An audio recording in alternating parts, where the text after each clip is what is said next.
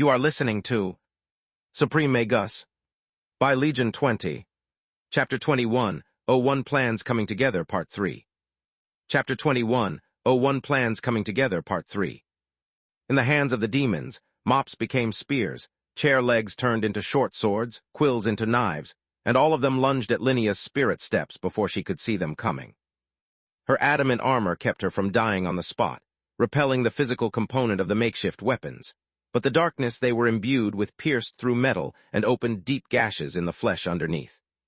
Still hiding in the broom closet, Lith held the sage staff in his hands, using the black eye of the Balor to conjure the only Tier 5 necromancy spell he had ever created, Demons of the Fallen, and his own black eye to amplify the effects of both. He used the Balor's eye as a focus to conjure an endless stream of darkness element, while splitting the energy between all the corpses to keep them from turning into greater undead. The two eyes also amplified the effect of the necromantic spell, allowing the black mana not only to form blood cores that the demons could feed upon, but also to flood the stolen bodies with darkness element and turn them into deadly weapons. It was the first time in a long while that Lith didn't fight on the front lines, so he could devote his full focus on amplifying the power of his demons and coordinating their attacks, thanks to the hive mind that his chains created. Even the souls who had long since lost their sanity fought like cunning warriors under his supervision. What the fuck is she doing here? Tista thought out loud, shocked by Linea's sudden arrival. Do I know you? The headmistress replied in confusion, having no idea who the red demon was. I don't know and I don't care, Solus replied via the mind link. Focus on the mission. Linea conjured an emerald barrier that shoved the demons away, giving her the time to mend her wounds with a spell from one of her rings, and keeping the traitorous guards from inflicting her new wounds. Tista had a hard time not hurling a twin blast of full-powered cursed flames to get rid of the headmistress and the node at the same time. The problem was that she had been sent to disable the array, not to destroy it. The red demon started to hurl a small jet of true flames at the runes when Linea noticed what was happening. Oh no, you don't. A snap of her fingers released the Tier 5 spirit spell, Phoenix Smash. It generated countless streams of emerald flames capable of disrupting both matter and energy that sent the demons flying through the corridors like paper amid a storm. The bolts of energy carefully avoided the arrays, leaving them unscathed. This is bad, Solus said. Linea is a deep violet core awakened while you have just a bright blue core. What's the plan? Isn't that your job? Tista asked in a panic. No, I only give Lith information. Finding ways to use it is up to him. Time to improvise, then? Clawed adamant gloves appeared over the red demon's hands, covering her forearms up to the elbow with spiked arm protectors as she slashed the air in front of her. The enchanted weapon known as Sunder had once belonged to the Black Dragoon Siruk, and despite its current appearance it could fit a divine beast. Even though air magic was sealed inside of Zainma, Sunder had so much mass and boosted Tista's strength so much that the simple motion generated 10 wind blades. The projectiles clashed against the protective spells of the walls, producing a cascade of sparks as they approached Linea. Meanwhile, at the city gates, the barrier of solid energy that protected Zainma had just lost half of its prowess due to the collapse of the third node. Between the constant onslaught of spells from the mages of the kingdom and the spirit array of the awakened core enveloping the city, the surface of the barrier was now covered in a spiderweb of cracks that were growing in size by the second. Just a bit more and the royal army will be able to enter Zainma. At that point, we only have to capture the warp gate to Floria's train of thought derailed when she saw a small meteor in the distance that was growing in size as it approached. It had started as an anthropomorphic creature, and now looked like a wolf so big that it covered her whole field of vision. Its gray fur was alternated with white mana crystals, and its maw was large enough to swallow even the biggest emperor beast of her core in one gulp. A Fenrir, change of plans, I can't wait 1 second longer. Floria channeled the energy that Reaver accumulated with each spell that it cast, adding that mana to her own in order to weave her blade tier spell, Omnislash. Conjuring such a complex spell would have usually taken a while, but she had stored it in the mouth of Menadian, and was now using the artifact along with fake and true magic to cast Omnislash at record time. Reaver emitted a white light that wrapped around Floria's body, forming a luminous cocoon of power that boosted both her physical and magical prowess akin to a second mana core. She charged at the solid steel double doors that sealed the entrance to the city while lunging with her estoc. The thrust produced a white pillar of energy that crashed against the orichalcum-studded metal with such strength that the city walls trembled for meters, and the noise from the impact burst the eardrums of the nearby guards. An overhead diagonal slash cut deep into the metal, quickly followed by a backhand upward horizontal cut along the door's outlines, and by another overhead diagonal slash toward the other side. Floria stood on her feet, shifting her center of gravity to put her full weight behind each slash, and moving only her arm and wrist to form a horizontal 8 with her motion. Omnislash made her so quick and exerted such a powerful pressure that it blew the hinges of the doors off, while Zula was still halfway through the city. Floria performed a final lunge, putting all the power she had left in one energy blast. The pillar of white light nailed the still flying metal doors and turned them into a high-speed projectile weighing several tons. The Fenrir had yet to decide whether to prioritize the city entrance or the warp gate when a distant explosion made her turn her head. Her eyes went wide in shock when she saw a gigantic piece of metal the size of her muzzle flying in the wind like a piece of paper. Then, Floria's Omnislash caught the still barred doors in midair, adjusting their course and accelerating their flight to the speed of sound. Zula started to weave blink with her body, but even the movement spell was too slow. The door rammed at her hard enough to break her ribs despite the thick fur covering her body that naturally dispersed all kinds of impacts. The energy pillar pushed her back toward the city hall, while its pressure bent the metal into a rough spearhead that dug into Zula's armor and flesh. Chapter 21, O2 Plans Coming Together, Part 4. Chapter 21, O2 Plans Coming Together, Part 4. The Fenrir was dragged in the sky for several kilometers, until Omnislash was too distant from its caster to keep its cohesion and exploded. The light generated by the dying blade spell blinded everyone who was looking directly at the blast, while the shockwave it produced made whole city blocks quake despite the distance, and the arrays muffling its power. Zula survived only thanks to fusion magic boosting her colossal body, her adamant armor, and her bloodline ability, Mana Body, that had made her fur nigh impenetrable. Shit, if that thing hit me directly instead of bursting through the enchanted doors first, I would be already dead.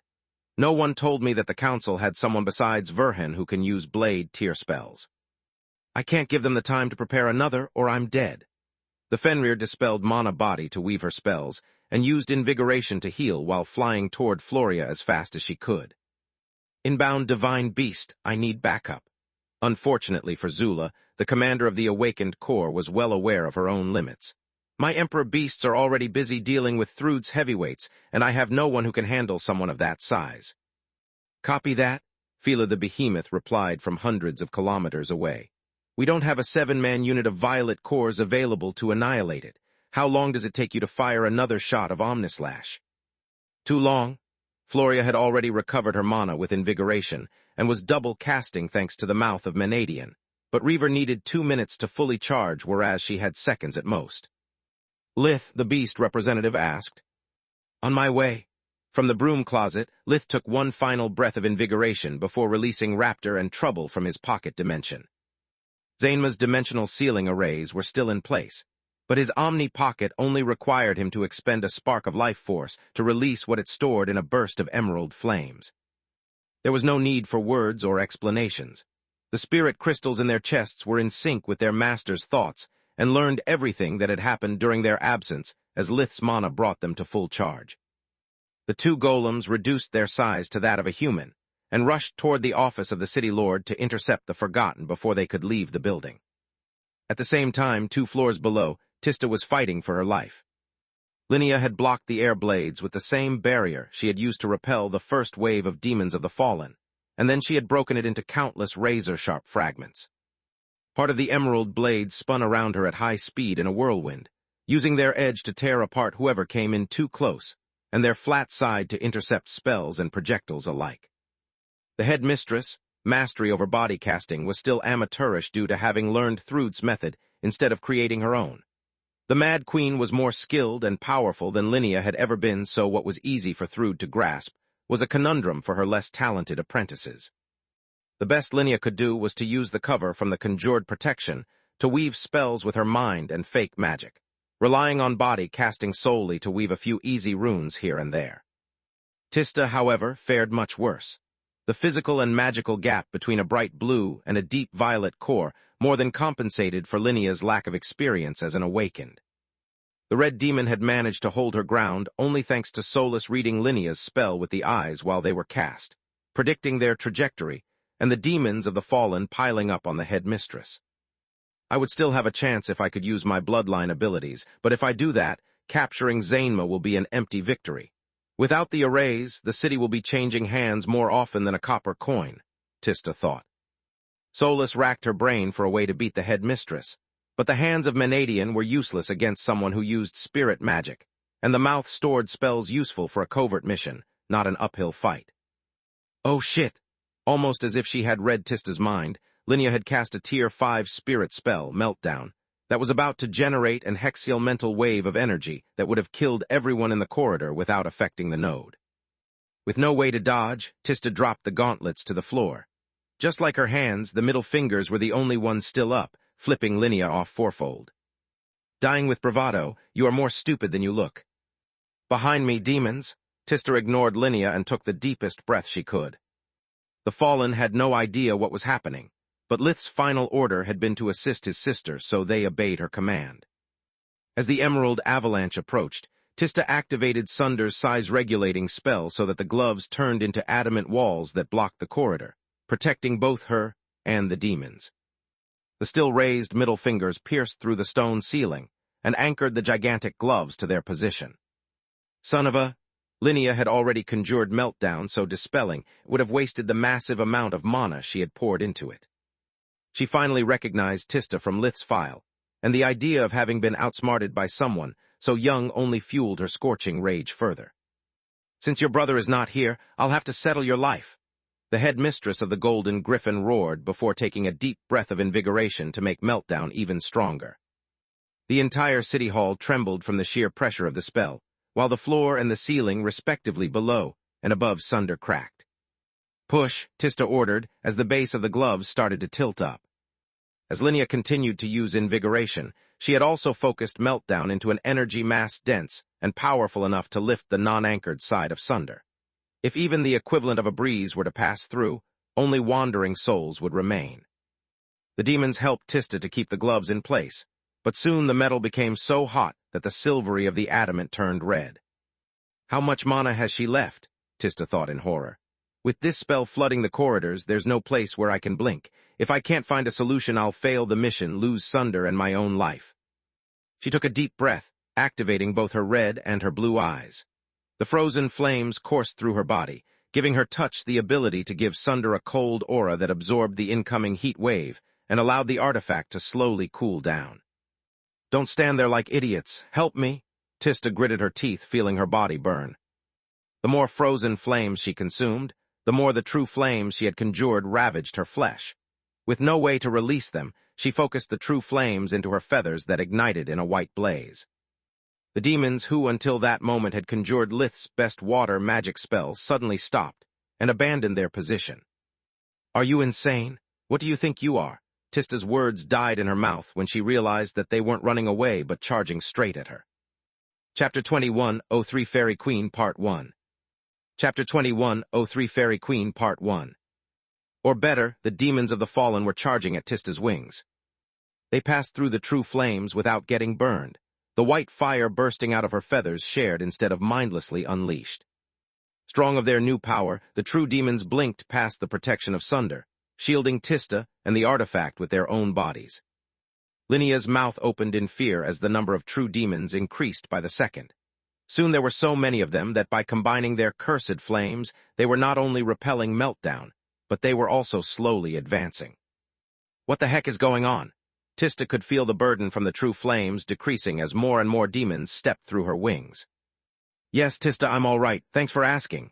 Solus' voice was supposed to sound sarcastic, but it was amazed instead. Good God, Solus, I'm so sorry. I completely forgot that you were still at my finger and that by conjuring the true flames that way I would put you into danger. Are you sure you are not hurt? The red demon asked. I'm not hurt, quite the contrary. The stone ring was ablaze as well, but just like for the demons, the cursed flames were tame. How the heck is this possible? Off the top of my hat, I have no logical explanation. If you believe in superstition, I have one, though. Nana's last words, Solus replied. What do you mean? Tista felt her head spinning. She called Lith King of the Spirits, and his power turned out to be about having authority over the souls of the dead who choose to follow him. Nana called you Fairy Queen, instead, not Queen of something. If Nana was right, it means that your power isn't about controlling others, but about bestowing your power upon others, like a queen when she blesses her knights before sending them to battle, Solus said. It would be amazing. This way conjuring and holding inside my body two kinds of cursed flames would no longer be dangerous for my life force. I can use the first to attack and the second to empower my allies. Yet this is odd. How could Nana predict any of this and why I can't use this power on myself? Also, do you think that Lith has it too since Magur called him the father of all demon? Tista asked. I'm sorry I forgot my crystal ball in another ring, Solus replied with a snort. Focus on the battle. Linea's spell is almost spent, but so are your bodyguards. Even with the boost from the true flames, the demons had no way to recover from the damage they had taken from Meltdown, whereas Linea only needed to keep her breathing rhythm steady to recover the mana spent.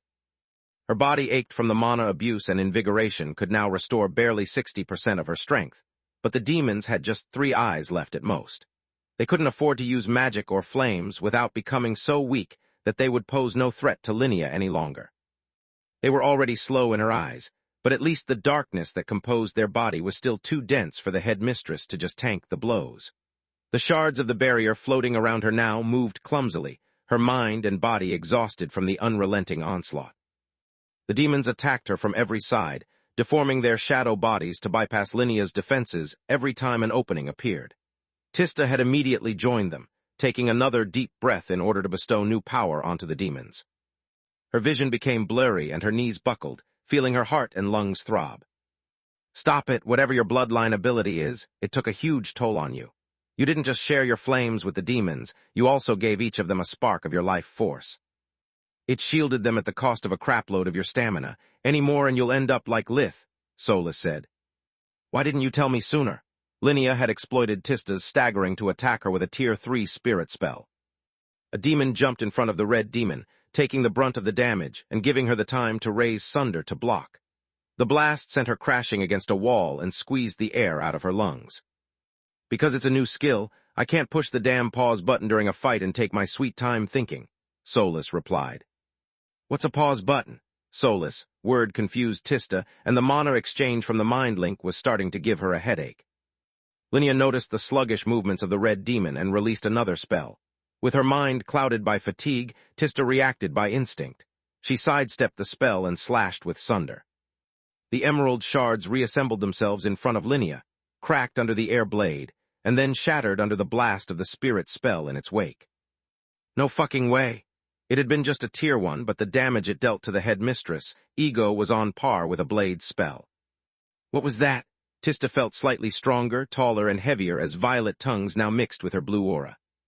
Solus wanted to congratulate her, but she could feel in her weakened state. It would have been enough to make Tista faint from mana poisoning. Suddenly, the air in the hallway became so cold that Linea could see her breath steaming. The demons who had fought recklessly until a few seconds back became still as their bodies burst with new power. Lith had given both the cloaking rings to his sister, so there was nothing suppressing his aura as he went all out 2 floors above. The headmistress ignored Tista and focused the other spells she had at the ready on the demons, whose aura was suddenly rising to match her own. Luckily for her, the creatures didn't seem to worry about defending themselves. They just relentlessly attacked, while releasing a black fog that blinded her life vision. Damn bastard! Verhin wants me to focus on his minions while the red demon completes her mission. I should have known that little runt would have never left his sister alone. Linea blinked past the demons and in front of Tista to stop Lith's plan before it was too late. Or at least, what she believed was Lith's plan. Linea was about to unleash the Tier 5 spirit spell mana storm to get rid of all the enemies at the same time, when Lith switched positions with one of the possessed clerks. Finding the dimensional coordinates of a place was hard in the chaos of the battle, so he had ordered the demons to stand still. As for their aura, it was meant to cover his dimensional spell, not Tista. Hi, Linea. Even though Lith was in his Tiamat form, even though 7 years had passed, he was still exactly as the headmistress remembered him. Someone with cold eyes, no care for the authority, and the expression of someone who didn't consider her worthy of a second of his time. "We finally meet again? You." A sudden left punch to the gut sent her slamming against the ceiling, shattered her ribcage despite the adamant armor protecting it, and cut her short. Chapter 21, 04 Fairy Queen, Part 2. Chapter 21, 04 Fairy Queen, Part 2. "Bye, Linnea." A right hook caught her on the rebound and almost ripped her head off her neck. Ainla Linnea was a traitor and a self-righteous person, but she was a good judge of character.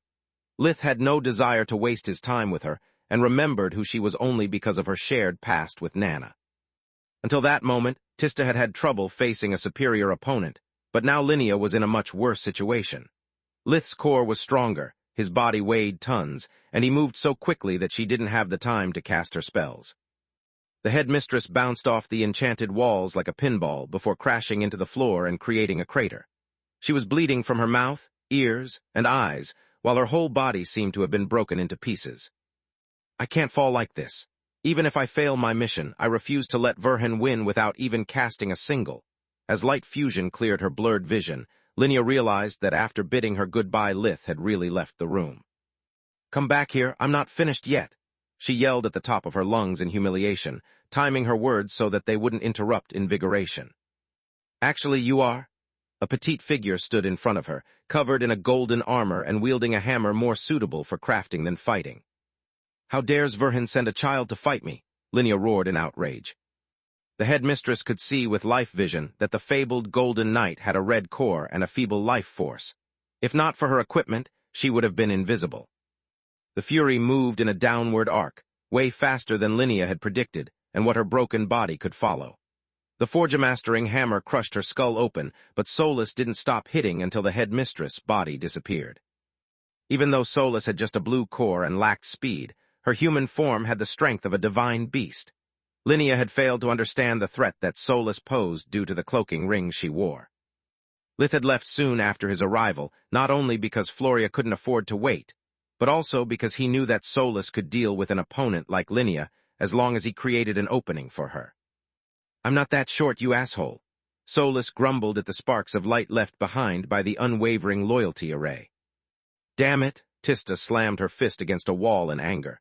"Even with the help of the demons and Sunder, I wasn't even remotely her match.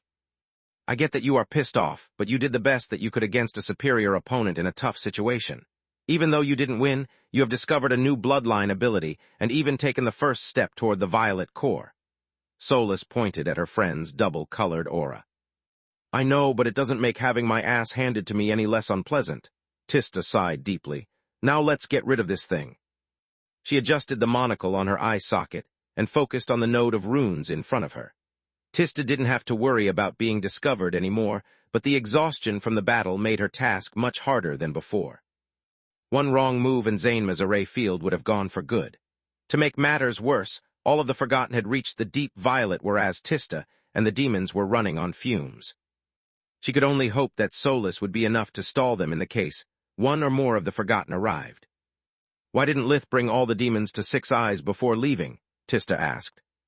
"Because there are hundreds of them, and one of him. Even if Lith run out of invigoration, it wouldn't be enough to create an army of violet core demons." Solus replied while sending the shadows toward the Forgotten to act as decoys while she kept guard. Needing more finesse than speed, Tista used Origin Flames to unravel the final node one rune at a time. The procedure seemed to last an eternity to her, but the city arrays were actually losing power with a speed visible to the naked eye. "Gods no," Zula thought while charging toward the city entrance where human soldiers, Forgotten, and Thrud's Emperor beasts were giving their all to keep Zainma from being stormed.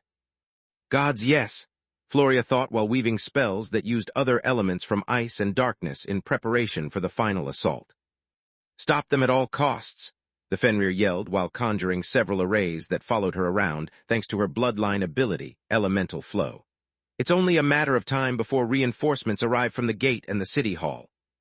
"Second squad, mass disarray," Floria yelled in her communication earpiece. "Don't let the divine beast reach the outer walls or our advantage will be lost." Elemental Flow not only allowed a mage to overcome the arrays, limitation of being stuck in the place they had been cast, but it also allowed the mage to turn them on and off at will. She could recognize a full set of elemental sealing arrays and even a gravity formation. Zula could use them to keep her enemies from using anything but spirit magic, while her allies would have no such problem. Along with the gravity array, it would have been enough to stop Floria's troops, advance and squash like a bug the royal army that was surrounding Zainma. While the human soldiers climbed the walls, the fake mages had kept themselves right outside the magical formations, waiting for them to weaken before joining the siege.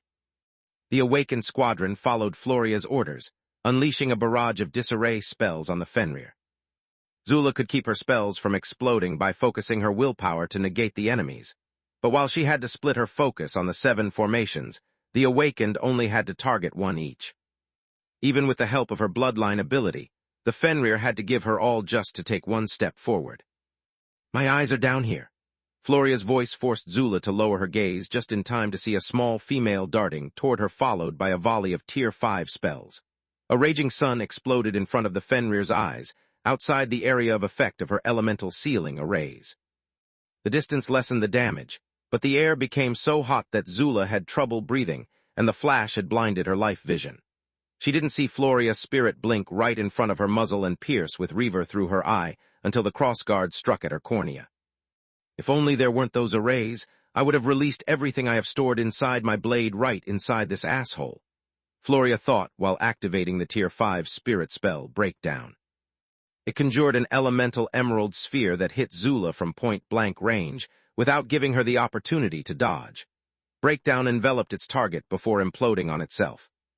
The Fenrir was about 20 meters, 66, high at the withers and over 52, 171, long, but not even the tail escaped from the spell in which Floria had poured all of her mana. Chapter 21:05 True Monster Part 1. Chapter 21:05 True Monster Part 1. The air and earth elements blocked Zula, respectively by inducing an electric seizure and by trapping her limbs in a prison of rock. Fire and water alternated in pulses, causing a thermal shock that damaged the Fenrir's equipment and lungs. The air was either scorching hot or frozen, making it impossible for her to use her breathing technique to recover. Darkness and light constantly damaged and healed her internal organs in a cycle that consumed Zula's vitality, depriving her body of the nutrients that invigoration would need to restore her full strength. The pain combined with the sudden lack of oxygen made the Fenrir lose her focus. Without her willpower to stop the disarray spells, the magical formations Zula had conjured exploded right upon her, turning them from a means of protection into a death trap. Floria would have been caught in the conflagration if not for the spirit warp that she had kept at the ready. She had learned the hard way by practicing with Falul that when facing colossal creatures, the range of a blink would often not be enough to escape their reach. "Curse you, human!" Zula emerged from the dust cloud wounded and with several patches of her fur ablaze, but she was far from dead. After losing her focus, and with it the spells that she kept at the ready, the Fenrir had activated her bloodline ability, Mana Body, to resist the detonation that she knew was about to happen. She had nothing left but her equipment and sheer physical strength, but she was sure that it would have been enough to get rid of that pest. "Your life is an insignificant prize compared to the loss of Zainma, but it'll have to do." The colossal wolf chased Floria, who kept blinking back to keep her distance, but no matter what kind of spell Reaver dished out, they all washed over the Fenrir with no effect. Despite Floria's best efforts, Zula managed to close in and opened her maw to swallow the human woman whole. Floria unleashed every spell she still had stored in her blade down the Fenrir's throat, but Mana Body made the inside of her body as impervious as the outside. Then the jaws closed shut abruptly in pain. A violet blast of origin flames had enveloped Zula's side, burning through her flesh, armor, and even the world energy mixed with the life force that comprised her bloodline ability. Lith followed up by grabbing Double Edge by the blade and using it as a blunt weapon, hammering at the Fenrir's sturdy armor with the pommel and sending her crashing down on the ground. Then he took a deep breath and released a burst of void flames from his mouth and another of blight flames from his feathered wings. "Are you all right?" he asked via mind link to not waste time talking. "Aside from my wounded pride, Peachy, gods, you divine beasts are such a cheat," Floria replied. "Size, power, and bloodline abilities, how can a mere human compare to that?" "Get yourself a white core," Lith inwardly shrugged. "Even better, why don't you become the first human guardian while you are at it?" Smart us as if it was that easy. Zula's howls of agony resounded throughout Zainma as the black flames ate at her from the outside. and the silvery flames from the inside. Yet to the soldiers stationed on the walls and the forgotten who were still trapped right outside the warp gate, it sounded like a cry of war instead of surrender. I still have one ace in the hole, but I can't use it as long. It was then that Tista disabled the fourth node of the core array. The defense system surrounding the city hall crumbled, triggering a domino effect that stripped the power grid that fed the arrays enveloping Zainma of the energy they needed to work. Without them, the royal army outnumbered and outmatched Thrud's human forces stationed in the city, and nothing stopped them anymore from opening warp steps beyond the external walls and storming the fortress. Zula's despair grew, but she could still count on the reinforcements from the Golden Griffin and those from the city hall. Or so she thought until Trouble and Raptor came out of the building at the head of hundreds of demons who struck at the defense forces from the back, making their formation crumble. "No, I won't let this city fall, not as long as I draw breath," Zula roared and activated her bloodline ability, Doomtide. It sucked the world energy from the Fenrir's surroundings, its effects reaching even outside the city of Zainma, where the royal army and mages were assembled. The city arrays disappeared, the equipment of the soldiers on both sides turned into regular metal, and elemental spells failed their casters. Without world energy, a fake mage was no different from an overpaid scholar. Awakened could still use spirit magic, but their own core and body were all they had now. Breathing techniques had become useless, and even most bloodline abilities faded into nothing. "The battle is over," Zula laughed crazily in triumph. "You can't beat me. If I lose my focus, the world energy I'm accumulating will be released in an explosion powerful enough to raze Zainma to the ground. If the true queen can't have this city, then no one will." Her voice echoed throughout Zainma, instilling dread in soldiers, awakened, and citizens alike. "Shit, this is bad," Floria said. "Doomtide will kill Thrud's Forgotten as well, but they would just need some time to reform in the Golden Griffin, whereas my soldiers would die for good." "I think she's bluffing," Lith replied. "Thrud can't afford to lose so much food, nor can she afford to ruin her public image. One of her generals blowing up an entire city and its people would cause mass hysteria throughout her territories. People wouldn't see her as a fair ruler and a savior anymore, but as a cruel monster. I think that too, but that Fenrir doesn't need to go that far to win, she just needs to stall for time." She looked at the fight below with worry.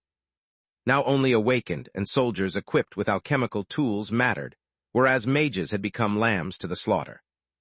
Unlike Forgemastered equipment that required a constant flow of world energy to fuel its abilities, alchemical tools had the power of the elements already stored inside of them along with the spells. Wands, potions, and fire seeds still worked, whereas the rest of Zainma had gone back to a time before magic, making the siege clumsy and tuning the walls into mere tall piles of stones. "What do you mean?" Lith asked in confusion. "My demons are still here and so are your troops. All we need to do to win is find a way to get that Fenrir out of the city before kicking the crap out of her."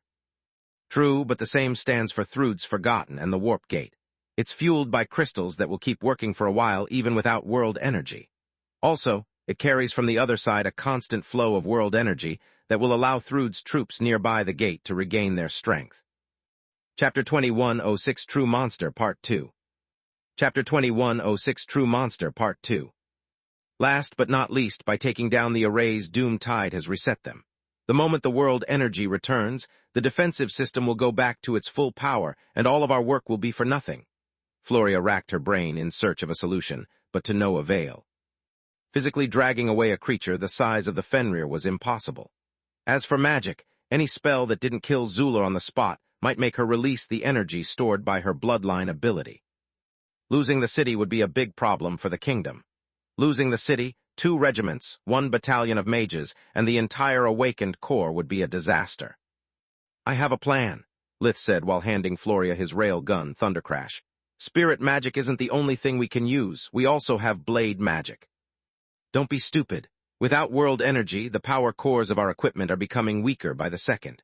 Sure, we could take down a Fenrir in one blow by combining our spells, but only if we had the time to weave them and our gear at full power," Floria replied. "That's why I need you to get outside Doomtide's area of effect, let our equipment recharge, and shoot the Fenrir when I give you the signal. You may not be a marksman as good as Freya, but that thing is a target hard to miss." Lith took off his Voidwalker armor, and had it shrunk to human size before handing it to her alongside Double Edge and War. "This is crazy," Floria replied. Depowered or not, adamant is still adamant. Do you really intend to fight an opponent that big and armed to the teeth while stark naked? Do you trust me? Lith asked. With my life. She took off, flying high in the sky until she could feel the world energy again. Reaver hadn't lost the spells she had imbued it with yet, nor the built-up energy necessary to cast Omnislash. I can finish the preparations safely and cast my blade spell, but how is Lith supposed to do it from down there? The answer to her question came in the form of Tryon, who flew by her side. The moment the six-eyed demon approached, the Voidwalker armor slipped onto him and wore into his hands, weaving ruin. Since when can you cast blade tier spells? Floria almost lost her focus in shock. Almost. Nice to meet you too, Floria, Tryon replied. As for your question, since never. Then what are you doing here, and how is that possible? She had no time for niceties, and pointed at the crimson runes that were coming out from Lith's equipment. I'm my own person, but the power I wield is not mine, he said. My whole body is made of Lith's spirit, magic, and darkness. Right now, I'm the piece of equipment fueling the spell, and War is the mage. Floria looked at the angry blade and at the golden chains that it produced. It was Double Edge's ability, Gleipnir, that allowed War to link its mana flow with Tryon and the rest of Lith's set, harmonizing the various cores until they merged into one. War snarled in fury, hating to be separated from its master and the feel of a foreign hand on its hilt. Yet the energy signature matched that of its true master, and the orders were clear, so the blade focused on its task. The sword is casting magic. Floria stared in horror at the edge of the artifact as it turned into small, jagged fangs that gnashed non-stop to chant the spell faster, and at the shining shackles it produced. If not for the color, they would be nigh identical to those Lith conjured. Yeah, your father is a monster, but at this point, you should know it already. Tryon pointed at Reaver that already stored a power comparable to a violet core and kept becoming more powerful despite Floria having just a bright blue core. Damn right he is. She snapped out of her reverie and pointed Thundercrash down, using Freya's scope spell as telescopic sight. Zula was too far away even for an awakened, enhanced vision. Thanks to the small, dimensional corridor opened in front of the muzzle of the railgun, however, Floria had a clear sight of the area around the divine beasts. At the same time, hundreds of meters below, Lith had touched the ground and was walking in front of the Fenrir. Each one of his steps made the city block tremble and opened a crater in the roads. Zula arched her back, snarling as she tried to understand the situation. Verhen is no martyr willing to die for the kingdom. If he's come to face me, he must have a plan, she thought, but she couldn't figure it out for her life. The Fenrir still held the power of the doom tide inside her body, and even though they were depowered, the blades on her fangs and jaws were still razor-sharp, and her armor sturdy. The Tiamat, instead, was both unarmed and unprotected. Whatever you are doing, stop. No matter if I win or not today, you lose, she said.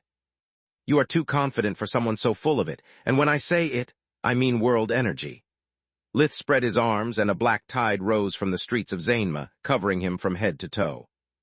What you call a threat is nothing but an all-you-can-eat buffet to us. The demons of the fallen reshaped their bodies to form a living armor of flesh and bones. Their mana cores formed a network that empowered both the makeshift artifact and its wielder.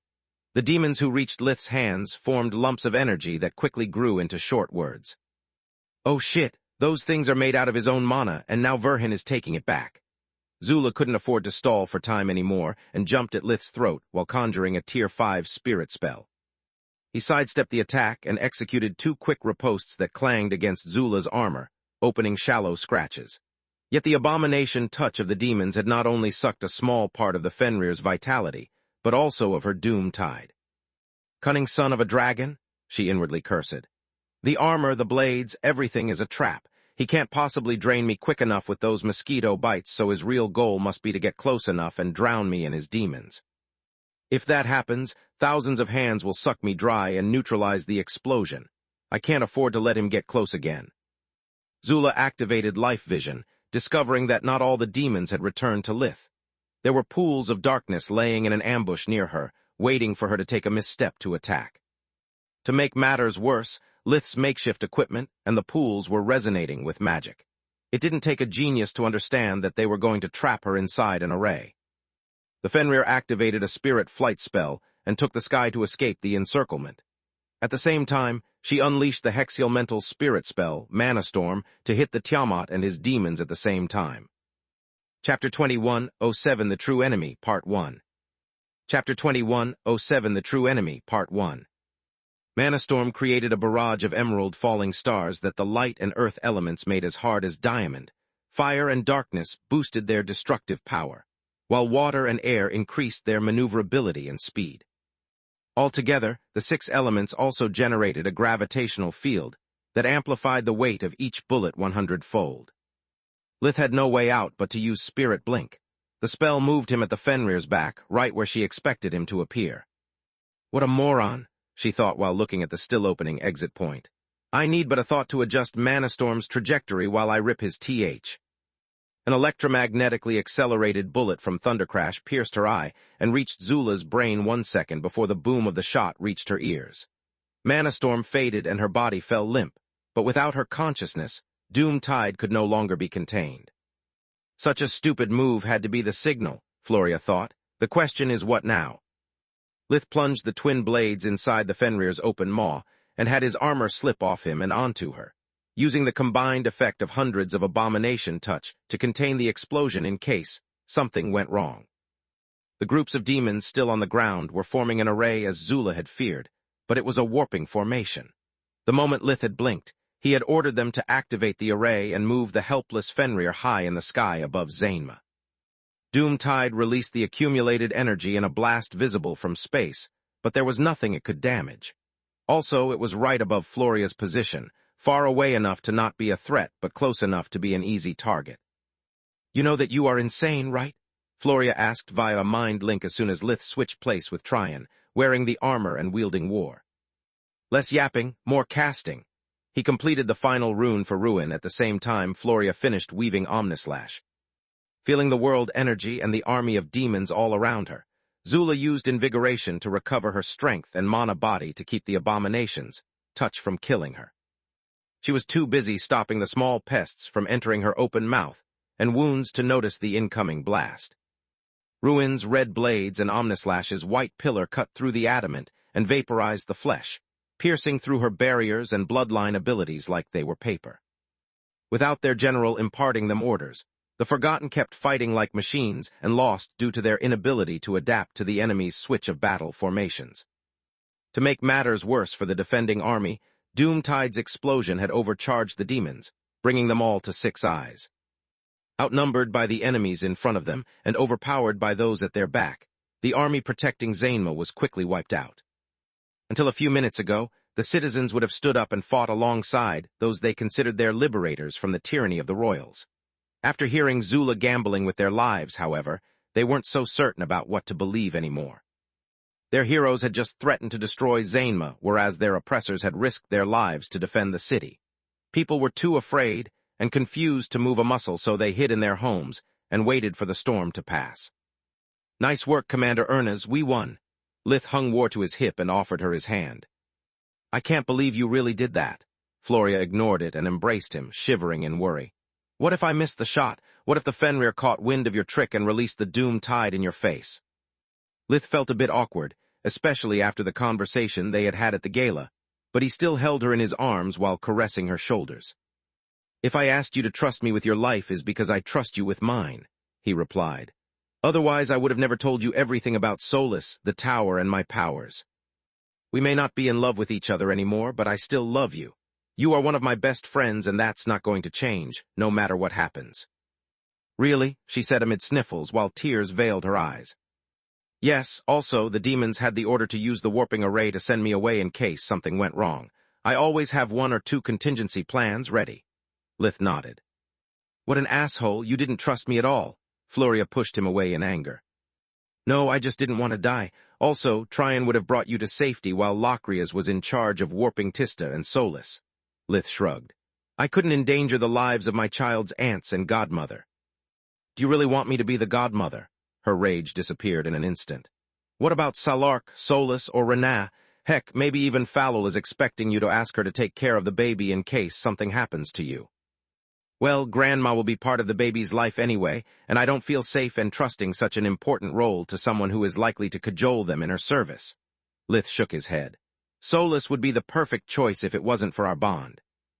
If something happens to me, even if she survives whatever killed me, her life will go through radical changes. Just finding a new partner will be traumatic, let alone getting used to sharing so much of herself with someone else now that she's become her own woman.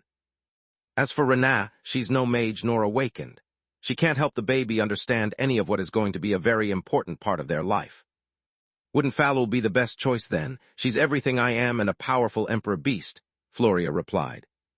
No, the baby's nature of divine beast will be a part of the problem. If they are anything like me, they'll have no problem accepting their powers but will be at risk of becoming drunk on it, Lith said. They'd be a human Tiamat hybrid until their 20s, and I want my child to be raised as a member of both worlds. I hope that you'll accept, and that you'll be able to help them to not lose their humanity just like you did with me. Is Camilla okay with this? Floria asked. Sure, I wouldn't make you this offer otherwise. What do you say? I say yes. Floria shook Lith's hand, too moved by his words to wonder why they hadn't thought of Zinnia. The answer was that Camilla was afraid of Vaster, and that she didn't like the idea of the baby growing surrounded by millennia-old mass murderers. Lith and Floria returned to the ground a few seconds later, yet the battle was already over. After the demons had cleared the city hall of Thrud's Forgotten, Tista had no problem reaching the control panel and shutting down both the defensive system and reconnecting the warp gate with the kingdom's dimensional network. The royal guards from Valoran had made quick work of whatever was left of the resistance, while the soldiers arrested those who surrendered. Chapter 21:08 The True Enemy Part 2 Chapter 21:08 The True Enemy Part 2 It had been an amazing victory, but no one rejoiced for it. The conquering army had now to deal with a city filled with traitors who couldn't be executed or imprisoned without reducing Zainma to an empty shell. The inhabitants of the city, instead, were afraid of the punishment the crown would inflict upon them for siding with the Mad Queen. They had no care for the brilliant strategies that had been employed or Lith's white robe. The only thing that mattered for them was that Thrud wouldn't let go of Zainma so easily, and she would try to recapture it before the kingdom fortified it again. For them, the war had just started. Space. Duchy of Essager, Vaster's manor, inside his underground lab. Lith's assumptions about the absence of the abominations from the battlefield were only in part correct. They were indeed fighting the undead courts and keeping themselves away from Vaster, but there was much more to that. The organization was the reason the kingdom never lacked the funds necessary to keep the war machine going despite its defeats. The leaders of the criminal organizations and the black market were all underlings of the master. It was per his order that they had accepted to cooperate with the kingdom, providing it money and food in exchange for a truce until the war was over. As for the abominations, they had been mobilized to look for intel. Both hybrids and eldritches were looking for a way to end the war of the Griffins for good. They knew that as long as the Lost Academy stood, there could be no victory. They had faced the Mad Queen more than once, and while on her own she was nothing much even with her Guardian-crafted equipment, there was no beating her as soon as she retreated to the Golden Griffin. The cursed object would grant her more power, troops, and arrays capable of channeling every ounce of world energy that came out of the Mana Geyser. Nandi had proven to be incapable of overtaking the geyser, while Theseus had discovered the hard way that even his Menio's rejuvenation failed him. Headmaster Histar had such fine control over the world energy nearby Huriol to disable all bloodline abilities, robbing the divine beasts of their greatest assets. Chaos magic would be negated by a simple darkness sealing arrays, and the abominations had no access to spirit magic, making them sitting ducks against Thrud's generals. This is bullshit, Orm said, slamming his black fist on the table after failing to kill Thrud despite having cornered her. He was one of the oldest eldritches of the organization, second only to Tezca, and the strongest among the pure abominations. He had yet to find a suitable monster core in order to become a hybrid, and the idea that the Sun-Eater had surpassed his strength pissed him off no less than his latest defeat. We are the most ancient and some of the most powerful creatures on Maugr. Each one of us has faced bright white cores and lived to tell the tale if not even killed a few of those runts. How can we be helpless against a bunch of stones and mortar? By achieving the white core, an awakened would reach a physical and magical state close to perfection. Yet their minds were still susceptible to the effects of prolonged isolation and the madness it caused. All the white cores predating Baba Yaga had either committed suicide by stopping using their breathing techniques or gone mad, forcing the council or the guardians to kill them. Abominations, instead, were plagued by an insatiable hunger caused by their black cores that overwhelmed every other emotion. Their constant craving for life and the burning desire to get rid of it allowed them to never lose themselves to despair. They still suffered from isolation and madness, but their constant state of pain kept them focused. On top of that, the fact that abominations were beings of pure energy made them incapable of self-harm, since mana could never hurt its master. The only way they had to vent their fury was to take it on others. Eldritches were apex predators even among abominations, and some of them predated the guardians. To become their match, a white cord awakened had to be lucky enough to never meet an eldritch before mastering their powers. "Calm down, Orolm," the master said. "I didn't call for this meeting to listen to your rantings, but to find a solution to our problem. As you said, in this room there are some of the most ancient and powerful creatures on Magur, correct?" The eldritch took a deep breath to regain his cool, and nodded in reply. "Let's pool our knowledge then. How many of you have faced or destroyed a cursed item in the past?" Vaster asked, making the room plunge into silence. "I think I'm speaking for everyone here when I say that aside from clashing with the horsemen from time to time, the answer is no one," Thought the eldritch said. "Normal cursed objects can't stray from their energy source, so they are easy to avoid. On top of that, destroying one always causes a fallout that would kill even one of us. Magur is big and full of food that can be easily plucked without putting our lives on the line. There was no gain or reason to do such a thing." "My point exactly." The master looked at him like a dumb child. "You are ancient, but you have no knowledge or experience about our current enemy. You are powerful, but only against living things, whereas the Golden Griffin's artifact half is immune to your best weapons. To make matters worse, ever since you've become abominations, you've lost the ability to practice forgemastering, so you have no clue about how much the art of crafting has progressed. In this regard, you're even weaker than the royal forgemasters. Well, maybe if you were competent enough to turn us into hybrids as well, we wouldn't be facing this hurdle." Orolm replied with a snarl, making the entire room burst into an uproar. Vaster's chosen went this close from jumping at his neck, and so did most of the other abominations. "I've tried to match your black core with all the monsters species you've brought me, and even a few rare ones that the kingdom bestowed upon me as study subjects, but your tissues never took root." Vaster's calm voice roared like thunder above the chaos in the room. "I did the same for the rest of the members of the organization as well, and even though I failed, I know that I did my best. If you think you can do better, I'll gladly pass the leadership to you. You know that I don't have access to healing magic, and that my forgemastering knowledge is outdated for centuries. Even if I had no such problems, with my body made of chaos, I would destroy your delicate equipment at the first touch." Orolm hated to admit how helpless he was, and hated himself even more for having put himself into a corner. "Then stop throwing your tantrums, old fossil, otherwise I'll make you," Nandi the Minotaur Orc said while conjuring his equipment out of his dimensional amulet. Chapter 21, 09 Secrets from the Past, Part 1. Chapter 21, 09 Secrets from the Past, Part 1. Both Nandi's armor and patas were made of purified adamant and forgemastered with modern techniques created by Baitra, the fourth ruler of the flames. By showcasing them, Nandi was not only intimidating the opponent, but also reminding the disgruntled members of the organization of Vaster's successes. The powerful body and cores of the Minotaur surpassed those of most eldritches despite him being much younger. On top of that, it proved to them that he could use any kind of tools without the chaos corrupting them into scraps after a few seconds. Such a sight was enough to quell the rage of the other abominations, and made them get back in line.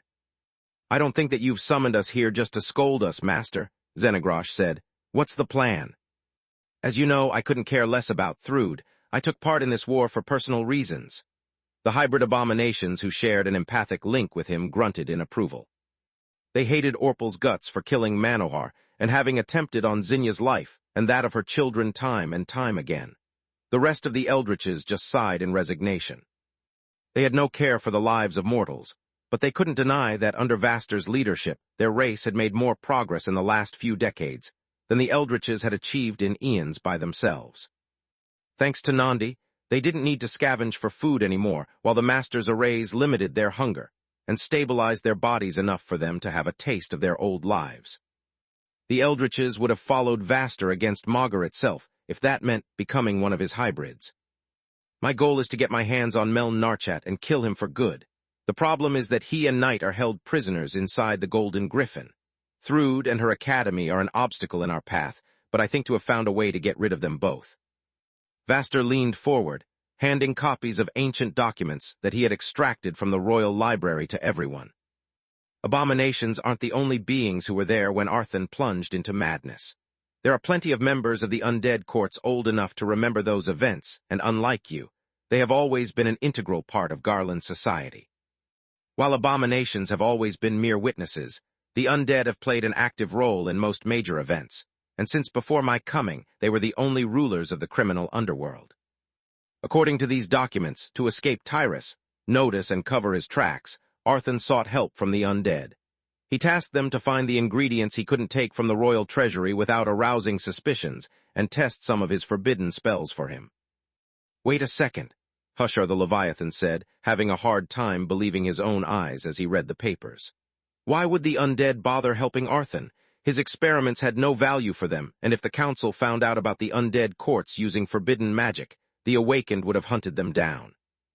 "That's where you are wrong," Vaster shook his head. "Undead are eternally young, but not immortal. They hoped that the same technology that today allows Thrude's soldiers to be regenerated inside the Golden Griffin would work for them as well.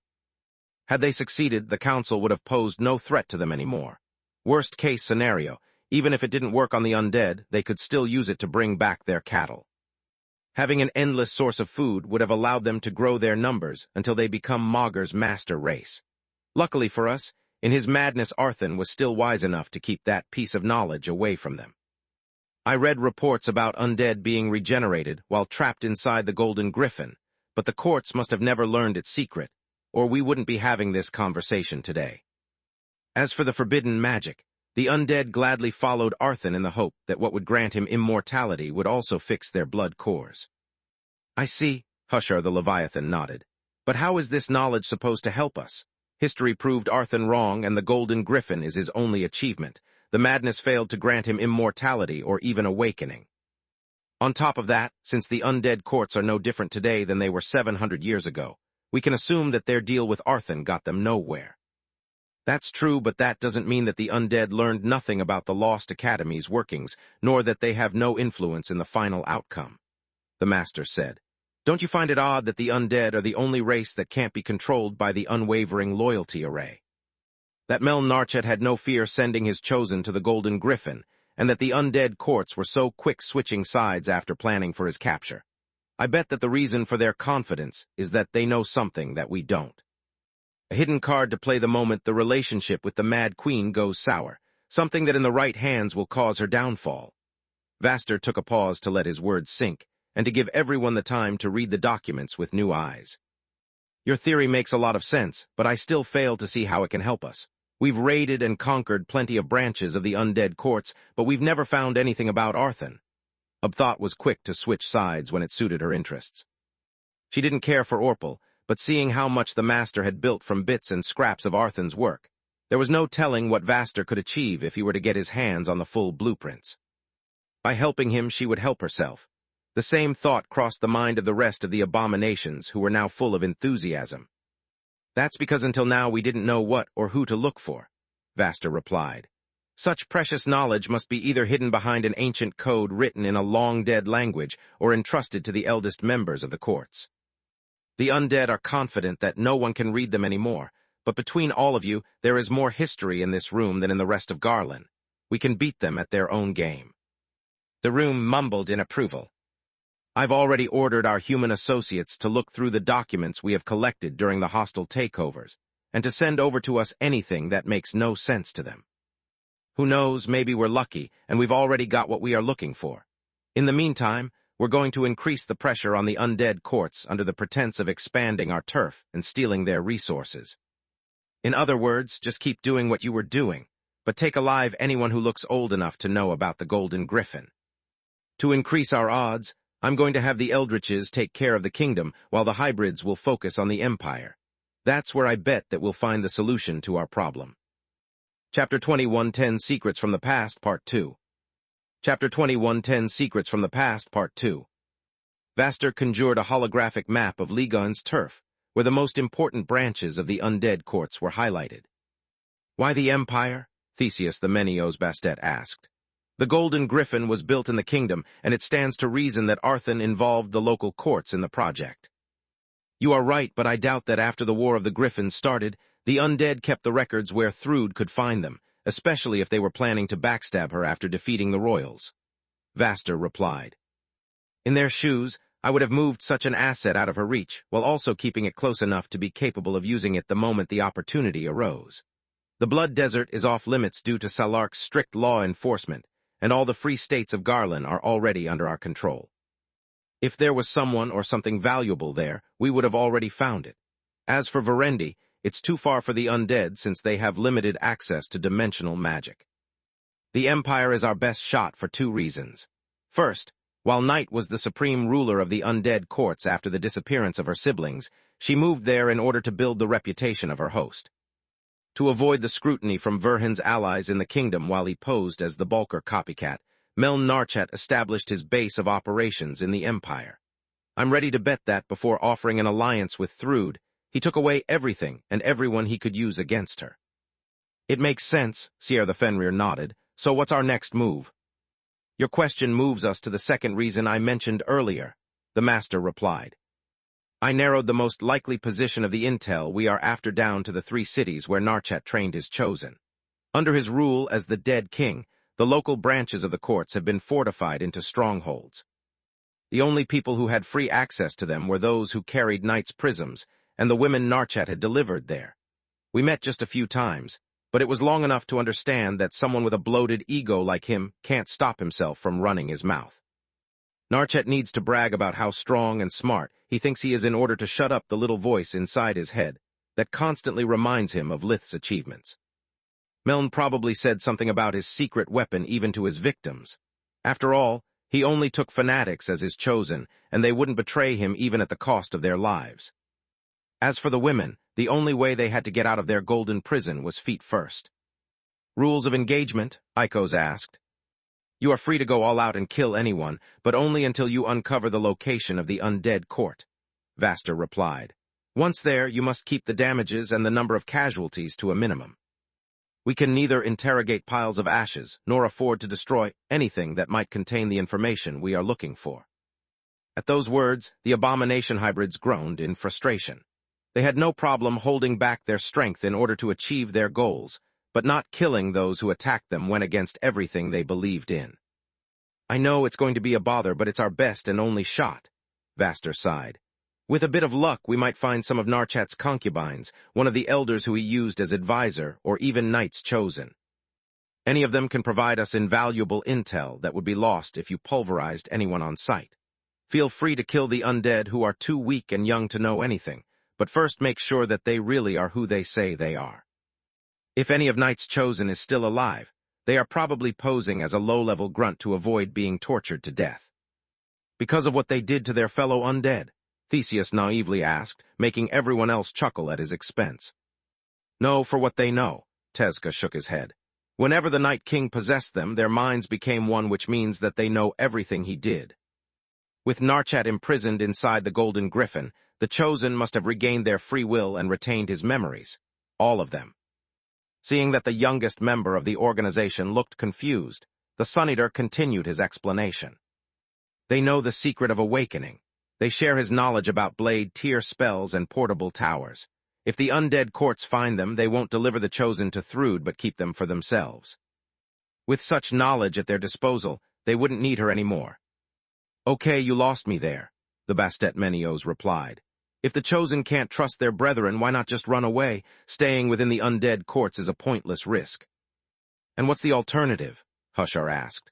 Once outside, they would still be paralyzed during the day, hunted by the forces of the Council and the Empire alike. They would still need to feed, and based on their race of origin, an undead can be really picky. The court offers them a safe haven, free food, and an excellent cover.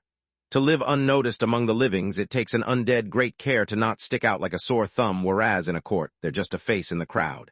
Unless they do something stupid, of course.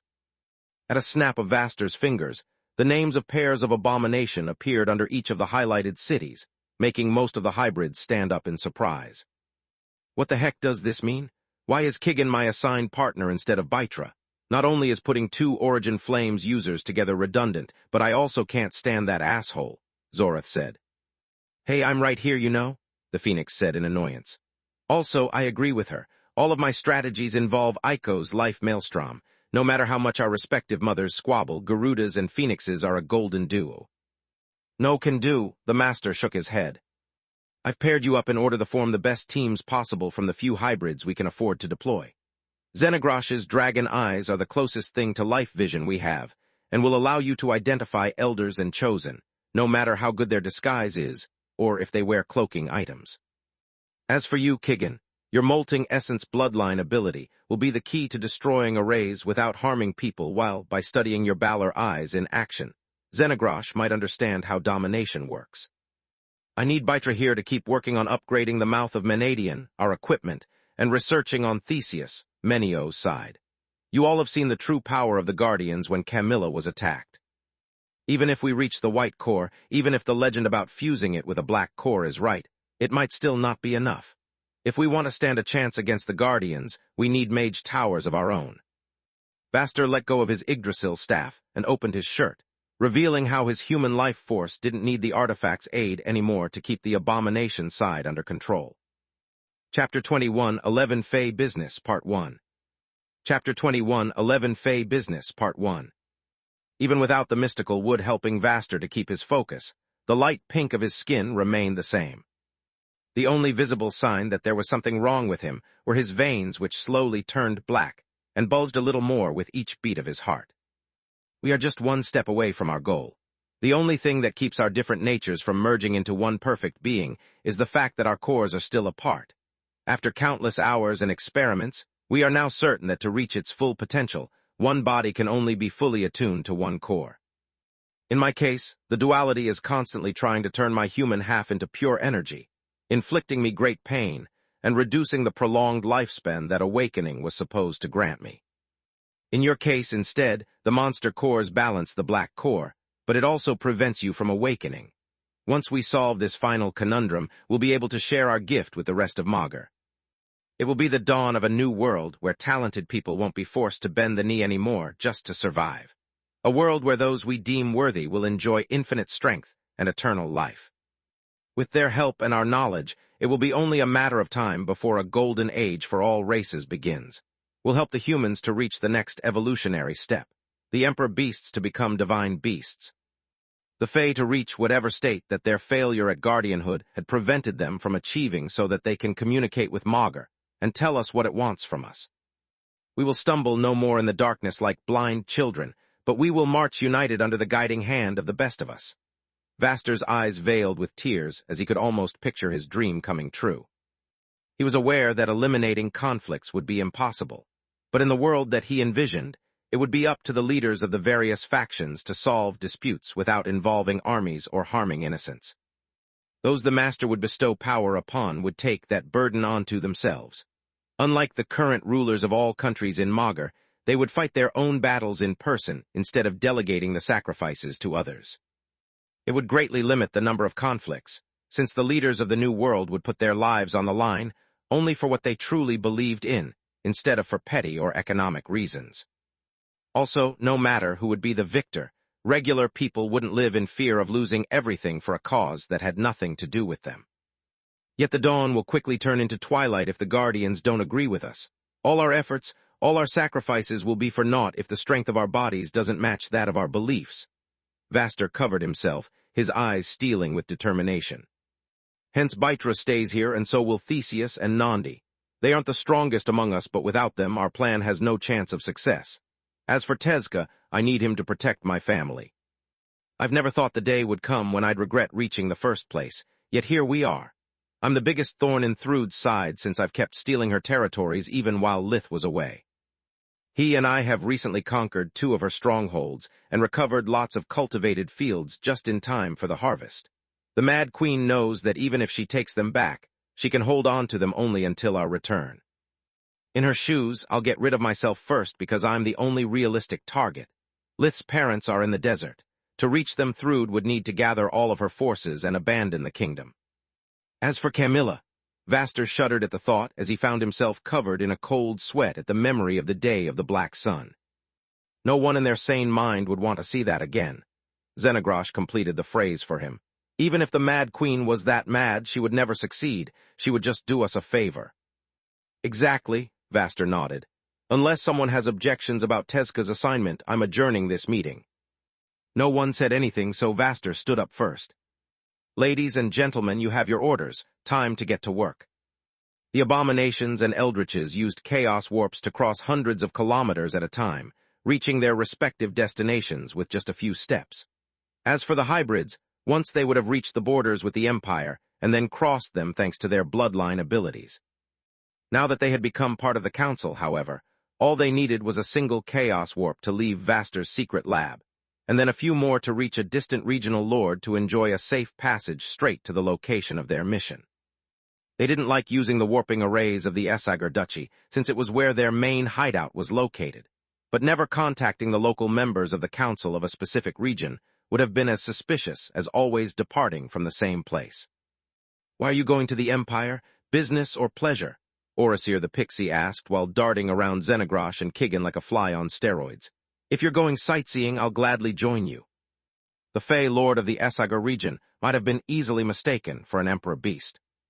She had huge chitinous layered wings covered by thousands upon thousands of colorful leaves and vines coming out of her back that looked exactly like those of an overgrown butterfly, and what looked like antennae protruding from her forehead. Yet she had only 2 arms and legs, a lithe human figure covered in green skin, and only 2 violet eyes that matched her short hair. Strictly business. Xenogrosh threw a mean look at Kigan, who returned it in kind. It's a pity, she fluttered around them, patting their heads like children. There's already so few of you, the least you can do is to be nice to each other. I would like that, the Phoenix Balor shrugged. But that would require Miss Perfect here to take the judgmental stick out of her ass, and I'm afraid that it has long since replaced her spine. I'm not judgmental. I simply can't stand. Xenogrosh bit her own tongue in the nick of time. There was no eldritch with a body count inferior to 6 figures, and it was an unwritten rule of the organization that their respective past was their own. No one was allowed to talk about another member's crimes without their consent. Nice save. Kigan clicked his tongue, his spite for the Shadow Dragon reaching new heights. Just because you're an asshole, there's no need to act like one. Orosir flicked her finger at his forehead, and it hurt. If you ever want to talk about your differences and you need a mediator, you can count on me. She then offered to exchange their kingdom coins with the Empire, and gave them an introduction letter for the local Fey Lord along with one of her leaves, so that he would treat them as friends. Chapter 21, 12 Fey Business, Part 2. Chapter 21, 12 Fey Business, Part 2. Bye, the Pixie enthusiastically waved her hand while she activated the array, giving the impression they knew each other for a long time instead of a few months. Until a while ago, Awakened had to invest a lot of time and resources to keep their laboratories hidden. They had lived for centuries afraid that an eldritch might barge in and rob them blind, and now they had to welcome the hybrids inside their homes with open arms.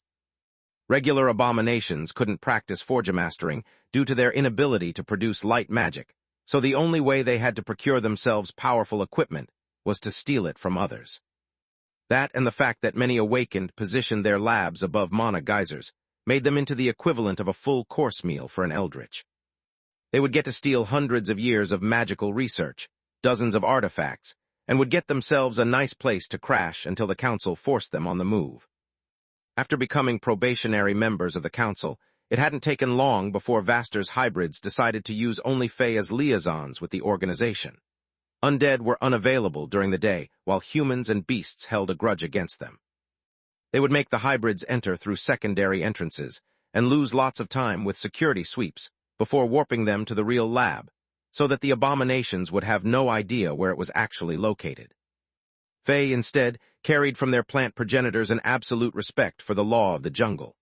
The strong feeding upon the weak felt natural to them, like the need for breathing, so as long as the killing was an act of survival and not of malice, they were okay with that. The Fey considered now the hybrids no different from the undead, and treated them the same way.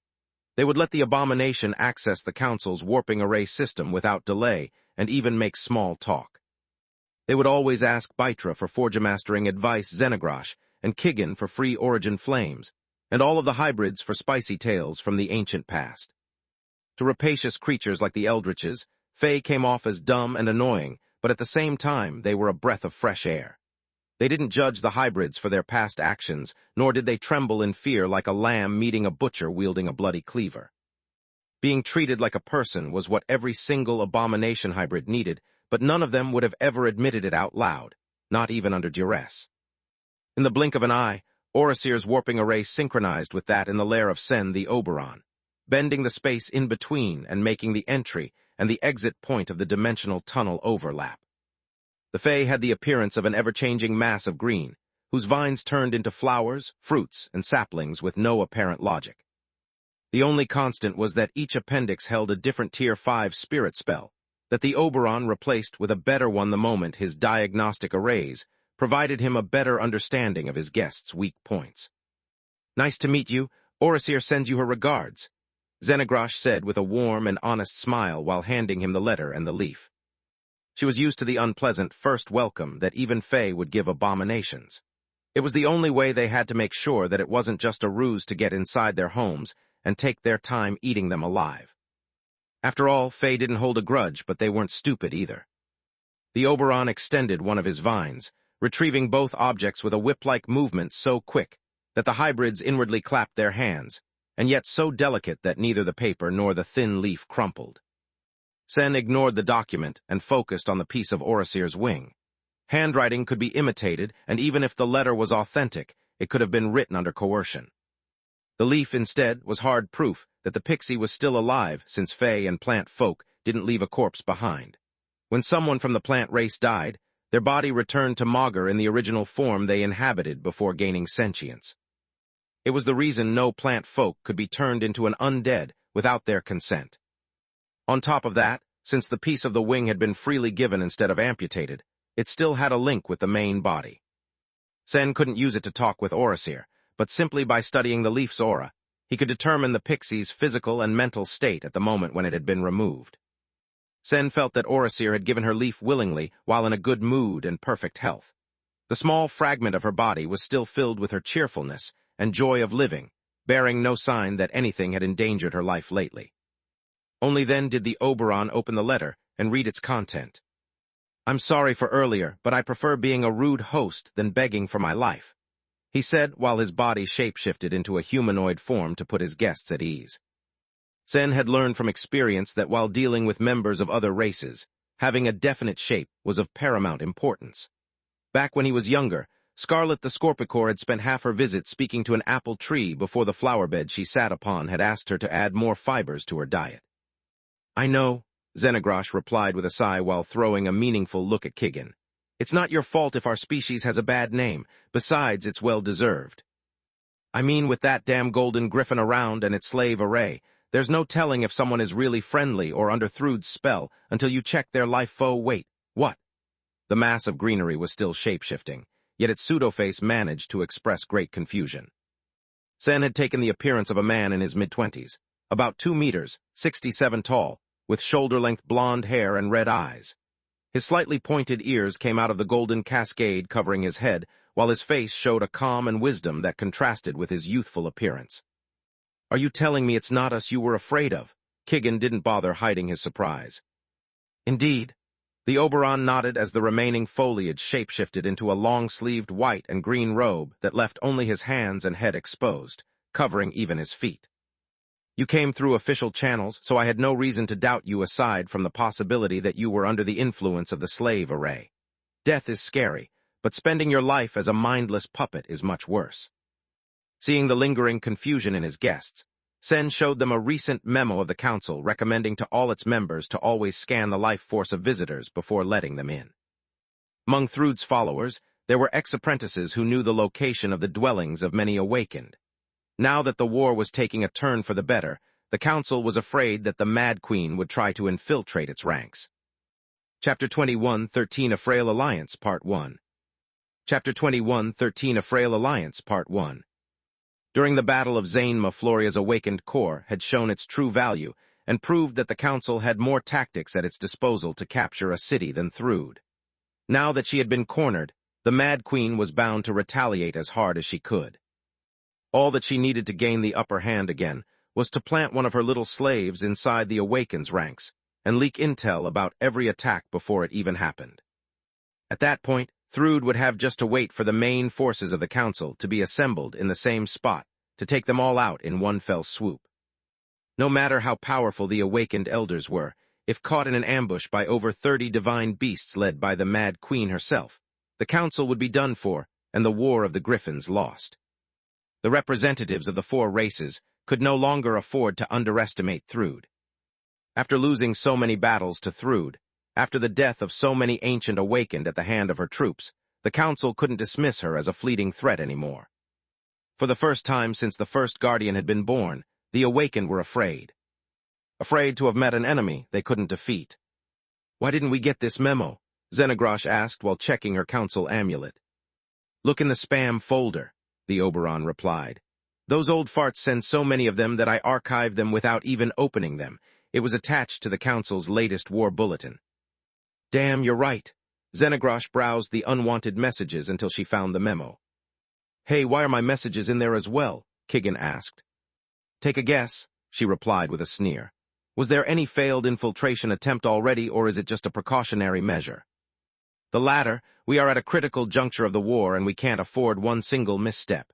Is there anything I can do for you before you leave?" At a wave of Sen's hand, a sapling sprouted into a wooden table, cups, and fresh fruit. "I recommend the herbal tea. I grow the leaves myself." He showed them his hand, where a seedling quickly emerged from his green skin, emitting a strong medicinal scent. "Thanks, but we have to go. In which direction is the city of Zonth?" Kigan looked around for the exit from the underground cave.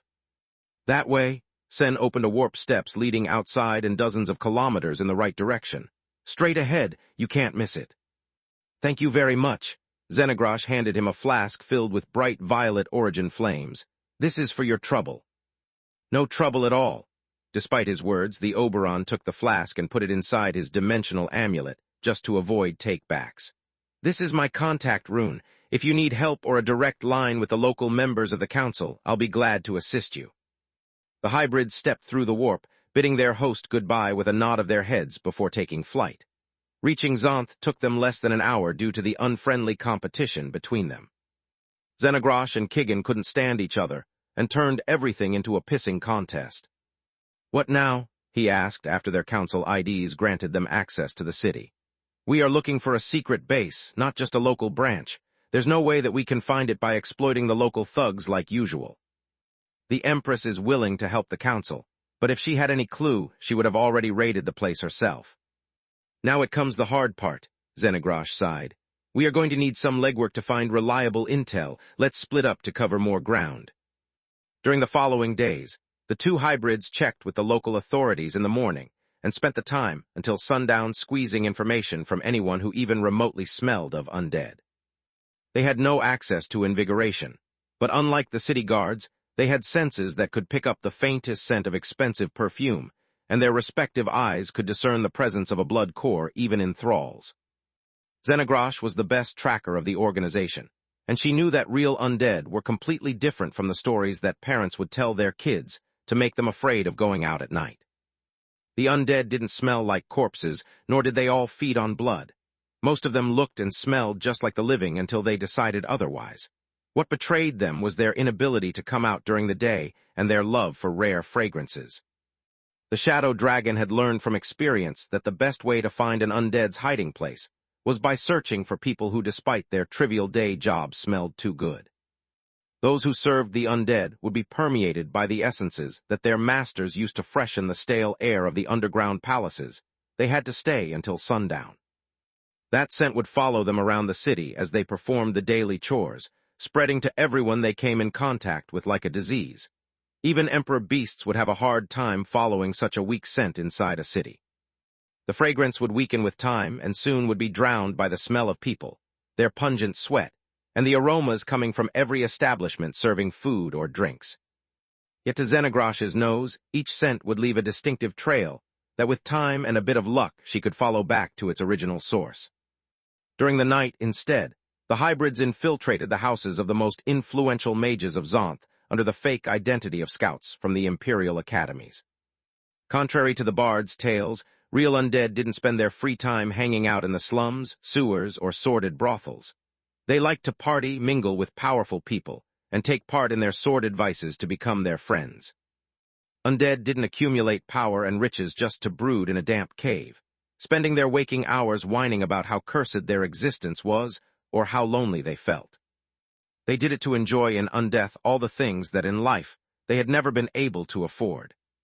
The best place where to look for the upper echelons of the undead courts was where the people who they perceived as their peers gathered. Xenogrosh and Kigan would have never had such a solid cover if not for the collaboration between the Council and the Magic Empress. In a country where there was no such thing as nobility and the power of a household lasted only as much as the life of its best mage, scouts from the great academies were always honored guests.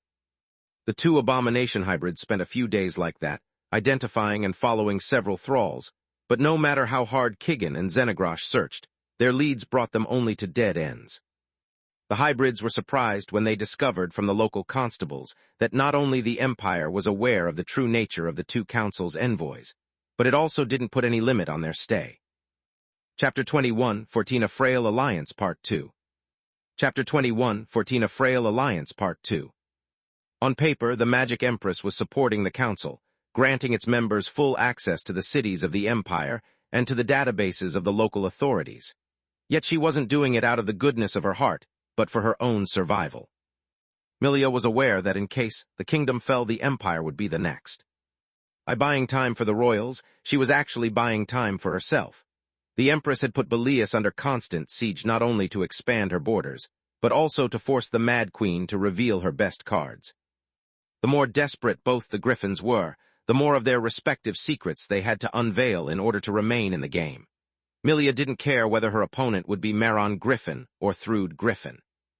Once the war was over, she planned to exploit the weakened state of the winner to conquer the kingdom. To do that, she was studying the best strategies of both sides and training her armies to counter them. The Empress was afraid of the legacies left by the First and the Mad King, and before making her move, she needed a clear picture of their power to increase her odds of success. There was a reason if, despite its turbulent history, the kingdom had never been taken by force. Every time an invading army had neared the city of Valoran or the academies, they had been wiped out, leaving no testimony of their defeat except for bards, songs that talked about gods and miracles.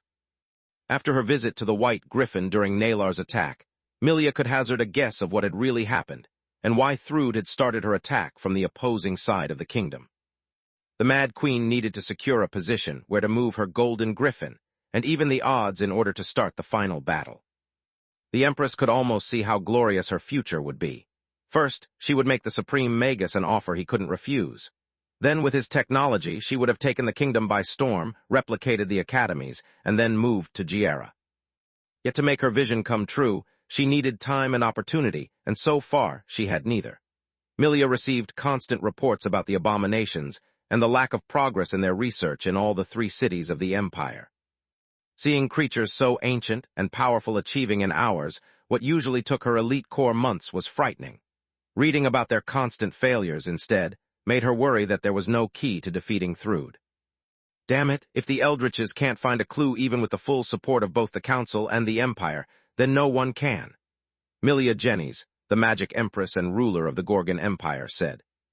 She paced non-stop, going circles in the space between the massive tail and the even more massive head of the black dragon curled up in her throne room. I wouldn't be so sure, Ligain replied. Nice of you to come back, by the way. How are the babies? Milia's voice oozed sarcasm. They are doing great, thanks for asking. Mine is due in a few months while it will take longer for Lith's. If the father of all dragons noticed it, he sure didn't seem to mind. Judging from the excited thumping of his tail, however, Milia could tell how little he cared about her predicament. Do you realize that, if we don't find a way to get rid of the Golden Griffin, either Thrudes will conquer 2/3 of Garland or a huge part of the border regions will be blown away in the detonation ensuing the destruction of the Lost Academy? She asked. Of course I know. Then how can you be so relaxed? I thought you cared about your turf. Milia clenched her head in annoyance. I do care about my turf, I just don't care about the people or who sits on that throne. No offense, Ligain replied. Much taken, she grumbled. What about our deal? You promised me your knowledge. Why can't I find anything about the Golden Griffin in your huge-ass library? First, our deal is still valid. Second, you can't find anything because I don't know much about how the Lost Academy was built. I collect lost knowledge, whereas the details about the Golden Griffin are simply hidden. He answered her questions with the same lecturing tone he had used back when the Empress was his apprentice. On top of that, Arthun was very good at operating in secret. He managed to pull a lot of stuff right under Valoran's and Tyrus' noses. Believe me when I say that old Val was really anal retentive about his life's work. If both Val and the resident guardian were in the dark the whole time, how am I supposed to know? Because you're the damn god of knowledge, that's how. Milia desperately wanted something to work on. If she discovered the weak point of the Golden Griffin and shared it with the kingdom, no matter the outcome of the war, she would be the real winner. If the royals won, both the kingdom and the council would be deeply indebted to her, if not even weakened enough to be ripe for the taking. If they lost, instead, their failed attempts would be priceless data that Milia would use when it was her turn to deal with the Mad Queen. Yet without a starting point, the only difference between her and the royals would be the date of her defeat. I'm not a god, and until a while ago I had no reason to study the Golden Griffin. It was Tyrus' problem, not mine. I have no knowledge to share, only one piece of advice. Li Gun gently rubbed his snout against her body to calm her down. Shoot, the Empress said with a sigh while leaning against one of his protruding fangs. Are you really sure that you are giving Zareth your full support? He asked. What do you want me to do? To go beat the streets with her? I have an entire empire to rule and award a plan. I'm not. Milia froze up, her eyes reduced to 2 slits as she calculated her gains and losses.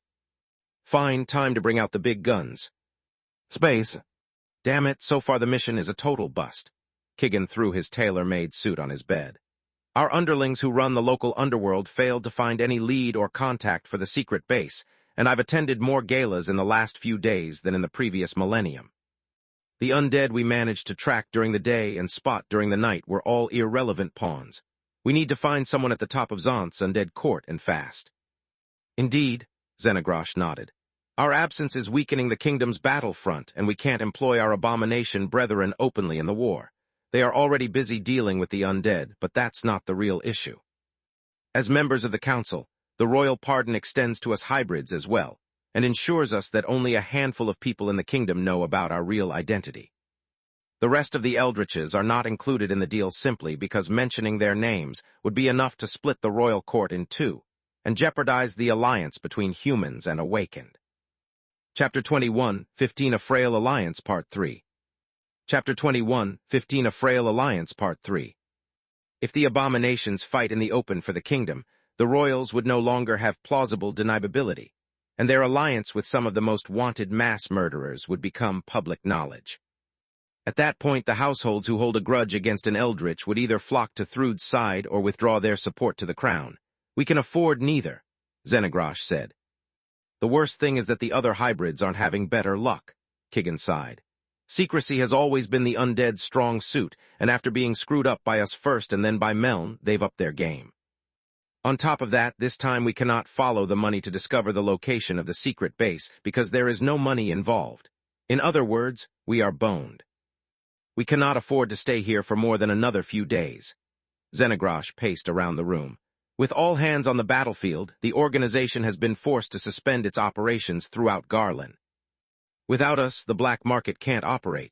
No black market means no money for Dad's experiments and no funds to keep this damn war going.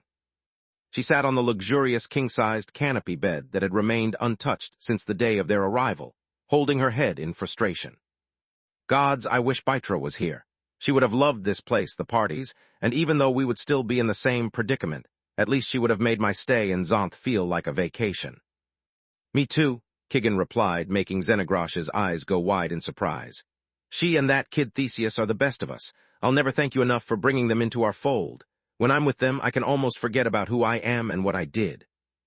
Becoming a hybrid meant losing the hunger that plagued all kinds of abominations. It gave them relief, but it also made it harder for them to live with the burden of their past. Centuries of slaughter had desensitized them, and their consciences, if any was left, were a whisper in the wind. All ancient abominations would forget about someone who they had killed just a few minutes after the murder, and the only reason they remembered some of their victims was due to the precious equipment the Eldritches had stolen from them. Yet none of the hybrids could forgive themselves or forget about their first murder spree. The one happened after turning into an abomination, back when they still had a conscience and someone they cared about. Be they family or friends, they would become the first victims of a newborn abomination, leaving a mental scar that only the hunger could repress. In Kigan's case, it was even worse. He was one of Salark's firstborn, and his cord had shattered while training to become a member of the nest. It was the reason even Eldritches despised him, yet no one hated Kigan more than Kigan himself. An awkward silence befell between the two hybrids who, aside from work, had nothing to say to each other. The problem was that their hunt for the night was over, and there were still a few hours before sunrise. Due to the curfew, there was no thrall around that they could follow. Breaking martial law meant days of imprisonment and interrogation. The members of the undead courts wouldn't risk drawing so much attention unless there was an emergency, but such convenient timing only happened in bards' tales. The gazes of both hybrids went blank, lost in their respective thoughts. Zorith listed all the things that she still wanted to do, and the places she wanted to go with her wife, while Kigan couldn't stop seeing the final moments of his brother, and all those who had tried to help him after the transformation. Young and old phoenixes had died by the hand of a weak infant abomination because they had been more worried about him than about themselves. It had been a huge mistake, and also their last. Hearing the echoes of the death throes of the children who had called him uncle, reliving the savage joy he had felt while taking their lives, made black tears stream from his eyes. When their council amulets drew their attention, Kigan snapped out of his reverie first and wiped his tears before Xenagrosh could notice them. Contrary to their expectations, it wasn't the master nor the council. The Empress herself was calling them. "Are you still in your suite?" Milia had no love for abominations. After becoming the ruler of the empire, she had killed dozens of them and had almost been killed in the process more than once. She tolerated the hybrids in the council and on her turf because she considered them a necessary evil, but an evil nonetheless. "Yes, why?" Kigan asked, and the Empress hung up the call in reply. "That's one rude piece of woe." A spirit step appeared in the middle of the room, bypassing the multiple layers of protection, and without triggering any of the several alarms that the hybrids had set. Kigan's and Xenagrosh's eyes met, and for once there was a mutual understanding. Even in their hybrid form, they were still abominations with no connection with the world energy and no access to life vision. Without it, they could be blindsided by a simple dimensional spell. They gritted their teeth in annoyance, knowing that the Magic Empress was not only showing them her superiority, but also putting to the test their defenses by coming unannounced. The Eldritches were too old and wise to be sore losers. It took them but a second to admit defeat and learn from it. Xenagrosh used her dragon eyes to study Milia's spell and understand the flaws in their arrays that the Empress had exploited. Kigan instead neared his hand to the steps and absorbed part of its energy. The spirit magic became one with his mana flow, allowing him to quasi-awaken his cores. It caused him a pain as great as his gains. For a moment, Kigan was capable of using life vision with his Balor eyes, seeing Magur like only Gleemos, Farmers could. There was so much power in him and so much untapped potential that for a moment the Guardian seemed small to him. His twin cores spasmed in agony, both unable to circulate the foreign power except when they partially overlapped. His life forces squirmed as well, trying and failing to adapt to the energy flow that the quasi-awakening created. Yet amid the agony, the Phoenix Balor caught a glimpse of how and where he needed to perform the next modifications in his body. If Xenagrosh's eyes could talk, they would have scolded Kigan for the madness of his gesture. Were him to circulate too much spirit magic or lose control of the spasms, he would have died like any member of the fallen races when they tried to awaken. If Kigan's eyes could reply, they would have told Xenagrosh to mind her own business. A stable source of spirit magic was too rare an opportunity to not exploit it. Vaster, S was tainted by chaos from his eldritch half, making it deadly and unsuitable for any experiment. Chapter 21, 16 A Frail Alliance, Part 4. Chapter 21, 16 A Frail Alliance, Part 4. They were so busy in their respective endeavors, and throwing mean looks at each other that they almost didn't notice that it wasn't one person stepping through the dimensional corridor, but two. Almost. What the fuck? Kigan stepped back in horror. There was a young girl near Milia, and with his mind still haunted by the memories of the past, the figure of the unknown guest overlapped with that of his late niece. Your security measures are lacking, but at least your intuition is amazing.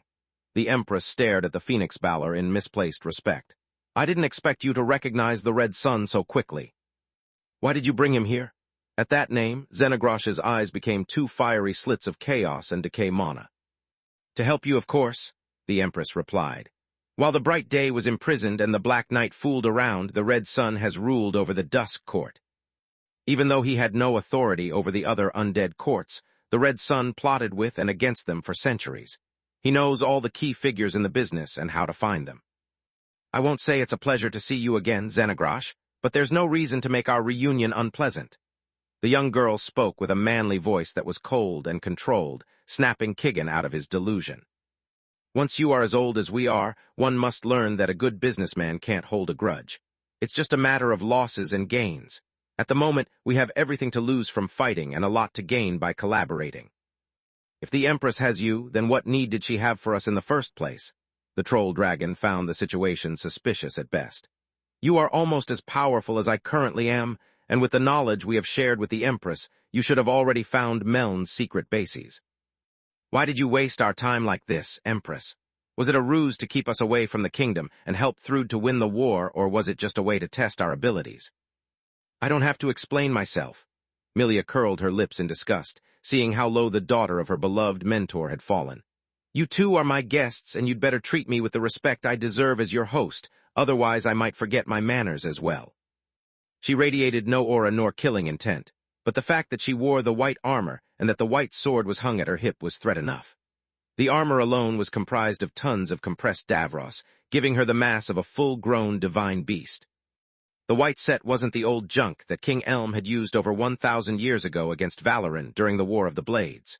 Both the armor and the blade were brand new and brimming with power. Milia's first act as Magic Empress had been to devolve a lot of time and resources to study the ancient blade. Her goal had always been to expand the borders of the Empire in order to occupy the fertile land of the South and feed her people. Before that, she needed to prepare for the moment when she would clash with Valoran's descendants and their royal set. There were several reasons behind King Elm's crushing defeat, but they could be summarized in one word. Or better, one name, Tyrus. Valoran had been a white cord awakened, wearing Guardian-crafted equipment that had been enchanted with the first power cores in history, and the creator of blade magic. King Elm had been a Manohar-level genius violet cord fake mage, who had unified the Empire and pooled its resources in record time to craft the masterpiece known as the White Set. Yet against Valoran, Elm had held his ground no better than a leaf against a storm. The descendants of the first king were just violet cord fake awakened, but the Seaful set was even more powerful than in the past. Tyrus hadn't bothered adding new enchantments, but she always updated the old ones with each magical breakthrough. She took care of Valoran's gear as if he could come back at any moment. Milia had thoroughly studied the White Set with invigoration and shared her findings with the best mages of the Empire. Hundreds of people had worked for years on it until they had reached the limits of the current magical knowledge. Only then did Milia bring the blueprints and the old set to Ligon. He had offered her his insight, fixing the flaws that everyone else had missed and fine-tuning each rune until the artifact had become a work of art. The Guardian had offered her to have Salark use creation magic to split the Davros from the white crystals, but Milia had refused. The White Set must be a beacon for the people of the Empire, a guiding light that proves what we can achieve, not the Guardians. Destroy the white crystals and purge the old enchantments with your flames while you purify the Davros, please. I don't ask you more than I would any dragon, she had said. What about the hints I gave you? Ligon had replied, his curiosity piqued as he couldn't be more proud of her. Those are part of our deal. I asked for your wisdom, not your power, remember? I consider those hints not as the act of mercy of a god, but as the help of my most beloved friend and mentor.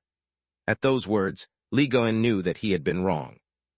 He could and was more proud of her than ever, especially when she had emptied the Empire's treasury to obtain enough purified Davros to make the new white armor as heavy as the Seaful armor. The reborn White Set's power was between that of the Arthan and the Seaful sets, not as outdated as the former, but not as masterfully crafted as the latter. Milia was certain that being a real awakened would more than make up for it when she would have faced Silpha. The impasse between the Empress and the hybrids lasted but a second. You are wrong on both accounts, Xenogrosh. It was neither. Dusk had no intention of letting Ligon's daughter and protege waste time squabbling like children out of the envy they felt for each other. Milia gave you her full support since day one. She hid my presence for reasons you'll understand once you hear my story. He sat down on the nearest chair and gave the Eldritches a quick summary of the events following his defeat at the hand of the Queen's corpse. I apologize for my earlier rudeness, Your Majesty. Xenagrosh gave Milia a deep bow. I can see why you kept your deal with Dusk a secret. In his weakened state, he can't move on his own, and you are the only one who can keep him safe against opponents of our caliber. Also, if the Council or the Royals were to discover about your involvement with the Red Sun, they would ask you to hand him over with the excuse of compensating them for his past crimes. Chapter 21, 17-4 is a Party, Part 1. Chapter 21, 17-4 is a Party, Part 1. Exactly, Milia nodded. Yet rather than compensation, the real goal of the Council and the Royals would be to exploit Dusk's weakened state to coerce him to share his knowledge with no regard for his current host. You mean the girl is still in there? Kigan said in surprise, staring at Kelia, who hid behind the Empress with remarkable speed. She's not Dusk's tool, she is his partner. Kelia, these two scary guys are Xenagrosh and Kigan, the two hybrids I told you about. Xenagrosh, Kigan, this is Kelia Sunbury, second-year student and rising star of the Red Emperor Academy. Milia moved to the side to introduce Kelia, but she followed her like a shadow. How come she was so brave before and now she's a scaredy cat? Xenagrosh chuckled, softening her expression. Because Dusk was in control until a second ago, Milia said, trying and failing to get Kelia off her back. Convincing the horsemen to join the mission had been easy. After being locked in an academy, listening every day about the most elementary principles of magic while surrounded by youths with more hormones than brains, he craved some action. The idea of spending some time with creatures that were mentally his peers, going back to his old life, even if for just one day, and getting the opportunity to study up close the workings of the Master was a dream come true. On top of that, Kelia was too used to a sheltered life, relying on either Milia or Dusk for her own protection. After the Empress had discovered their real identity back at the Academy, Kelia had stopped believing herself invincible, but had also become too meek. Getting field experience would teach her how to keep her head cool in battle, and how to deal with a world full of creatures more powerful than her who would stop at nothing to get their hands on her powers. For those very same reasons, convincing Kelia had required a lot of time and effort instead. She had just been promoted to the second year, skipping the first after just one exam. She had her hands full catching up with her studies, and working with millennia-old mass murderers didn't sound alluring to her. Kelia has agreed to help us. Milia put emphasis on how they were all on the same boat, but only under precise conditions. First, you must ensure her safety. As any horseman's host, she's very hard to kill, but she can be still tortured and kidnapped. What about Baba Yaga? Kigan asked. Best case scenario, she rescues Kelia and we never see either of them ever again. Worst case scenario, the undead put her under a sealed space spell and she'll suffer a fate worse than death. Milia's answer made Kigan's eyes twitch and become bloodshot as the image of the final moments of his niece flashed in front of him. Second, no one, and I mean no one, outside this room must be allowed to learn about her identity and live to tell the tale. Dusk needs to meet the undead in person, because otherwise no one will openly reveal their affiliation by the courts, but Kelia must remain a secret. If the undead or Thrud discover about her existence, she'd become a target. Even after the end of the War of the Griffins, no one would let such a precious asset in the hands of the Empire. Not after what Narchet did. The kingdom would be afraid of the advent of another dead king, and the undead courts would do everything to have him back to their side, just to turn against him the moment they discover that Dusk is a shell of his former self. I would have no choice but to shapeshift Kelia into a new identity and keep her locked inside my palace until the two of them become powerful enough to take care of themselves. Then why do you trust us with this knowledge? Xenagrosh asked. Because if I don't, the Golden Griffin will keep being a thorn in everyone's side. We must discover its weak point while Thrud's power base is still unstable. If we get rid of the Lost Academy once she has conquered the kingdom, it might not be enough to defeat her. Even worse, she might simply convert the 6 great academies into copies of the Golden Griffin. At that point, stopping the Mad Queen would be much more difficult. The War of the Griffins is our best chance, and I'm not going to waste it out of cowardice. The kingdom has taken its risks by pardoning Verhin and asking me and the council for help. By revealing their existence to Magus and stepping inside my domain, the organization has gambled as well. Now, it's the Empire's turn to take some risks. Exactly, Kelia stuttered. The aura of the creatures in the room was almost unbearable for someone as weak as her. The only thing that kept her from fainting on the spot due to the sheer pressure of the hybrids' aura was the Empress shielding her. I volunteered for this mission because I know what it means to not have a home, to always be hungry, and to live every day at the mercy of someone else. If the Empire goes to war, that's what will happen to everyone. I don't want to live like that ever again, and I won't let some kingdom bitch take my newfound home away from me. If revealing my existence is the price for keeping Thrud away from our borders, I'm happy to pay for it. I wouldn't have made you this offer without Kelia's consent, Milia said. Once you or anyone else learn her energy signature or smell, there is no changing it. Even if she shapeshifts, there will always be the chance of someone recognizing her. Now that she's made her choice, however, I'm going to respect it. Last but not least, Ligon vouched for you, Xenogrosh. He said that if you give us your word, you'll keep it. Does this answer your question? The Shadow Dragon could feel the lingering challenge in the Empress' voice. Milia is reminding me how she can speak with Dad whenever she wants, and how close they are. What she's really asking me is if I'm going to let my father down again. The Empress is going out on a limb because she trusts Dad, who in turn has never stopped trying to help me. After everything I've done, he still believes in me. Xenogrosh clenched her fists so hard that they bled. You have my word that I'll protect Kelia with my life, and that I won't reveal nothing of what you've shared with me to anyone, even the other members of the organization, she said. What about the obvious loophole? The Empress pointed at Kigan. Their deal would mean nothing without his cooperation. There's no loophole. Xenogrosh's word is mine. I swear it upon my name and core, Kigan replied. Milia just nodded while the dragon's eyes went wide in surprise. There was little love between them, and even though there was no real consequence to breaking the oath that the Phoenix had undertaken, its meaning was deep. Chapter 21:18-4 is a Party, Part 2. Chapter 21:18-4 is a Party, Part 2. For a mage, their mana core was more important than their name or any powerful artifact that they may possess. It was a huge part of what they were, and they would never swear upon it lightly. Xenogrosh's eyes met Kigan's in a silent question. Why? The sadness she found told her everything. Kigan was a phoenix and a member of the nest. Being exiled from his family meant not only that part of his bloodline abilities were now useless, but also that no matter what he achieved, he would always feel incomplete. Kigan would have done everything to return to the flock and receive his mother's forgiveness. Now that Xenogrosh had gotten that very same opportunity, he couldn't bear to take it away from her. If we agree upon these terms, then I must ask you to tone down your powers, Milia said, drawing their attention. Kelia's core is barely past the deep green, and she has no experience fending against such a thick killing intent. Damn sorry, kid. Xenogrosh and Kigan were both apex predators, yet the Empress' simple presence was enough to put them on their toes. It took them a series of deep breaths to calm down, and a cloaking ring to suppress their auras enough for Kelia to stop shaking like a leaf. Okay, I'll leave her in your care, Milia patted her shoulder. Remember that even though they have to follow your instructions, a good leader always listens to her elders. The Empress warped away, while the members of the newly formed team studied each other. Okay, boss, Kigan said with a chuckle. What's the plan? You always bug me to take control of my body. Why have you chosen today to leave me alone? Kelia asked via the mind link. Because they hate me and don't trust me, and for a good reason at that, Dusk replied. Also, this is a perfect learning opportunity for you. One day you will have to lead creatures that are much older than you. In the awakened community, even seniority is second to power. With my help, knowledge, and your bloodline, even if you choose to never unseal my abilities, only white and black cores will stand above you. Maybe.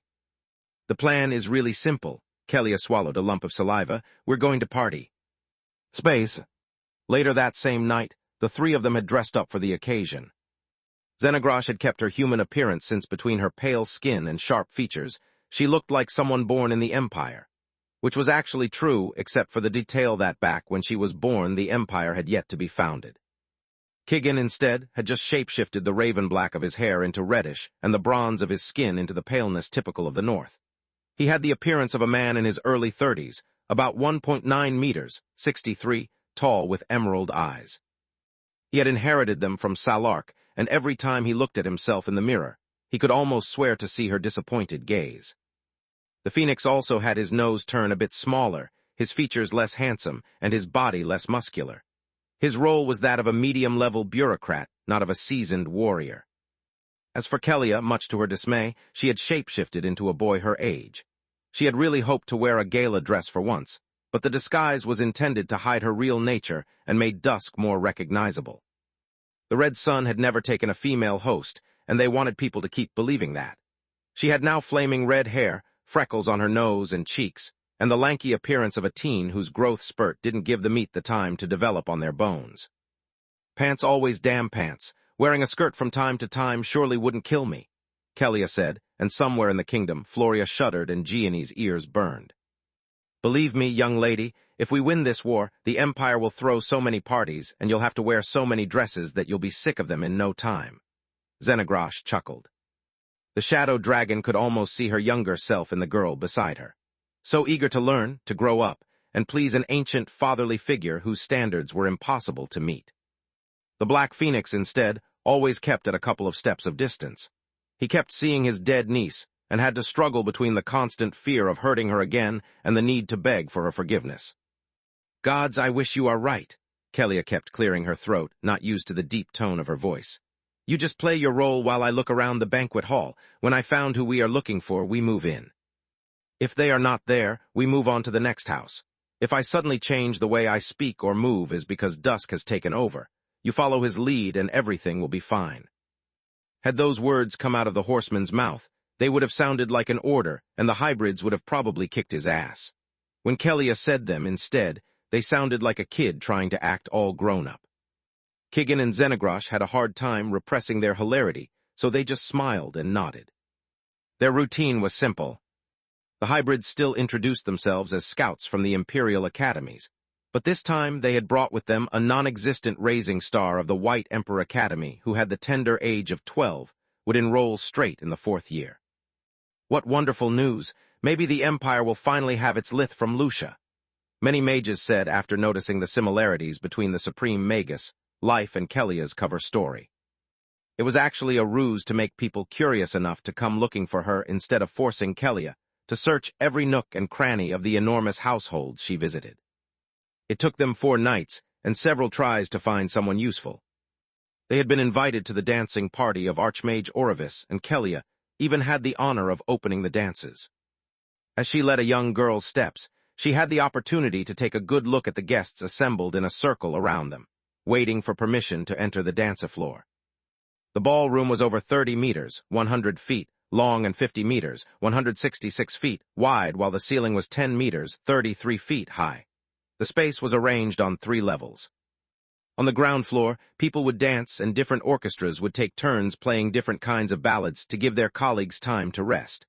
On the first floor, there was a wide balcony overlooking the dance floor with plenty of chairs and refreshments. The guests would go there to rest their feet, mingle, or enjoy the delicacies offered by their host's house staff.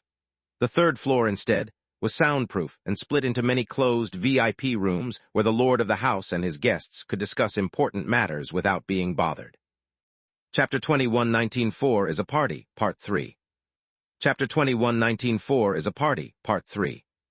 It was of paramount importance for the Eldritches to find their mark before they could reach the VIP room on the 3rd floor and disappear. Kelia had expected to be intimidated by the gala, its important guests, and the luxury of the place. But after her visit to the kingdom, she found the experience underwhelming. In the Empire, where a household was born and died with the mage, people saved as much as they could to allow their future heirs to have everything they needed to practice magic in case they were talented as well. House Orvis had nothing of the splendor of the kingdom's households. The furniture was remarkable at best, and the floor was made of white polished stone instead of marble. Even the dresses were plain in comparison, making her sigh from time to time in disappointment. How powerful are you, Mage Dimris? The girl between Kelia's arms wanted to sound flirty with her question, but she just made Kelia cringe. Gods, I hope I don't sound like that, she thought. That would be a huge improvement.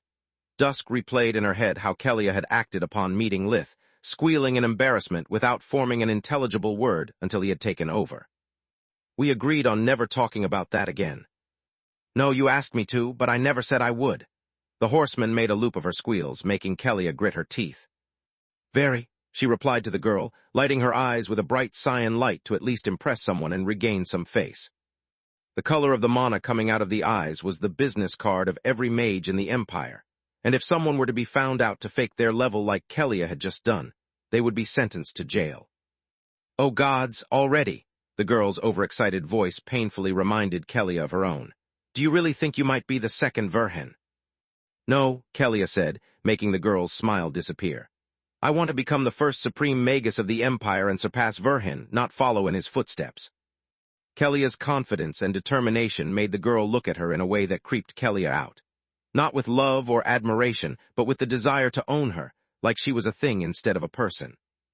Get used to it, kid, Dusk sighed. The higher you rise, the more often you'll meet people like her. Finding someone that doesn't look at you like a sack of gold will become nigh impossible by the time you leave the academy. Kelia inwardly gritted her teeth at the idea, but she focused on the mission and kept smiling. Right there, found him, Dusk said to the whole team via the mind link. Kelia left the dance floor the moment the music stopped, while the hybrids disengaged from their respective conversations with an excuse and converged on the target. The man who Dusk had pointed out to them was a middle-aged gentleman who was currently standing on the edge of the circle of people surrounding the dancers. He had pale blonde hair, a monocle, and wore a tuxedo bearing no family crest. His facade was amiable, but he had no interest in the social event. The man was just keeping company to his host, who was about to make her son debut in society. The moment the runt went dancing with some magically talented girl, they would be free to move onto the third floor and do business.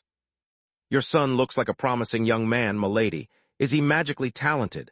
Xenagrosh said to buy Kelia a few minutes. Sadly, no, neither he nor I have inherited my father's power, the woman said with the shame of someone confessing a crime of passion. But I'm confident in the next generation.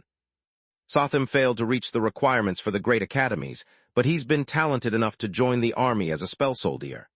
In the Empire, magical talent dictated even the military ranks. To join an elite unit or reach a rank above first lieutenant, one needed to at least be capable of performing Tier 3 spells. While regular soldiers were considered barely more than meat shields, spell soldiers were the true backbone of the Empire's army. Oh gods, where are my manners? The dame said the moment she turned around and recognized Xenagrosh's uniform. I'm Lady Graham, daughter of Archmage Graham. Professor Denator, at your service. Xenagrosh kept her busy with compliments while Kigan moved to the back of their mark, ready to intervene in the case something went wrong. After a while, the rest of the youths could join Kelia on the dance floor, but it would have taken a few minutes before she could ditch her partner. Kigan was worried that their mark could get nervous and sniff out the trap, but nothing happened. What the fuck, he thought after getting close enough to the middle-aged gentleman. This guy is just a regular human, with no trace of a blood core or of any interaction with the undead courts. How can Dusk be certain that this is our man? The answer was that there was nothing in the person of Sakim Kaltum that would have raised any flag, even if examined with an Awaken's breathing technique. It was exactly the reason the undead courts of Zonth used him as a middleman for their most important operations. If not for the fact that the Red Sun was one of Kaltum's former employers, he would have no idea of how important such an ordinary-looking man was. While his sisters had neglected their respective courts until the undead invasion from Giera, Dusk had guided his eponymous court for centuries. He had dealings with all the most important undead of the Garland continent, no matter to which court they belonged, if any. Luckily for Xenagrosh's team, Kaltum was in no rush, and getting in the good books of Academy staff was too good an opportunity to turn down. If I get free access to one of the great academies, I bet that a lot of youths would gladly swear their allegiance to us. Once they experience the boost in magical power that the blood core gives them after they become thralls, they become addicted to it. Their grades first and then their entire careers rest upon a constant supply of power from their master, and at that point, they are our eyes and hands in the Empire, no matter who sits on the throne, he thought. Kelia arrived soon after the music stopped, yet her pace was calm and controlled, with no sign of sweat from the dance. There's such a bright moon tonight that it looks like a sun, she said with a warm voice after being formally introduced. Kaltum furrowed his brows hearing the code word of the upper echelons of the Dusk Court. His brain refused to believe that a runt could have gotten so high on the political ladder, but he was too prudent a man to dismiss even such an improbable event. Indeed, but thank the gods it isn't, otherwise I'd have to go back to work. Tonight I'm here just to have fun, he replied. Me too, Kelia said with Dusk's voice. I wish this night never ends. Chapter 21-24 is a Party, Part 4.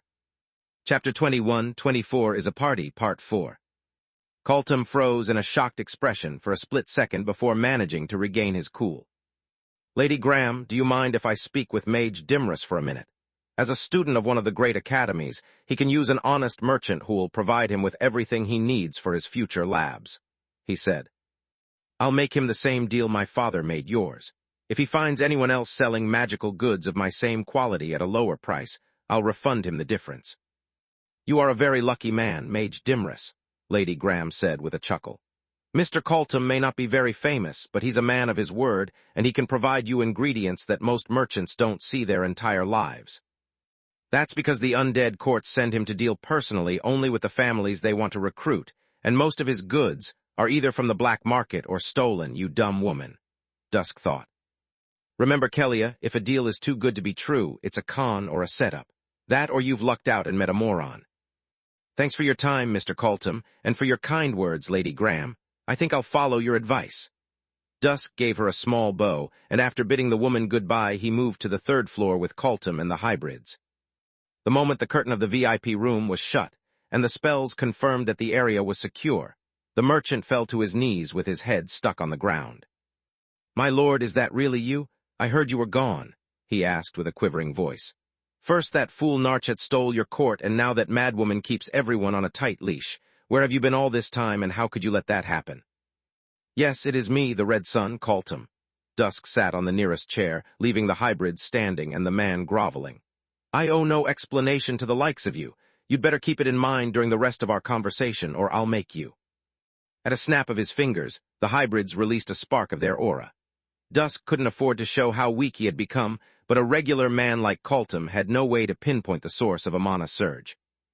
All the merchant could feel was its intensity, and it was enough to make his heart skip several beats and his lungs stop until they started to burn. To him, Dusk had somehow even gotten stronger than before during his brief absence. Yes, my liege, Coltum said with what breath he had left. Good, the Red Sun nodded, and the abominations reeled in their auras again. In time, I'll take over the Dusk Court again, and from there the other two as well. My sister Dawn is no longer interested in her role, and Night has proven to be too crazy. If Thrud hadn't stopped her, I would have done it myself. Yet by besting my mad sister, the even madder queen revealed to be a threat that I cannot ignore before rising to power again. Do you understand me, Coltum? Yes, O hushed king.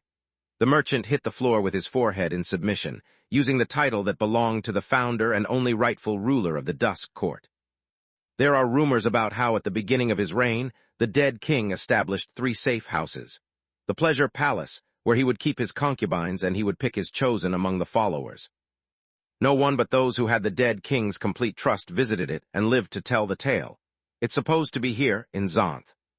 The second is the Treasure Palace, where he stored all the riches that he received as tributes from the undead courts, and those that he simply stole from whoever became the target of his envy. It should be located near the city of Raya. It's where Hushar and Sierra are, Kigan thought, yet in their reports they didn't mention anything about this place. The last is the Wisdom Palace, where hearing the word wisdom in a phrase related to Orpal made the hybrid scoff so loudly that the poor Coltum stopped talking in fear and curled up on the ground. Please, have mercy, my lord. Whatever I did to displease you, I beg for your forgiveness. Wow, were you that big of an asshole for this poor man to be so scared? Kelia asked. I was way worse than that. Also, calling Sakim Coltum a poor man, it's a joke.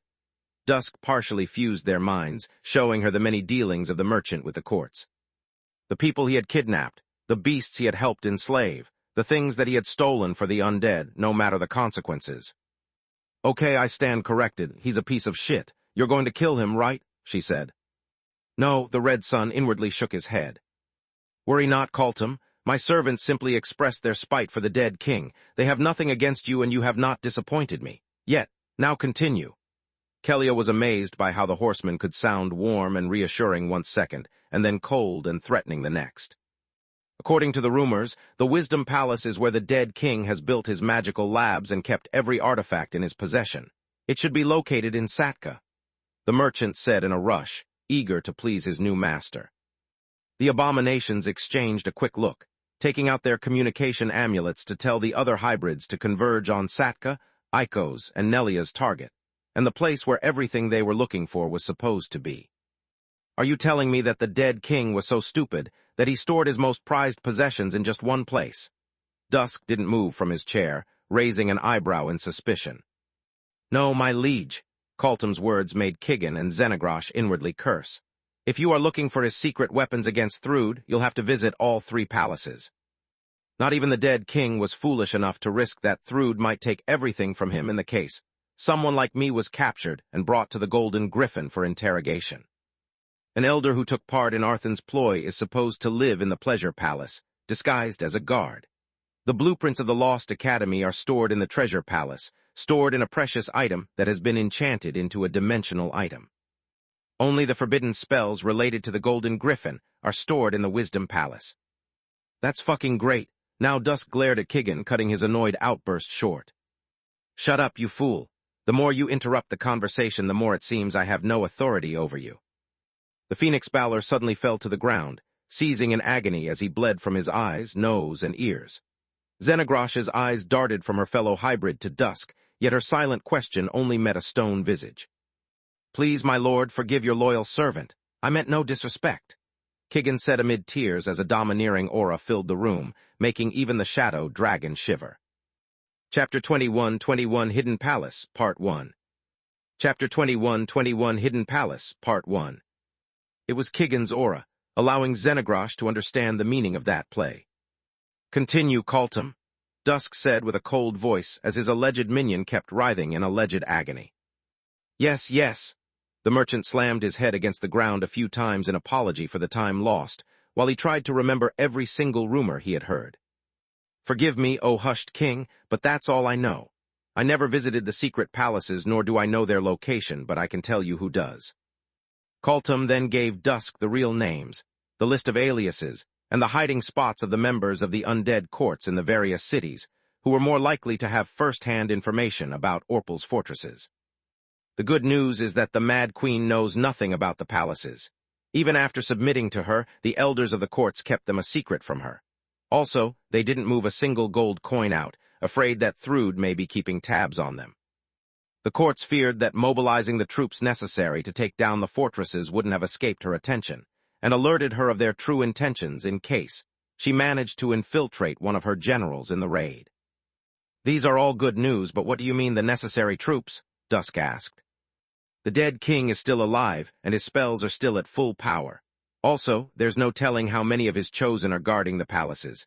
Diverting from the war the necessary forces to beat them would have been something hard to miss, Coltum replied. Let me guess, the names you gave me belong to those tasked with planning the attack on the palaces, the Red Sun said, connecting the different pieces of information. You are right, my lord. The courts need to be prepared for the moment they decide to rebel. Swiftness is the key so that by the time the Mad Queen understands what's happening, it will already be too late. The merchant nodded. I couldn't agree more, Xenagrosh said while pressing several runes on her amulet to contact her brethren and share with them that information. We must collect the intel that the courts have gracefully gathered for us and strike at the 3 palaces at the same time. Wrong. Dusk's tone was that of a general addressing the troops. We'll collect the information as you suggested, but then I'll lead the charge on each palace in person. In the heat of the battle, your siblings wouldn't recognize a chosen from a guard or an elder from a concubine. I know every undead worth knowing, and those who might have been foolish enough to follow Night in her quest. My presence will allow you hybrids to separate the wheat from the chaff, and go all out on those we don't need to take alive. As soon as we conquer a palace, I'll move on to the next one so the raids will be not only much more efficient, but also almost as quick. We'll sort the spoils of the battle later. Xenagrosh's eyes became 2 fiery slits of mana, as she weighed the time that they would save with the horseman's help against the delay that waiting for him would cause. You are a cruel bastard. I take back a few things I thought about you in the past, she nodded. What about the kid? Kigan abruptly interrupted his farce and stood up, worried for Kelia. We are in agreement, or I'd never offered my help in the first place, Dusk said in annoyance. What about him? Xenagrosh pointed at Coltum. We'll let him live for now, the Red Sun replied. He may have fed us fake information or withheld something to ensure his survival. We'll dispose of him only after the end of the mission. But, my liege, you've sided with Orpal the moment I was gone, and you abandoned him as well when the courts deposed him. Now, you are betraying them for me. You've seen and heard too much. A snap of Dusk's fingers produced a burst of spirit magic that struck at Coltum's eardrums, making him faint. Do you want us to kill everyone in this mansion as well? Kigan asked. There's no need. Dusk shook his head. They have just seen 2 Academy scouts and a student, whereas Coltum knows I'm the Red Sun. If I let him go, the people who have picked Kellia's scent will memorize it and search for me. With Coltum gone instead, they'll start by investigating his enemies inside and outside the courts. Even if someone survives our raids and manages to escape, by the time rumors about my return spread, people will have forgotten about my alias and his scent. Space. Dusk and the hybrids left the party and shared the newly acquired information with the rest of the organization. It took them the remaining of the night to cross-reference everything and find where their new marks were hidden. The abominations waited for sunrise to attack, when the undead were at their weakest while chaos was at its strongest. The remaining of the day was spent studying the blueprints about the secret palaces collected by the courts, finding their location, and using their battle plans as a basis for the hybrids. Fuck, it's almost sundown, but we can't afford to wait until the next morning. By then, the undead courts will be on our tail, Kigan said as they chaos warped at a safe distance from the pleasure palace. Day or night would have made no difference, Dusk replied. Night is still alive, and her prisms allow her chosen to share their bloodline abilities between them. She always picks one undead capable of moving freely during the day so that the strength of her minions isn't affected by the sun unless they are in the open. Between that and how deep underground this place is, they wouldn't suffer from the light element in the air even if it was noon.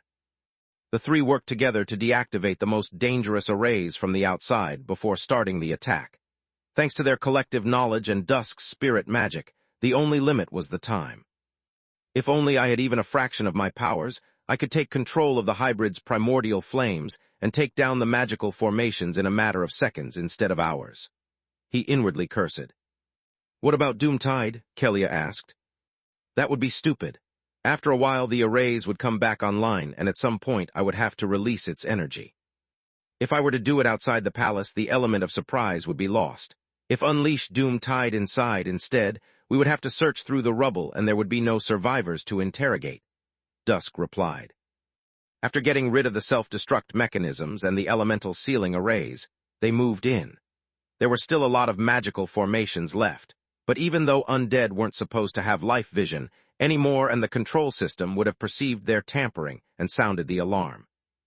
Knowing Orpal, they had expected the Pleasure Palace to be something tacky and flashy like a brothel. Instead, it looked like a small underground fortress. Chapter 21-22 Hidden Palace, Part 2. Chapter 21-22 Hidden Palace, Part 2.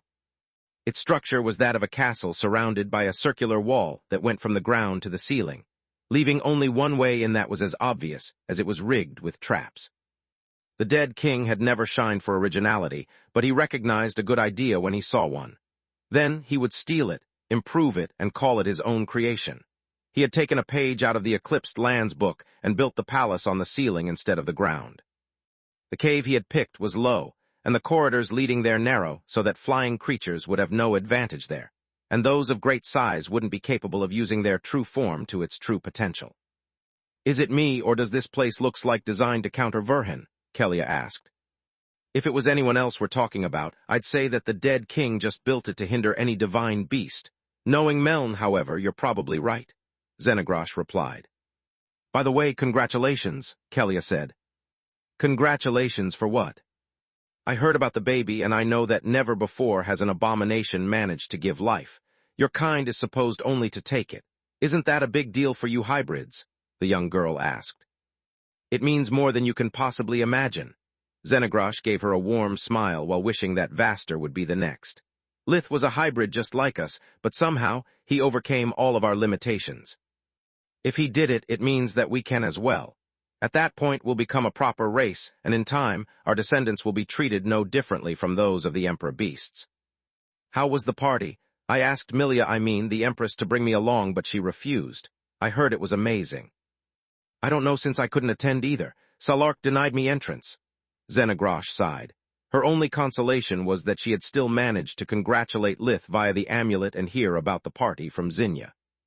Kigan activated his Black Balor Eye along with his Phoenix Bloodline ability, Shadow Step, to conjure his hybrid ability, Shadow Walk. He fused himself and his companions with the darkness of the cave and emerged on the other side of the wall. Irregular steps would have created dimensional points of access that would have shined like stars in the darkness of the cave. A Chaos steps, instead, would have been limited to their line of sight, and once they came out, the movement detection arrays would have spotted them. Shadow Walk, instead, allowed them to move around while still hidden by the cover of darkness as they searched for the best entry point. Even when they came out of it, they didn't need to step out of the shadows, making a movement that would be perceived. The blackness would simply coalesce into their bodies, as if they had always been there. "The information we possess is accurate," Dusk said, happy that Shadow Walk even covered the light coming out of his eyes due to life vision. "The least enchanted doors are just a trap. Behind them there are countless arrays and a solid orichalcum wall 2 meters, 67, thick. The moment we enter, a second orichalcum wall would seal the entrance, leaving us trapped inside the arrays and nowhere to blink. To make matters worse, this darkness is not normal. It makes all of my senses fuzzy, and I can't pick up a single dimensional coordinate." "Same," Kigan admitted in embarrassment. "If not for Shadow Walk, I would have lost control of any dimensional spell the moment we got inside. If there's no way in but the main door, we might as well knock properly." As soon as Kigan brought them back in front of the fortress gates, Xenagrosh unleashed her Tier 4 Chaos spell, Howling Void. A black beam the size of a small tree pierced through the defensive arrays, the orichalcum door, and triggered the traps behind it. The inner layers of the magical protections managed to stop it before Howling Void even reached the end of the hallway. "The fuck?" the Shadow Dragon said in amazement. "That was supposed to pulverize the door and to clear the way for dozens of meters, whereas it just punched a hole in the entrance." "That's my fault," Dusk said. "It seems that Night has gotten her hands on my anti-abomination spells. After our last fight, I understood how powerful you hybrids are and devised a series of enchantments based on light magic. This way, whenever one of your chaos spells hits something imbued with the countermeasures, the light element neutralizes part of the chaos on impact, while the arrays weaken it by the millimeter." "How do we shut them down?" Kigan asked. "I have no idea. Life vision shows me that Night gave my enchantments her own spin. I'd need time to study them, and we don't have any." The alarm was already blaring, and several undead armed to the teeth were converging on the entrance. "Fine." The dragon and the phoenix nodded to each other as they emitted a blast of bright violet origin flames in unison. The moment they met, their life forces imbued within the world energy resonated with each other. It allowed the mystical blazes to combine their strength instead of canceling each other and turn into primordial flames. The violet became bright white, and the pillar of fire grew until it filled the entire corridor. The primordial flames burned everything on their path, leaving behind only charred stones and ashes. "Wait a second," Kelia said the moment the white flames disappeared and she could see again with life vision. "How can those two undead be still alive? Even with our equipment, we would have taken quite a beating from something that powerful." While the rest of the soldiers had been vaporized, a couple of humanoid figures had never stopped advancing and were now just a few meters away. Their skin had turned red-hot from the heat, but aside from that, they didn't seem to be injured. Kigan and Xenagrosh had no life vision and had to rely on their other senses to navigate the darkness of the corridor. The air was filled with the smell of undeath, burned flesh, and overheated metal and stone. The creatures advanced with steps so heavy that their body density had to be on par with a medium-sized emperor beast. So did they, it's just that they don't care.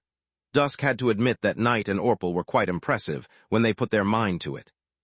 After the disappearance of the Red Sun, his sister had taken the blueprints of his best golems and had crafted them using her prisms as vessels for the power core. This way, not only were they capable of feeding off the natural darkness element like her, but also her chosen could wear them as suits of armor. The prism of the golem and that inside the chosen communicated between them, allowing the undead wearing the construct to move it as their own body. It gave the golems the intelligence and the ability to adapt they usually lacked. Also, it gave the undead a protective layer of a few tons of adamant-studded solid stone and several spells they had no need to chant for. Chapter 21-23 Foolish Genius, Part 1. Chapter 21-23 Foolish Genius, Part 1. By combining the enchantments and the mass of the golem with the brains and the shared bloodline abilities of her chosen, Night had managed to grant to the most fanatic among her followers the power of an awakened Emperor Beast. On top of that, the light element filling the air was healing their wounds as fast as the self-repair system of the golems repaired them. Night had never used the constructs in battle because they could only be used for a few minutes at a time. Without a recharge pod, they would turn into useless junk the moment they ran out of energy. To make matters worse, both golem and chosen required a prism each, taking away part of her power and inflicting upon her all the damage they would suffer. "I'll admit that your sister isn't dumb, but she isn't smart either." Xenogrosh laughed as she turned into a human-sized shadow dragon, spreading her wings to harvest as much energy as she could. Night's plan had been to fill the air with so much light element that it would neutralize both the chaos of the abomination's spells and that of their skin that generated the abomination touch. Yet she had failed to take hybrids into account. The reason their black core exceeded the limits of an eldritch was that their monster core balanced the destructive effects that conjuring too much chaos caused. It could be said that the only thing capping a hybrid's power was the amount of chaos the second core could safely neutralize. The light element around them had no effect on the bottomless hunger of the black core, but its effects cumulated with that of the monster core.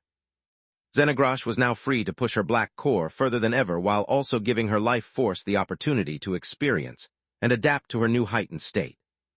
The golems weighed a few tons, but Xenogrosh's real form was much heavier, and compared to her mass, they were as light as children. She needed but one hand to capture a golem and slam it against the floor to keep it from escaping. "Are these guys someone you know?" the shadow dragon asked with a grunt. The two prisms were emitting massive amounts of darkness element that after coming into contact with her abomination touch turned into chaos. It caused Xenogrosh great pain and forced her to constantly regenerate her hands. On top of that, the undead were unleashing several Tier 5 spells from the golems, and more that they kept at the ready. Holding the chosen still without killing them would have been nigh impossible if not for the dragon's superior mass and bloodline abilities. She kept taking deep breaths that turned into bursts of light violet origin flames that she emitted from her body, using them as a protection against the spells. They would still hit Xenogrosh, but their destructive power was reduced enough for her troll half to heal her wounds before they could fully open. "No," Dusk shook his head while studying her prisoners with life vision. "They look young and their blood core can't be more than a few decades old, yet since they are Knight's chosen, they should know what we are look." Before the horseman could complete the sentence, the shadow dragon released one howling void from each of her hands, aiming for the prisms protruding from the constructs. The chaos spells were quickly weakened by the overabundant light element in the air, but from point-blank range, they had all the power they needed. The prisms, the stone, and the enchanted metal simply disappeared along with the undead they contained, leaving behind a cloud of fine dust. A cruel smile appeared on her face at the thought of the pain that Orpal would suffer due to the link between the prisms and Night. Every wound that the shadow dragon inflicted upon them, the horseman would experience as well. Xenogrosh was unaware that due to the sealed space Orpal was imprisoned in, he was safe from the consequences of the death of his chosen, just like he couldn't retrieve the power stored inside them. Both of them would keep lingering around the Golden Griffin and return to their owner the moment they found an opening. "Why did you do that?" the horseman and Kigan asked in unison. "We could have interrogated them." "No, we couldn't." A snap of Xenogrosh's fingers turned part of the light element in the air into visible light, illuminating the corridor. During one of the Council's past attempts to eliminate Meln, they discovered that his chosen share some kind of mind link not only with him, but also between them. It allows them to perfectly coordinate their strategies in battle and to instantly share information. If we told them what we are looking for, we would have alerted the rest of the chosen in this and the other palaces.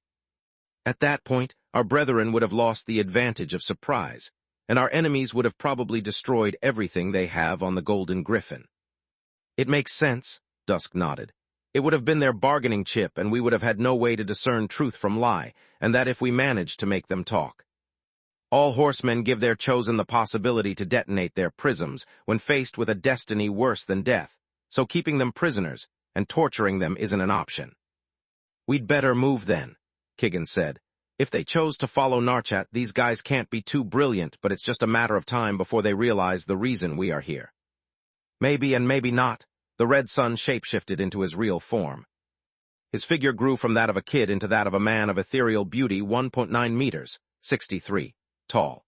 His red hair turned blonde, the pink skin became bright red, and his eyes assumed a tinge of orange so clear that they seemed to flicker like flames every time he moved his gaze. His gala clothes shapeshifted into a full suit of red armor, and the twin short blades into his great axe. Both the scorpion armor and firebrand had been reshaped by Baba Yaga when she had tailored them for Kelia's needs, but Dusk could change their appearance to that of their old form. "I'm the horseman of the Red Sun and hushed king of the Dusk Court. I've come to take back what's mine. Join me or die." His voice roared through the empty halls, the echo making his words loud and clear even at a great distance. "What was that?" Xenagrosh asked through their mind link. "A believable cover story," Dusk replied. "Knight's underlings already know to be under attack, and now they think to know the reason. My sister took treasures from my court after my disappearance, and I'm here to get them back in spades." "Brilliant idea," Kigan pondered. "It explains the presence of a dragon and gives the Chosen hope for survival. The problem is that it exposes your presence. Now all of Knight's Chosen know that you are still alive." "A problem for another day. Now let's move." Dusk and the hybrids dashed forward, uncaring for the traps and the arrays in front of them. Chapter 21-24 Foolish Genius, Part 2. Chapter 21-24 Foolish Genius, Part 2. The horseman's armor was made of pure Davros and enchanted by Baba Yaga, its power unaffected by Dusk's weakened state. The same applied to Firebrand that he used to intercept the physical enchanted projectiles that rained upon him from every direction, while the defensive spells of his armor took care of the magical traps. "This is a good learning opportunity for you. Do your best and don't worry. The scorpion armor can take quite a beating," he said while leaving Kelia in control. The young girl inwardly yelped in surprise, finding both the great axe and the adult male body hard to control. An external observer might have noticed the movements of the horseman suddenly becoming clumsy and amateurish if it wasn't for the abominations. Now that Kigan had also shapeshifted into a humanoid form, it was hard to avert the gaze from him and Xenagrosh. The Phoenix Balor used his yellow, black, and red eyes to absorb the elemental energy stored inside the traps, neutralizing them the moment they were triggered. Each one of the evil eyes would then release the collected power in the form of an elemental pillar, so focused that it cut through the enchanted stone of the underground compound. Magical formations needed a precise configuration of runes to work, and Kigan erased dozens of them at a time. By the time the beams triggered a trap, they held less destructive power than a firework. The Shadow Dragon, instead, released one jet stream of origin flames after another, burning through spells and arrays alike. Whatever device escaped the onslaught of their combined attack would be immediately shot down by Kelia's spirit spells, reinforcing the impression that the horseman was still at his full power. As they reached the first intersection, Dusk signaled the hybrids to stop. Now that the corridors were lit, he could see that there was something off with the so-called pleasure palace. There were no hand-woven carpets, no expensive furniture, none of those tacky artworks depicting Orpal and his perverted fantasies that Dusk had read about in the Council's reports. Both the passages at their left and right were barren. Aside from the arrays in the air and the enchantments on the closed doors, there was nothing that life vision could pick up. "This makes no sense," he said while double-checking the surroundings. "This place was supposed to be the playground of my sister's host, but the more we move forward, the more it looks like a plain fortress." "Are you suggesting us to back down?" Kigan asked. "No, only that we tread with caution," the young girl replied while she broke the great axe into the two short swords that she was more familiar with. "Should we split?" Xenagrosh looked both ways, but they offered no clue about where they led. "To what end? We would cover more ground, but with dimensional magic sealed, we would have no way to regroup quickly." The horseman shook her head. "Besides, without us, you'd have no way to know who to spare and who to kill." Xenagrosh could feel from the corridor on the left the smell of human food, so they decided to take that direction. It indicated the presence of living beings who maybe could provide them with valuable information. The moment they moved past a few of the closed doors, they suddenly opened, revealing the presence of a small army of undead that quickly swarmed both ends of the corridor. "No matter their numbers, ants are still ants," Kigan said while covering Dusk's back while Xenagrosh covered the front. "I wouldn't be so sure." Kelia could see with life vision several arrays that had been inactive until a second back come to life with energy. A powerful gravity formation turned the hybrids. great mass against them, making their knees crack under their own same weight, and their spells missed their targets by a wide margin as they fell face first on the ground. Kelia managed to keep standing only thanks to the scorpion armor. Not only was the Davros unfazed by the increased gravity, but also the various pieces of the armor had been so masterfully interlocked that it could stand on its own in every position without weighing on its wearer. "Let's work together to undo the array quickly," Kelia said. "We have no chance against so many undead without our allies." "And maybe even with them. Shut your ears," Dusk managed to warn her in the nick of time.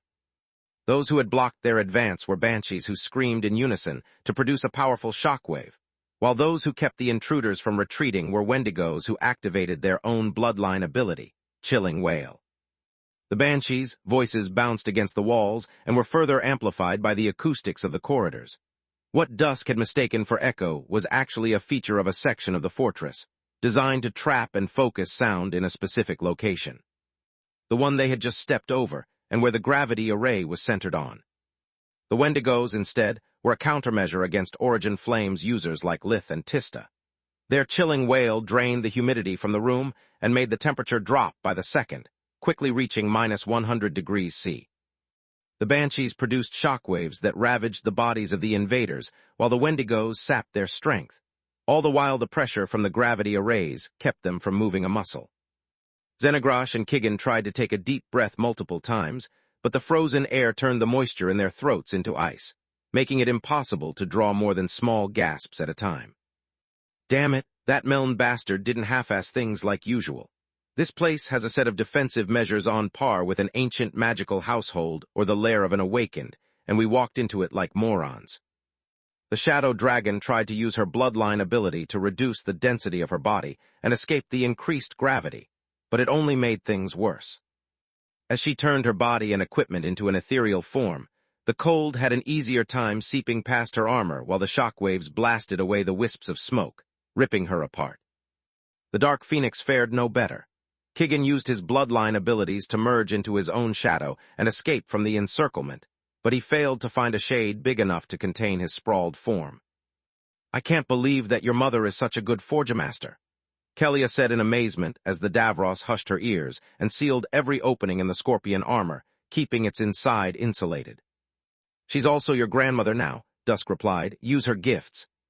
Kelia activated one of Firebrand's abilities, Solar Flare, releasing a burst of red flames from each of her twin blades. With her allies groveling on the floor, she had a clear line of sight of both the enemy groups who found themselves engulfed in living fire. Not only did the enchantment have uncanny destructive power, but it also released such heat that Solar Flare made it impossible for its victims to breathe. Or better, the undead could still inhale air to keep their respective bloodline abilities active, but doing so destroyed their lungs.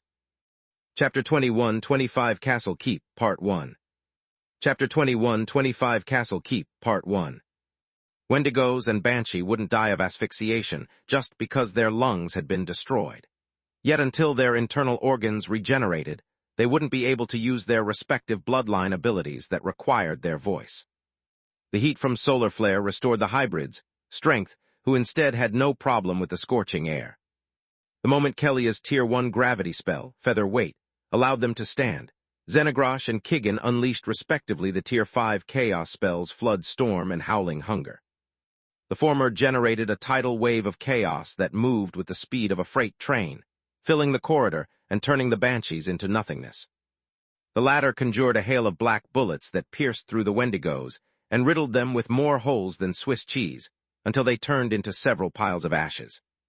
A Wendigo could survive even without their heart or brain and regenerate any part of their body with ease, given time and nourishment. Their only weak point was a piece of the first person they had cannibalized upon their transformation, which was bound to remain forever indigested in their intestines.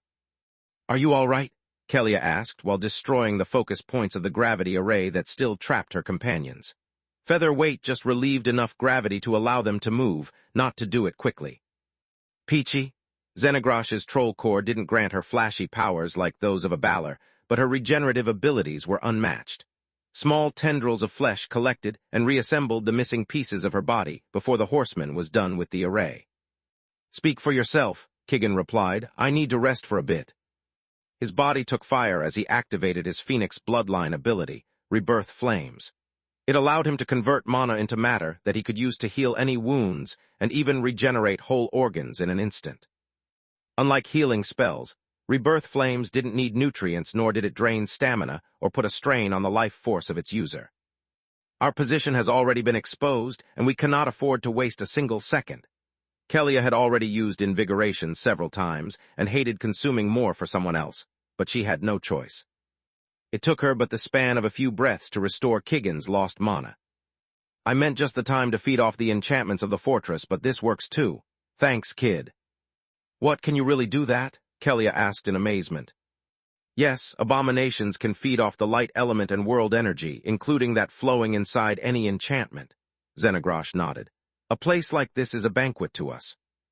The real question is, how can so many undead live here without a regular supply of food?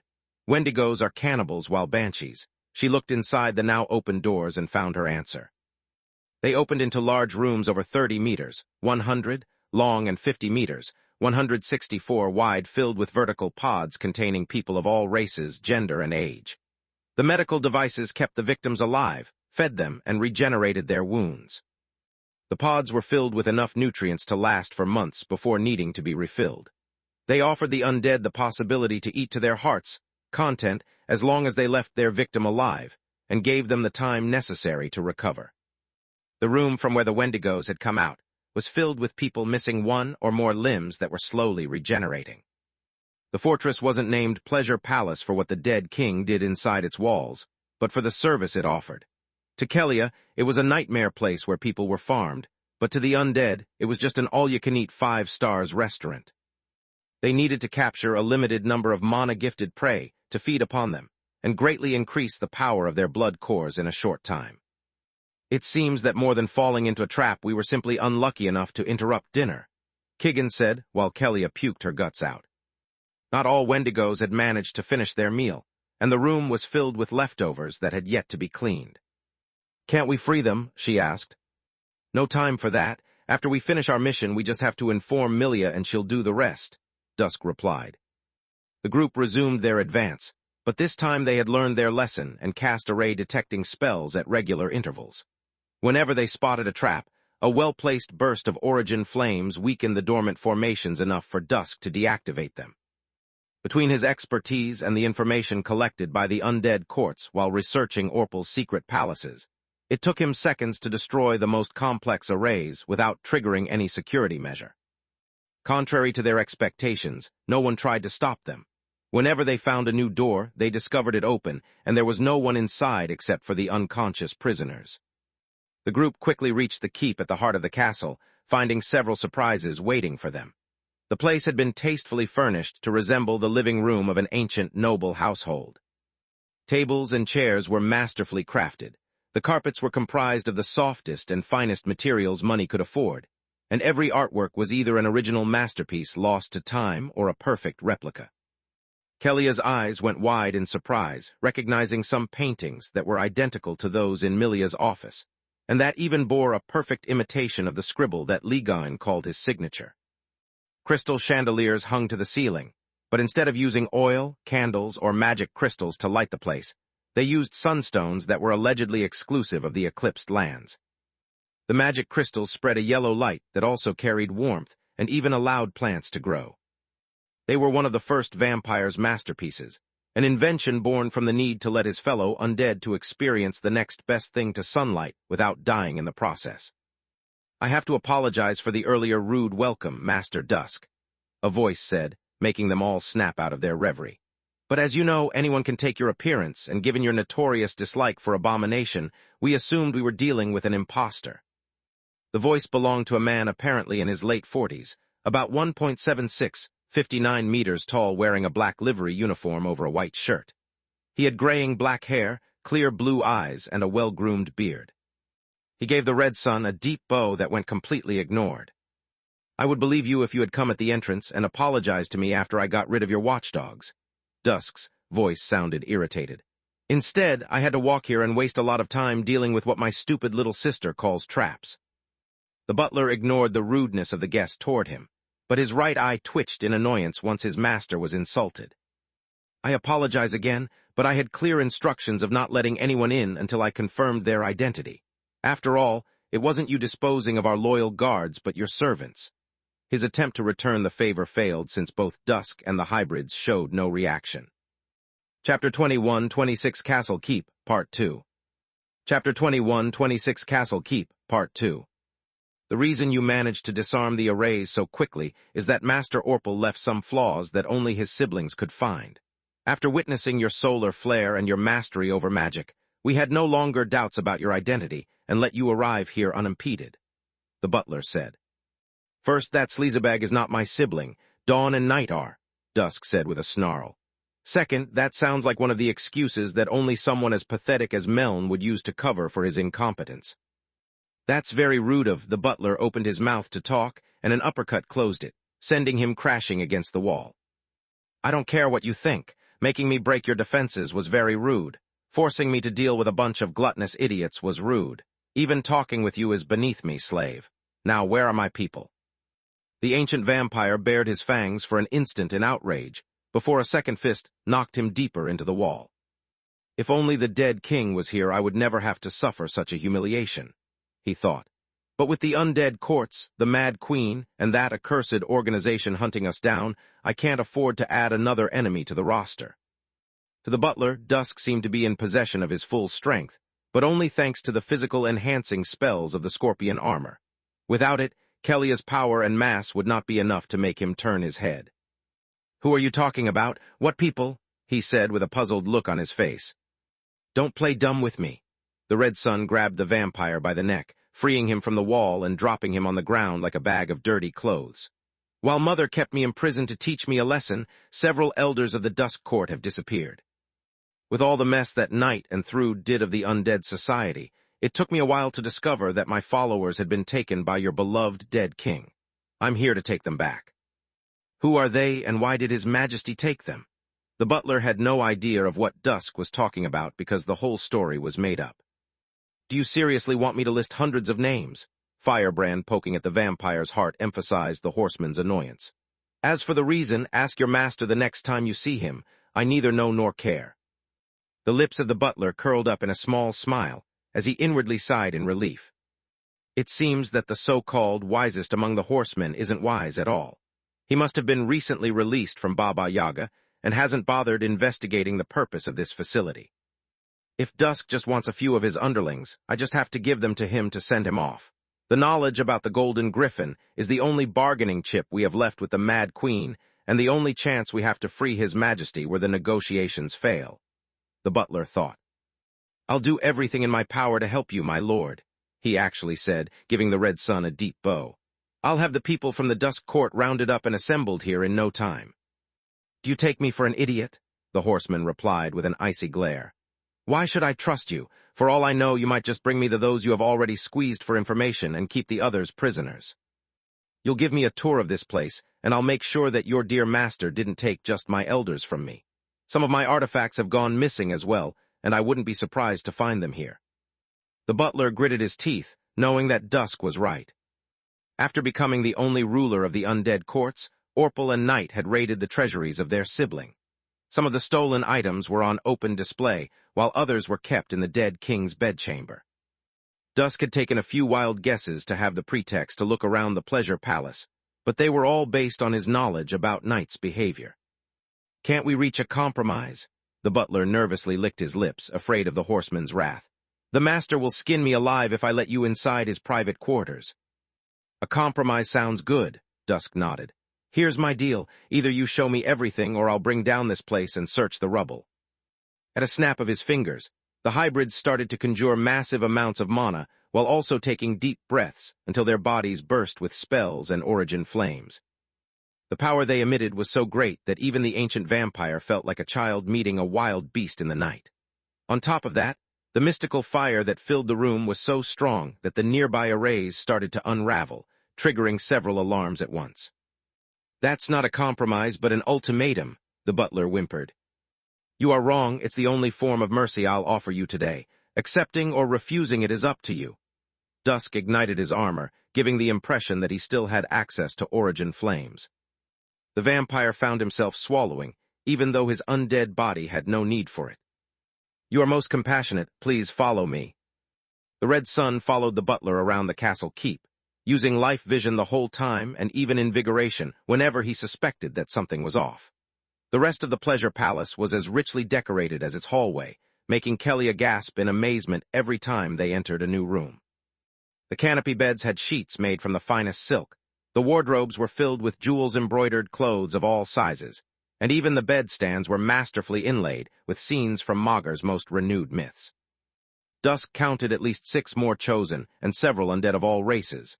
Contrary to his expectations, barely half of the inhabitants of the pleasure palace were women, and none of them seemed scared. The Red Sun collected both the artifacts that he recognized as his own and the members of his court, asking them questions about their well-being merely to keep his cover intact. Yet none of those he met was old enough to have lived during Arthan's time, nor renowned for their knowledge of history. The butler tried to make small talk with Xenagrosh and Kigan, hoping that the servants would let slip their master's plans for the future. He wanted to free Orpal, and Dusk was an ally as valuable as he was a terrible enemy, especially now that he had such powerful creatures under his thumb. "Nice to meet you. My name is Lorien Cider," he said with a small bow. "What are you doing with a horseman? I thought you hybrids belonged with the organization." "We did," Kigan replied, fishing for information as well. "But the master failed to keep his promises about fixing our bodies, so we swore our allegiance to Dusk. He's the greatest expert on life forces. If he can't help us, nobody can. What about you?" Chapter 21-27 The Power of Monster Cores Part 1 Chapter 21-27 The Power of Monster Cores Part 1 The Black Knight recruited me to turn the dead king into a thrall first, and then to help him master his bloodline abilities once he evolved into a Vertilac upon reaching the blue core, Cider replied. Her ladyship hoped that his powers would work akin to those of a vampire, but she was wrong.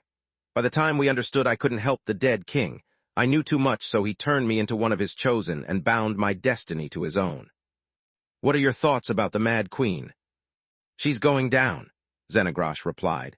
"We are helping Lord Dusk to rebuild his power base to remind the undead courts who their true ruler is. Once they submit to the hushed king, he's going to make a deal with the royals. If they accepted to pardon the organization in exchange for help, they will do the same for the courts. At that point, Thrud will be isolated, defeated, and everyone will go back to their old life." "I see." Cider inwardly smiled as the situation became more and more favorable.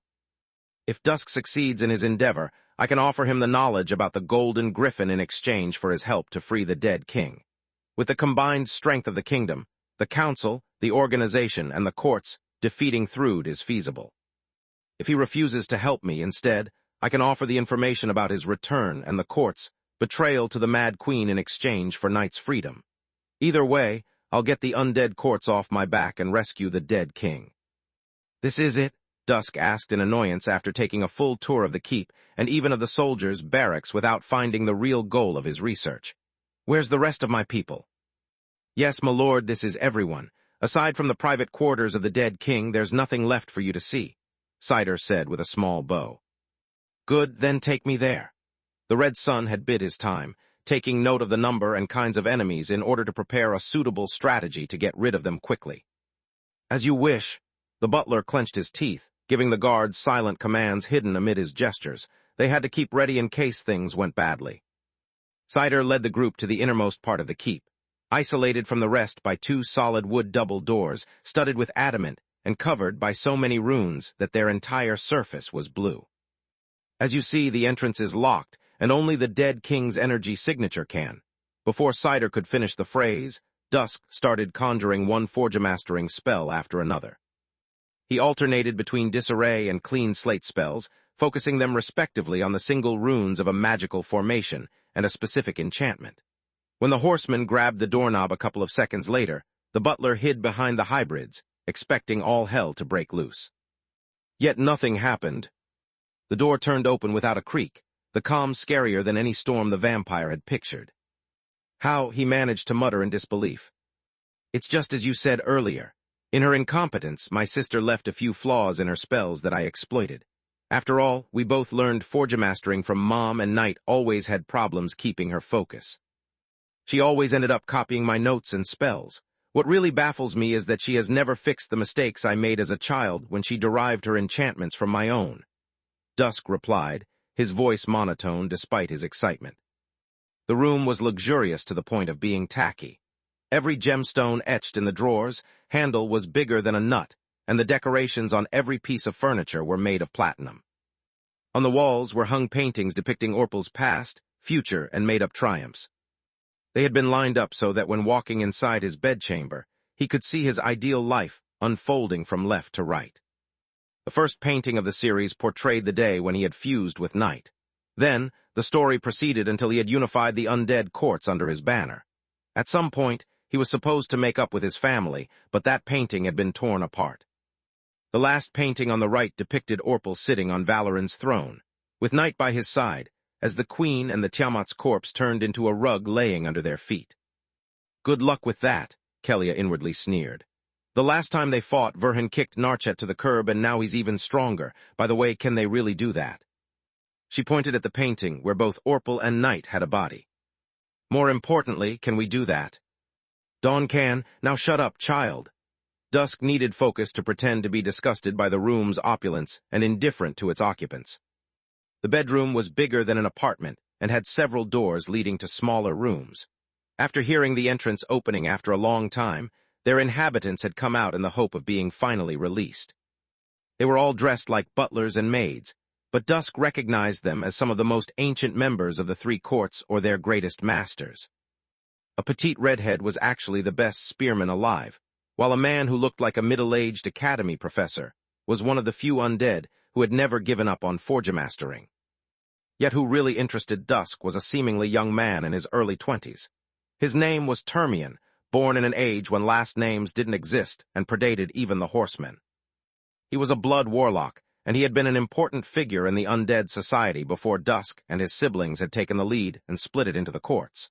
Termian had refused to bend the knee to creatures he considered infants and had remained unaffiliated throughout history. He had kept an amicable relationship with the courts by scouting potential members for them and acting as a middleman with the high society of the kingdom. If there was anyone who had participated or at least knew about Arthan's dealings, it was him. By the Red Mother, Sintra, have you been here all along? Do you need food? The horseman rushed to the spearmaster, pretending that Termian was of secondary importance. Respectively, yes and no, my lord. Being locked, I had no way to consume my strength, and I have plenty of humans in my pods. Gods, it's so good to see you again. She was a member of the Dusk Court and broke into bloody tears while kneeling to kiss his feet. What are you doing and what happened here? Dusk asked in genuine outrage while forcing her to stand up. Did that fucker touch you? Sintra was a proud woman, and he had never demanded more than honorifics from his subjects. Crying and submitting were as out of character for her as a dragon-turning spendthrift. No, my lord, don't worry. It's just a common misconception born from the name Pleasure Palace, she said. Chapter 21-28 The Power of Monster Cores, Part 2. Chapter 21-28 The Power of Monster Cores, Part 2. The dead king never used it as a brothel, but as a place to gather all the people who could help him to surpass his brother. I was tasked with teaching him spearsmanship, Rakan with how to fix his outdated forgemastery, Termian strategy, and so on. Each one of us had their respective duty, and by working together we had to help him understand his bloodline abilities. What the heck did he mean with pleasure, then? Sintra's words made sense, but Dusk didn't trust Orpal farther than he could bury him. The dead king kept repeating that ever since he's met Night. He has never experienced a greater ecstasy than becoming stronger and trampling his enemies. He considered us the whetstone with which he sharpened his blade. As long as he had use for us, he didn't dare harm us or force us to turn into his chosen. Because of his good heart, the Red Sun furrowed his brows in disbelief. No, because the dead king had no control over his minions unless he fused his mind with theirs, but doing so meant to erase our personality and knowledge. He often whined about how much he would have loved to just absorb our skills instead of training. Sintra replied. On top of that, he left us precise instructions. The door to these chambers was supposed to only open either by his hand or upon his death. In the latter case, we had to impart our knowledge to Thrud's enemies. Were the dead king to turn us into chosen, we'd die with him the moment the prism shatters. This leaves me just one question. If you knew all this, why did you agree to help him? Because he left me no choice, the spear master sighed. You were gone, the courts were still at war with the entirety of Garland, and I had nowhere to run. I remained loyal to the Dusk Court and waited for your return, but you never did. Those words struck at the horseman harder than any blow he had ever taken, making Baba Yaga's words echo inside his head. Maybe Mom was right when she said that I'm the one who disappointed her the most. All this time, I never worried about the consequences that my actions had on my people. First, I forced them to go to war against the living, and then I abandoned them in the hands of not one but two madwomen. I left Sintra and many others to rot without a second thought. What's the point of being sorry? Be better. Kelia's voice snapped him out of it. We can save them now and give them a choice. They can either join us and help the Empress, or they can go to the Eclipsed Lands. Whatever they decide to do, it will be on them, not you. Thanks, Kelia, he inwardly nodded. I hereby release you all from your service under the Black Knight, Dusk said. You are free and under my protection until we leave the palace. This wasn't the deal, Cider said. You are allowed to bring out only those who belong to the Dusk Court. Fine, who among you wants to join me? The Red Sun asked with a shrug. Not only all of the undead in Orpal's room raised their hand, but also many among the guards. I'm going to uphold my end of the bargain. Dusk's eyes shone with a red fury that matched his armor, and so did his blades. I'm leaving with the members of my court. Now step aside, or I'll end you. Kill them all. Cider's voice had yet to die out when the guards were already attacking, yet Dusk, Xenagrosh, and Kigan were faster. The Red Sun plunged the firebrand in his left hand straight into the butler's black prism, while throwing the second at a chosen who wore a golem suit of armor, piercing them both. Before the corpses could turn into ashes, the blades flickered in a blaze of emerald flames, leaving the wounds open and reappearing in Dusk's hands, ready to strike again. The undead guards jumped on the horseman, while he was still unarmed, and arrived, just in time to impale themselves on his blades. Those who came too close had to deal with 2 short words, while those who stepped back were cut asunder by the great axe, the 2 pieces of firebrand merged into. As for the Eldritches, they had been absorbing the light element from the arrays the entire time, using it to develop and refine their powers. Stay behind me if you want to live, the Shadow Dragon said while activating her Tier 3 decay magic spell, Lifespark. 5 small beams of white energy came out from each of her fingers, striking at the undead who fell to the ground panting. The enormous amount of light element they had been exposed to had fixed the imbalance in their blood cores, turning them back into humans. Regular red-cored humans whose bodies were too weak to wield equipment that even a newborn undead would have considered light. Bodies that aged at a speed visible to the naked eye, turning youths into old people and then into literal fossils. Even those who managed to dodge Lifespark couldn't escape its effects. The decay infected the particles of light element released by the arrays, turning them into decay as well. I'm alive. Sintra had tried to take part in the battle, but Dusk had stopped her. The small particles of decay had brought her blood core to full red and beyond, temporarily restoring her mortality. Damn, you better take a few steps back then. This is harder than I thought. Xenagrosh had only recently started to experiment with the magic that her troll core could conjure. The enormous mass of light element that her monster core produced was neutralized by her black core, which in turn needed just a slight push to turn it into decay. While regular Eldritches could only use chaos safely thanks to their cores feeding off the decay produced in the process, now Xenagrosh had learned how to do the same with her troll core to control decay magic. Yet like all the cursed elements, its power was wild and unpredictable. Kigan was safe from it only thanks to his black core, while Dusk due to his armor, whose defensive aura sizzled every time a spark of decay reached him. Xenagrosh took a deep breath, hurling a stream of origin flames that despite her best efforts carried neither chaos nor decay. Damn it, why can't I do it? Lith makes it look so easy, she said in frustration as the first rows of undead perished. Tell me about it, Kigan said with a snarl. He activated his bloodline ability, Molting Essence, to turn his body into a mass of living flames, while also using his Balor's red eye to strip the fire element away from the world energy. Without its twin element, water turned into 0, and so did the Black Phoenix. I'll take the ones on the left. Xenagrosh, you deal with those on the right. Dusk, make sure that those weaklings stay out of our way. His words hurt the pride of the ancient undead. Chapter 21-29 Close but Far, Part 1. Chapter 21-29 Close but Far, Part 1. Sintra and the other elders had been chosen by Night as her teachers because of their power and skill, so they considered themselves more than dignified baggage for the hushed king's group. Yet their pride gave way to humility the moment Kigan rushed at the enemy lines. The cursed element made the temperature in the room drop by dozens of degrees, yet it was nothing compared to what happened to anything that came in contact with it. The bodies of the undead were frozen to the bone, their bodily fluid increasing in volume and making their flesh and bones shatter from the sheer pressure. In less than 1 second, anyone grazed by the living Zero turned into a pile of red crystals and then into ashes. Enchanted protections failed, enchanted metal became as brittle as glass, and even the solid stone of the golems melted into ice shards when Phoenix's cursed body clawed at them. Such a bloodline ability would have killed its user in a handful of seconds if it wasn't for Kigan's Balor half. Balors had no mana core due to the elemental energy being evenly spread throughout their bodies and mixed with their life force.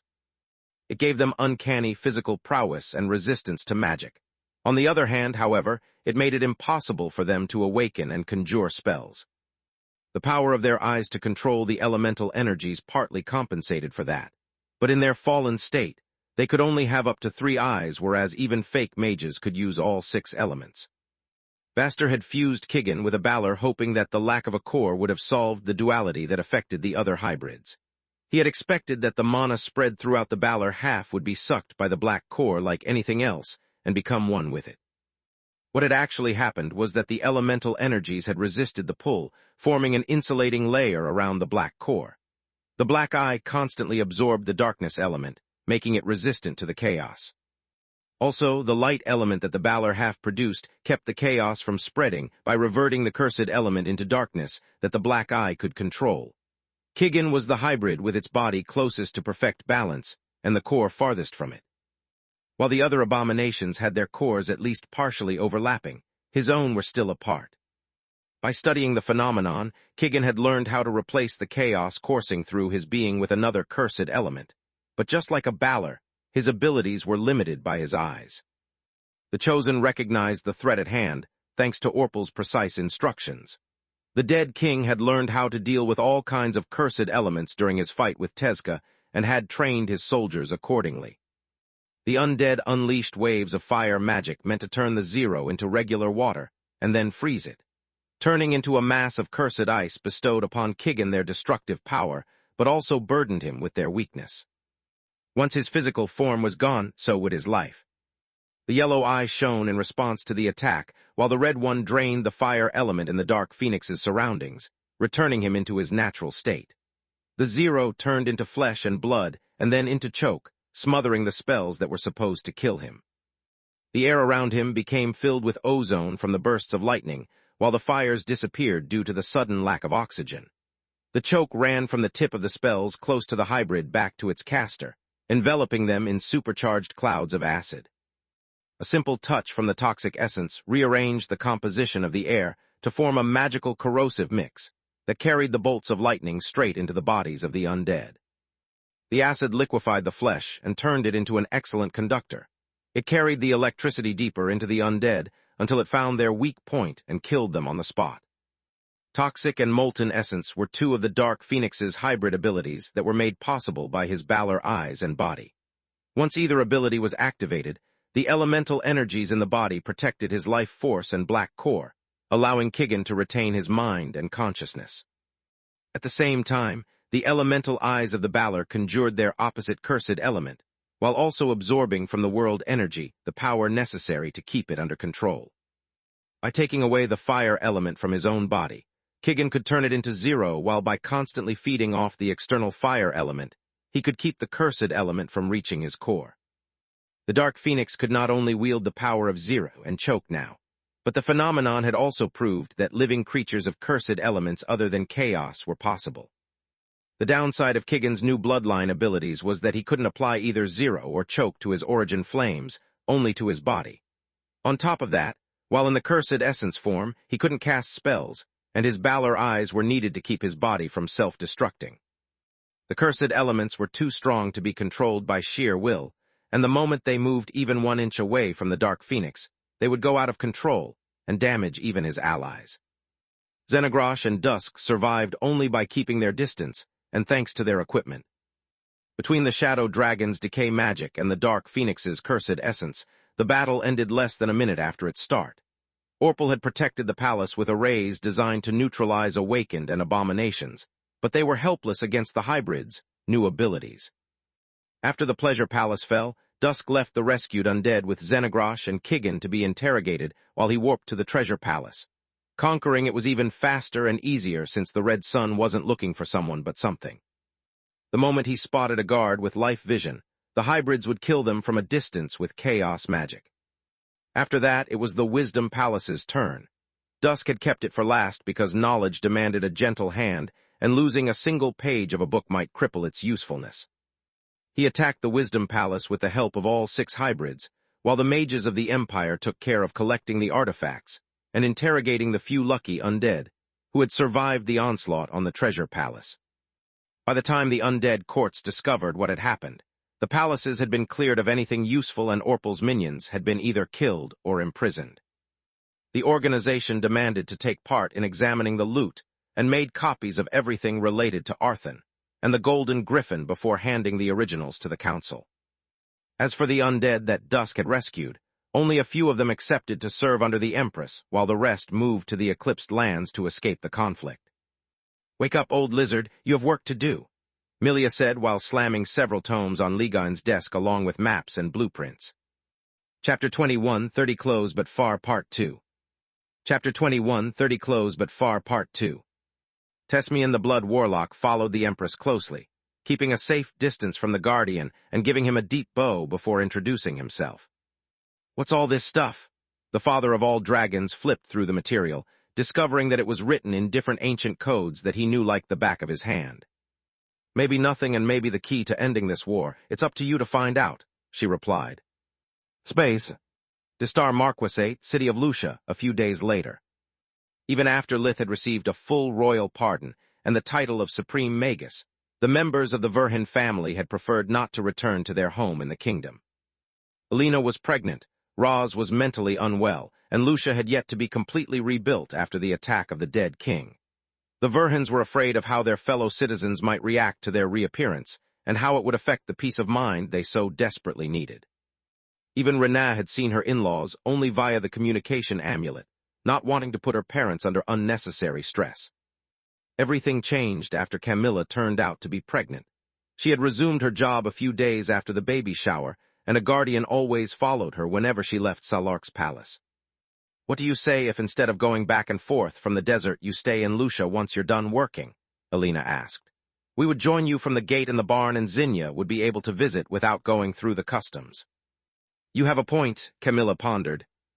She was actually sick and tired of working until sundown just to find the heat of noon waiting for her in the desert. It screwed up her body clock and forced her to stay locked inside the palace to not sweat bullets in the few hours she had left before going to bed. Camilla missed seeing the moon and the stars, the familiar smells and taste of the cuisine of the kingdom, and most of all, she craved some peace and quiet. In the desert, the house staff kneeled in front of her and refused to get up until she gave them her blessing. Phoenixes, dragons, and even members of the council came at all hours to congratulate her or discuss the future of the baby when she just wanted to relax. "With you there, we could finally eat at our table and sleeps in our beds. It would do wonders for Roz. On top of that, I think it's time the people of Lucia start to get used to the idea that we won't be away forever." Feeling confident, Alina continued with her pitch. "After what happened at the Heavenly Wolf restaurant, I don't trust the Queen's Corps much. They do their best, but our enemies have proven to be both resourceful and cunning. I understand that Thrud is much worse than Meln, but even she is nothing compared to a guardian. If you come with us, I wouldn't be afraid of facing the Mad Queen, let alone an angry mob." "Only at a few conditions," Camilla replied. "Anything you want," Alina said with a warm smile on her face. "I'd like you to start cooking after my arrival. I miss the delicate aroma of our homeland spices and the smell of fresh ingredients. Also, I could use some makeup cooking lessons. I've been served for so long that the only kitchen tool I remember how to use is the fork," Camilla said. "I thought that you liked it that way," Alina chuckled. "Well, yes, but this changes everything." Camilla unconsciously touched her womb. "Now it's not just about preparing Lith's favorite dishes when he's feeling down or when it's my turn cooking. I want to learn how to prepare everything that the baby might like growing up. When I was little, I was raised by the house staff. Kima never prepared dinner for us, nor did she spend time with me and my sister, except that for lecturing us. Now that's my turn being a parent. I want to give the baby everything that I missed. I want to be there for them, not just give them the crumbs of my time. I want to be capable of taking care of them and preparing them delicious food without the need to constantly rely on someone else. I want to show them how much I love them with my actions instead of empty words. Her eyes veiled with tears at the memories of how, during her childhood, she had desperately sought her parents' affection. They would praise her only if she obeyed them and lived up to their expectations, but even then, they were just manipulating her. On top of that, Lith is already going to be the cool dad who teaches them how to fly and cast magic. If I let him also cook and do the house chores, once our child grows up, they will start wondering what a mom is for. Don't worry, dear, there's more to being a mother than cooking and sewing. Elena hugged Camilla to make her stop doubting herself. Camilla's not completely wrong, though. Roz sighed deeply, making Elena throw him a mean look. Back when we had Renaa and I mean the twins, I spent so much time in the fields while you took care of them that I missed a lot of things. I still remember how, after a long trip to sell the cattle, upon my return home the children looked funny at me. Then, once we sat down for lunch, they asked you who the stinky man was and why he was eating your food. Elena, Renaa, and Camilla laughed, but Roz only grunted harder. It's not funny when you realize that you spend so little time with your children that it takes them a week to forget who you are, he said with a snort. Also, have you forgotten when Tista said her first word? No, I haven't. Elena stopped laughing and became gloomy. What happened? Camilla asked in confusion. She was our fourth child, and we had to work a lot to keep the farm running and have food on our table. Elena blushed in embarrassment. Roz and I had to work until sundown, and often we didn't get back home except that for the meals. So we had Renaa take care of her younger siblings, Roz said with a sigh. When Tista started talking, she called Renaa Mom, and soon Tryon started to follow suit. Wasn't it cute? Camilla said, trying to lighten the mood. No, it was depressing. Elena shook her head. I had to wait until winter to be called Mom as well, but Renaa was still Tista's favorite. I swear to the gods that it's a miracle that Lith never forgot who we were. Camilla swallowed a lump of saliva, quickly calculating how much time she would spend with the baby after work, and comparing it with Lith's long hours in the tower. The army has a daycare, but I would still leave the baby with strangers, whereas Lith would have just Solus conjure a protected area in the lab where the child can rest. What if they think Solus is their mom? She thought in horror. Chapter 21, 31 Close but Far, Part 3. Chapter 21, 31 Close but Far, Part 3. About the conditions to go back to Lucia, I also want no guests in the house except for those I invite there myself. I'm tired of people looking for me and touching my womb, Camilla said after snapping out of it. Deal, Elena nodded. Anything else? Just one more. Since we are going to live in the same house, we need ground rules, like no entering a closed door without knocking first and waiting for a reply. Camilla blushed a little. There was more than one reason why she and Lith had kept the apartment in Belias for so long and rarely spent the night in Lucia. The most important was the lack of privacy. That was, after all, the Verhin family's home, and Lith's parents would often walk into a room unannounced with predictable consequences. Locking the door avoided eye contact, but didn't make the situation any less awkward. As for the kids, they would always walk in unannounced and bang on the door when they found it closed. Unless they were outside playing with their magical beasts or already in bed, they seemed to always have the worst possible timing to ask Lith and Camilla to read them a story. On top of that, there was the issue of the noise. If Lith soundproofed the walls, he wouldn't be able to hear anything coming from the outside nor to answer any question about the dinner unless someone called him on his amulet. If he didn't and just blocked the noise from going out, unless it was the middle of the night, there was always enough activity in the house to kill the most romantic of moods. The triplets cried for one reason or another. The magical beasts howled for extra food, Sentin and Renaa argued about whose turn it was to deal with the triplets, and Roz yelled at everyone to shut the hell up. We can try, Elena shrugged in embarrassment. Do you want to work on some code, like a sock on the handle means do not disturb? Gods no, Camilla, Renaa, and even Tista said in unison. Who the heck would announce to the world they're having sex, they thought.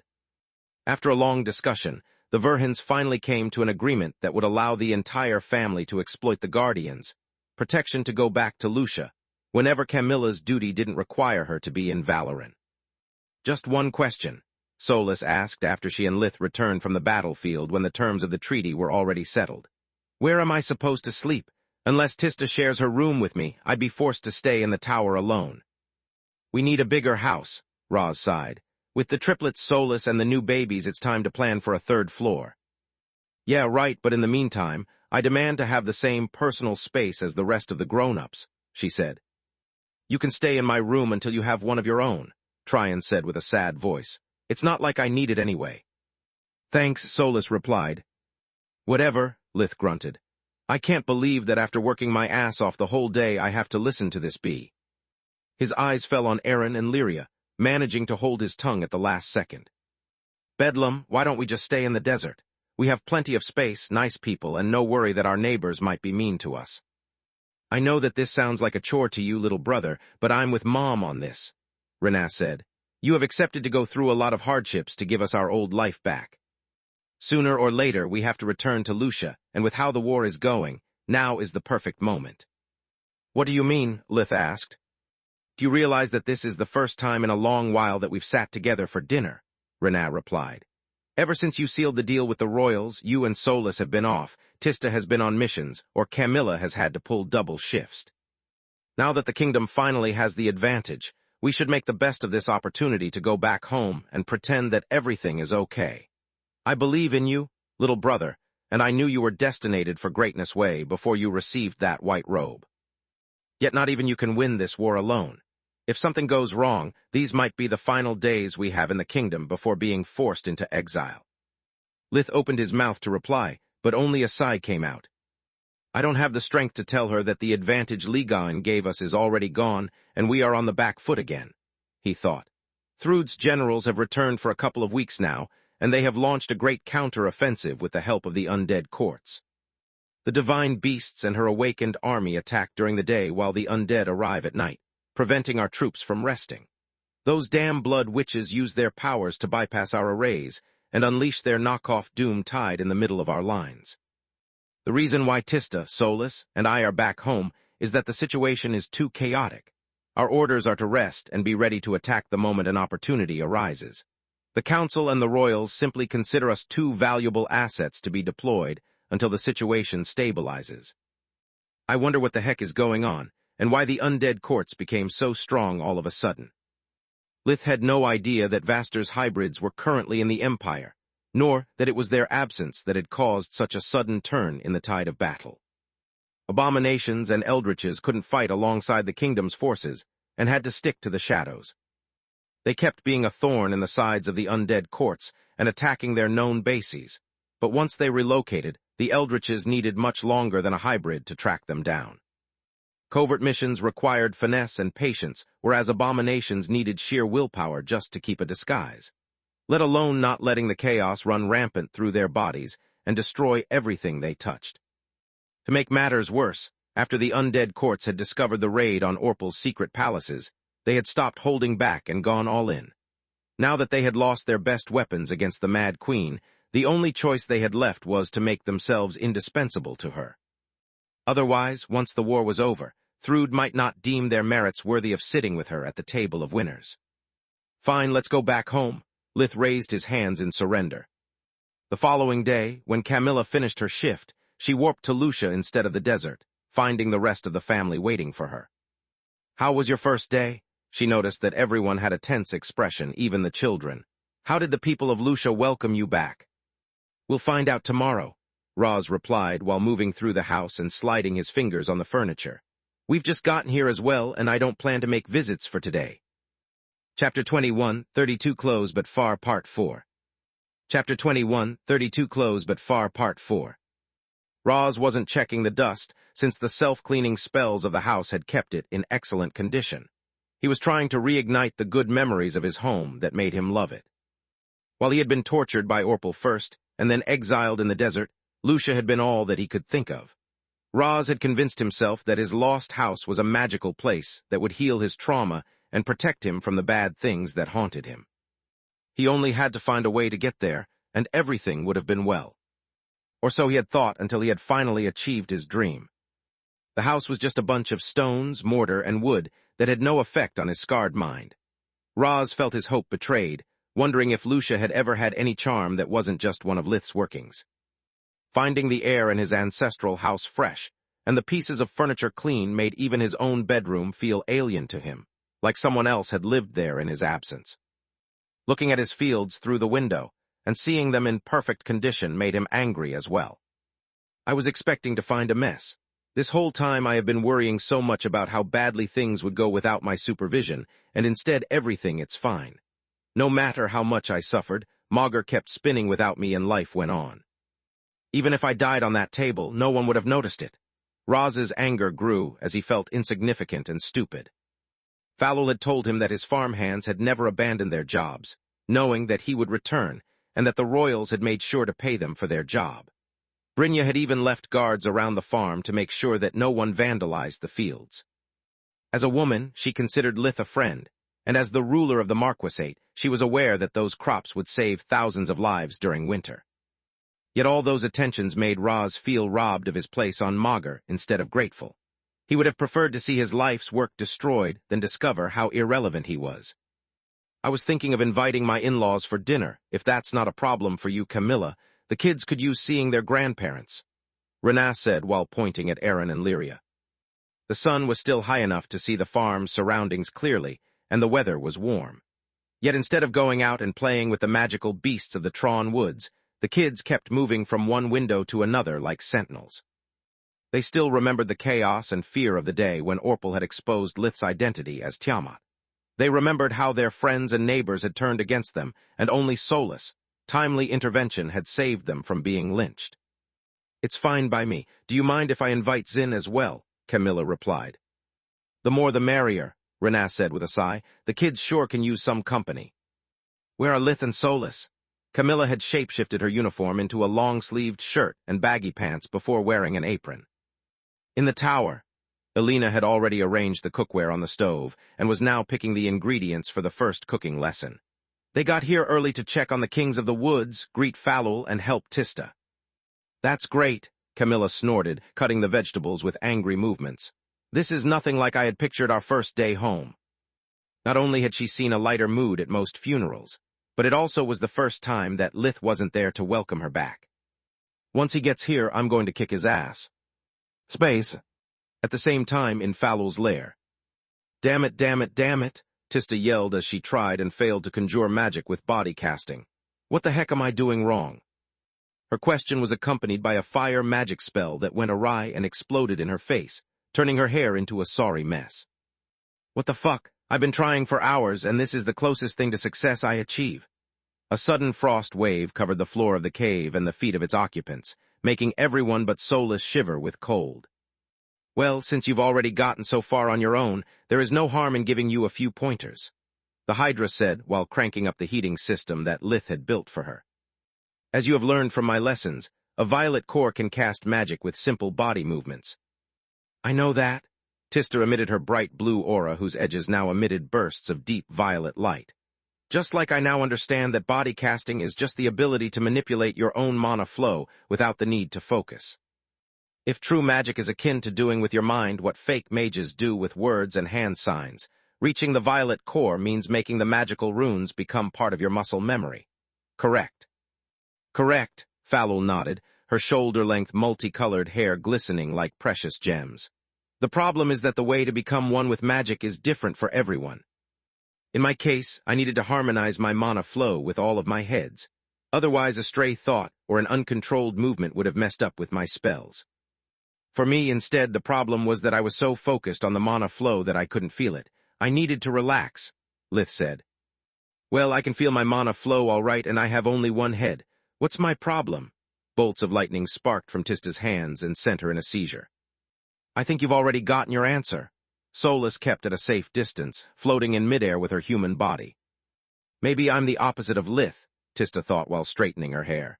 "Maybe I need to let my emotions run wild, but if I do, spells keep exploding in my face. How the heck am I supposed to lose control with moderation?" "Any news from the battlefront?" Lith asked after his sister fell into deep concentration for a few minutes. Same old, Falul sighed. "We win some and we lose some more. The undead courts have become a real pain in the ass, but the real problem is that no matter how many times we beat the main core of Thrud's forces, they always come back. When one of our allies dies instead, it's permanent. If we let the war turn into a battle of attrition, we have no way to win. We must either find a way to stop the regeneration chamber of the Golden Griffin or strike so hard that Thrud can't recover. According to our intel, she had the Golden Griffin for months, but she wasn't a threat until she conquered many regions of the kingdom. If her forces are scattered and the Lost Academy is on the move, we can't stop her. If we manage to nail them all in the same place, however, we can seal the Golden Griffin again, and then have the time to find a way to destroy it for good. Chapter 21:33 Honored Guest, Part 1. Chapter 21:33 Honored Guest, Part 1. Getting rid of a cursed artifact is easier said than done. The Council failed to get rid of the Golden Griffin for centuries. Even if we trap it again, it's only a matter of time before Thrud escapes, Lith said. By the way, is it me, or is your cave filled with a lot more riches than I remember from my last visit? Where did the royals find the money to pay you with the war still ongoing? Haven't you been to Lucia yet? Falul giggled, her rainbow-colored eyes throwing him a mischievous look. No, why? No reason. She suppressed a peal of laughter, making it sound like a snort. Why are you fuck me sideways? Lith looked at his clock and discovered how late it was. Damn it, time flies while training. Why didn't Mom call me? I asked her to notify me the moment. Only after patting all of his pockets did he remember to have left the communication amulet in the pocket dimension to not be disturbed while practicing accumulation and blade spells. Ladies, it was an honor serving with you. Several runes of the amulet blinked in a frenzy due to the number of missed calls and messages left. I'm a dead man. How could you be so insensitive? Sola said in outrage, her waist-long hair whipping furiously through the air as if she was amid a storm. What if something happened to Kami or to the baby? Please, today was Tyrus' turn, Lith said after quickly consulting his notes. The last time someone pissed her off, she sent the whole planet in a full solar eclipse. I think I'd noticed if something happened and so would have the rest of Magur. That said, where's your amulet? A dress has no pockets. Where do you expect me to keep it? Sola said in embarrassment. Hello, Pot. My name is Kettle, and I called you to tell you that we're black, Lith said with a sneer. If I have to go down, I'll bring you all with me. No fair. I'm on the verge of a breakthrough that will literally change my life. Who cares about skipping dinner? Tista said. Oh boy, say that again in front of Mom, please. This way, I'll have to deal solely with Kami because everyone else will be too busy kicking your ass to remember about mine. They'll have to get in line because I called dibs, she replied with a snarl. Solus, Falul tapped her shoulder to get her attention. I noticed that you keep spacing out and that are much less lively than usual. It's not like you to forget about your family. It's complicated, Sola sighed deeply. If you ever want to talk, remember that I'm here for you and so are Tista, Renah, and all the people who love you. The Hydra gently caressed her head.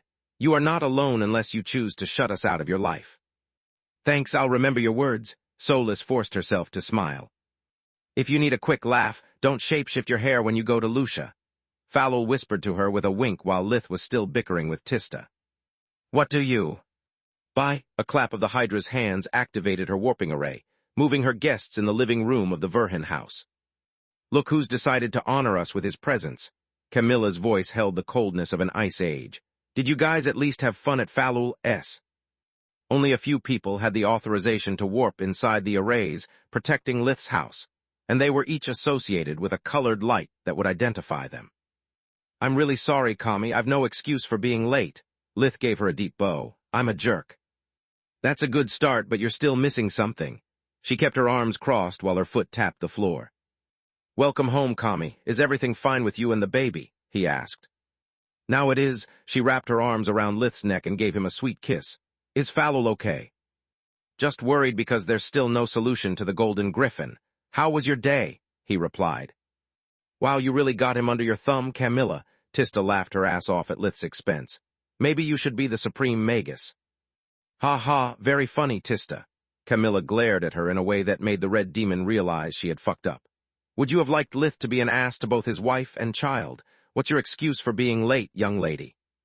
I was busy with my research. Pride made Tista's mouth move faster than her brain, sealing her fate. Oh gods! Elena turned around pointing a wooden spoon dripping with stew at her daughter.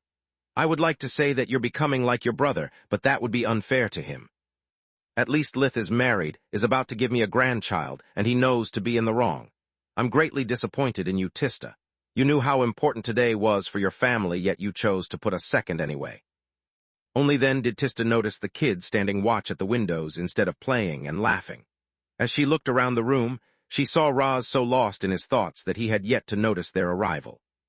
Even the magical beasts were quiet, trying to cheer Aaron and Lyria up with gentle bumps of their muzzles instead of begging for food as usual. The sound of Alina's voice was the only thing breaking the silence that shrouded the house. We're here for less than an hour and we are already at each other's throat. Maybe coming back has been a mistake, Raz said once the quarreling woke him up from his trance. Maybe we should have stayed in Salark's palace. There's nothing left for us here. Don't let sadness get the best of you, my child. Change is painful only if you fight it. You've lived in the desert for so long that the kingdom now looks dark to you. Yet this is still your home, each one of its stones a part of you like the blood that flows inside your veins. You just have to give your heart the time to see through the recent tragedies that still cloud your memory. Then, you'll realize that everything you think is lost is exactly where you left it. Tyrus appeared out of thin hair, holding Raz tight like he was a small boy who had just woken up from a nightmare. I'm sorry for intruding in your home uninvited, but I couldn't stand seeing you suffer any longer. Wait, you were here the whole time? Lith asked. Of course, the guardian nodded. I promised to protect your child and the woman who carries them at all times, and that's what I've been doing. I haven't left Camilla's side since she arrived in the kingdom this morning. Well, that's reassuring. Lith sighed in relief, but Alina and Renan not so much. The first queen was a woman of otherworldly beauty, and despite the soothing aura she exuded, she wasn't a motherly figure for the Verhens like Salark. Raz was frozen in her arms, his mind completely blank. Chapter 21:34 Honored Guest, Part 2. Chapter 21:34 Honored Guest, Part 2. Raz was overwhelmed by Tyrus' warmth, the gentleness of her touch, and the softness of her body. Alina could see his neck and ears turning to a bright shade of purple. Senton's jaw had hit the floor upon her arrival, and he seemed to have no intention of picking it up any time soon. That and his unblinking eyes made him look like a dead fish or a young man at his first crush. Even Aaron looked at the guardian like a fairy had descended among them. Since I'm already here, would you mind if I give you a hand in the kitchen? Tyrus let go of Raz the moment she perceived that the darkness in his heart had been lifted. It's been a long time since I've prepared a meal, and I'm curious to put my abilities to the test. Raz plunged onto his chair, too embarrassed to turn around and look his wife in the eyes. His mind and his body hadn't been at odds like this since his teen years, but experience had been a valuable teacher. Whatever happens, don't talk nor move until your heart stops trying to break out of your chest. Otherwise, you'll make a fool out of yourself, he said to himself out loud in a loop, without realizing that his throughs were coming out of his mouth. Renan, what about your in-laws? Camilla, what about Zinnia? Alina inhaled sharply at her husband, but managed to smile at Tyrus nonetheless. They will be here in a few minutes. Renan nudged at Senton and stomped his feet, but to no avail. She had to put her finger in his mouth and trigger a gag reflex to have his attention again. Same with Zin. Camilla was proud of Lith, who was the only person in the room completely unaffected by Tyrus' presence. Then we can definitely use a hand, Alina nodded. By the way, I'm glad to finally have the occasion to thank you for what you did in Verendi. It was my pleasure.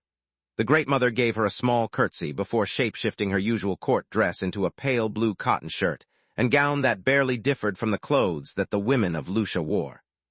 Her golden hair shortened to shoulder length, and she arranged them in a ponytail that left exposed the pearly pink skin of her slender neck.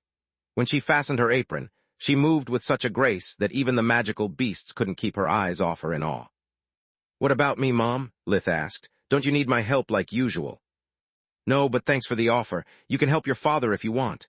Alina nodded at her still muttering husband.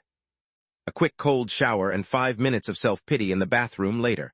Raz was as good as new. Look at the bright side, Dad. You are too embarrassed to be depressed. This is no joking matter, son. Your mother will kill me. Even worse, she might ask for a divorce.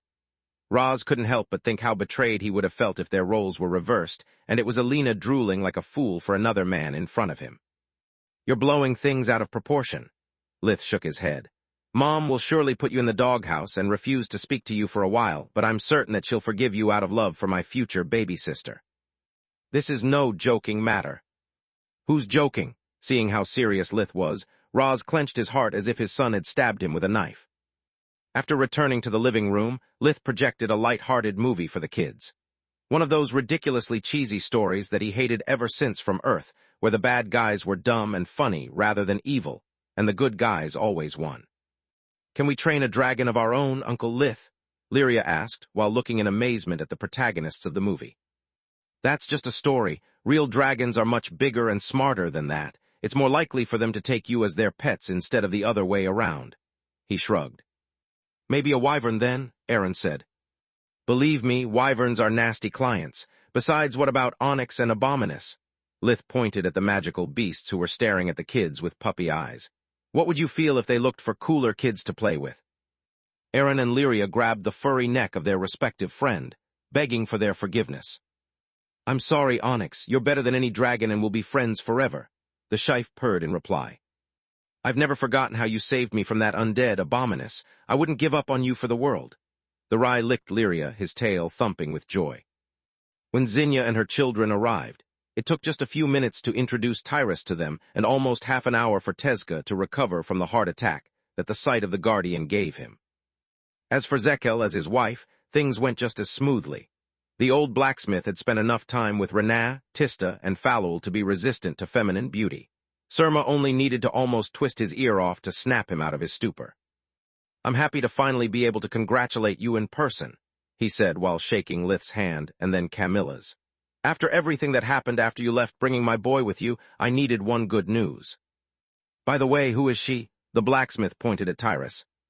"I'm just a maid," she replied with a warm smile. "The Verhins hired me to help them while they get readjusted to living in the kingdom." "Another one? Don't you guys have Solus already?" Surma threw a suspicious look at Lith.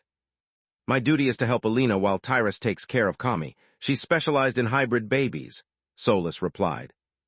"Then why aren't you the one cooking?" "How is it going in Lucia during my absence, Zekel? I hope that being related to my family didn't cause you too much trouble." Lith changed the subject, hoping to stop the questions for which he had no logical answer. As he offered the Proudhammers seats, he noticed that the quality of their clothes had improved since the last time they had met. "I'm not going to lie to you. It was rough at first, but the gods willing, after Morn's execution, everything went back to normal. After that, my business really took off, and it's all thanks to you, my son," he said while patting over his chest where an odd pin was. It consisted of a black disc, the size of a coin with 7 colored stones arranged in the same pattern as Lith's eyes in his Tiamat form. Then after noticing his wife's glare and Sentin's crushed expression, Zekel rushed to add, "I mean in-law, son-in-law, of course." "What's that?" Solus asked after noticing that Surma wore an identical pin as well. "Do you remember when I asked you permission to sell replicas of your dragon friend, I mean your dragon form?" Zekel said, receiving a nod in reply. "Well, the business went so well that I brought it to the next level. Don't worry, I've kept my word and your share of the profits safe." Chapter 2135 Revealing Light, Part 1. Chapter 2135 Revealing Light, Part 1. Lith and Solus exchanged a puzzled look, both finding it odd that so many people in Lucia had started to worship dragons to generate a revenue big enough to affect the lifestyle of someone as stingy as the blacksmith. "This is odd," she thought. "Zekel always reinvests the profits of his business in his own shops or to increase the quality of his house. He and Surma never cared for expensive clothes except when we gifted them to Renaa and the babies." "Yeah, but at least it's nothing to worry about. We'll see it for ourselves tomorrow," Lith replied. "How is Lucia now?" Just mentioning it made Roz's voice shaky as the images of Orpal's broadcast flashed in front of his eyes. "I bet that after what happened back when we escaped, a lot of people have moved somewhere safer. I wouldn't be surprised if our city went back to being just a big village." He cleared his throat multiple times until his voice sounded normal. "And you'd lose the bet." Zekel patted Roz's back, happy to see him in a much better condition than he had expected from Renaa's reports. "It's livelier than ever, and if it keeps up like this, in a few years Lucia will become a medium-sized city." "How is it possible?" Alina was flabbergasted by the news and by Tyrus using magic to cook. Water magic washed the ingredients, air magic cut them in cute or funny shapes for the children, and fire magic made the various pots boil in a harmonious choir. The heat of each stove was strong enough to evenly cook everything, but not enough to make the food become dry or burn the bottom of the pots. Tyrus moved between the stoves like a goddess with at least 20 hands. She left Alina and Camilla enough to do so that they wouldn't feel useless, while also giving them the time and focus to take part in the conversation. Well, between Lith and Meln, Lucia got a really bad reputation, and a lot of people left, but that lasted only until Morn's execution. The Royals and Brynja did one heck of a job to clean your name during your absence, and they succeeded, Zekel replied. On top of that, with the war going badly, people finally experienced what your absence meant. The Queen's corps left, and the magical beasts retreated to the woods, leaving Lucia exposed to the attack of brigands like it didn't happen before Nana. People are afraid of being conscripted, of starving once winter comes, and of what might happen if the battlefront reaches our land. The crime rate has exploded throughout the country since those without anything to lose are less afraid of the law than of the future. Those ungrateful Lucian bastards had no one to blame but themselves, and learned the hard way what it means to not have the guardian deity that they had taken for granted. Once the royals started to negotiate for Lith's return, however, the corps returned, and the rumors about him becoming a Magus started to spread. A lot of people moved to Lucia in search of safety, in the hope that he would live there again. After Lith was crowned Supreme Magus and the Battle of Belias was broadcasted, we have 3 newcomers for every person who leaves. The blacksmith winked at Zinnia, who chuckled in reply. The two seemed in much greater confidence than in the past, but when Lith asked Camilla for an explanation, she knew even less than he did. "I'm a bit busy here," she pointed at the 6 burners covered by pots and pans. "Gods, why did I invite so many people? I'm already forgetting what goes where." She had several spice jars in her hands, and no idea what to do with them. "Don't worry, I took the liberty of writing this for you." Tyrus handed her what Lith recognized as a cookbook. The ingredients for every dish were listed at the beginning of the recipe, followed by a step-by-step tutorial complete with drawings. "Thank the gods for your good heart." Camilla hugged the guardian, who looked at her with a confused expression on her face. "Why should I thank myself?" Tyrus asked, making Camilla giggle. "This joke never gets old." "What joke?" The dinner went smoothly as the Verhins talked about their stay in the desert, the Proudhammers about life in Lucia, and Zinnia about her new life in the royal court. The food was beyond delicious, and with each mouthful, the mood of both hosts and guests improved. Tyrus just sat with them, eating and listening, but her presence did wonders for everyone and especially for the kids. She exuded an aura of purity and serenity that made Magur look like a better place. By the end of the meal, all the bad thoughts had faded like the memories of a nightmare. Zekel and Surma were tired from the long day at work and left first, asking Lith for a quick warp home. "What do you say if we all take a digestive walk?" Tyrus asked, once only those who knew about her true identity remained. "You've been holed up in the house since your arrival, and you could use a bit of movement after eating so much." Aaron and Lyria looked at the door like a monster was about to barge in. Roz became as pale as a ghost, and Frey and Philia clung to Zinnia in fear. Back when Orpal had attacked them, their magical beasts had sacrificed their lives to save them. They had never come back to Lucia since that day, still scared by the sight of the ruins of their old house. "I don't think it's a good idea," Roz said, his voice quivering until Alina held his hand. "It's almost sundown, and there's nothing that we haven't seen a million times anyway." "You are wrong, child," Tyrus shook her head. "There's your whole life out there waiting for you. I know what you have gone through, and I understand your feelings, but your house is supposed to be your castle, not your fortress. If you people don't find the strength to take back what Narchat stole from you, you'll live as prisoners even once all of your enemies are dead." She stood up, offering her hands to Frey and Philia, who took them after a second of hesitation. The guardian walked in front of the door that opened by itself, letting the fresh air of the evening in along with the familiar smells and sounds of the countryside. The wind brushing through the crops reminded Roz of the countless hours he had spent tending the fields ever since he was a boy.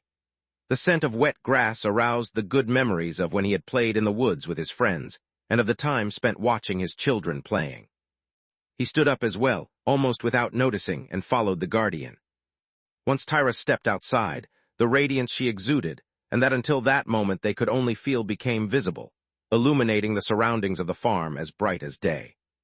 "Come, children, this place is still your home, but only if you stop seeing it as a cage." Chapter 2136, Revealing Light, Part 2. Chapter 2136, Revealing Light, Part 2. Fear is like all the good medicine. Too much becomes poison. Tyrus was talking to Aaron and Lyria, yet everyone felt like she was talking to them. The group took a long stroll, basking in the light and the warmth of the Guardian. Roz steered Elena toward the cultivated fields, remembering with her the hard work behind every bountiful harvest and the joy from their property expanding through the years. Philia and Frey dragged Tyrus near the woods, where they had last seen their loyal steeds. They took their time mourning them and thanking them for their sacrifice. "Is this Volgun's and Brionnec's resting place?" Frey asked Lith amid sobs.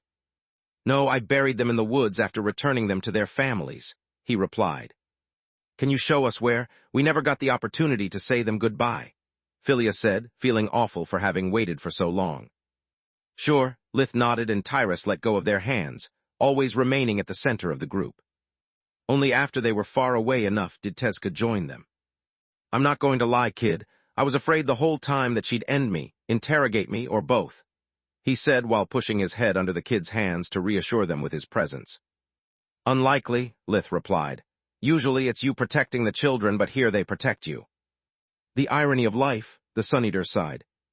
Meanwhile, Camilla and Zinnia walked arm in arm, moving towards Celia's house. "Well, now that you're done with your training to become the mom of the year, do you have a few minutes for your sister?" "I'm sorry, Zin. It's just that I don't seem to have a single moment of respite." Even though the baby provided Camilla with an apparently endless energy, she felt mentally exhausted. "By the way, have you started to think about how to call your child? I'm certain that with so many important relatives and friends, there will be a lot of quarreling even for the initial of the third name." "It's kind of hard to do that without knowing their gender," Camilla sighed. "Wait, you still don't know?" Zinnia was flabbergasted. "Wait, you do?" Camilla was shocked. "Of course, Elena called to give me the good news the moment Salark told her.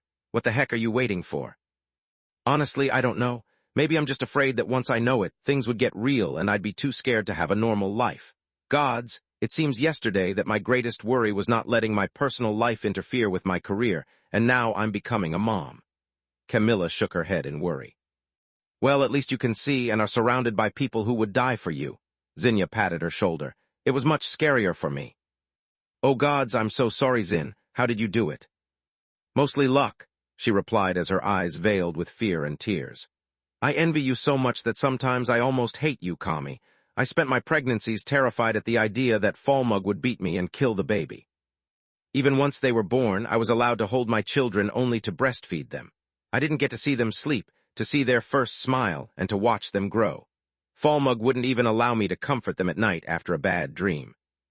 I spent most of my life as a prisoner in my room, and a stranger to my own children. I love Philia and Frey with all of my heart, yet I didn't get to really know them until you brought me here.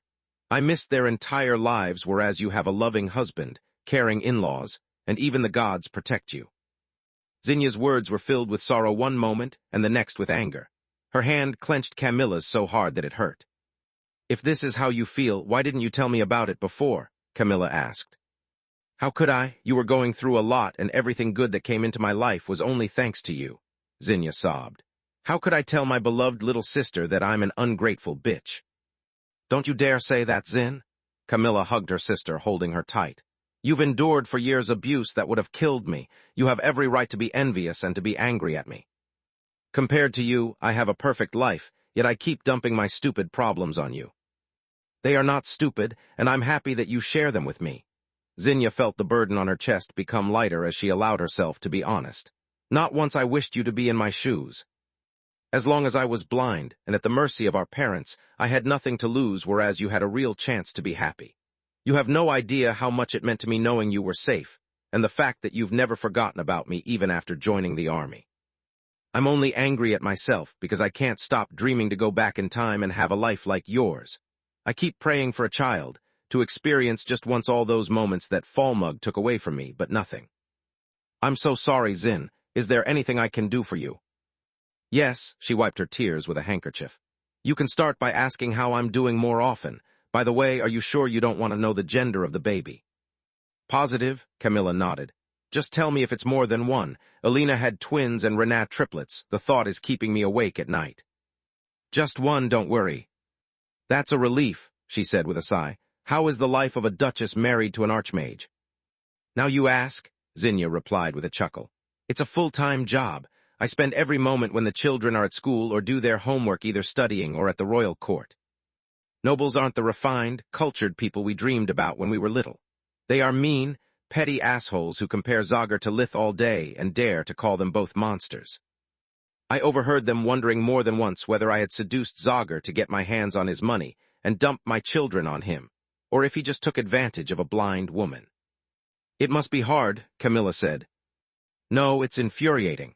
They keep dissing my husband even though they aren't worthy of kissing the ground where he steps. If it weren't for Rissa and Brynja, I would have probably ended up killing someone. Wait, I get Brynja, but Rissa, you mean the Dryad? Camilla asked.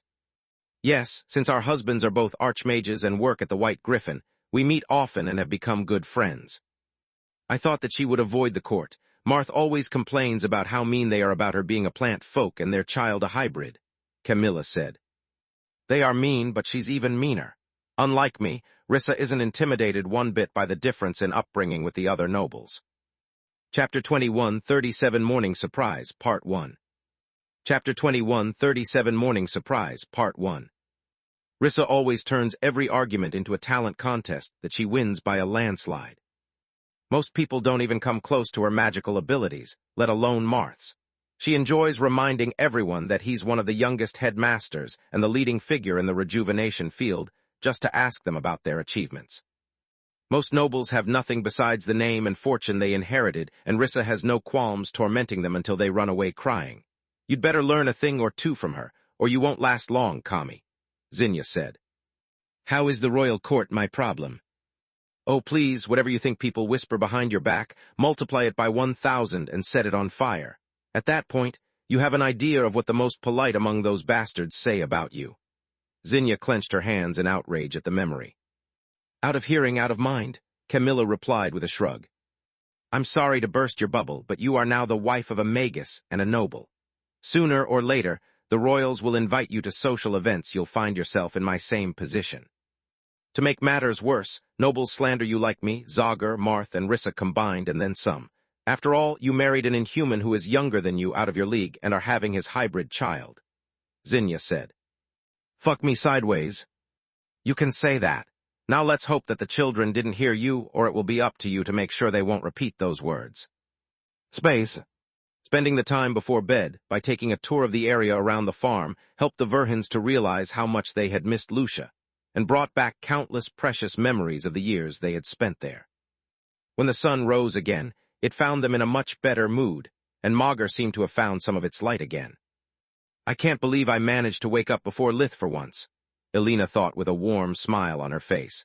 I can finally pamper my son a little and prepare him an authentic kingdom breakfast instead of the usual dessert. Good morning, child. You take your eggs sunny side up and prefer your bread fresh from the oven rather than toasted, correct?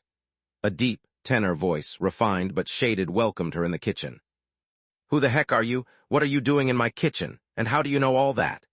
Elena needed a mere thought to make the wooden spoon that controlled the defensive system of the house flew into her hand. How can you have already forgotten about me? The man was about 1.8 meters, 511, tall, with unruly black hair and red eyes with vertical pupils. He wore something in between a livery and a tuxedo. Yet no matter how well dressed they were, finding a stranger in your house first thing in the morning is never a pleasant experience. As for your other questions, today's my turn to take care of Camilla, and I'm always prepared. Ligon, she asked in confusion. Who were you expecting? Roghar. He flipped his hair dramatically, offended by her words. First, I have no idea who that is. Second, I've never seen you this tall and handsome. Usually you are shorter and with a scruffy look. Why so elegant? Wow, and I'm the one who's not judging you from your appearance, the father of all dragons said with a scoff. Since yesterday Tyrus introduced herself as a maid, it's only fitting for me to act as your butler for today. I simply dressed for the part. What about my app? Only then Elena looked at the nearest mirror, noticing her bed hair, the drowsy eyes, and the fact that she was wearing her old, worn-out house clothes that she only used when she wasn't expecting guests. Don't worry, you have yet to gain weight from the pregnancy, and your breasts won't get bigger for another moan. Stop talking about my breasts. Elena blushed in embarrassment while covering her bosom. Is everything all right, Mom? Why are you yelling so much? Aaron walked out of his room in his pajamas, rubbing his eyes. Do you need help, Miss Verhin? an adorable little girl who was holding his hand asked. She looked about the same age as Aaron, with flaming red hair streaked yellow and blue all over. She had emerald green eyes with a vertical pupil and was wearing one of Aaron's spare pajamas. "Go back to sleep, darling. Everything is F." The words died on Alina's lips the moment her brain realized that she had no idea who the girl was. "Is she one of yours?" she asked Ligon after noticing how similar their eyes were. "Don't be silly, Mom," Aaron said amid yawns. "You've known Onyx for years." "Good morning, Miss Verhen." The clearly awakened Scheif gave her a clumsy but adorable curtsy. "Onyx right," Alina said with a warm smile while stroking the magical beast's soft hair. She then proceeded to pinch her arm to make sure it wasn't just her recurring nightmare.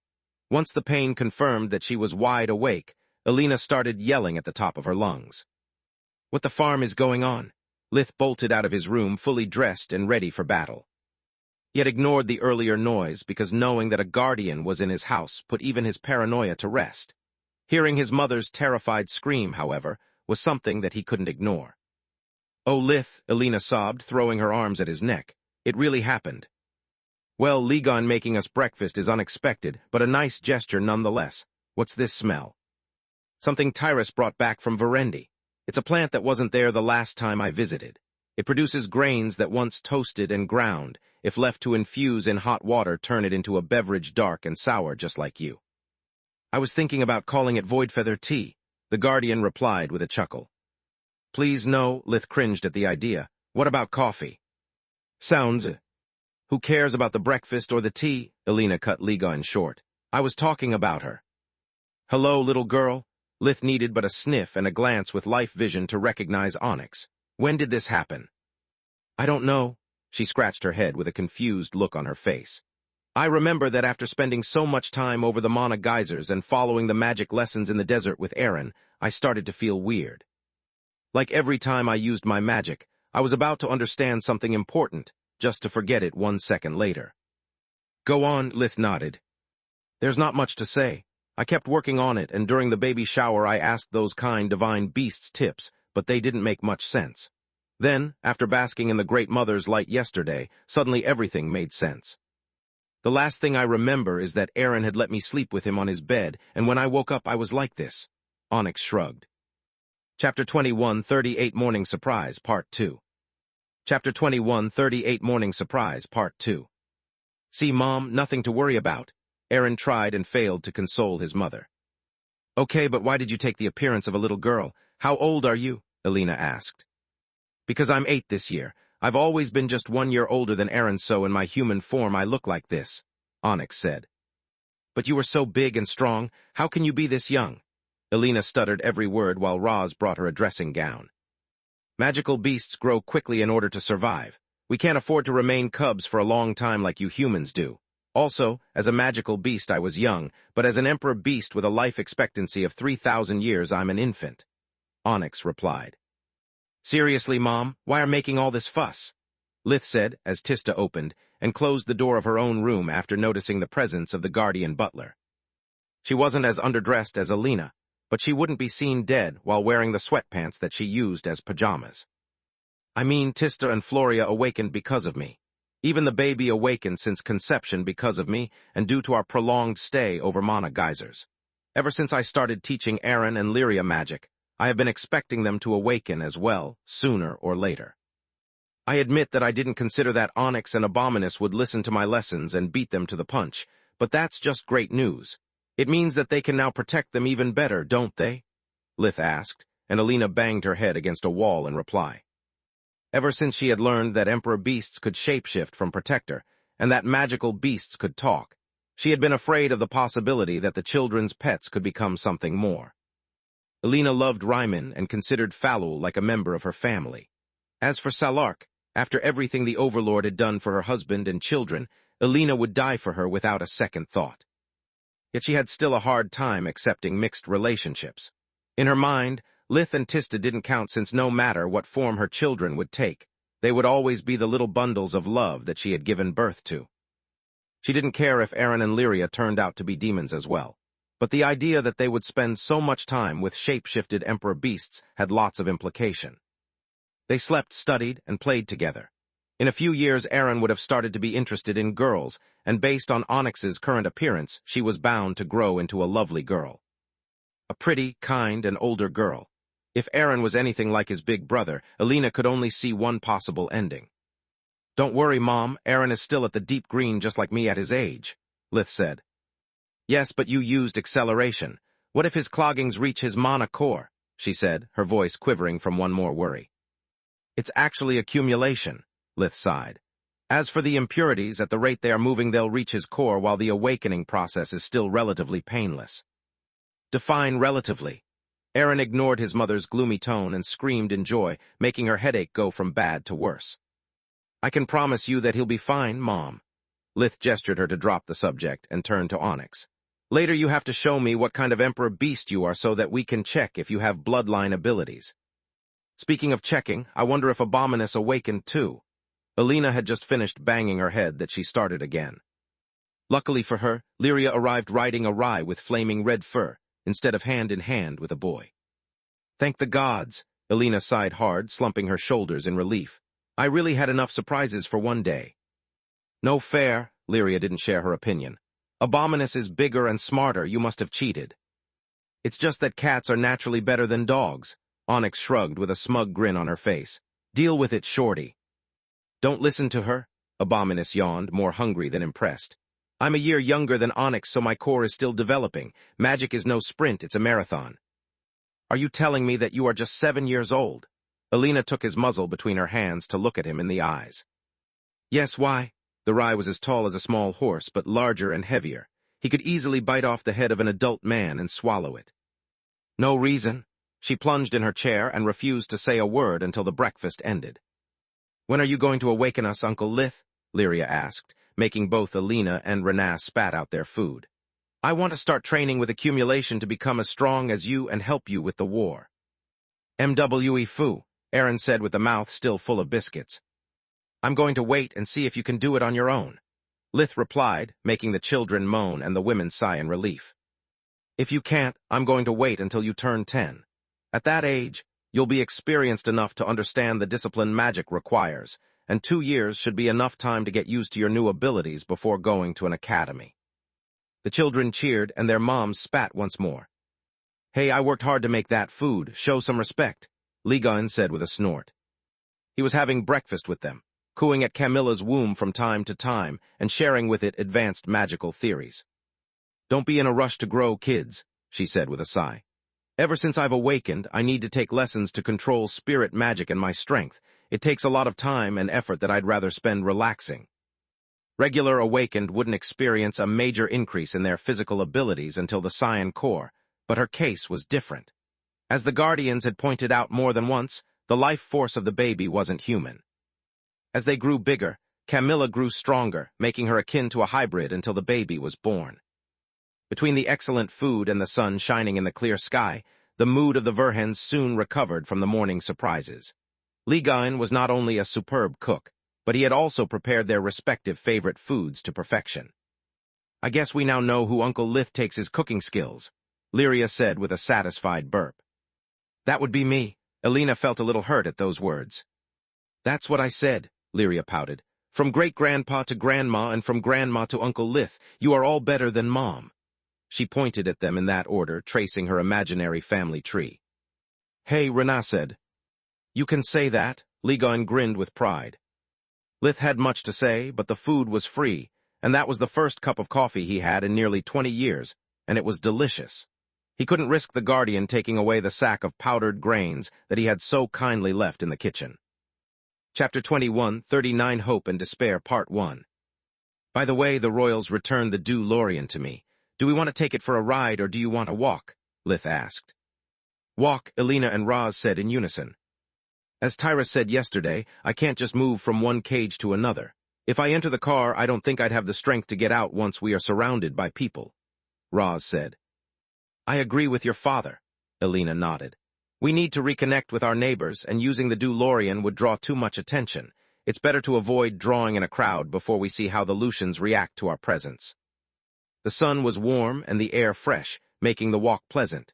Ligon walked a few steps behind them, still dressed like a butler. Even outside the Gorgon Empire, his breathing technique allowed him to scan his surroundings for hundreds of miles. On their way to the city, the Verhans met several of their old friends and of Raz's farmhands working the fields. Most of them froze for a second before returning their greetings with an awkward wave of the hand. A few, however, ran away screaming. "Jerks," Renat said with a scoff. "Based on your father's words, I expected the city's outskirts to have expanded. Instead, it seems that nothing has changed, dear." "Would it really surprise you if the people of Lucia expanded its borders in every direction except that toward your farm?" Senton replied.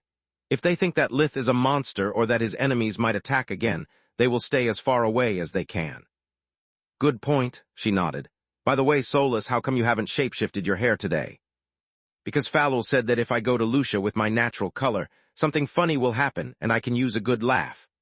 Solus had let the 7 colored streaks of her light brown hair visible, simply tying it in a ponytail both at the neck and the waist level. Lith thought it was a bad idea, but Lucia was still a backwater community, and Solus was often depressed, so he didn't feel like pressuring her. "With everything that has happened, and it's going to happen once they see us, I doubt that anyone will give a damn about her hair," he thought. Soon they reached the fringes of the city, and as he feared, people looked at them with their mouths open and pointed their fingers at them. "I don't want trouble, but if anyone attacks, react with extreme prejudice," Lith said, making Tista, Camilla, Solus, and the beasts nod. Onyx had turned into her Shife form to allow Aaron to ride on her back without scaring the crap out of the Lucians even more. Even a small emperor beast was big enough to make a magical beast look like a harmless puppy. Alina and Raz exchanged a worried look and held their hands tight, inwardly bracing for impact. They could almost hear the angry yells and see people throwing stones at them. "What's that?" Renat pointed at the pins with the same pattern as Lith's eyes that several people had on their chest. "Doesn't that look like that odd button your father wore yesterday?" "It is," Senton nodded. "At least we can expect that those who bought them will be friendly toward." The words died on his lips, and most of the Lucians gave them a warm smile while welcoming them back. "What the farm?" Senton looked around, noticing that people seemed excited by their presence instead of scared. Many kids wore a black mask with 7 colored glass eye slits, arranged in the same pattern as Lith's Tiamat form as they played. "Wow, your father wasn't exaggerating when he said that he brought the business to the next level. I can't believe that people actually buy that stuff." Alina was flabbergasted noticing that her fellow citizens wore all kinds of accessories and jewelry themed after Lith's different forms. Some pendants depicted the Voidfeather dragon, others the Tiamat, and a few even his human appearance. The only thing they had in common were the 7 eyes. The further they moved inside Lucia, the more polite the greetings they received become. The smiles turned into deep bows first and then into kneeling. Some even touched the ground with their forehead in submission. "Okay, this is getting creepy," Lith said after a man had burst into tears of joy simply because Lith had greeted him first. "What the heck is going on?" "I think that's the answer." Solus drew their attention, pointing at an odd building made of black stones they had never seen before. Tall columns supported the sloping roof and surrounded the building from every side, leaving only the space for a main and a back entrance. On the right, there was the statue of a man with 7 eyes, while on the left there was another depicting a Voidfeather dragon. "It's the triple god," a woman said while staring at Lith in awe. "The what?" Lith asked while turning toward her, making her faint on the spot from excitement. "The All-Father has returned," a middle-aged man cried in joy. His words spread to the crowd, being repeated over and over. "Wait a minute, why does this nonsense sound familiar?" Camilla said. "Also, I think I've seen that statue before, but I can't put my finger on it." "By my mom, we've already met a lot of these guys. Don't you remember the Church of the 6 in Xantia?" Solus said while pointing at the statue of the 7-eyed man. "Thanks for blessing us with your presence, O bright maiden. Lady Falul had prophesied your arrival, but we didn't dare hope for a 3rd maiden so soon." A young woman threw herself at Solus' feet, soon followed by many others. They cried in joy, begging her to bless them. "What the heck is a bright maiden, and how do they know Falul?" Solus felt pranked by the Hydra, but the situation was so embarrassing that she didn't know how to react. "Now that I think about it, Zekel yesterday mentioned Falul, but I thought she had simply gone to the village from time to protect them. Not that she would bring Freya and Solus into whatever this is," Lith said. "What does Freya has to do with these nutjobs?" Solus asked. "If you are the 3rd, then 2 maidens already came to Lucia in our absence. How many people with 7 streaks do you know? Lith said with a snort. Exactly. Zekel walked out of the temple, wearing a black robe with the 7 eyes pattern on its chest, and wielding a staff whose top had been masterfully carved into 3 masks that formed a perfect triangle. The masks depicted Lith's human, Voidfeather, and Tiamat faces, and they all had 7 eyes. The bright maidens have been blessed by the All-Father's light and carry his mark. Is that so? What does it make me then? An extra, Camilla said with a snarl. Of course not, Zekel said with a solemn tone. The bright maidens are born to keep the darkness of the triple god at bay, whereas the dark lady walks by his side and tempers his fury. Chapter 21, 40 Hope and Despair, Part 2. More people threw themselves on the ground, raising and lowering their arms toward Camilla while they chanted some kind of prayer. Oh gods, this is even worse than the desert. Camilla's head was spinning, and she had now a splitting headache. Zekel, what's the meaning of this? Lith asked, as his confusion was quickly turning into annoyance. Those who lived near the temple didn't even dare meet his gaze, just praying to him for a miracle or another. He was used to being feared or respected. Being worshipped was beyond unsettling. Business, the blacksmith whispered in reply.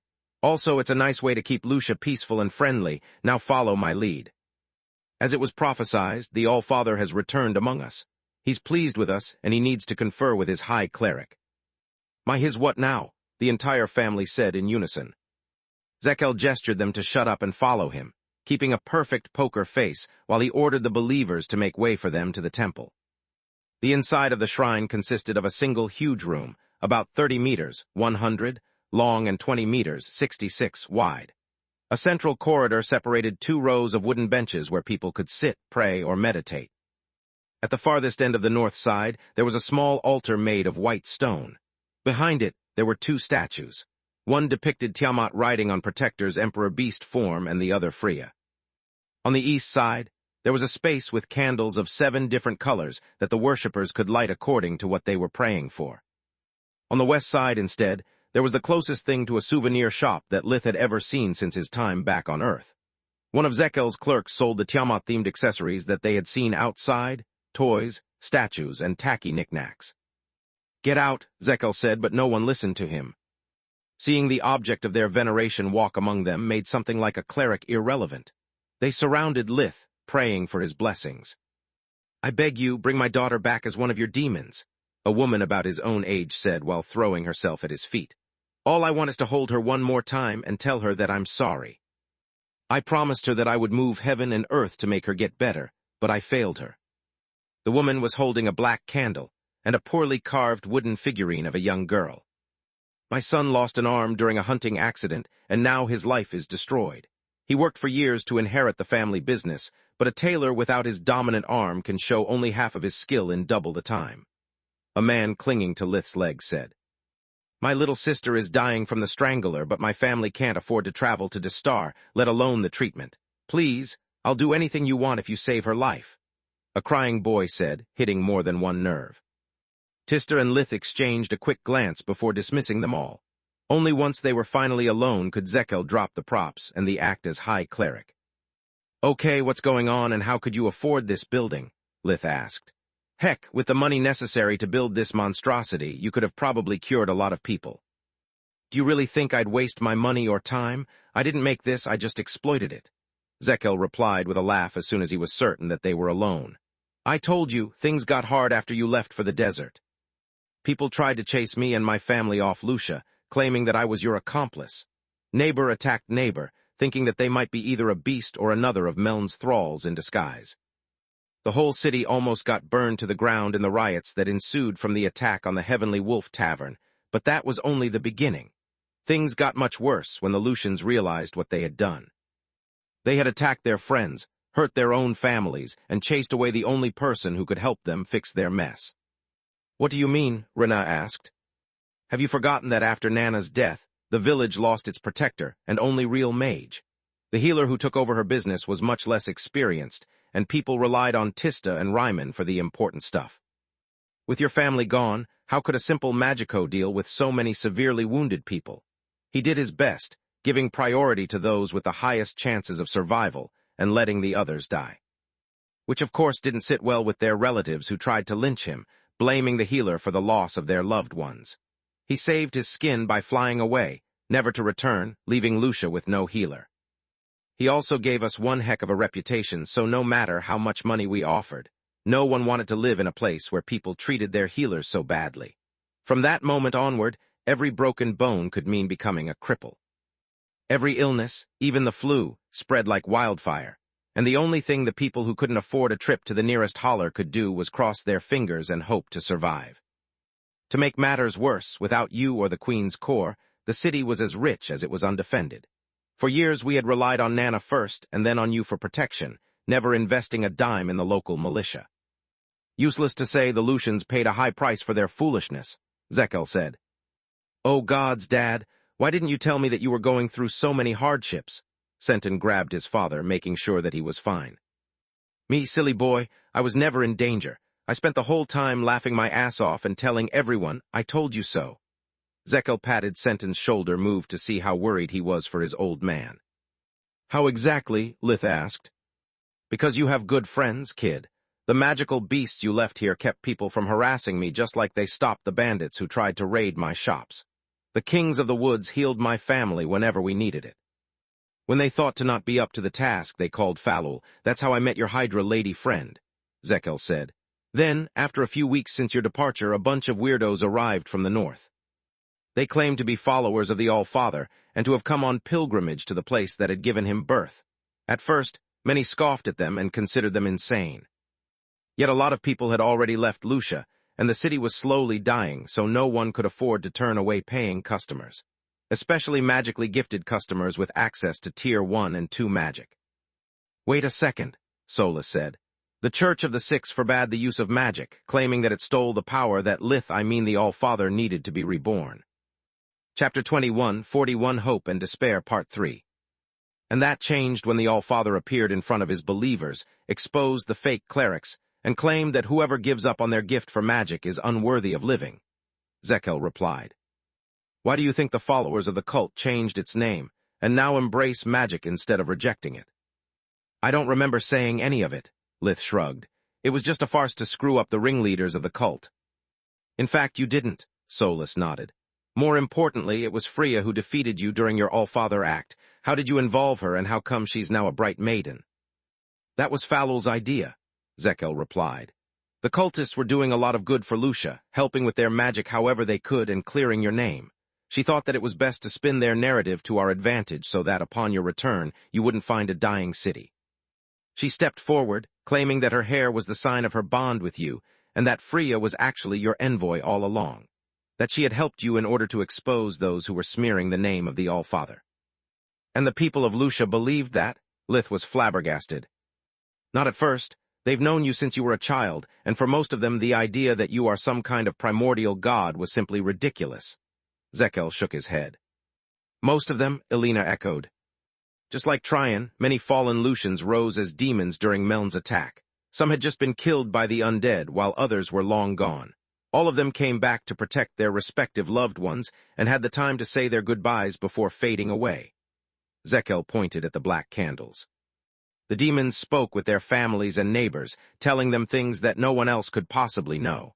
Those people were the first to convert to the cult, sharing the miracle they had witnessed. On top of that, Falul and Freya healed those in critical condition and got rid of most of the bandits in the area. At that point, the people of Lucia wouldn't have cared even if the cult claimed that Lith is the god of destruction. As for the cultists, they would believe anything that puts Lith in a good light. With time, more and more of them arrived, and Lucia started to get repopulated. Some are fanatics who have seen you in action during your missions for the kingdom, but most of them are just people who have been driven away from their homes by the war, looking for a safe place to stay. How did you become the High Cleric? Rena asked.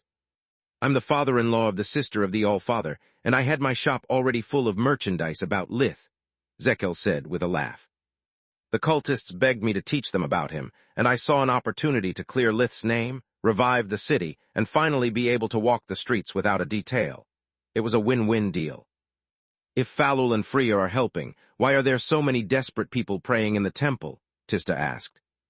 Because they don't stay here the whole day. They come to Lucia from time to time and heal those in need, but it would take them weeks to treat everyone. People come all over the Lustria County hoping to get their turn, Zekel replied. To get a healer capable of using Tier 4 and 5 magic, they would have to reach Dirios and then pay for the procedure. Not only would most of the patients not survive the trip, but they also don't have the money. Lucia is much closer, and when they arrive here, the clerics keep them stable until the maidens return. We only ask for a donation. If they can't afford the cures, where does the money for the temple and that Infallow's lair come from? Lith asked. Some of your followers have enough money to pay the stonemasons to build the foundations and the magical talent to do the rest on their own with earth magic. As for Fallowell, I was happy to share with her the profits of my shop in exchange for her help, Zekel said. Are you telling me that people actually buy that stuff? Lith pointed at the souvenir shop. It flies off the shelves, Zekel said with a laugh. But the real money comes from my goldsmith shop. After you fought for Belias, I started to receive orders from all over Distar. After you became Supreme Magus from all over the kingdom.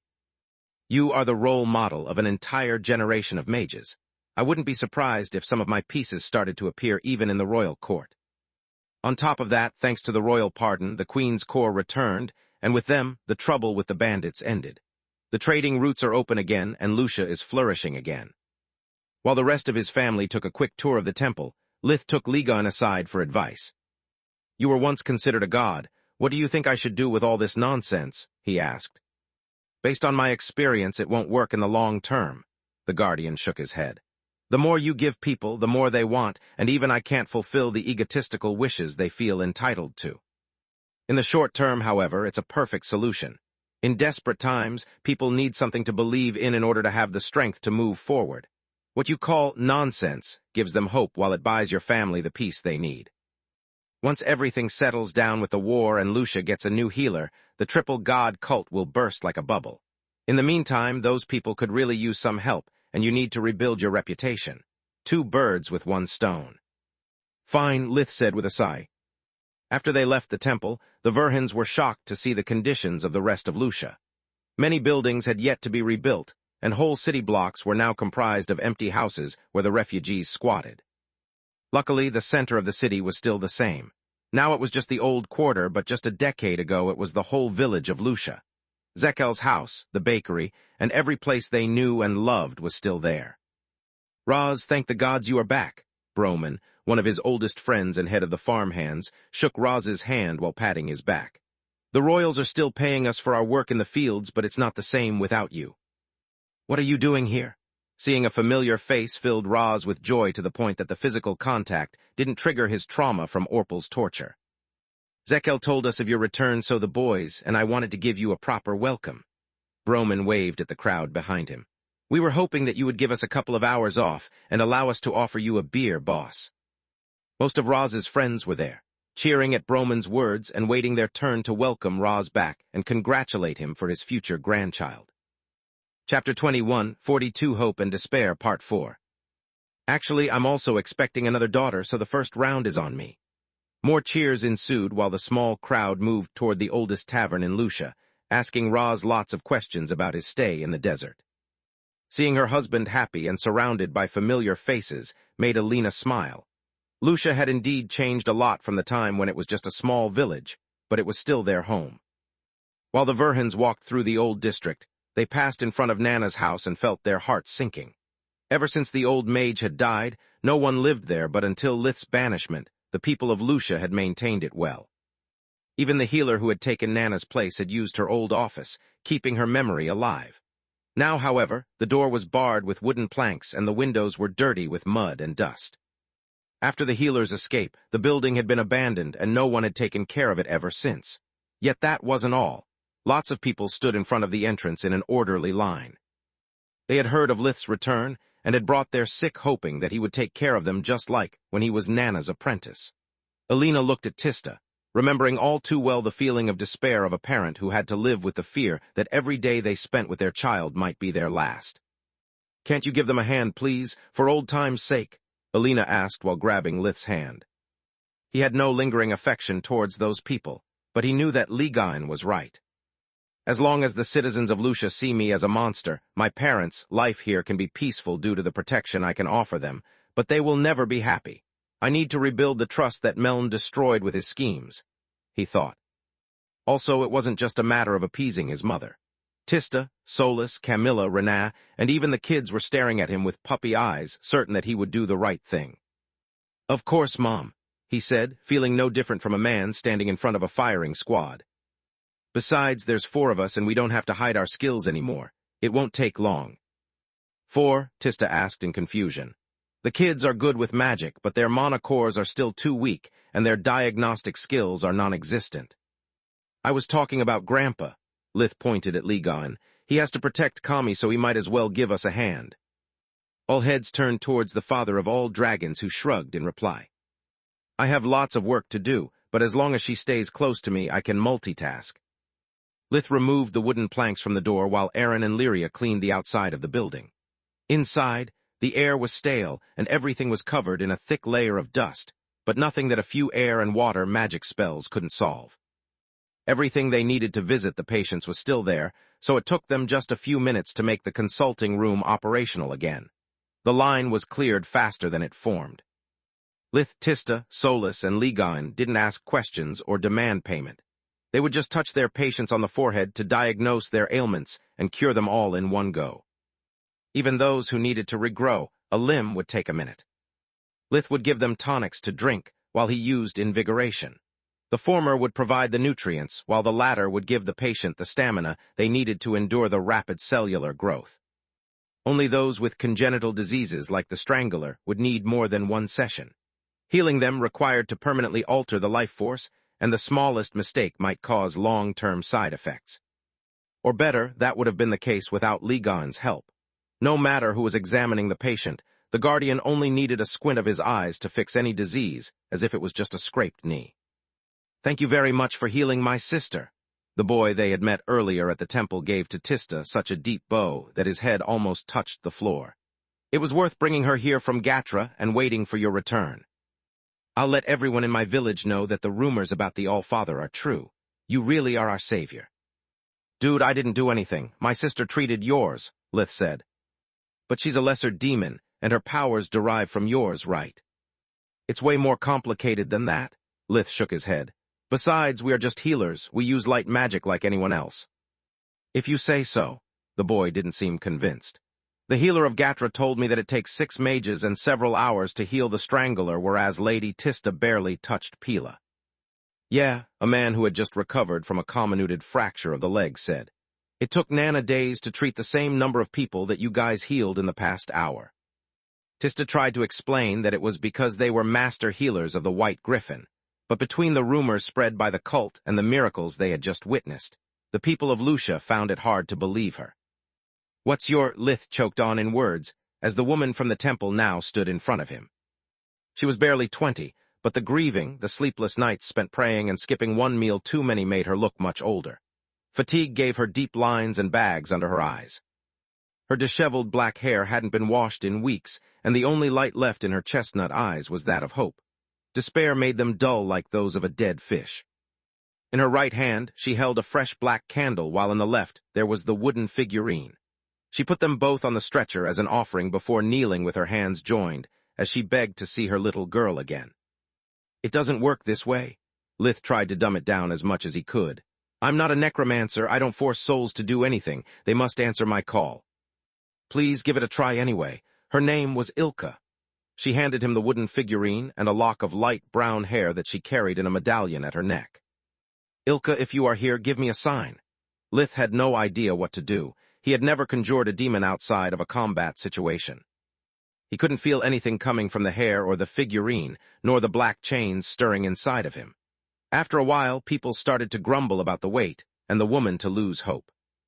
Lith activated Death Vision to check if it had gained the ability to detect wandering souls, discovering that the woman in front of him was bound to die. But unlike everyone else in that room, old age wasn't even a possibility. Chapter 21, 43 Marauders Map, Part 1. Lith watched the grieving woman die of thirst, alcohol abuse, and all the ailments that the lack of self-care might induce. Every one of them disfigured her to the point that he couldn't recognize the woman in front of him way before she even started rotting. "I'm sorry, there's nothing I can do." Lith handed her back the figurine and the lock of hair. The woman took only the lock, holding it like a precious gem. She brought it to her nose, trying to smell the scent of her baby girl as her eyes became lifeless. Can you please kill me? Her voice was a whisper, but still clear. I know that you are a healer, but my illness has no cure. Only death can put an end to my suffering. What about your husband? What about your family? They have moved out of Lucia because they couldn't stand how everything here reminded us of Ilka. I couldn't leave my poor daughter alone. Her grave is here, and I'll stay by her side until my last breath. Suddenly, Death Vision showed only one outcome. The neck of the woman would get suddenly twisted at an unnatural angle by a shadow rope. Lith saw it happening over and over, a testament to her determination. Something inside of him twisted as he remembered the days after losing Carl, the loneliness and despair that had accompanied him until that fateful night in the warehouse. No, a voice coming from his mouth that wasn't his own said. A voice he hadn't heard for almost 2 decades now. Before Lith could realize what was happening, he saw his hand reach for the woman's head as his body shape-shifted into his abomination form. A black chain darted from his chest to the woman, making a second chain come out. What are you doing? Solus asked via their mind link. I have no idea, he replied as the new chain twirled around the space near the woman's legs, like a snake circling on its prey. Stay back, a high-pitched voice said. A small hand slapped the mystical links to keep them from reaching her. Ilka, the woman fell to her knees, trying to hug the little girl who couldn't be more than 4 years old. Yet her hands passed through Ilka and the chains, grasping only air. A shocked silence befell the room as most of those present forgot how to breathe, until their lungs started to burn. Please, mister, stop that thing. If it reaches me, then I'd be forced to go away, but Mom isn't ready yet. A wave of Lith's hand stopped the chain, and the edges of the girl's figure started to fade like mist. What do you mean? The abomination asked with a voice that he and Solus recognized as Derek McCoy. After I died of fever, Mom was always sad. Every day she visited my grave, and every night she cried herself to sleep calling my name until Dad couldn't take it anymore. If I go, she'll be all alone. Ilka replied. Forgive me, Ilka, the woman said amid sobs as her suffering grew with each failed attempt to embrace her daughter failed. If only I looked after you better, you would still be alive. No, Mommy, it's not your fault. You did everything you could. I was just unlucky. Please stop crying. I'll stay with you as long as you want, I promise. Your daughter is stuck because of you. My chains failed to detect her because she has no will to be here. Derek/Lith said. She can't move on unless you let go of your grief. Is this what you want for Ilka, to stay and watch her mother die? To keep talking without being heard, to be a shadow in a world of lights? No, the woman sobbed, seeing her pain reflected on Ilka's face and all the worry she had caused her daughter. You can go, my love. Mommy will be all right, I promise. She offered Ilka her pinky, and the little girl accepted the chain, turning into a small, smiling demon. Pinky promise, Ilka said as her mother could finally experience her touch again. I love you, baby girl.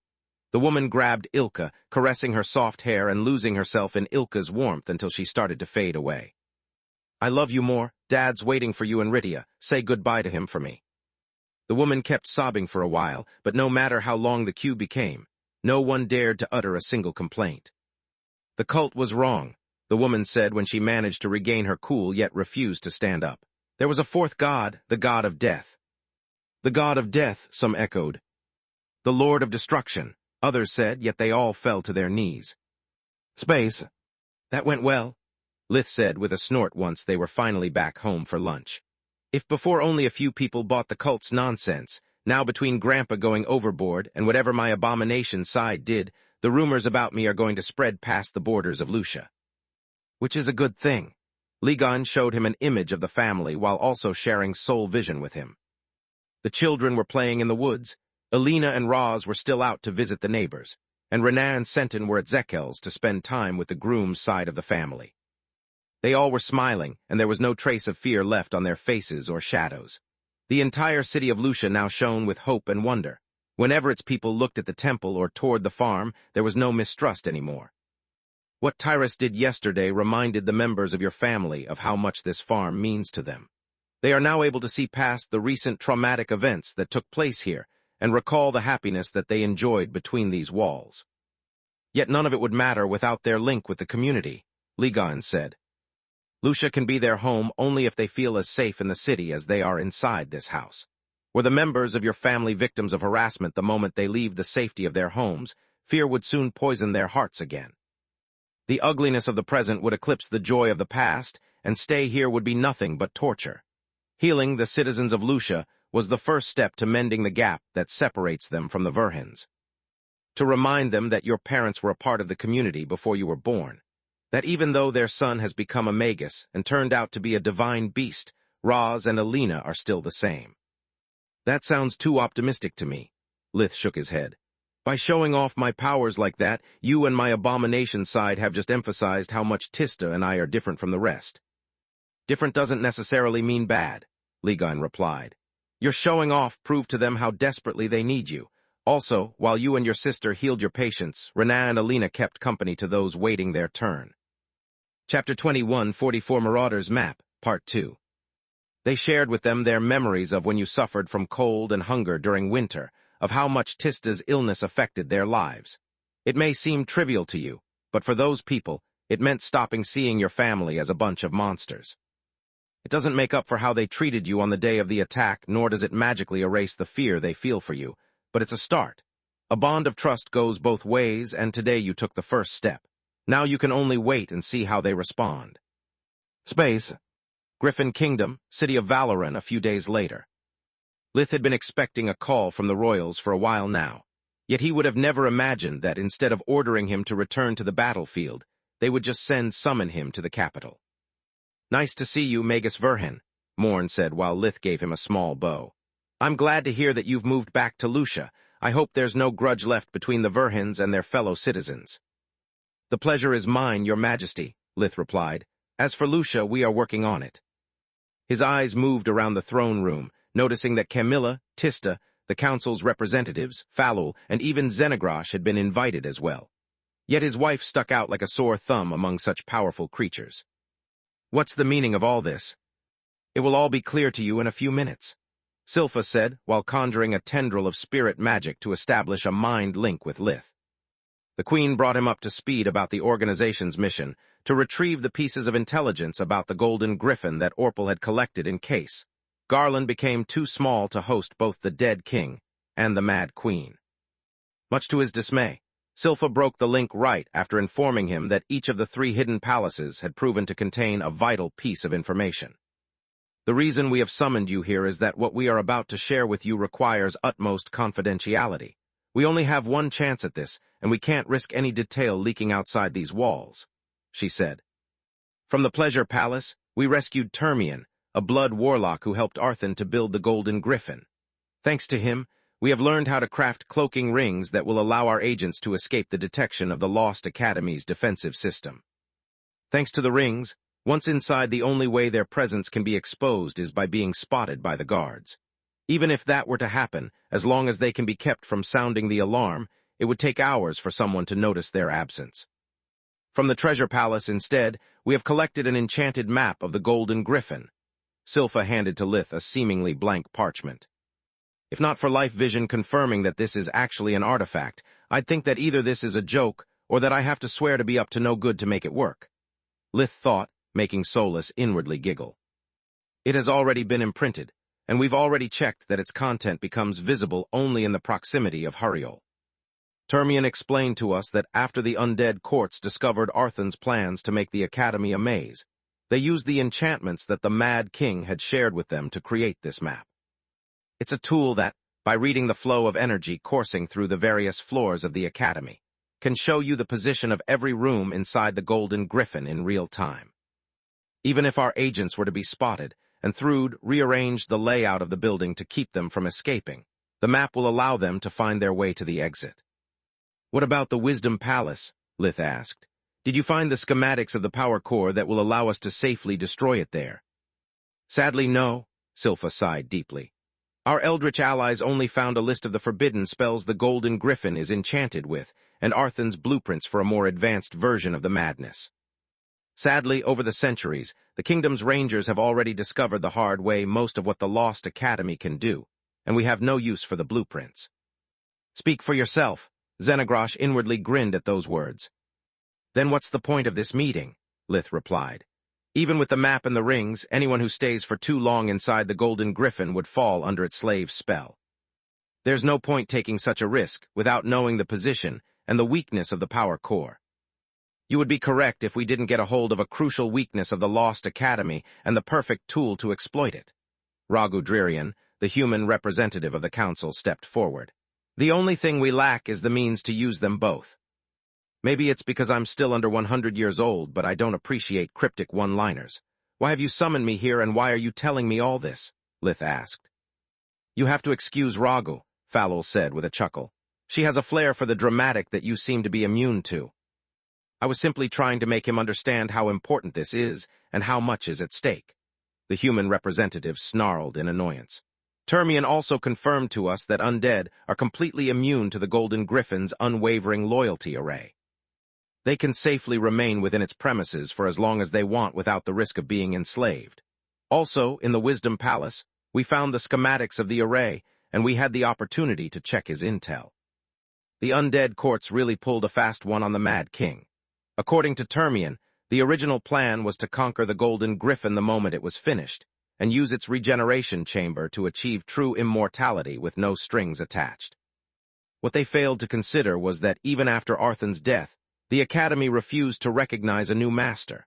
It fought and killed those who had come to conquer it, and the few survivors remained trapped inside like the rest of the students.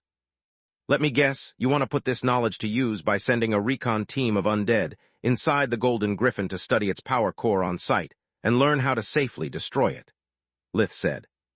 Correct, Raghu nodded. It's all very interesting, but my questions remain. It just adds one more. Why have you called me here? Why are you telling me all this? And what makes you so sure that your recon team can accomplish such a difficult task? Lith asked, making Raghu sigh. The answer to your first two questions is the same, King Meron said. We want you to be part of the recon team. Me, Lith was flabbergasted. The last time that I remained trapped for too long inside the Golden Griffin, you quarantined me for weeks. What makes you think that now things are different? Chapter 21, 45 Power Struggle, Part 1. Because now not only have your life forces fully merged, but you are also capable of switching between them at will, King Meron replied. This gives us hope that in your abomination form you can resist the slave array as well. Hope as in you're not sure. That's another of the reasons we've summoned you here, the king said. To put your abomination side to the test. If our suspicions are confirmed, then we'll reveal to you the rest of our plan. Why me? The council is full of powerful undead.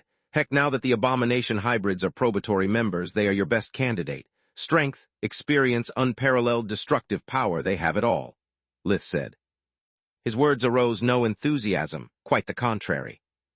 The members of both the council and the royal court shifted on their feet in uneasiness. The latest success of the hybrids in single-handedly collecting priceless intelligence and invading Orpal's fortresses was a testament to their skills. It greatly increased their value as allies, but also posed the unsettling question of how to deal with them in case they turned hostile. Neither the council nor the royals had an answer to that question, and it worried them greatly. Your reasoning is solid, but it has fatal flaws, Raghu said. All undead can't move or have their strength greatly limited during the day. There's no telling how long the mission will last, and the moment the sun rises, they'd become dead weight. Liches have no such problem, but there's no telling when and where Thrud will relocate the Lost Academy. If that happens while the recon squad is inside, a lick would lose most of their strength if not disintegrate on the spot. To prevent that, they should either bring their phylactery with them or at least entrust it to someone so that in case the Golden Griffin moves, the phylactery would follow. Useless to say, there's not a single lick who hasn't flipped us off. As for the Eldritches, we have already tested ourselves after recovering the forbidden spells, and we've discovered that we are not immune. Xenogrosh cut Raghu short. Our main goal has always been to make our flesh resistant to the chaos, and our success turned against us. Our life forces are stable enough to be affected by the slave array, so we can't go. On top of that, we can't use spirit magic, so our usefulness would be limited in the exfiltration phase. Lith's eyes met Xenogrosh, asking her several silent questions that she could almost hear. She just shook her head, gesturing they would speak later. I can't tell the council that the reason we're susceptible to the unwavering loyalty array is that Dad's workings are based on Arthan. The shadow dragon gritted her teeth in annoyance. Back then, he noticed the flaw that using the madness to create our monster half would create, and exploited it to develop arrays that guarantee him a way to get rid of untrustworthy eldritches. Without such flaw, any of us might have turned traitor the moment they got what they wanted, and the master would have been powerless to stop them. On the other hand, however, because of the flaw, our life forces offer no resistance to the slave array. Yet. If this matter is so secret that you can't disclose it even to the kingdom's supreme Magus, then what's my wife doing here? Lith asked. We haven't forgotten how aggressive your abomination half was the last time we met it. We brought Constable Yavel here in hope that she can restrict you, sparing us from using force in case you go wild. Also, she deserves to know what you are risking your life for, Silpha replied. Meron performed a series of hand gestures that conjured a scaled-down version of the Golden Griffin's unwavering loyalty array. Solus recognized its runes with mana sense and remained baffled by the array's complexity. This is terrifying, she said via the mind link. Somehow Arthon used his name as a rune. Even those who fall under the effects of this copy would be loyal to the descendants of the Mad King, not to Meron. And that's not all, Lith pondered. Judging by the king's disgusted expression and the fact that he's using fake magic, the royals didn't bother converting it into a true spell. Meron's visage was indeed twisted into a grimace, but Lith failed to grasp the real reason for the king's behavior until several cows were brought into the throne room. Are you telling me that? This is forbidden magic, Lith, Falul said. The array allows Arthon's descendants to control their minions no matter the distance and requires no enchanted item as a medium to keep them enslaved. Of course it has a heavy price. The cattle's life force will give us enough time to test the effects on the unwavering loyalty array on your abomination side, but it won't be powerful enough to have long-lasting effect on you or the king. Meron took out a ceremonial dagger and used it to cut the jugular vein of the cows. The beasts struggled, but their strength was nothing compared to that of a violet cord awakened. The moment the wound was open, the golden light of the array plunged into the flesh of the cows, making them glow from the inside. The forbidden magic drained every drop of blood and every ounce of life. In a few seconds, it turned the healthy animals weighing several hundred kilos into skeletal creatures comprised of dried-up skin and brittle bones. The cows would have already collapsed under their own weight if not for the light that kept them standing and alive, until it was done sucking them dry. After he was done with the cows, Meron cut his own palm, adding his own blood to the circle. The golden light invaded him as well, but he managed to cut off the connection the moment he formulated the final runes of the spell. By my mom, the life force of the king is diminished. I don't know if it's because he's not Arthon's descendant or due to the nature of the spell, but I can tell you that casting the unwavering loyalty arrays shaved off at least 10 years of his life, Solus said. Silpha ran to Meron's side the moment he was done, helping him to stand up as she healed his wound. The king looked deadly tired, like he hadn't slept nor eaten in days. Some of his hair had turned white and some fell, his hairline receding. Why did you do that? Silpha asked. We could have had a criminal cast the spell or any other mage of the Queen's Corps. You're the king for Tyrus' sake. It's because I'm the king that I did that, Meron replied amid pants. How can I entrust the future of my kingdom to a criminal? How can I ask one of my loyal servants to pay the price for my choices? How could I ask our Magus to gamble with his life while I remain in the safety of Valoran? I'm the king. I'd lay my life for my people. A few years are a small price to pay. Chapter 21, 46 Power Struggle, Part 2. Silpha glared at the members of the council who shrugged in reply. She had no idea that just like Lith's cracked life force compromised his lifespan, so would the effects of the forbidden spell on anyone who didn't carry Arthon's blood. Meron had lost a decade, while the Awakened would have lost hundreds of years, if not their very life. Meron at least carried Valoran's and Tyrus' blood, making him at least similar to Arthon, whereas the council representatives had none. I'll honor your sacrifice, your majesty, but you've underestimated the magnitude of what you are asking from me. We'll discuss it after the test. Lith first shapeshifted into his Tiamat form and then stripped, entrusting everything to Camilla. Why did you do that? Ragu was flabbergasted. We need to check your abomination side. Of which I have limited experience and control, Lith replied. I can't risk damaging my equipment and I'm not showing myself naked. You never trained your abomination half, Silpha turned pale. It's not like I spent the last few years playing around, the Tiamat snarled. I got these powers for but a few months and I spent most of them fighting for you.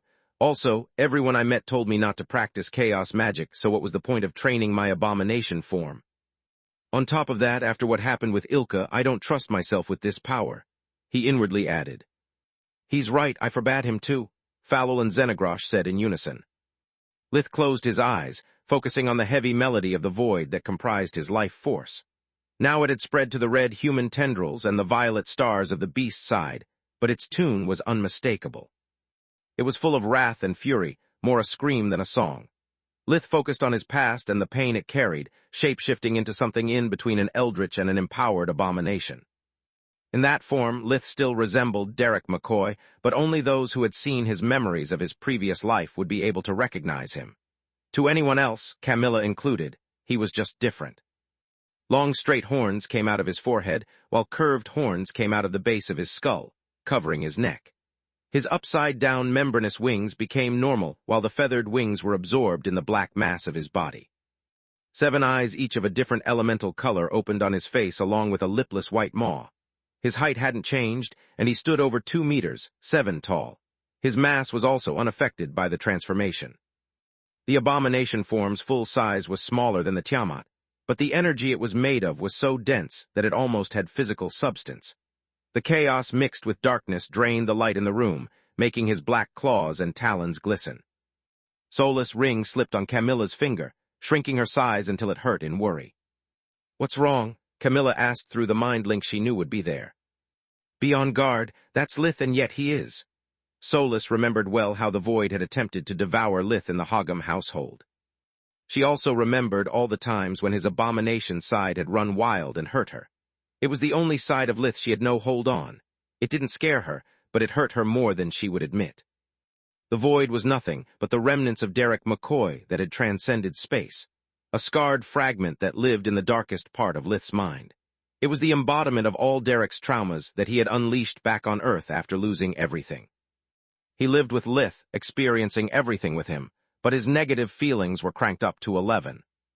For a moment, the 7 eyes turned white as the elemental power was replaced by the decay that kept the spark of chaos inside Lith's darkness body at bay. The Void looked around, recognizing the royals and the members of the council. It had no love for them, and his maw turned up in the savage smile of a predator ready to strike. The abomination was no eldritch, yet it exuded a murderous euphoria that made even the ancient awakened tense up. Aside from Camilla, Falul, and Xenagrosh, everyone felt its gaze lingering on their vitals as it searched for the weak spots of their enchanted protections. They returned the gaze, weaving their best spells in case Lith lost himself to the chaos. If that happened, even without equipment, and with the gap in their cores, it would have taken him a single cursed spell to kill them. "Lith, are you all right?" Camilla walked in front of him, and color returned to his eyes as he regained control of his body. "Not really," he replied, his voice shifting between Lith's and Derek's. "Please, stay close to me, but not enough to be affected by the array." While he still had full control over his body, Lith stepped inside the circle, and Meron activated its effects. In the test version that Vaster had developed, the spell's energy was visible, and everyone could see its tendrils recognize a prey and charge at it. They plunged inside the Void, trying to rewrite its melody according to Arthan's will. The unwavering loyalty array had never met such a complex life force, but in the end, even a Tiamat was just the sum of the 4 races. The tendrils of light moved toward the Void's mana core, where the human and the beast side were safely stored inside the black sphere of the abomination. Lith felt the energy of the spell altering his essence and reacted with extreme prejudice. The darkness ate at the golden light and rearranged itself until it returned back to its original state. The unwavering loyalty array kept attacking non-stop, but the Void had learned how to defend himself. After a while, the abomination life force managed to feed off the foreign energy signature and add its power to his own. Once the forbidden spell faded, the diagnostic arrays in the throne room confirmed that Lith's life force was unscathed, and a blue light appeared. "What's the verdict?" The abomination's voice now fully belonged to Derek, and it felt as alien as his appearance. Lith was still in control, but the Void didn't like their situation one bit. "Everything is fine," Silpha said while helping Meron to sit and drink several tonics. "You can shapeshift back into a human." "I don't think it's a good idea," Lith replied. The elemental lights in his eyes kept switching on and off as the Void fought him for dominance. "I have no idea if keeping this form for long can be dangerous for me or my companions, and I can't afford to put my limits to the test after the start of the mission." "Fair enough," Silpha nodded while she kept attending to the king's condition with the help of Falul and Ragu. Camilla stared at him with worry, believing that there was something wrong with Lith. His face was supposed to be a black slate as still as a lake during a windless day, yet it kept twisting and twitching as if there was an ongoing struggle right below the surface. And she was right. Chapter 21, 47 Split, Part 1. The Void was furious. Its rage had never waned over time, not even after Lith had achieved the violet core. Lith had simply stopped hating himself and addressed the Void's fury toward those who threatened the people who he had learned how to cherish. Now, however, Lith had just become one of them. The longer he kept his abomination form, the more Derek's echo would claw his way out of the black sphere of the undead life force and break free from the restraints of the other life forces. They were sealed deep inside, their energy separated from the blackness to allow physical matter to turn into pure energy, and incapable of restricting the void. To make matters worse for Lith, even though it wasn't the first time that Camilla witnessed the transformation, it had never lasted for so long. By looking at the flaming hair comprised of darkness element, by looking at that face so alien and yet so familiar, she started asking herself questions. This is odd. I know that Lith can take different forms, but unlike the Voidfeather Dragon, the abomination looks awfully human. It's not overly handsome, so it can't be an idealized version of Lith. Where does his abomination side's appearance come from? She found herself wondering. That thing doesn't look like a small child, so it can't be related to Lith's near-death experience at birth. Undead don't grow up. Yet its pain and fury are exactly like those that emerge on Lith's face whenever he loses control of his emotions. Solus, I remember Floria and the others often joke about Lith's glare as a kid. Was it anything like that? She asked while staring, and the abomination's eyes as one after the other turned white. As soon as the elemental energy was replaced by decay, they stared at everyone but Camilla with malice. 4 eyes were still under Lith's control and expressed his discomfort while trying to keep control of his body. The other 3 belonged to the Void and gauged the rest of the room like enemies, trying to find any opening he could exploit to rip their throats off. Yes, sort of, Solus replied, not knowing how much she could say without blowing the cover that Lith had painstakingly protected for years. How is that possible? Camilla asked. This is bullshit. The abomination clicked his tongue in disgust, saving Solus from the need to reply. Why should I put everything I have at risk for a bunch of incompetent fools and old fossils? Much to Lith's horror, the voice came out of his own mind and against his will. What's wrong with your eyes? Silpha had noticed his distress as well, but she had no clue about what was happening.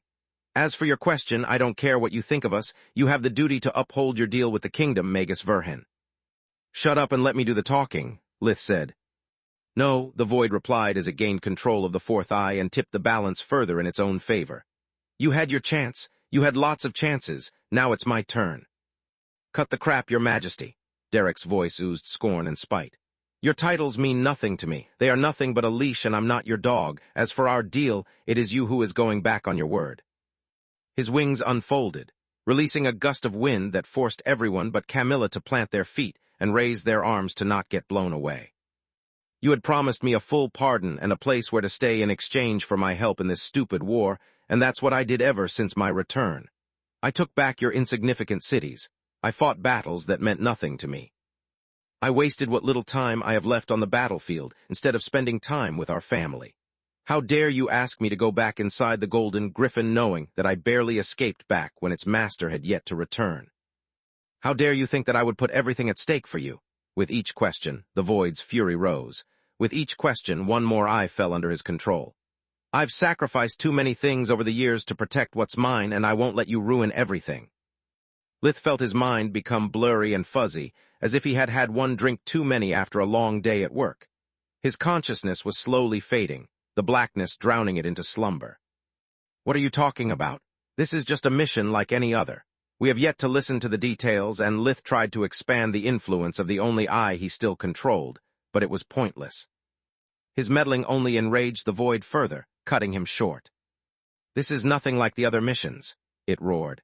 We are not looking for a way to not resurrect anymore. We are looking for a way to live, you damn idiot. The Golden Griffin is full of awakened and divine beasts, and our life force is crippled. Are you forgetting about our child? Would you abandon them just to fight a battle that doesn't belong to us?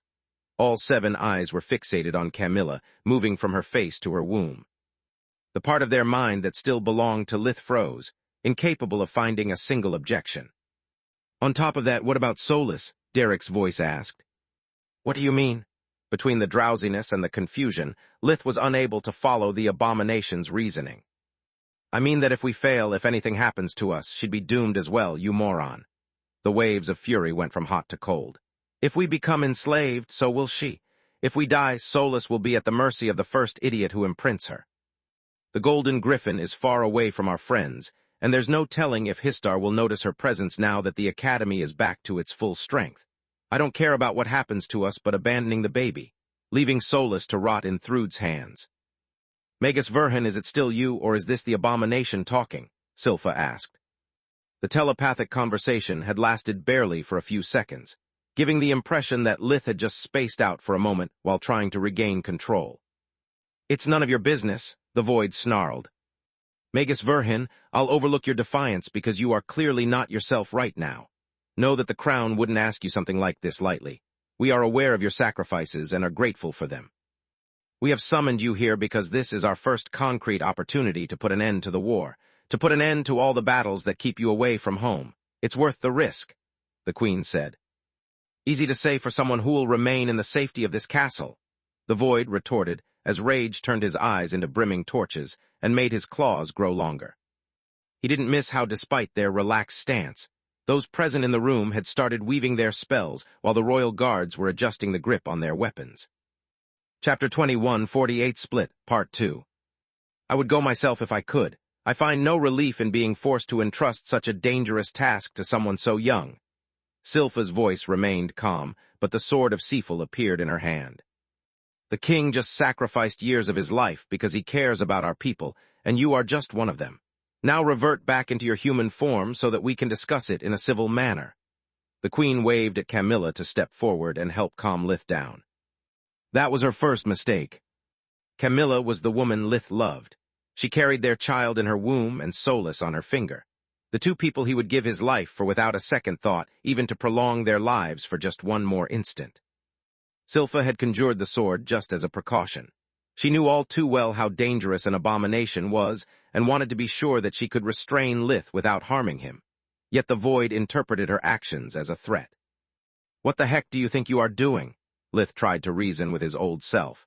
The royals can't force us to accept any mission. Just finish listening to their conditions and then we'll decide what to do. Worst case scenario, we'll just go back to the desert. You always say that, but how many times have you actually refused a mission? The void snarled. I'm done listening to you. Then, seeing that Camilla didn't move, Silpha generated a small tendril of spirit magic to draw her closer. That was her second and last mistake. It was just a gentle push, but paranoia twisted the harmless gesture into what Lith would have done in the queen's shoes. He had broken countless necks and tortured dozens of people with a tendril like that. His wounded mind showed him all the terrible things that Silpha could do to the three people he loved the most. I won't let you take away my light, the void said to Silpha and Lith at the same time as he jumped forward. War appeared between his hands in a burst of emerald flames. The angry blade screeched with fury as it got rid of its blood sheath and cut the tendril of spirit magic. War felt the void's rage through their bond, responding to the perceived threat in kind. Its murderous aura joined the abominations, and the magic crystals along the blade emitted a violet aura as its many enchantments were powered up, ready to be used at a moment's notice. The throne room was protected by dimensional ceiling arrays, but Lith's Omni Pocket was one of the few things that could ignore the restriction and conjure any weapon he possessed. The royals, just like the council, knew that Lith had one, but they still asked him to not carry offensive artifacts with him to keep things from escalating. Those who carried weapons were more likely to use them, especially during an argument. To make matters worse, spirit magic was invisible to the naked eye, so all that the royal guards saw was an abomination breaking the law of the kingdom and slashing toward the queen. They blinked to Derek's either side, lunging at him with their glaives in an X pattern. He watched their exit points forming with life vision, taking a step back to both avoid the attack and protect Camilla. The membranous wings on his back moved as if they had no bones, wrapping around the weapons like cloth and then pulling them up. Even in that form, Lith still weighed dozens of tons, and so now did the void. The darkness energy that comprised his body was highly compressed to the point that it could interact with physical matter. The Davros glaives sizzled as their enchantments, and the mystical metal clashed against the waves of entropy that tried to consume them. The royal guards twisted and pulled their respective blades to free them from the corrosive grip of the wings, but the abomination needed just to straighten his shoulders to lift both the glaives and those who wielded them. The royal fortress armor gave its wearer the mass of an emperor beast, but the abomination had the strength of a divine beast. Not knowing how the adamant of war would fare against Tyrus creations, the void preferred to punch at them at the same time. I have yet to find a single armor that isn't weak to blunt attacks, no matter how good it's enchanted, he thought as the darkness and chaos that comprised his body struck at the royal guards with the violence of a freight train. It all happened so fast that the two soldiers were still trying to release their weapons when they crashed against the gold-veined marble of the wall. Even such a powerful attack couldn't dent Magus' strongest metal, but an abomination had no need for it. His body was tangible only as long as he wished so. Right where the hearts of the royal guards were, a black mark the size of a human fist marked the point of impact. The void had tried to phase through the royal fortress armor to kill them, and only the powerful enchanted barriers of the artifacts had stopped him. Energy could fight energy, keeping the darkness limbs from reaching their targets. The abomination roared as he dashed forward to strike at the still-dazzled guards and finish the job. Silpha was faster, though, and managed to step in front of him. She pointed the sword of Seafel at Lith to force him to stop, but the void met it with war. The Davros clashed with the adamant for a split second before the much stronger metal and powerful enchantments started to cut through the angry blade. War wailed in pain, but like its wielder, it refused to surrender. "What the heck are you waiting for? Restrain him!" the queen yelled at the members of the council. Truth be told, they were still taken aback by the sudden development of the events. To them, it had been Silpha's taking the blade out first and the guards attacking Lith later to have sparked the conflict. They had seen the spirit magic tendril and knew that he had never meant to attack the queen. To them, his response to the aggression of the royal guards was justified. The only reason they had yet to intervene was that they had yet to decide whether to help Lith or Silpha. "How exactly?" Ragu replied. "I can't warp Yavel and the king away because you never allowed us to visit more than one room. In such an enclosed space, a single spirit magic spell strong enough to stun Verhin might kill them." Those words, along with war's pain, pushed the void to the brink of madness. To his ears, the queen had once again threatened his whole world and was now hurting his friend. War was more than a commodity. The blade was a trusted companion and a loyal aid. The abomination strengthened the grip on the hilt, using his bond with war to share with it the darkness and chaos he was made of. Chapter 21, 49 Nemesis Demons, Part 1. The red of war's blade turned black, increasing its destructive power by several folds and its aura matching the sword of Seafel. The void focused the spark of chaos coursing through his body on the fringes of the blade, using a layer of light and darkness to insulate the adamant from the destructive side effects of the cursed element. War felt its whole being rejuvenated as the black aura fixed the cracks on its surface and generated violent sparks at the point of contact between the two swords. A hard light construct enveloped the adamant blade, allowing it to hold its ground against the Davros of the royal sword. Everyone stared in awe and horror as Silpha was now quickly being pushed back. Damn it, all elements but light and darkness are locked by the palace's arrays, since otherwise healers wouldn't be able to do their job. Yet they give an abomination who's also a light master an advantage I can't overcome. The queen thought while deactivating the defensive system of the throne room to become capable of using magic as well. Her eyes brimmed with red and yellow mana as she conjured the Tier 5 battle mage spell, Blazing Storm. Two of Derek's white eyes sparked as well, locking not only the blades but also their wielders in a battle of will. Silpha recognized domination and countered with her own, making her hair burst free of her elaborate dew as it was flooded with elemental mana. The black and white light of the abomination clashed against Silpha's multicolored radiance to a standstill. Yet even with her enhanced body boosted by the fusion magic of her violet core, the queen was no match for the raw strength of the abomination. She activated the elemental crystals embedded in the Seafel sword to regain control of Blazing Storm and put an end to the fight. The sword's power reinforced her domination, while the crystal's aura eroded the void's control over the chaos and the light construct. War felt the very power that was supposed to protect it switch sides and ate at its metal. The angry blade was close enough to study the sword of Seafel, and its semi-sentience did the rest. Every time Lith wielded the weapon, it would learn from him and sometimes teach him in return. War weaved his Devour, World Mirror, and Counterflow enchantments together to mimic its opponent. Devour allowed the blade to absorb part of the enemy's power, World Mirror granted it mastery over the elements, and Counterflow to overwrite a spell's energy signature. The violet aura of War's mana crystals turned into the color of the 6 elements, countering the sword of Seafel enough for the Void to regain the upper hand. Surprise disrupted the Queen's focus and created the opening he needed to dispel Blazing Storm. Silpha was flabbergasted by her equipment failing her, and so were the member of the council who had witnessed War's prowess with life vision. Lith's eyes might not be colored, but that's domination all right, Falul inwardly cursed. I need to stop him before someone understands what's happening. The Hydra shapeshifted into her hybrid form, resembling a humanoid being about 3 meters, 10, covered in dull green scales with 7 long necks and as many heads. Falul's clothes turned into their armor form, but she didn't take out any weapon. Her aim was to restrain Lith, not kill him.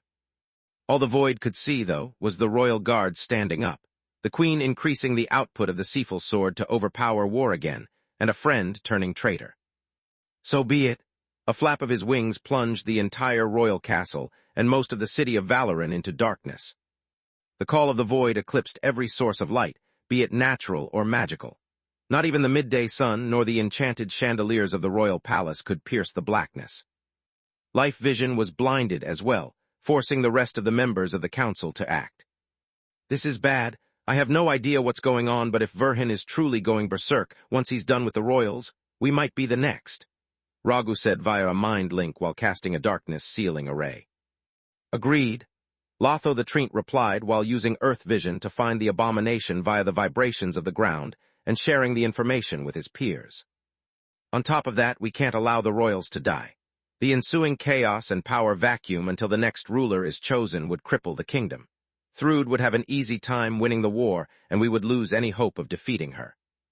I don't think we have the luxury to worry that far, Fila said while shape-shifting into her hybrid form, that of a humanoid feline covered in crimson-colored fur and with a set of violet feathered wings coming out of her back. Don't you remember what happened every time Lith uses his bloodline ability? He's going to fight quality with quantity. The behemoth was right, but also wrong. Usually, when conjuring Call of the Void, Lith would also summon the souls that followed him around and turn them into demons by infusing them with darkness and spirit magic. The Void, however, was different. He wasn't an abomination hybrid, but the primordial force that Lith called upon every time he needed to use his Tiamat's bloodline abilities. The Void had spent almost 20 years sealed between the human and the divine beast life force. During that time, he had practiced a lot.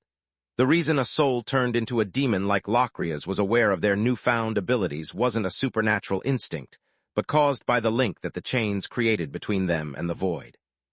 I have no need for a bunch of mobs, and I doubt that goody two-shoes like the members of the Queen Corps would help me. I need some heavy hitters. The Void thought while sending the chains coming out from his chest to plunge into Silpha and into all those who were turning against him. The black fetters searched among the souls, following the powerful awakened for someone strong and knowledgeable enough to be their match. Someone whose hatred for them rivaled the Void's, and who wouldn't miss the opportunity for a rematch. The moment the chains found a suitable demon, they infused them with all the power that usually would be split between the legion of souls conjured by the call of the Void. Only 8 demons of the darkness received the call, but each one of them had 6 eyes. Bah, you worry too much, Inzialot, the Lich King, replied. No matter how many flies he conjures, we can swat dozens of them with but a. His train of thought was caught short when a powerful fist struck at the Lich's head out of nowhere, releasing the Tier 5 battle mage spell, Dark Dimension. The darkness of the call of the Void spread throughout the throne room suddenly, had become so thick that the council representatives had a hard time moving even one step forward, as if they were tight deep into the mud. A mud that seeped inside all of their orifices, flooding their bodies with darkness magic, and sucking away both their vitality and mana. Chapter 21, 50 Nemesis Demons, Part 2. You'll pay for what you did to me, Inzialot, an angry voice roared in the darkness. Baragan, the Lich King, ignored both the pain and his cracked skull, more amused than scared. I remember shattering your phylactery. What are you doing here? The Lick Demon replied with a snarl, charging at his nemesis with the might of a meteor. His steps on the floor allowed Earth Vision to finally perceive his presence, and to the council member to understand what was happening. Be on your guard. Verhin is calling upon our enemies and having them appear in midair. They could be anywhere, Ragu said just before the Tier 5 spirit spell, blasting furnace, hit her at point-blank range. It belonged to Miriam, the second-best disciple of her late master Tagath. Ragu had killed Miriam in a duel over 500 years ago to become the heir to Tagath's magical legacy. Dark Dimension weakened her enchanted protections, and her enhanced body so much that blasting furnace overpowered Ragu. It sent her crashing against the gold-veined marble wall, her skin charred by the intense heat, and her bones cracked by the kinetic energy that the spell released. The surprise and pain broke her focus, dispelling the array that she had nearly completed and forcing the human representative to start from scratch. To make matters worse, every demon wore a hard light full suit of armor and wielded their weapon of choice. By also sharing Lith's Forgemastery skill, they used spirit magic to infuse their equipment with runes and give it the enchantments that suited them best. On top of that, the Nemesis demons exploited the darkness from Call of the Void and Lith's Light Mastery to conjure invisible constructs that sealed the movements of their opponent before hammering at them with their best spells. The hard light both prevent them from dodging physical attacks like it happened to Inzialot, and focus the destructive power of the spells without wasting one iota of mana like it happened to Ragu. Less stating the obvious, more casting full guard, Philo had started weaving the Mage Knight's spell the moment Inzialot had been sucker-punched. A violet aura spread from her body, filling the entire throne room and allowing the behemoth to dodge a knife hand aimed at her spine. Meron tried to stand up and help his wife, but his body was still weakened by the forbidden magic, and that simple effort was enough to make him faint. His last thought went to Silpha, releasing the Seaful armor from his body so that she could use it instead. It saved her life since the Void exploited the Queen's moment of confusion after becoming blind to kick at her chest with all of his strength. Thanks to her rich battle experience, Silpha had kept the Sword of Seaful against war, so to predict the abomination's every move. In theory, by controlling the angry blade, Silpha could also keep Lith at a distance and guess his position. In practice, the Void had left war in the hands of her just-summoned nemesis and had gone up close and personal. He knew that his violet core wouldn't last long against the Queen's bright violet even if they were one-on-one, let alone one against many. Yet he also knew that despite her might and experience, the Queen was just human. A divine beast weighing dozens of tons like him needed but one hit to snuff her life. The armor of Seaful blocked the kick, adding its mass to Silpha's and turning a deadly hit into a very painful one. The Void would have liked to press on and finish the Queen, but for some reason, the black chains had failed to hit the Hydra who had found him thanks to her own full guard. Fallow was upon him, and without his equipment, the Void couldn't allow her to land even one hit. Why do you keep hindering me? I'm protecting you. Are you insane? You are destroying my life, Lith replied while messing with its abilities. Fallow is a friend and you are out of control. She's trying to help me, not you. The abomination tried to turn his arm into a spear, but Lith kept it from hardening. The Void cursed as he made his limb open into countless tendrils of darkness that wrapped around the Hydra's body before slamming her against the ground. The wings on his back shapeshifted as well, turning into another set of arms that pummel at Fallow to not give her the time to strike back. By my mom, Solus was flabbergasted. The tendrils that came out of Lith's shoulder back when he lost his arm at the academy, the extra limbs he conjured every time he cast Death Call, it was the abomination all along. What are you talking about? Camilla was as scared by Lith's madness as she was confused by Solus' words. For some reason, she could see through the Call of the Void just fine, and so did Solus thanks to the mind link. Aren't Lith and the abomination the same thing? Yes, but it's complicated. Solus had no way to explain Camilla where Lith's undead side came from without also revealing to her about his previous incarnations. We must focus to find a way to stop him. We aren't affected by any of Lith's and the demon's skills, which means that he's not going to hurt us. The problem is that if any of the council representatives mistakes us for a demon, we're dead.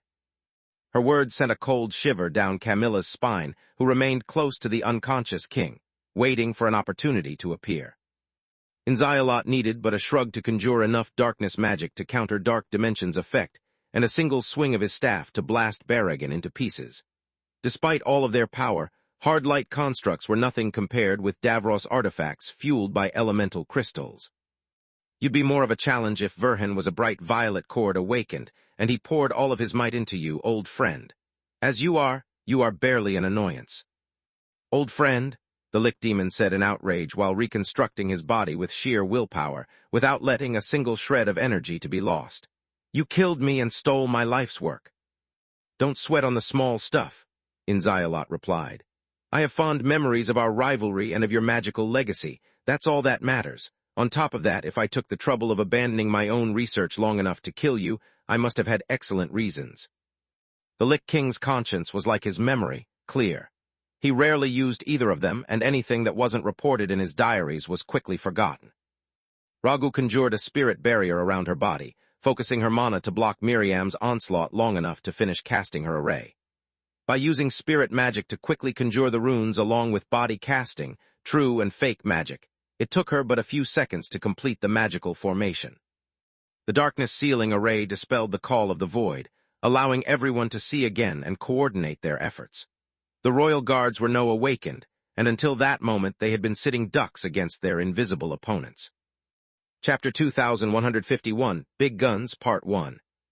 2151, Big Guns, Part 1. The moment the darkness sealing array activated, the chains connecting the void with the Nemesis demons shattered. They still had the energy he had stored inside their bodies, but without the chains, they had no longer access to his abilities. All Lith's notions about modern magic, light mastery, and forge-mastery faded like fog under the sun, making the conjured equipment of the demons crumble along with their teamwork. The members of the council and the royal guards quickly dispatched of their respective opponents, turning to help Falul. Each one of her 7 heads had cast a Tier 5 spell, but they were all frozen in the space between the abomination and the Hydra as they wrestled for control. Falul had experience on her side, but the black tendrils sucked her strength and kept slamming her against the ground. It was a mere battle of domination, but what everyone saw were 7 elemental beams coming out of the abomination's eyes, fighting against those emitted by the Hydra's heads. On the other side of the room, after Call of the Void had been dispelled, Silpha had discovered that her opponent wasn't Lith but Tynan Zavra. The second lost Magus of Bulker's generation had never left the royal palace after his death, and had jumped at the opportunity to get his revenge. A normal person would have shivered at the sight of the lost Magus, now wielding Lith's semi-sentient blade. But to the Queen, it just meant that she had no reason to hold back anymore.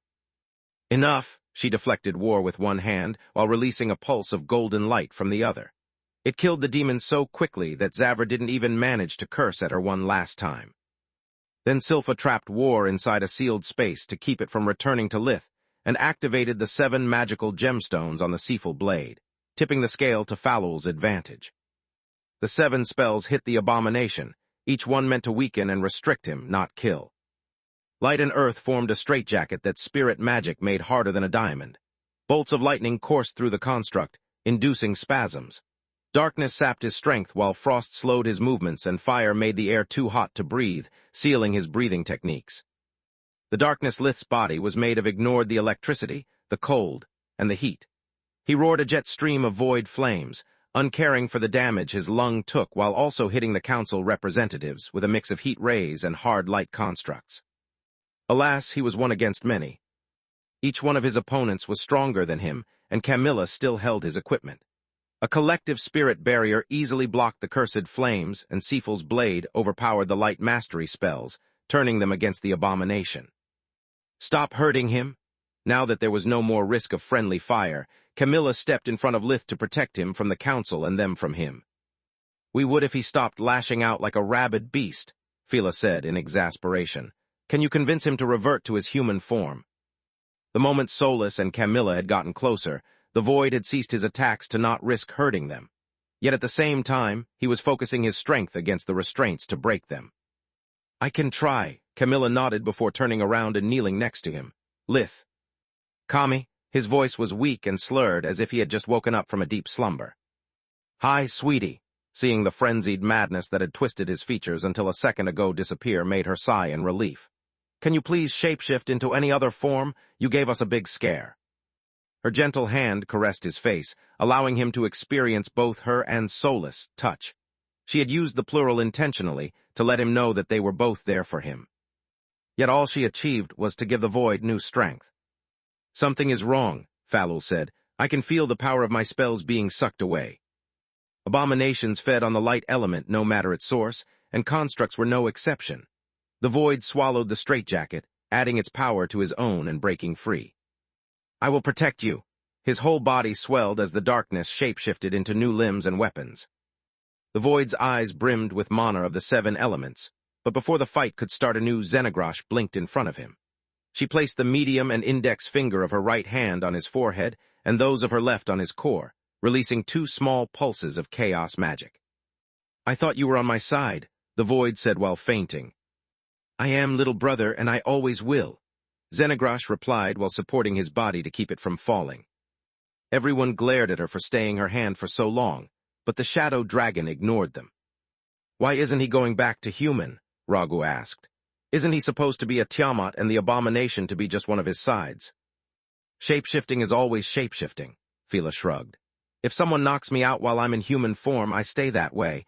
There are only 2 ways to return to your natural appearance. Either you do it by your own will or you die."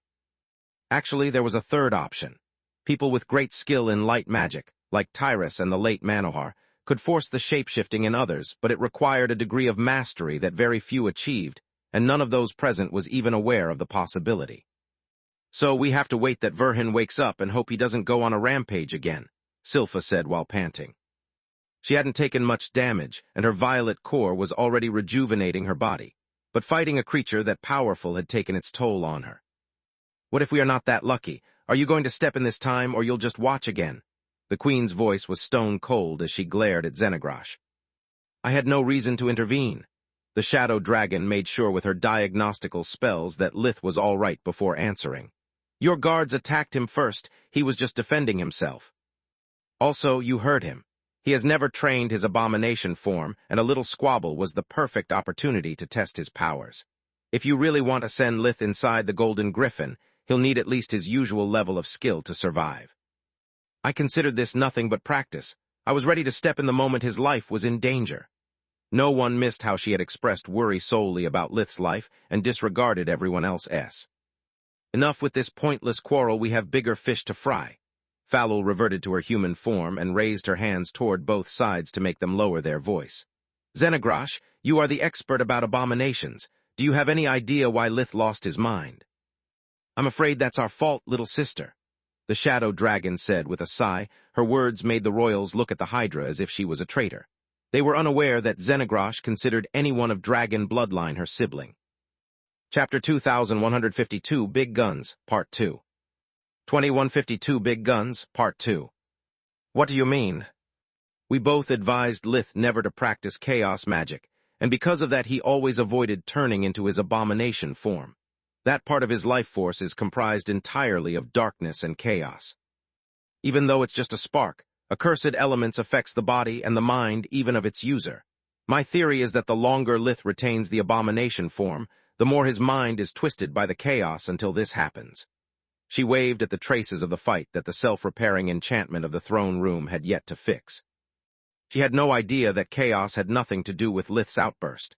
The void and Lith were one and the same, but that side of his personality was akin to the demons stored in his feathers. The void lived trapped in a loop, reliving non-stop the abuse from his Earth father and the death of his brother, Carl. "Are you telling us that all of our efforts, your discoveries, and even my husband's sacrifice are for nothing? That we just wasted our time?" Silpha's eyes burned with bright violet mana as she clenched the sword of Sifil so hard that her hand turned white. The colored crystal on both the armor and the blade hummed with power as their enchantments released energy sparks, ready to be unleashed at a moment's notice. She didn't actually blame the abomination hybrid, but without Lith the War of the Griffins would be almost impossible to win. Meron was still alive, but knowing that now he was likely to die before her made the queen already grieve his loss. She needed someone to blame for that disaster. Anyone would do.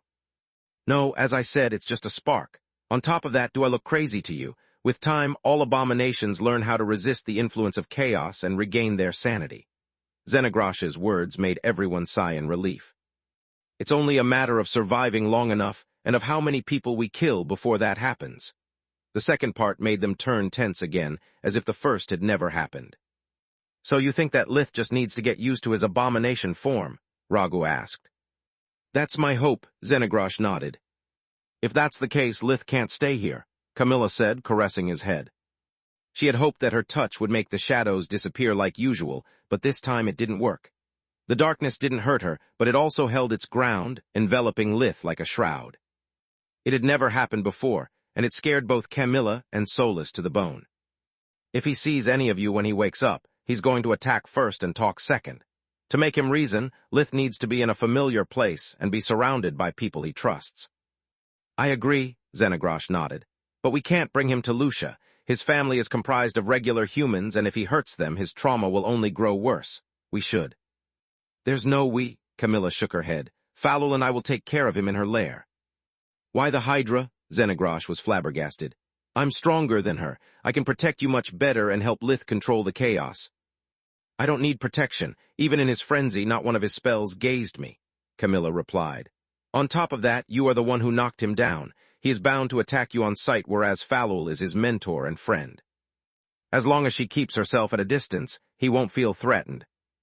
The Hydra was about to question her ability to hold Lith's fury, without either of them getting hurt, when she finally noticed Camilla tormenting her stone ring. "She's right, Lith trusts me blindly, and I've developed a few arrays exactly for a contingency like this." Falul lied through her teeth. "Then it's settled." Xenagrosh had tried to refute that logic, but Silpha shut her up. "Bring him back to Destar and let us know if there's any chance to proceed with our plan, Falul. If Lith fails to regain control, the mission will go on with a substitute, but the chances of success will be considerably lower." The Hydra nodded, lifting Lith with a float spell before stepping through the warp gate that led directly to her lair. "Next stop Tron Woods, correct?" She opened the steps without waiting for Camilla's reply. "Yes, thanks. Between the two of us and the tower, Lith will feel safe enough to calm down." "Are you sure you don't need my protection?" Falul asked. "Damn sure. Lith's abomination side has never hurt Camilla, no matter how upset he was." Solus' voice was full of confidence, and with a tinge of envy since the same couldn't be said for her. "Even if push comes to shove, his magic can't hurt me since we have the same energy signature and I'm strong enough to subdue him physically. No offense, Falul, but you are still among those who attacked him. Your presence is a liability." "None taken," the Hydra sighed, remembering all too well Lith's betrayed gaze when she had joined the fray. The moment the tower appeared, and Solus assumed her human form, she took Lith in a princess carry and brought him inside. She hesitated for a split second before touching him, afraid that the abomination might hurt her again. "I can't tell Falul that when Lith's chaos goes rampant like it happened in Giera and back at the Hogham mansion, not even I am safe otherwise she wouldn't let us go," she thought, sighing in relief when the physical contact caused her no pain. Solus remained disappointed when the shadows didn't withdraw for her either, but something unexpected still happened. Her human form started to glow with a golden light where they touched, resembling her energy body, even though she was made of flesh and blood. "Is that normal?" the Hydra asked while staring at the contrast between the blackness and the light. "Sure," Camilla and Solus said in unison, lying through their teeth to not get delayed any longer. "We'll let you know as soon as we make heads or tails of the situation. Bye." Falul had actually a lot of questions, but Camilla closed the door and Solus warped the tower away while Falul had still her mouth opened and her forefinger raised, leaving her to talk to empty air. "Plan Omega?" Solus asked. "Yeah, time to bring in the big guns." "Space." Just as expected, the moment the Void regained his senses, he jumped up to his feet while conjuring one spell for each of his fingers, and with countless chains slithering out of his chest, ready to conjure his demons. War lay at his bedside, covered in a thin sheath of blood that both council members and royals had donated to seal the angry blade again. The abomination's fury turned into confusion as his eyes ran through the room, and then into surprise when he looked outside the window. He wasn't in Valoran anymore, but in what looked like the bedroom of the guest house of Baron Wyellen. Chapter 21, 53 Chains of the Past, Part 1. The Void would have thought of having been brought to Jamble, but the landscape wasn't that of any city in the north he knew. From the windows, he could see trees and grass as far as the eye could see. The house was near a lake where squirrels, deer, and many small critters drank or rested with no care for the seven-eyed, flabbergasted stranger. A sudden knock on the door made him turn around, conjuring his magic again. "Lith, can I come in and talk?" Camilla asked through the solid and enchanted wood. It took the void a couple of seconds to realize that he actually was in the tower, and 2 more to use the security system. Only after the sentries reported him that he, Camilla, and Solus were the only people for kilometers did he open the door. "Where are we? What is this place?" Fear and fury still painted his 7 eyes white, but his voice was calm. Even in his frenzied state, the void didn't want to scare Camilla. Now that there was no enemy to fight, he just needed a few answers to be able to relax. "Atop the closest mana geyser to the Flying Griffin Resort, on the Rakar mountain range," Solus replied. "We picked it as our next vacation spot since you enjoyed your stay in the hotel with Kami, but you also wanted to be free to warp away if something bad happened, remember? As for your second question, this is a surprise that we've been preparing for a while," Camilla said. "You always said that you like Baron Wyallen's house, and that if you ever built one for us, you want to use it as a blueprint. Since you never had the time and I know how stingy you are, I asked Solus to help me. She can shapeshift the space inside the tower at will, and I can make all the changes to the original I see fit without spending a dime." Her words rang more than one bell. With the baby incoming, Lith wanted a place where he could be with the people he loved the most without being disturbed. The house in Lucia was always crowded, and the Verhin mansion was too ostentatious. On top of that, once he hired the necessary house staff, he would have little privacy there. It was the reason he and Solus had started looking for a secluded mana geyser near Lokra Mountain. It was a place surrounded by natural beauty where he had planned to build his dream house. Away from duty and enemies, but just a tower warp from home. Derek turned around, noticing that the room was indeed different from how he remembered it. It was a mix between Wyallen's guest house, his own bedroom in Lucia, the apartment from Belias, and even his private quarters in the tower. The room had his desk and magic books to work on, Camilla's colorful drapes and her favorite landscape paintings, and all of his good memories depicted in holograms framed along the walls. "Do you like it?" Camilla asked. "Very. Why did you bring me here?" The void toured the house, being surprised from how well she had remembered all of his ideas about how to alter the Baron's house. There were even the first 2 orichalcum hammers he had crafted with Solus, crossed, and hung above the fireplace with their first dimensional pebble between them. "Because you needed to calm down, and we need to talk." Camilla had rarely said those words before, and they never bode well. "There's nothing to talk about. Whatever bullshit the royals want from me, they can shove it back where it came from. It's none of my business." "How can you say that breaking your oath a second time is none of your business? What about the deal with the royals? What about your status as the supreme Magus?" Camilla asked. "None of it matters," the void replied. "The only thing I care about is keeping you and Solus safe. I'm not going to lose someone I love again. I know how much you cared about Lark and Mirim. Manohar was your friend, and—" Camilla noticed the shadows of his face curling up in disgust at those words, his gaze turning colder instead of sad at the mention of those names. She turned to Solus for help, but her face was twisted with worry and her eyes pitch black. It meant that they were having a parallel conversation via their mind link behind Camilla's back. "Who are you talking about, and why have you yet to shapeshift?" she asked as doubts crept into her mind. "Believe me, you don't want to know," the void said with a sigh before giving Lith the wheel. His stark-naked human form collapsed to the ground, the switch too fast to regain control of his body before he hit the floor. "Thank Newton I didn't kill anyone," he said while shaking his head to clear his vision. "Whatever the royals want from me, it will have to wait until I learn how to control my abomination side." "Who is Newton, and what were you talking about before shapeshifting?" Camilla returned him the void feather armor and the rest of his equipment while she helped him to stand up, but she refused to drop the matter. "No one, it's just an idiom I learned during my travels. As for the rest, chaos was messing with my mind," Lith said, hoping that the distress he still felt could cover his blatant lies.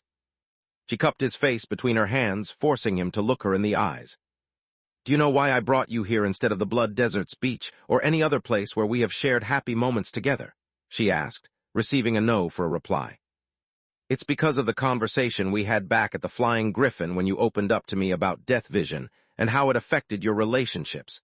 Do you remember what I told you? That you were okay with waiting for me to willingly share my secrets with you, and that I shouldn't treat you like an idiot because that's something you can't bear." Lith replied, that day still vivid in his memory.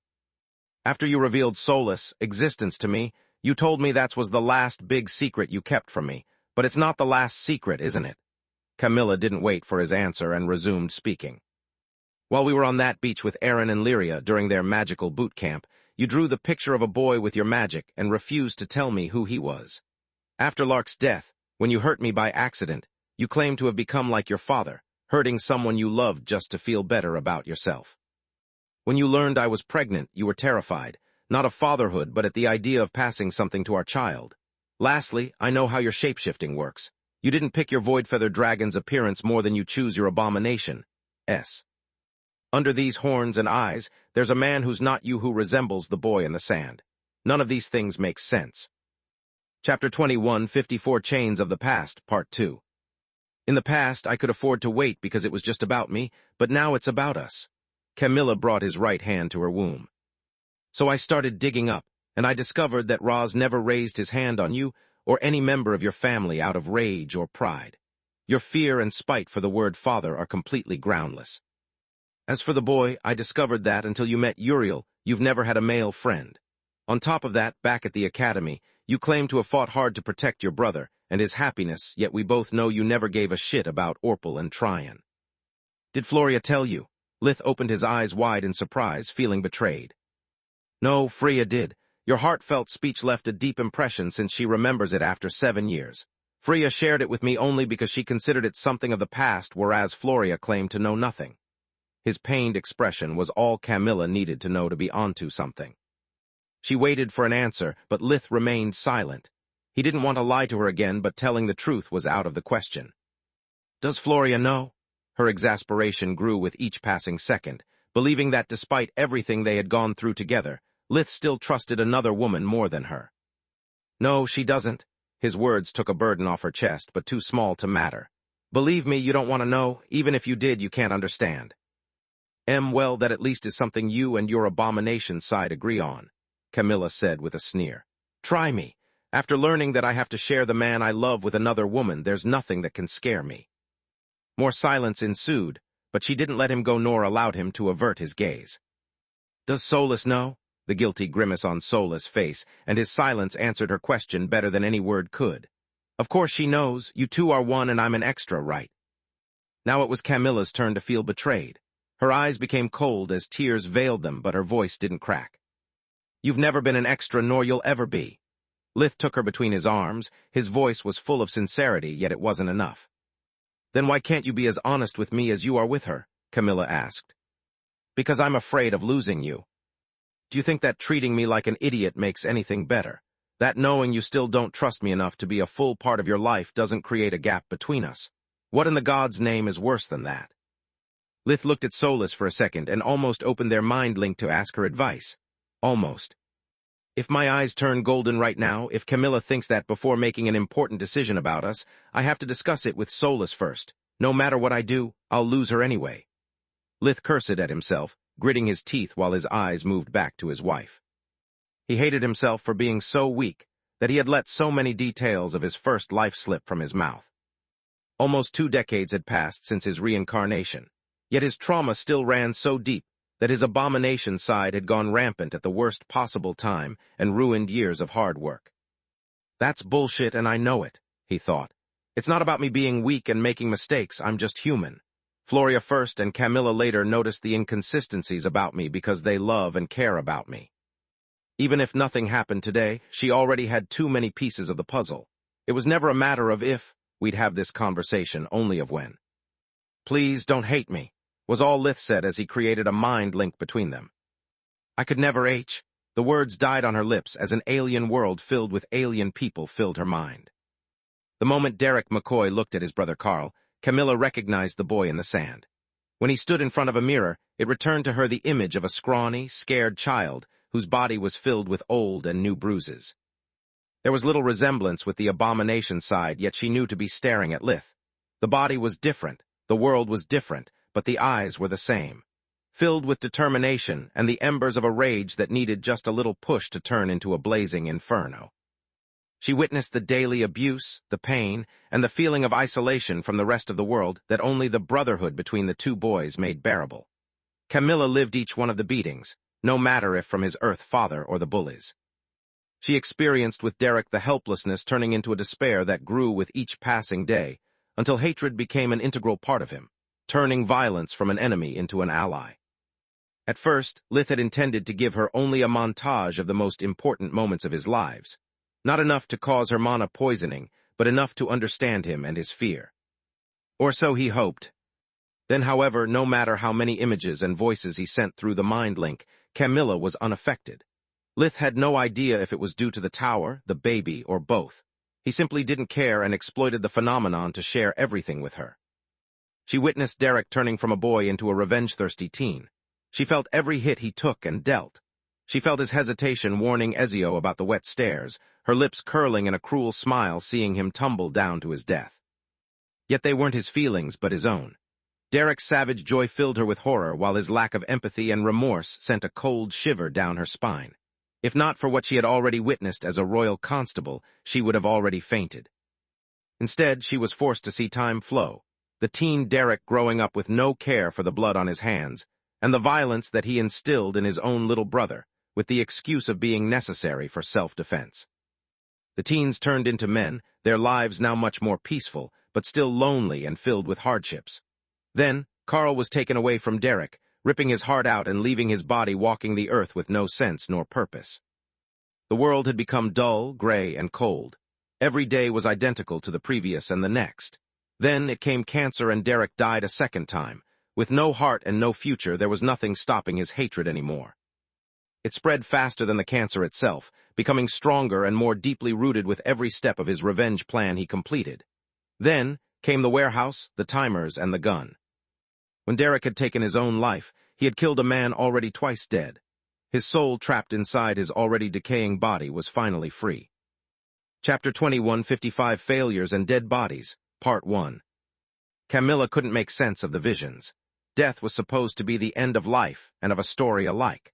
How could a man who had lived millions of light years away be related to the one she called husband? The answer came as she witnessed Derek's soul entering another body, this time even more alien than the previous. Pain, isolation, and madness were the same, but at least they didn't last long. This time there was no mercy in his death, making Camilla gurgle and spit her saliva in an attempt of clearing the blood that in the shared memory was filling his lungs.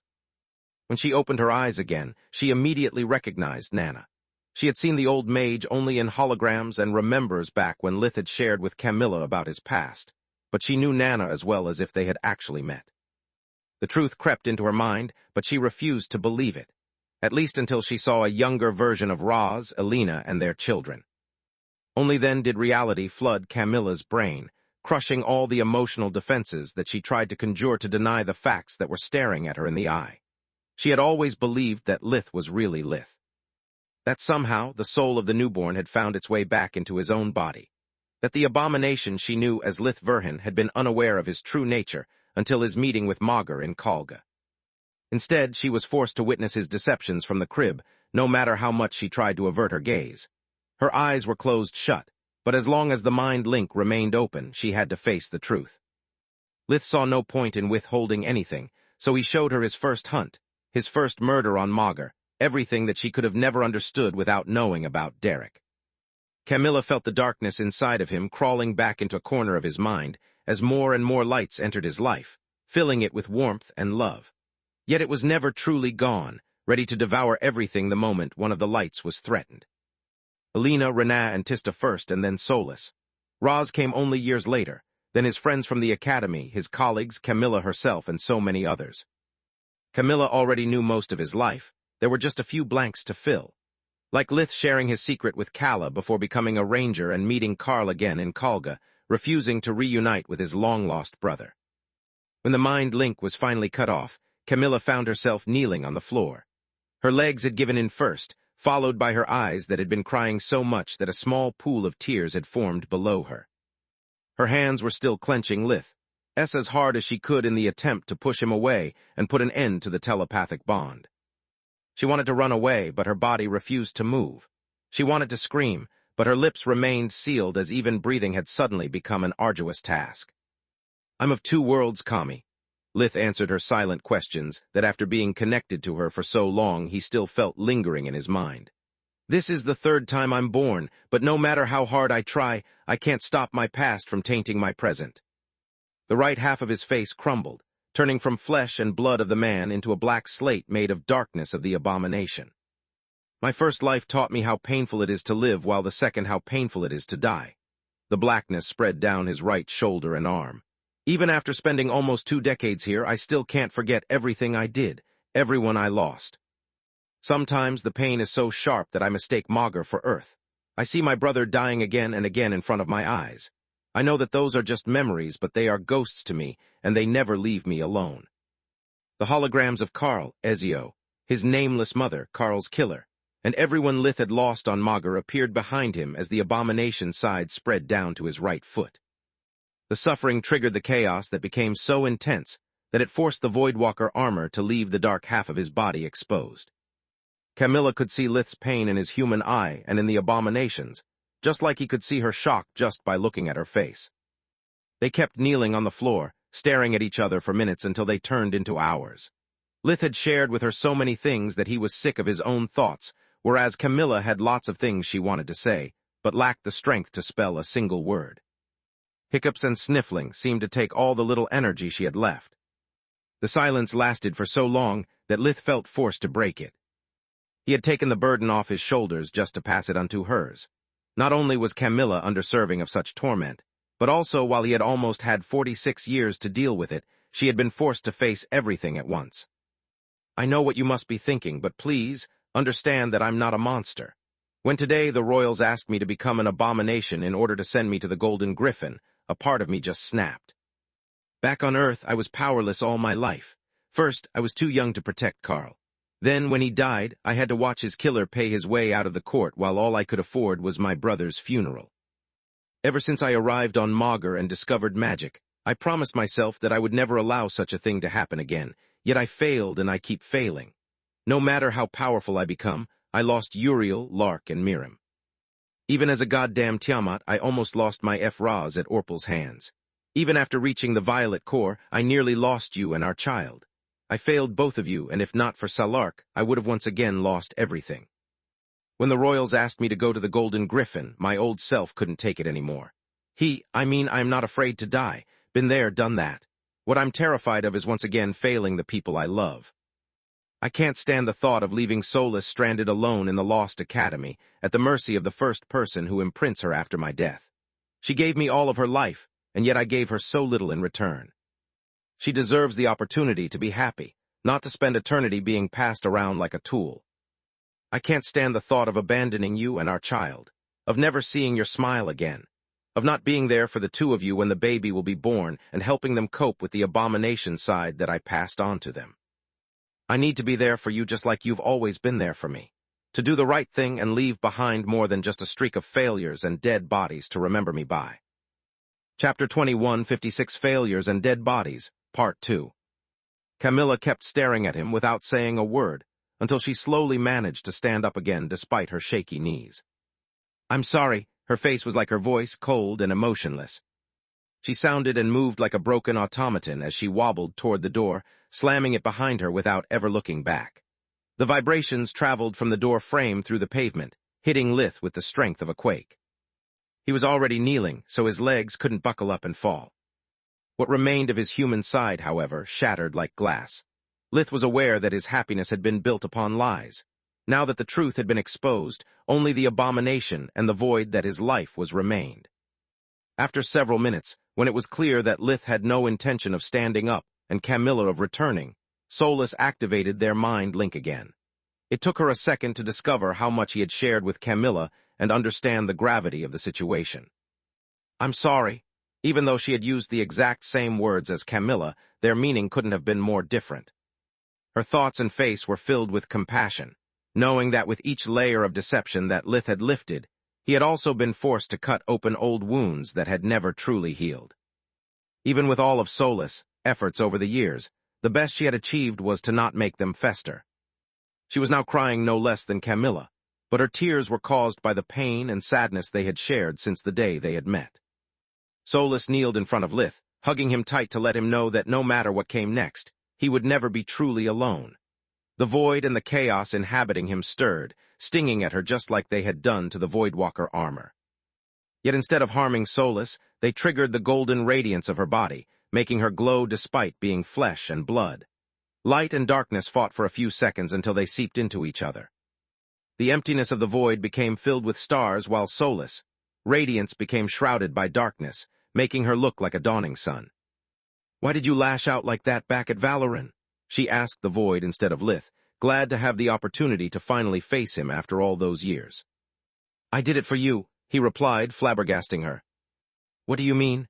The Royals and the Council are no friends of ours, but they are trustworthy allies. You could have just refused the mission.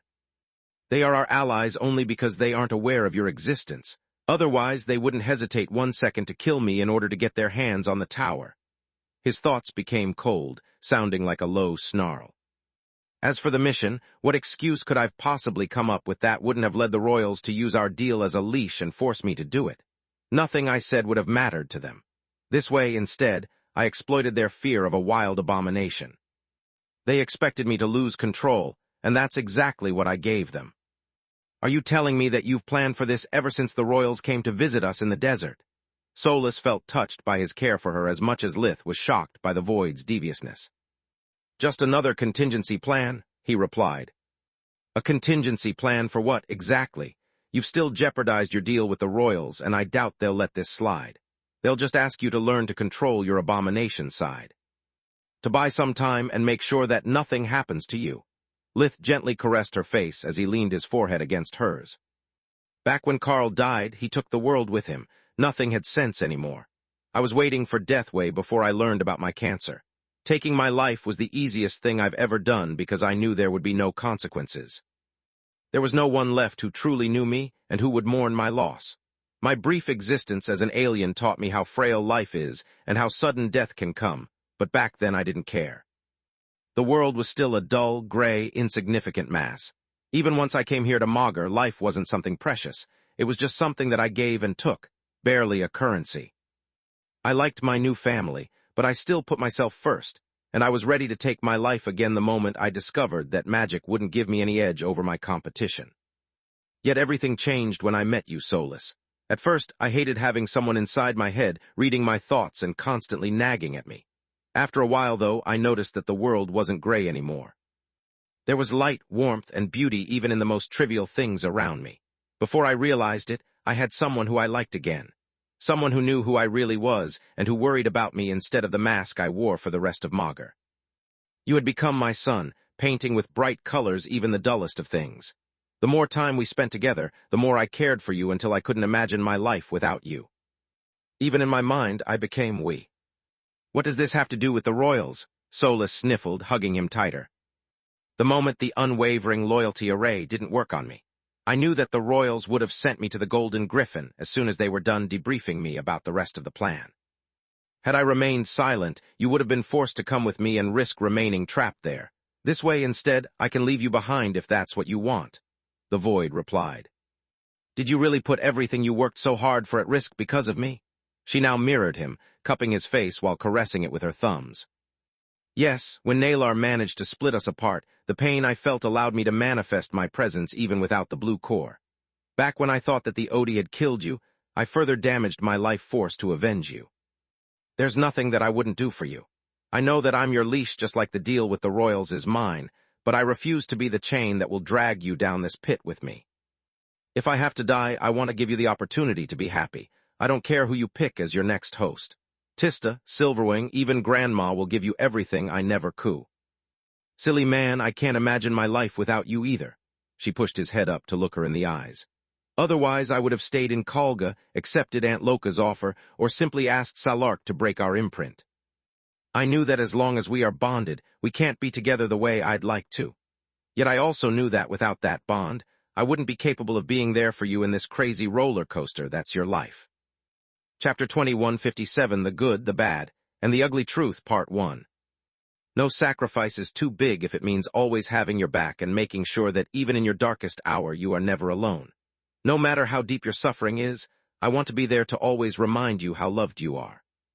Whatever the Royals want from you, we'll face it like we did everything else. Together, Solus said. At those words, the darkness and the light merged further until they became one. The tower trembled as it gained several new floors, and every room became larger. The world energy from the geyser was assimilated with enough efficiency to turn the stones that comprised the walls into a material as hard as adamant. "Fuck us sideways," the newborn hybrid thought while staring at their 4 hands. After examining their condition with invigoration, they discovered that Lith's mana core was now bright violet, Solus was bright blue, and the tower's power core was now capable of converting the world energy into their mana. Lith and Solus refused to move anything but their neck and eyes. They could feel their body brimming with great power, just like they knew they had no control over it. The slightest gesture would have pierced through the tower's wall, while the weakest spell was likely to raise the mountain. "Damn it, I would love to see our reflection in a mirror, but I don't want to bring a new ice age and kill everyone who lives on this mountain," Solus thought. Judging from the odd weight on their back and the shift in their center of gravity, there were more than 2 sets of wings. As for their chest, whatever creature they had become had its body covered in golden and black scales, both with their edges blood-red from the heat sealed within.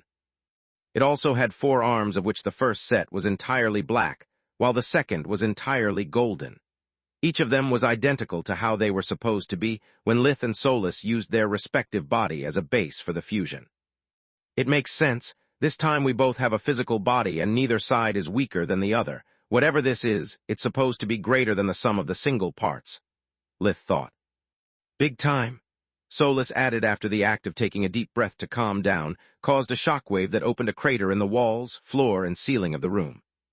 They both immediately used the tower's control system to make sure that the damages hadn't spread to the nearby rooms and checked on Camilla's position. If anything happened to her, I'll never forgive myself." Luckily for Solus, the effects of her sigh had affected only the bedroom they were in, and thanks to the soundproofing spells, Camilla had noticed nothing from the kitchen. "How do we split?" Solus asked. "Camilla is here, but since now she knows about me and our relationship, it's not enough to make our minds go out of sync anymore." "I don't know." Lith's paranoid mind was panicking, quickly infecting Solus. "More importantly, what about our privates? Are they just neighbors or—" He couldn't bring himself to finish the sentence, conjuring instead the mental image of creatures capable of having an offspring by themselves. "Are you telling me that once we split, I might have gotten pregnant too?" Solus started swallowing nonstop as the harmony of their union was disrupted by its possible consequences. "How am I supposed to know? I've never fused with anyone else." "Me neither." Lith was terrified at the idea of Camilla finding out and asking for a divorce for something outside of his control, while Solus didn't want to pay the ticket for the amusement park just to skip all the rides. Long story short, their fusion ended as abruptly as it had started. "Are you? Unless we visit Grandma, we'll have to wait about a month to be sure," she replied, cutting him short. "I was about to ask you if you were all right, but that works too," Lith said while pacing nervously around the room now that he had regained his human form. The fusion had solved his inner conflict, setting at peace the different wills imbued in his life forces. At the same time, however, it had added jet fuel to the fire of Lith's and Solus' uneasiness about their relationship. She was in her human form as well, but she was so flustered that the blushing extended down to her shoulders, and she was so red that she seemed to suffer from a heat stroke. As for Lith, he couldn't even bear to look at her. He kept moving around the room, avoiding even to get near the bed where she was sitting. Then his eyes fell on the camellia on Camilla's bedside stand, making his stomach churn and color drain from his face as he remembered the reason she had left him alone with Solus. His pacing resumed, and minutes seemed to last hours while he waited for Camilla's return. He couldn't help but check on her from time to time via the tower's security system, but he didn't want to spy on her and just checked her position. According to the logs, she had gone often to the kitchen and the bathroom, staying most of the time in the guest room. "At least she hasn't made calls," he inwardly sighed in relief. "If she wanted to leave, she would have just needed to call Falul or any of our friends to pick her up." "She's not the type to just run away like a thief," Solus replied. "Kami would face you first and tell you what's on her mind." Lith recognized the truth in those words, now fearing the idea of Camilla's return as much as of her leaving the tower. They kept waiting, and minutes turned into actual hours, but aside from them, regaining their cool, nothing happened. "Do you think I should go talk to her?" Lith asked when he reached the point that uncertainty had become unbearable. He kept picturing scenarios where Camilla divorced or worse, She would stay with him only for appearances' sake until the war was over. In some of them, she allowed him to help her with the baby, while in others she just ran away from him, never to return. The more time passed, the more he could see things getting worse and worse. When he started picturing Camilla telling the truth to his parents before leaving, causing them to abandon him as well, he couldn't take it anymore. He stood up, determined to face her once and for all and face the consequences, come what may. Absolutely not. Soulless reply shattered his resolve like a stone thrown at a mirror. No matter how good your intentions were, you are responsible for this mess. Don't get me wrong, I'm grateful to you for putting everything at stake for me. Yet by lashing out, you forced Kami to face your darkness. She has every reason to be upset, and she deserves all the time she needs to make up her mind. If you to her now, you will put even more pressure on her. Chapter 21:58 The Good, the Bad, and the Ugly Truth, Part 2. Whatever she'd decide would be a rushed decision that would bring nothing good. Instead of trying to predict what she might do, try walking a mile in her shoes. How would you feel if your roles were reversed? Soulless asked. Scared out of my wits, afraid for the baby, but most of all betrayed. Lith replied. In a way, the idea that there are other populated worlds out there would be insignificant compared with discovering about my reincarnations. The other aliens are thousands of light years away, whereas I'm right here. On top of that, Kami has just learned that she has married a person different from the one she knew. I just betrayed her trust and turned her world upside down in a single swoop. In her shoes, I would have a nervous breakdown and an existential crisis at the same time. My point exactly. There's nothing you can say that won't make matters worse. Just give her time to. Soulless stomach grumbled, cutting her short. How can you think about food in a moment like this? Lith's outrage would have sounded more genuine if his own bowels hadn't just replied in kind.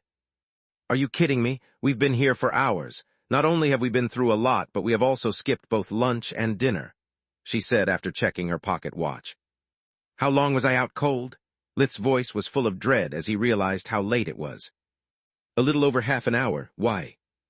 Because it means that more than half a day has passed since Kami left and she has yet to return. Do you think it's a good or a bad sign? He asked. That was one of those rare moments when Soulless cursed their bond.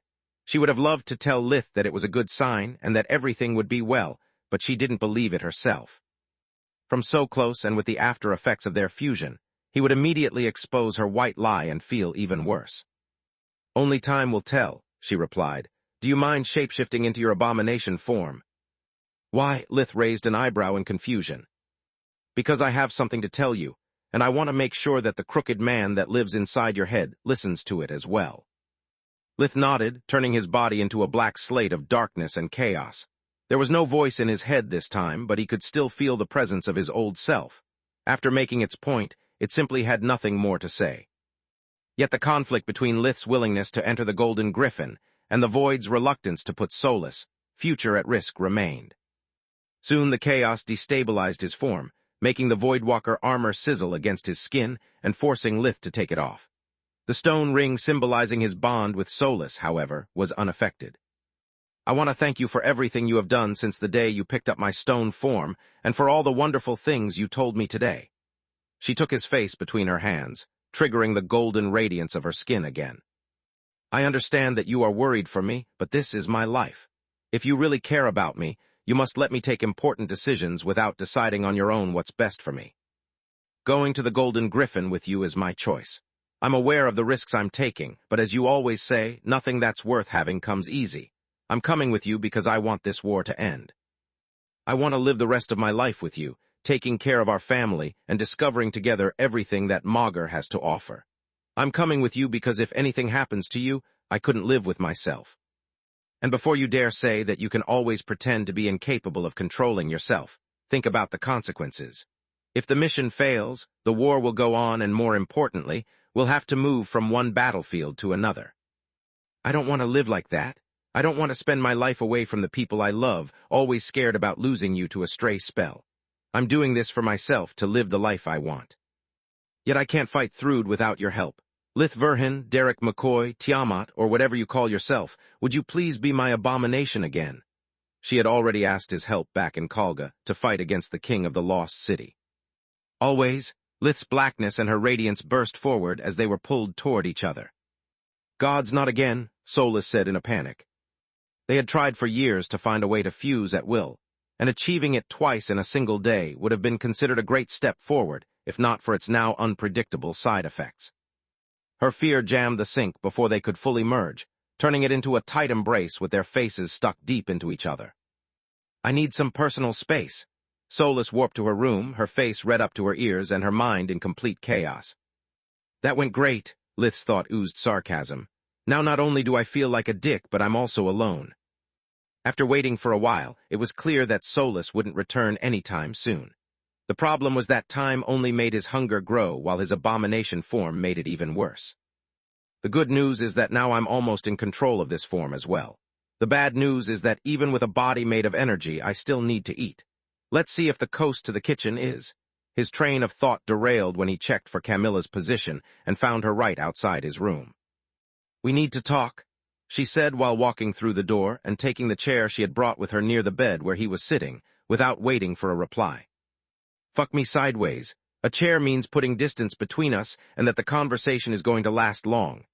Lith swallowed even though that form had no saliva. He stared at her face, trying to understand what was about to happen.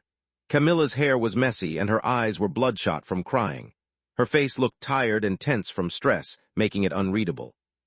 "I'm glad to see that you are still in your abomination form, because I don't know if I would have the strength to say what I have to while looking at Lith's face." Her words made him swallow again, and curse at himself for not shape-shifting back into human form the moment Solace had left the room. "It took me a long while to find the right words. Every time I thought to have found my answer, I either needed to eat or go to the bathroom due to the baby. It shattered my resolve and reminded me of how much there is at stake." Camilla instinctively brought her hand to her womb, sniffling to hold back a tear. Chapter 2159, Father-Child Bond, Part 1. "Now I understand why even after we got married, there were things you talked about only with Solace. Now I know that many things I thought you had invented because you loved me, like Tuner, the camellia, and the stroller are just stuff you plagiarized from Earth. Deep inside of me, I always knew there was something wrong with you. Every time I read your personnel file, I found it incredible that someone so young could act in such a cold and controlled manner."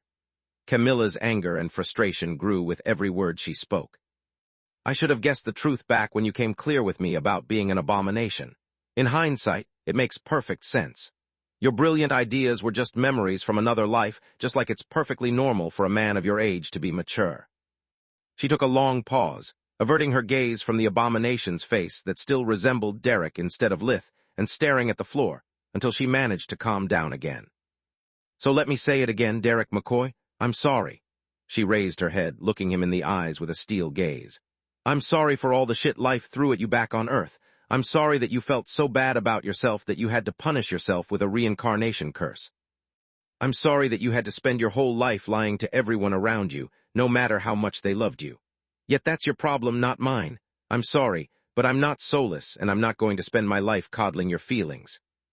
Lith's stomach twisted into a notch as he clenched his hands so hard that even his energy knuckles popped. "If you want me to stay with you, you need to grow up." "Wait, what?" Her words both shocked and confused him. "You heard me. Grow up." She dragged the chair closer until her face was centimeters from Lith's.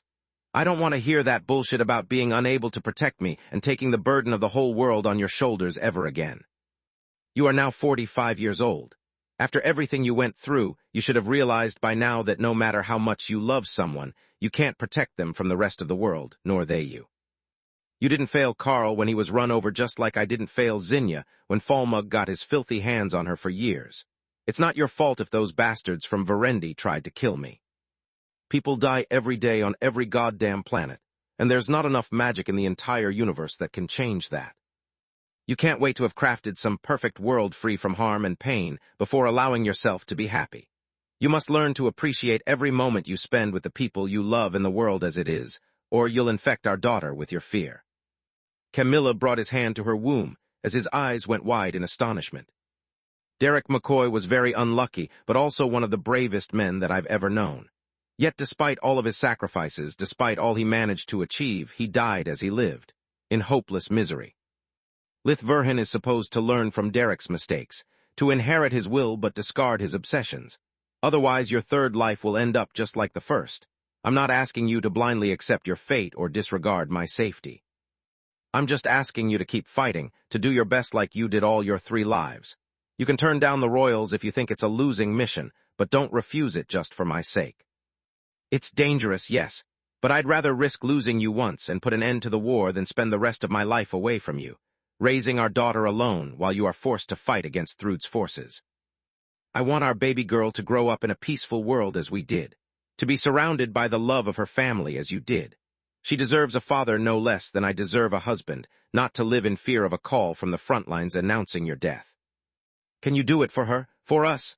Camilla leaned her forehead against his, closing her eyes as tears streamed from her eyes. Asking the man she loved to risk his life was the hardest thing she had ever done, but she couldn't afford to be egotistical anymore. She now had to fight for her yet-to-be-born child. Lith remained dumbstruck until the word daughter hammered its way from his ears to his brain, forcing it to work again. He knew for a month that he was going to be a father since, with 3 guardians protecting the baby. It was more likely for the son to disappear than for something to go wrong with the pregnancy. Yet it had always been a vague concept. A hazy figure he couldn't picture clearly in his head. Now, however, it wasn't a nondescript baby any longer. The word daughter changed everything, making the mental image of his child so real that Lith could almost see her. Yes, I can and I will. He took Camilla's hands in his own, and when she opened her eyes, he was glad to see that they were still as kind as he remembered them. Thank you. She gave him one of her dazzling smiles that made Lith feel like the luckiest man alive. Something that he had believed he wouldn't see ever again after revealing the truth to her. Yet the surprise he felt at such a sight was instantly dwarfed by a more astounding development. Camilla's hands had turned pitch black, and so did her face as darkness replaced her flesh. Lith could feel the resonance between his abomination side and that of the child in Camilla's womb as she used the baby girl's abilities to shapeshift. Only the darkness element could interact with itself, allowing what was left of the body of Derek McCoy to experience a real kiss after over 20 years. It made Lith feel loved, no matter what name or appearance he bore. It also made the final argument between him and the Void disappear, since they both agreed with Camilla about their responsibilities toward his daughter. Are you really okay with this? Lith asked when Camilla pulled away to catch her breath. Unlike him, she still had lungs. Do you really want to stay with an alien body snatcher? I saw your memories, she replied. The baby was already dead, so you snatched no body, and yes, I'm okay with this.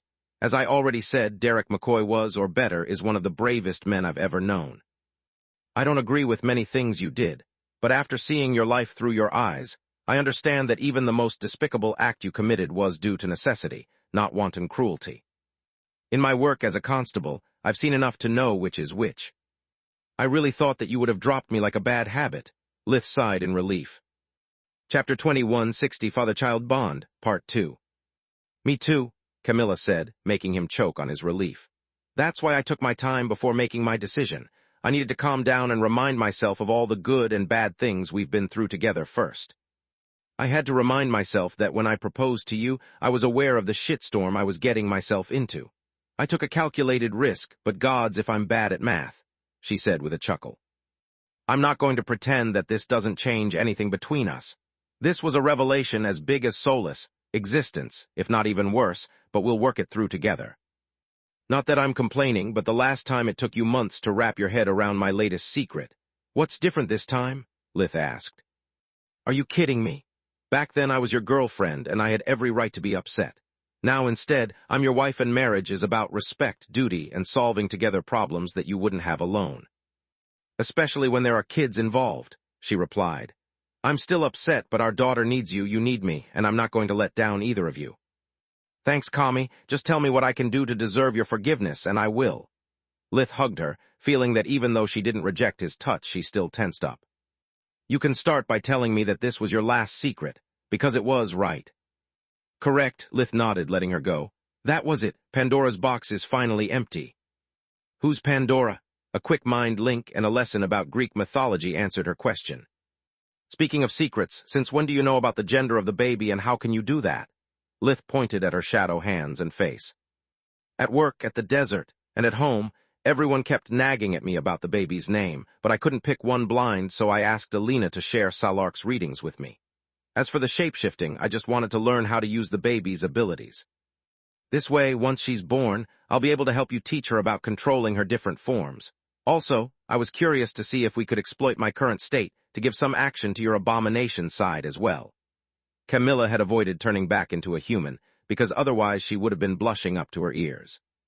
Gods, you really are a pervert, Lith said with a chuckle. It takes one to know one, she shrugged. By the way, I hope you are not mad at me, because I spoke about this with Calla and her children.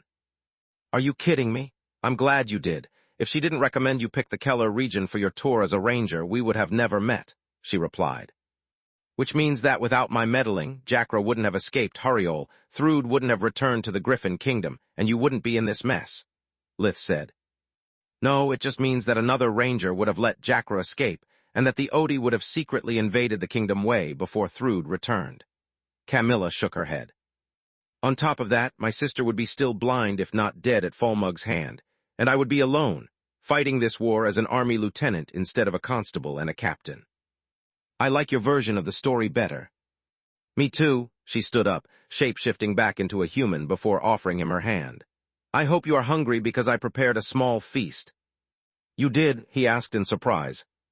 Technically, Alina did most of the job, but I helped her with a few dishes and bought a lot more from your favorite restaurants. Camilla cleared her throat in embarrassment. With my job and everything, I don't have that much free time, but I still wanted to throw you a surprise party the moment Solus, and I decided to reveal to you our dream house, especially if you needed to be cheered up. She waved as the shape shifted Tower's room. I guess this qualifies big time. Lith dressed up before turning back into human form.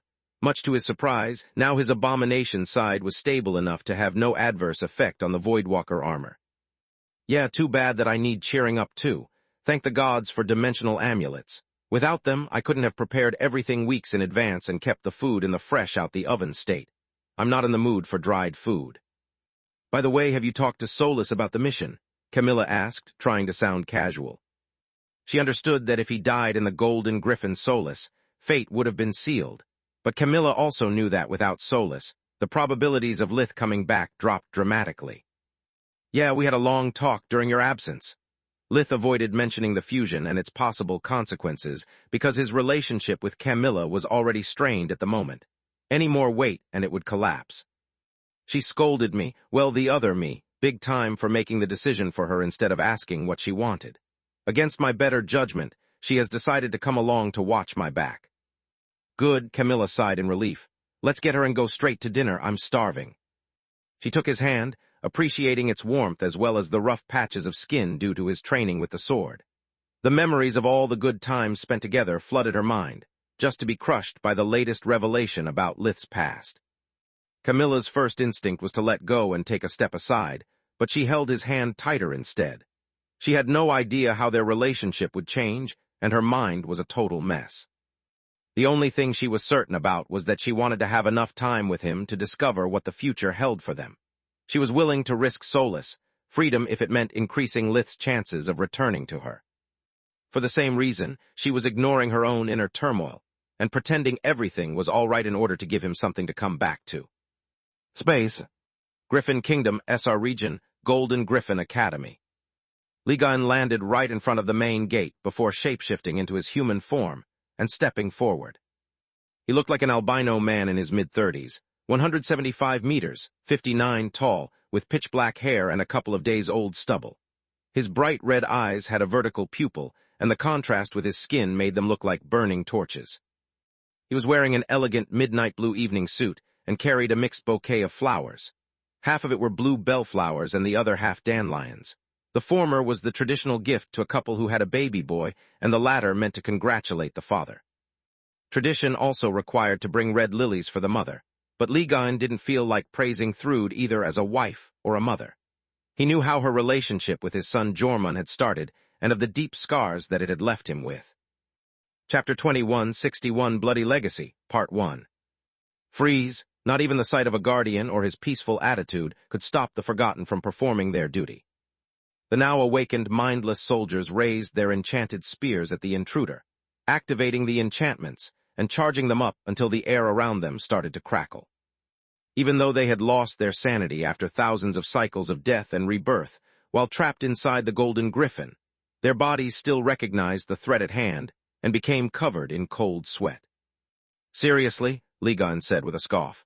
If this was an attack, I wouldn't be walking in my human form and you would be dead. The alarm resounded throughout the Lost Academy, and many Emperor and Divine beasts rushed to the main gate. Unlike the Forgotten, the moment they looked at the intruder with life vision, they dropped their weapons. The only thing that a fight would have achieved was another cycle in the rebirth chamber, and the loss of another sliver of their self-awareness. Their survival lay in the lost city being able to stop the Guardian, or in the hope that Ligon wouldn't dare to destroy it and kill millions of innocents in the aftermath. Finally, someone with a brain, tell my son that this is a courtesy visit, Ligon said. Yes, Grandpa. Uffel had once been a Hydra, but after undergoing Thrud's treatment, he was now a 7-headed dragon. Don't call me that, Ligon snarled while his descendant called Jormund via the communication amulet. You lost that right the day when you sacrificed hundreds of your siblings and exposed yourself to forbidden magic just for the sake of power. I did no such thing, Uffel said in outrage. Even in his human form, he spoke with 7 voices in unison, making him sound like a choir of angry gods. Zedros killed the members of our kin for his crazy experiments. The true queen simply took the ambrosia after his death and used it on those like me to enhance our abilities. Throwing it away would have meant wasting their sacrifice. This way, they live inside of me and I carry on their legacy. I'm not doing this for power, but to create a better world for everyone. Do you even listen to yourself? You may not have killed them directly, but their blood is on your hands nonetheless. That power is cursed, and by accepting it, you became no better than Zedros. Ligon replied. History will judge us. Yet while at least I have the guts to do what I believe is right, you keep doing nothing. If you were really worried about your lesser offspring, you would have stopped Zedros. His experiments happened inside your turf, under your responsibility. You let him do it, so you have no right to judge me. Uffel transformed into his real body, ready to challenge his forefather. I didn't let Zedros do anything, nor did I consent to his experiments. Ligon calmly shook his head. But you are right about one thing. I failed him just like I failed you and all those he sacrificed, and for that I'm sorry. His words struck at Uffel stronger than any spells could. The shock shapeshifted him back into his human form and made his anger fade. You have nothing to apologize for, Dad, Jormund said.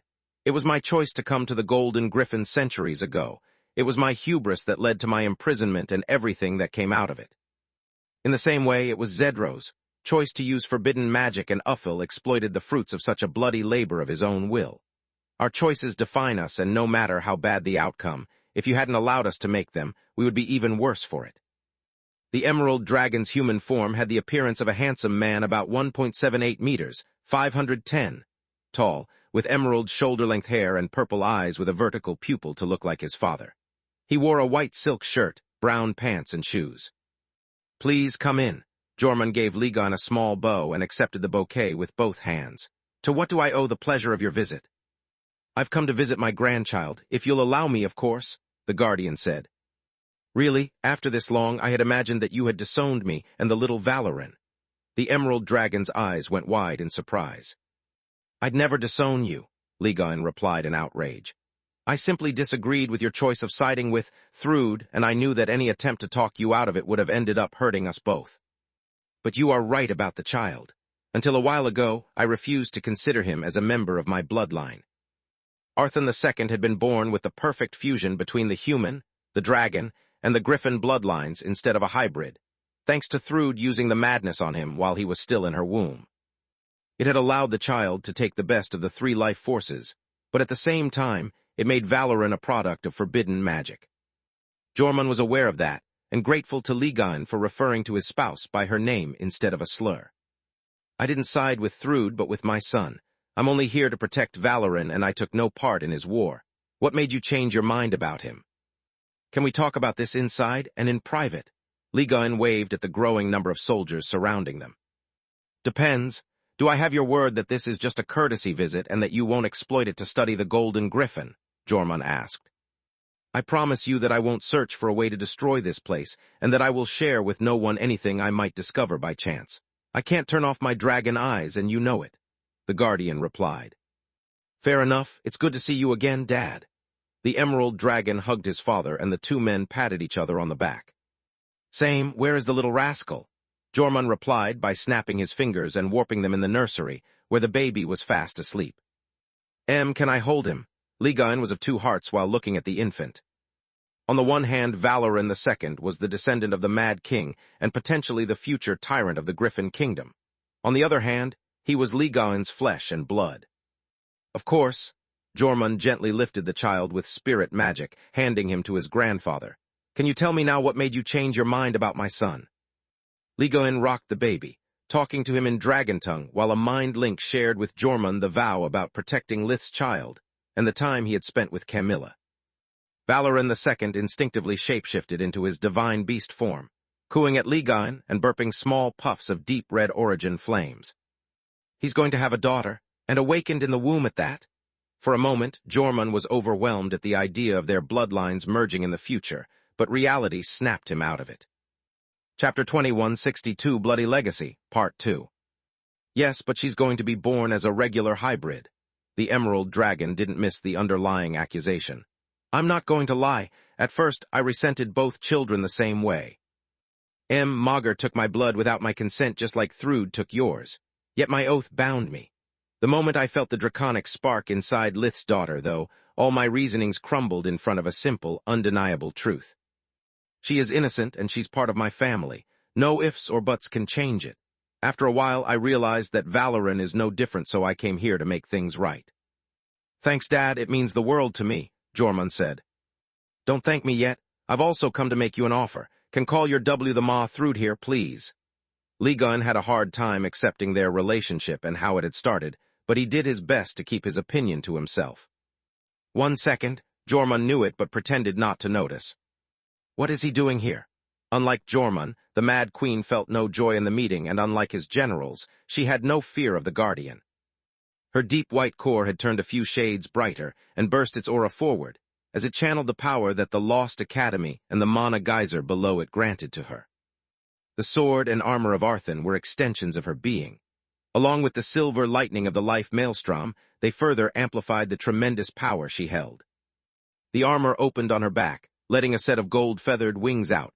Her hands turned into talons, and small feathers came out of her skin, forming a sturdy protective layer. The white core turned you into a golden griffin like Tyrus. How can someone like you reach such enlightenment? Ligaon was flabbergasted, doubting for the first time in millennia Magur's sanity.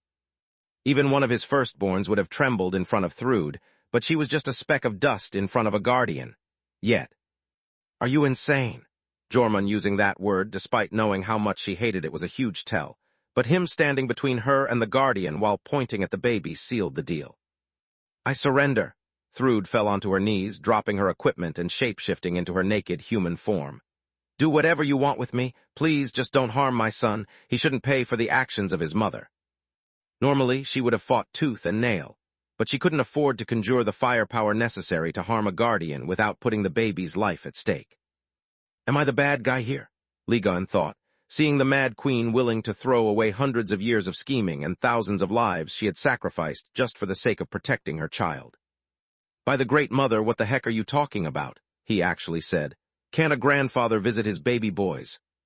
Do I have your word you won't hurt Valoran or take him away from me? Thrud refused to stand up until she was certain of the Guardian's intentions.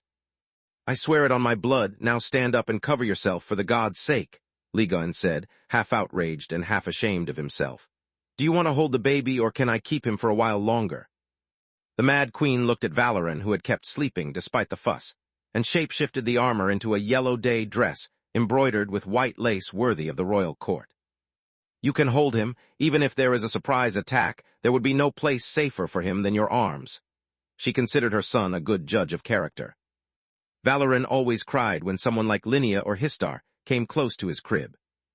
I'll try to be quick and not overstay my welcome, the Guardian said while conjuring a soft tune that he used as a lullaby for his children.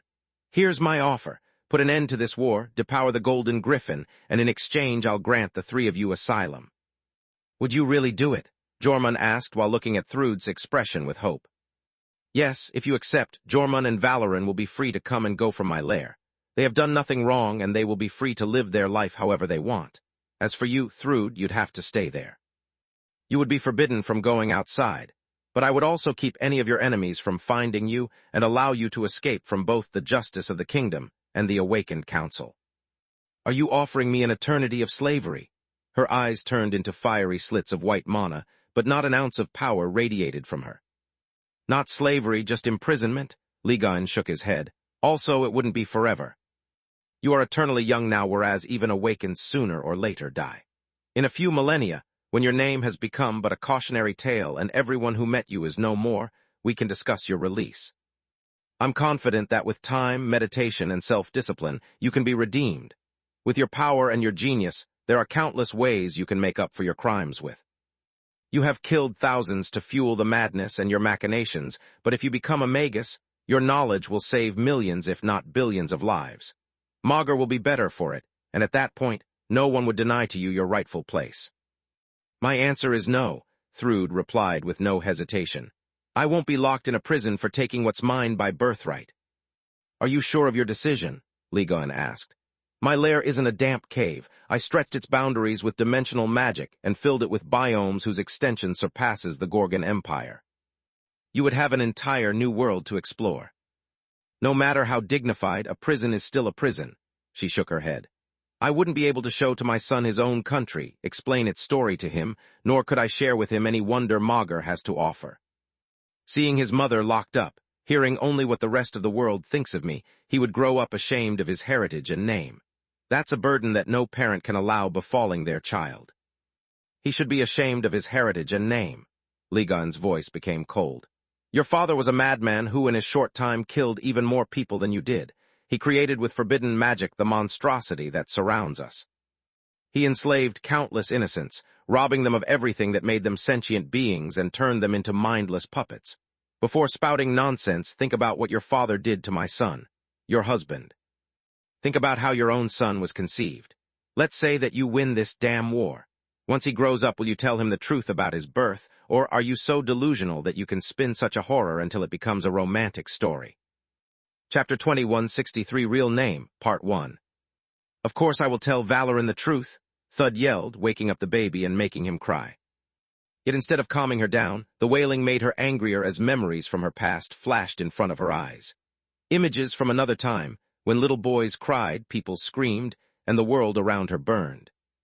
Maybe my father was a monster, but so were those who created the slave collars in the Empire, and the royals who allowed the same tragedy that happened to Bulker to befall countless youths whose only crime was to be talented.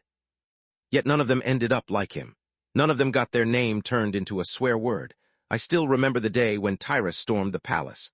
I remember my mother dragging me away to save my life while I cried my father's name. I was barely a woman, forced to witness my house being set ablaze, while the rest of my family was butchered in front of my eyes. They sacrificed their lives just to buy us the time to escape. Without them, my mother and I would have ended up on the gallows right beside my father. We would have been tortured for days just to sate the bloodthirst of the very people who, until a day before, worshipped us. If I were to accept your offer, history would remember me only as a madwoman, and my mother and my fallen relatives would have lost their lives for nothing. I owe them more than that, just like I owe my son the true freedom that only power can give him. Your deal would make Valoran but a wanderer who has to keep his head down and his name hidden. If I win this war instead, he'll have everything that was taken away from me and become a better person than my father or I will ever be. If I win this war, I'll do everything you just suggested, but I'll be remembered as a queen dispensing gifts to her subjects instead of a criminal begging for redemption. I won't stand for my child to be persecuted just for who he is like it happened to me. Like it happened to Verhin. After everything he did for the kingdom, he was chased away from his home. How can you ask me to entrust Valoran's happiness to people like that? He needs his mother, and I can't be with him if I'm locked away. So be it. Ligon whispered a few words in dragon tongue in the baby's ear, and Valoran fell asleep again. Yet my offer still stands. If you ever change your mind, Jormund knows how to contact me. Beware, though. If you lose this war, I won't come to your rescue. If you surrender while you still have the upper hand means that you are truly willing to change. If you do it only once everything is lost, it would just be a way to escape from the consequences of your actions. The father of all dragons handed the small Bahamut to his mother, making sure that she perceived the weight of his life and measured it against her self-serving ambitions. Then he warped away, holding on to the hope that the day when his lost sons Lith and Jormund collided would never come. Space. Griffin Kingdom, Rakar Mountain Range. After eating dinner, Lith was ready to go back to the royal palace, but Camilla asked him to spend the night inside the replica of their dream house that Solus had shaped the tower into. "We all have gone through a lot during the last few hours, and we need some real rest," she said. "On top of that, I'm aware of the risks that going to the Golden Griffin implies, and I don't want our last memory together to be a squabble. I want all of the parts that comprise your life force to know that you have a family waiting for your return, that you are fighting for more than a stupid kingdom or a pompous title. You are fighting for us." Lith froze at those words, feeling more like a monster than he had ever done. The whole truth about him had been finally exposed, and he was now free from the burden of lies and deception. It had also made him feel naked and vulnerable like never before. The secret of his reincarnation was something that Lith hadn't planned to share with anyone, and now that the cat was out of the bag, he had no idea how to deal with it. Also, seeing the pain still lingering in her eyes, and how she shifted uncomfortably from one foot to the other made his stomach churn. Gianni had trained Camilla to control her emotions, making such tics beyond unsettling. "I know, but I also thought that maybe some distance would make us good," he replied after the silence lasted long enough to become awkward. "I dropped another fireball on you out of the blue, and you need some time to process it. If you want, I can drop you by Zinya's if you need company, or Protector S if you want someone to talk with. I can spend the night here." "Enough with this nonsense, you silly man." She crossed the distance between them, wrapping him in an embrace. "That's exactly what I was talking about. You are thinking like we've already broke up and you have something to make up for. We are still together, and you don't have to make anything up to me. You didn't choose to come to Magur nor to take the body of Alina's baby." "I took Lith's body, you mean? You don't have to avoid saying his name to not hurt my feelings. I know who I really am." The man once called Derek McCoy stood still, without returning the embrace, feeling his new name and identity slipping away from him. "You're wrong. You and only you are Lith. Alina chose your name after your birth, to express the joy and happiness she felt after almost losing you. The baby's name was Strata, after Alina's father." Camilla put his arms around her and embraced him again. "Really?" The surprise was so great that all of Lith's 7 eyes opened wide, even though he was in his human form. "Really? You can ask your mother if you don't believe me." Camilla returned his gaze, allowing his enhanced senses that she was telling the truth. From so up close, he could hear her heartbeat, feel the blood flowing through her veins, and even smell the subtle changes in her perspiration. She changed the name at the last minute because she thought it was bad luck. Her father died young, and so almost did you. Lith is the name that Alina gave you, and she loves you no less than any other of her children. She and Raz often wondered where your soul came from after learning that you were part abomination. Yet after a while, they realized they didn't care. No matter who you are, to them you'll always be the baby they held into their arms. The baby who they raised to be the loving and caring son they would die for. Chapter 2164 Real Name, Part 2. "Thank you." Only after hearing those words did Lith return the embrace. "You are welcome, silly man." Camilla snuggled her face on his chest. "You don't have to worry about me either. I can understand why you kept your origin a secret, but the day I accepted to marry you, I also promised to accept every part of your life. Or in your case, lives. If you see me shaken is because I am, but also because I feel confident enough in our relationship to not be forced to pretend that everything is all right when it's not. I don't want to wear a mask, and neither should you. Gods, what the heck did I ever do to deserve someone like you in my life?" Lith held Camilla tighter, losing himself in the sweet scent of her hair that he had feared lost forever. "A lot," she replied. "Don't get me wrong, you are still a homicidal asshole, but you are my homicidal asshole. You saved your parents from poverty and our respective sisters from illness. Even though you carried a lot of secrets since the day of our first date, now I know that you've always been honest about your feelings for me. I will need some time to process today's events, but that doesn't mean that I'm pushing you away." Once again, there was no lie in her words. Lith remained like that for a while, appreciating that moment without saying anything. That night they slept simply hugging, and when they woke up, Camilla had Solus warped the tower to Salark's beach. They watched the sunrise there and spent the rest of the day in the place where their family had been born, promising to return there. Solus was happy to be part of it, but also a little awkward. "Are you sure you don't want some privacy?" she asked while they were sunbathing, and Lith experimenting on how his abomination form reacted to water. "Are you kidding me? I can surely use the company of my wife," Camilla chuckled. "Also, you knew about Lith and Derek all along. I need your expertise now more than ever." "About that, I don't think I can be of much help." Solus replied with a shrug. To everyone else, they are different people, but to me, there has always been only Lith. I'm not saying that his past as Derek is irrelevant, just that that part of his life had already started to fade by the time I met him.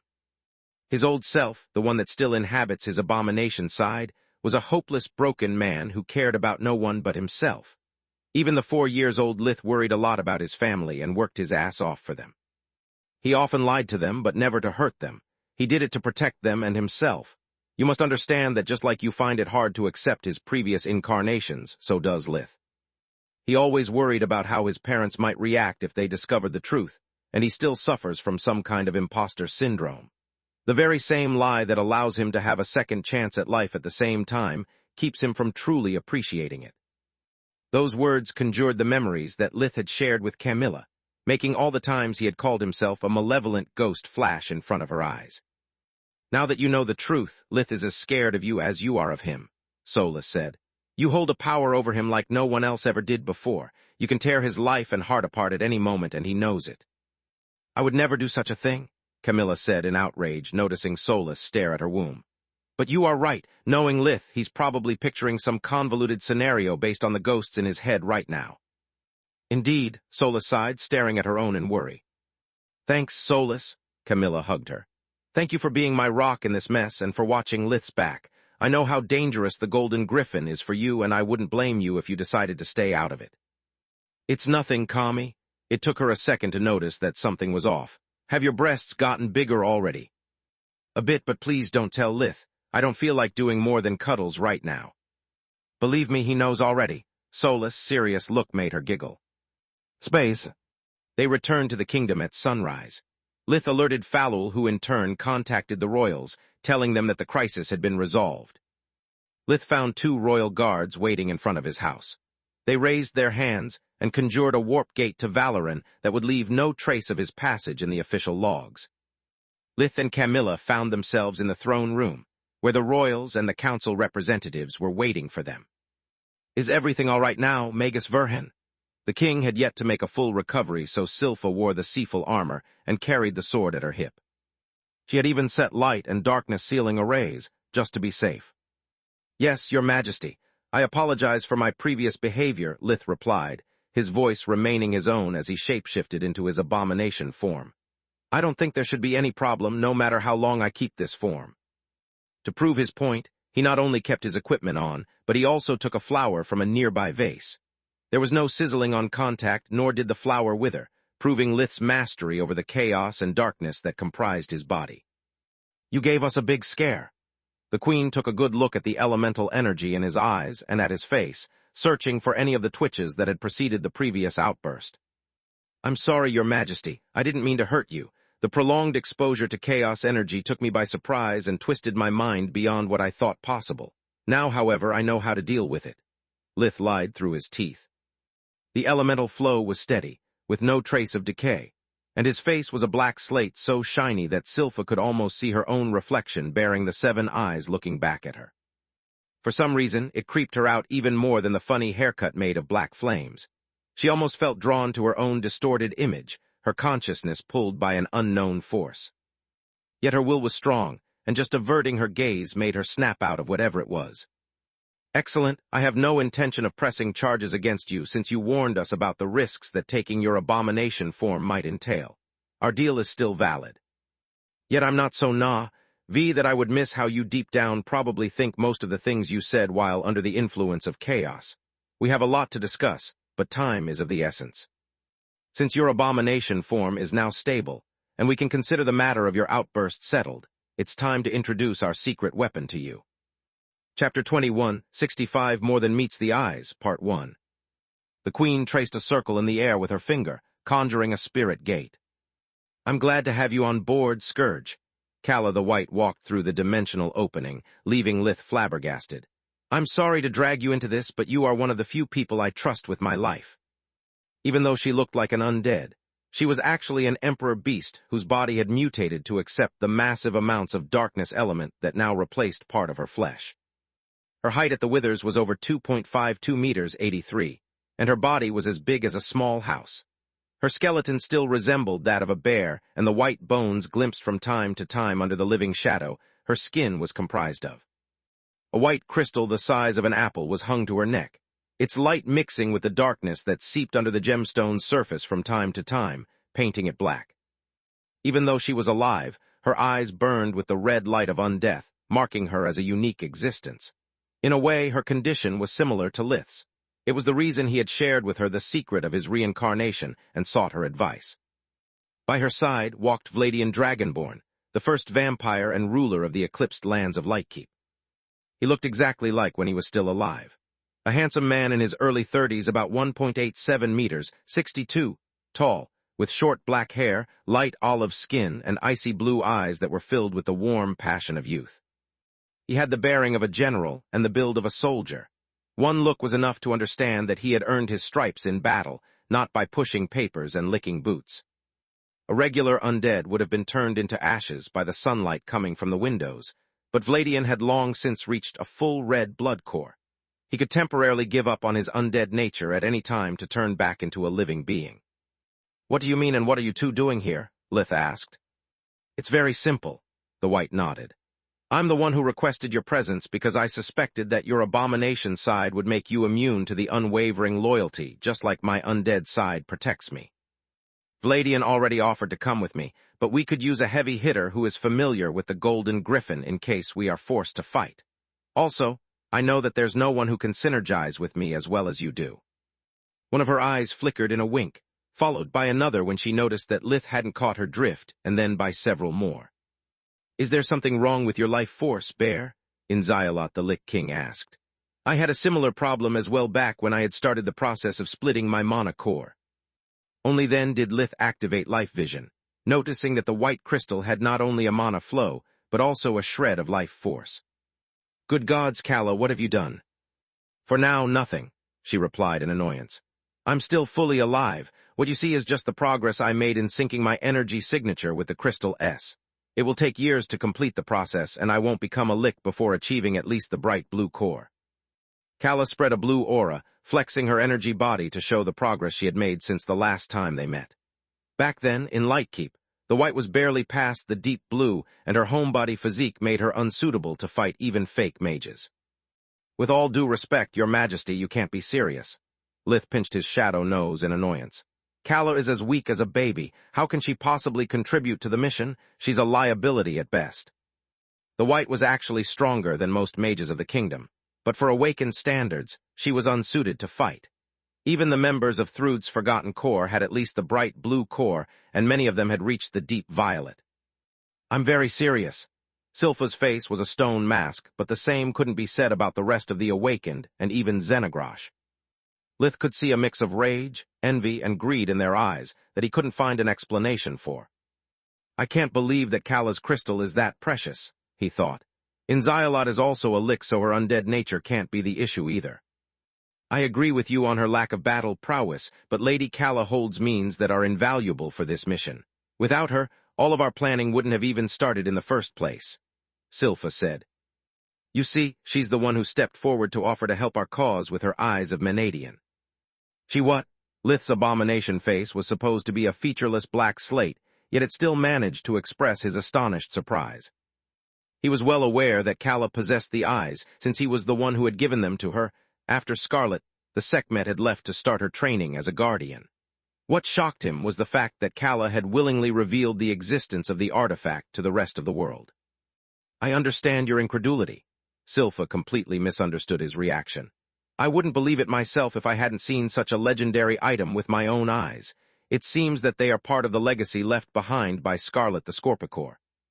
The queen kept a calm appearance, but her grip on Sifil's sword became so strong that it would have bent regular tempered metal. "I can't believe that the kingdom had the eyes of Menadian right under our nose for 100 years, and in the White Griffin Forest as that. We could have bargained with the Forest Lord for them since Mirim had a great relationship with the Scorpicore. Heck, maybe if we treated her better, she wouldn't have entrusted such a priceless treasure to a mad Semelik." Silpha's frustration knew no bounds, and was matched only by that of the members of the council. They had often interacted with the Scorpicore, and were now deeply regretting having always dismissed her as a minor player and a major pain in the ass. "What I'd give to get my hands on the eyes," Xenagrosh thought. "They would be the perfect gift for Baitra. With them, the absolution, and the mouth, it would be just a matter of time before she manages to craft her own mage tower. After that, with Nandi's help to make up for the missing hands, her creations would match those of the Guardians. I have them right here. Calla put what looked like a golden pince-nez on her snout, and its lenses grew to the size of a tea saucer to fit her. I'm sorry for hiding the eyes from you, Scourge. It's not that I didn't trust you. I just didn't want to involve you in the mess that I knew would have ensued were the existence of the eyes been revealed. Winking Face. Chapter 21, 66, More Than Meets the Eyes, Part 2. Lith could now understand the secrecy behind his summon to the capital and what the plan to infiltrate the Golden Griffin entailed. Yet there were still some questions that needed answers. Then why are you even here? His words made more than one brow furrow, and the royals once again question his loyalty. Why are you putting yourself in such danger? Because I've seen the horrors of Thrud's workings, Calla replied. Because I know that if the Golden Griffin isn't destroyed, her forces will conquer the lands above the ground and then those below. I'm putting my life at stake because I don't want this war to ravage the Empire nor the eclipsed lands that now I consider my adoptive homeland. Also, it's quite hypocritical of you to question my decision, Scourge. I'm just doing for the first time what you've been doing ever since we met in the White Griffin's forest, risking my life for people I don't care about and fighting for an ungrateful country. The White made everyone present flinch. Lith, Camilla, and Solus, because it was exactly what the Void had accused Lith of doing just 2 days back. The others because they realized that Calla was right. Lith had no real obligation toward them. He had often put his life on the line for the kingdom, but he only fought for his family. We are aware that the eyes are a teaching tool, Lady Calla. If only you entrusted them to any of us, we would gladly take your place and spare you the danger of the Golden Griffin, Inzialot said while giving her a deep bow. Yeah, right, and then I would never see them again, Calla snorted. I'm the reason they have dragged you here, Scourge, and I apologize for that. You are the only abomination who I trust with my life. Meaning? Only undead, and abominations can get inside the Golden Griffin safely. Yet regular abominations would be immediately spotted due to their chaos ravaging the cloaking rings and the floors of the Lost Academy. Undead, instead, have too many limitations. Even Baba Yaga's firstborns like Vladian have their strength reduced during the day. You instead have your body made of darkness, have full control over it, and no weakness.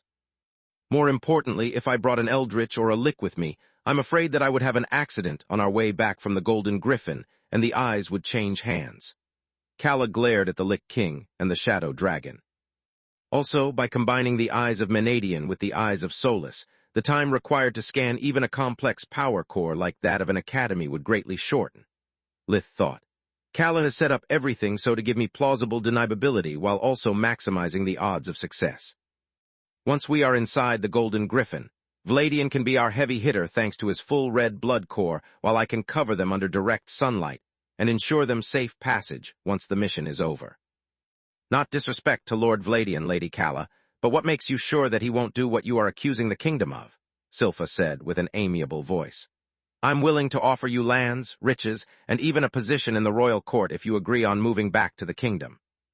The queen is right. Fila had a warm, motherly smile that gave Lith the creeps.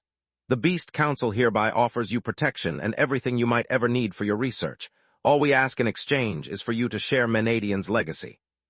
Yeah, right, I've seen how well that worked out for Scourge. Calla sneered at Silpha, making her turn pale in shame. After working his ass for you for years, after destroying 2 lost cities and gaining countless merits, your citizens didn't hesitate 1 second to turn against him the moment his nature as a divine beast was exposed. If that's what happens to a hero, I can easily imagine what would happen to an undead emperor-beast hybrid and her vampire daughter who just mind their own business. Sooner than later, we'd be hunted, persecuted, and killed. Then she turned toward the council. As for you, you failed my good friend Scarlet more times than I can count. I was there most of the times she called for your help, and I know how slow, ineffectual, and narrow-minded you are. You're nothing but a joke, and I don't joke on the life of my children nor on the future of my research. Once again, the awakened council was reminded of its many failures and shortcomings that had led them on the losing side of the War of the Griffins despite their millennia-old legacies. Vladian, instead, knows about the eyes ever since I got them, and he never betrayed his vow of hospitality. I trust him with my life, and that of my children since the eclipsed lands are not plagued by the plotting of the surface. The only people I want by my side in this mission are he and Scourge, because I know they care more about me than any trinket. The same can't be said about you." Calla had revealed the existence of the eyes to the royals, because they had no influence in the Empire, and they wouldn't risk triggering a war.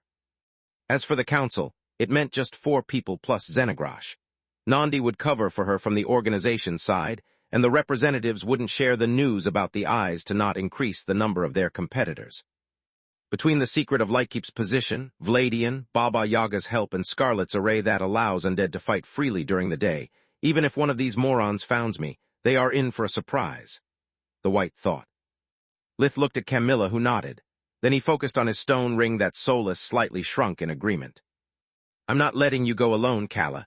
The eyes of Menadian are the only thing that can crack the power core of the Golden Griffin and put an end to the war.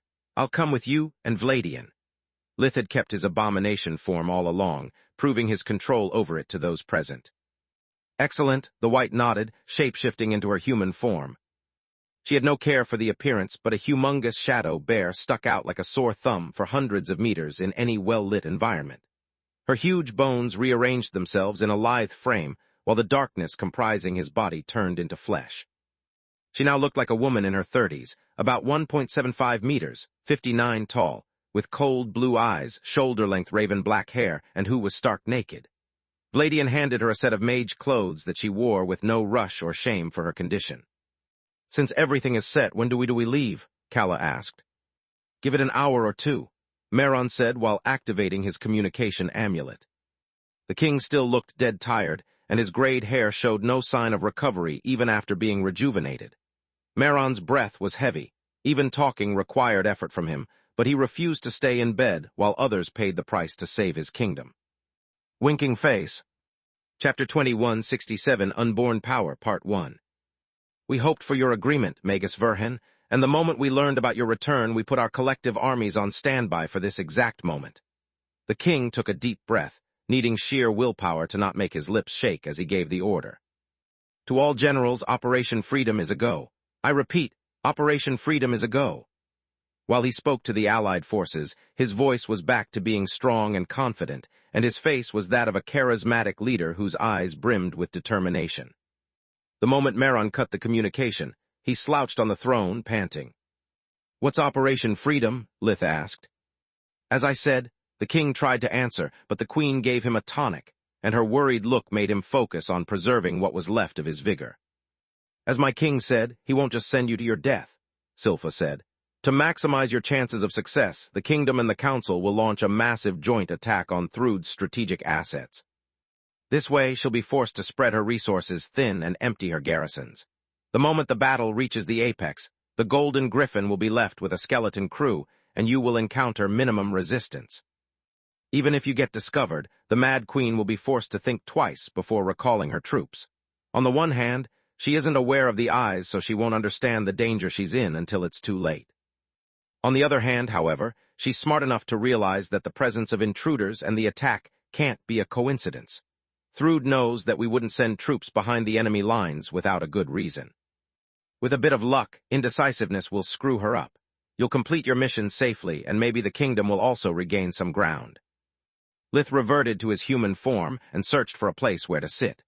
The only thing left to do was wait, and he wanted to preserve both his mental and physical strength. The royal guards brought chairs for everyone, and Lith used that time to introduce Vladian to Camilla and catch up with Calla. "I haven't seen you since your visit to the desert. How are Nika and Nock?" "Both of them are royally pissed off, thanks for asking," the White replied. "Nock is tired of training, Nika is mad at me for leaving her behind again, and both of them are angry with me for becoming a Semalik." "How did you manage to reach this point so fast?" Lith stared at the white crystal with life vision, noticing how Calla's life force and its mana seeped into each other in an endless cycle. "Thanks for the excellent question." Her eyes sparked with enthusiasm, completely missing his worry and reproach. "I'm not going to lie, I wouldn't have done it without Lightkeep's vast library and the eyes of Menadian. The eyes allowed me to record and access any page relevant to my research with a thought. Yet their most important feature is that they allowed me to study myself." "I beg your pardon," Camilla said in confusion. Instead of blindly altering my life force like the time that Scourge had to save my life, I had the eyes scan my whole being. Only after thoroughly studying the flow of my own mana and life force did I start looking for a way to harmonize them with the crystal. Before doing that, I also studied the crystal with the eyes, of course. By comparing and compiling their respective data, I achieved what you see now today. Kala pointed at the constant loop of energy. The crystal and I are still two separate entities, but we can already communicate on many levels. That wasn't my question, Lith said with a snort. I meant, why are you rushing so much? You've already almost lost yourself in your studies and neglected your kids for years. Becoming a lick will only make matters worse. There's too much death going around, Scourge, and if even someone as battle-hardened as Scarlet failed to protect Cedra, I have no chance to guarantee Nox's safety once he leaves Lightkeep. She replied with a sigh. My goal is to acquire the longevity that helping Nika to reach a full red blood core requires, and the strength that protecting my son demands. Once I become a lick, I don't plan on shutting myself inside my lab again. Quite the contrary, I'll reassure my daughter that she's not going to lose me anytime soon, and I'll be able to sacrifice myself for Nox as many times as it takes, since death won't stick. Yet none of it matters if we don't succeed in our mission, Scourge. As long as the Golden Griffin stands, the war will never end. We'd both be stranded on the battlefield for years as the life of those we love would slip through our fingers. By the way, congratulations to you too. Congratulations, Vladian echoed as he looked at Camilla with life vision. Awakening during the attack of Giera's awakened had brought her core to orange, and it was already on the verge of the bright orange. The pregnancy, however, gave her a vigorous mana flow that the firstborn would have expected from a green cord wakened. Damn it, I wonder how strong would Ilthin become if she were to bear a child from a powerful bloodline. Maybe she would become powerful enough to fix her core without giving up on the might we accumulated for millennia. Vladian thought in envy, inwardly cursing at Magur for its unfairness. Can I? Both awakened asked while nearing their hands to the womb. Sure, Camilla replied with a smile that didn't extend to her eyes. She not only now hated being touched, but due to her increasing mastery over her awakened state, she could feel the foreign energy signatures coursing through her, and they gave her the creeps. Magnificent, Vladian's voice was filled with awe, emotion, and pure envy. Your child is filled with the energy of death, yet instead of harming them. Camilla corrected him, making the firstborn vampire choke in even more envy along with the rest of the room. The simple idea of a female version of Lith who would inherit his legacy and bloodline, plus the ability to reach the best next thing to a white core during pregnancy, was enough to make them puke blood. Unlike the children of the royals, Lith's daughter was already awakened, making the core she was born with irrelevant. Only her innate talent for magic mattered. Unlike the members of the council, she would be a divine beast with uncanny physical prowess and bloodline abilities. The baby wasn't even born, yet everyone felt like they already had a fierce new competitor. Instead of harming her, the death energy is nurturing her life force. It's like a constant drip of poison in her mouth. The dose is never strong enough to cause damage, but enough to temper the baby's constitution against all forms of energy, Vladian said, with an edge in his voice. If it's such good news, why the edge in your voice? Lith asked. Winking face. Chapter 2168 Unborn Power, Part 2. Because it's the exact opposite of what is happening to Raydusk, my son. The firstborn clenched his own hands to keep at bay the rage that transpired from his voice. His vampire half literally sucks the life out of him, making him grow thin and sickly. Raydusk was a naturally born vampire-human hybrid, and the presence of the blood core had turned his hair silvery like that of an old man and his skin as white as an albino. I'm so sorry for you. Despite the reassurances, Camilla was actually scared for her baby. Yet if there was anything wrong, she had 3 guardians to count on, whereas Vladian was alone. Is there anything you can do to help him? Feeding helps, but there's only so much that a few spoons of cough medicine can do. I don't have the heart to give so much blood to a little boy. It might scar him for life, or even worse, it might trigger his hunger, he replied. Where is Baba Yaga now? Lith asked, eager to change the topic since as a soon-to-be father he understood Vladian's pain. Traveling around. She spends half of her time keeping an eye on Dusk and the other half trying to talk some sense into the undead courts, the firstborn replied. Even though Magur asked her to leave Thrud alone, Mother hates the Mad Queen's guts for the events of Lightkeep and doesn't want her influence to spread over her children. Sounds like a good reason to give us a hand instead of sitting on her thumbs to me. Lith said with a scoff. See, it's time. Silpha cut Vladian short as the collective power of the council representatives opened a warp gate leading thousands of kilometers away in the SR region, in a blind spot of the sentinels that stood guard over the Golden Griffin. Kala and Vladian already had their cloaking ring and the map of the Lost Academy.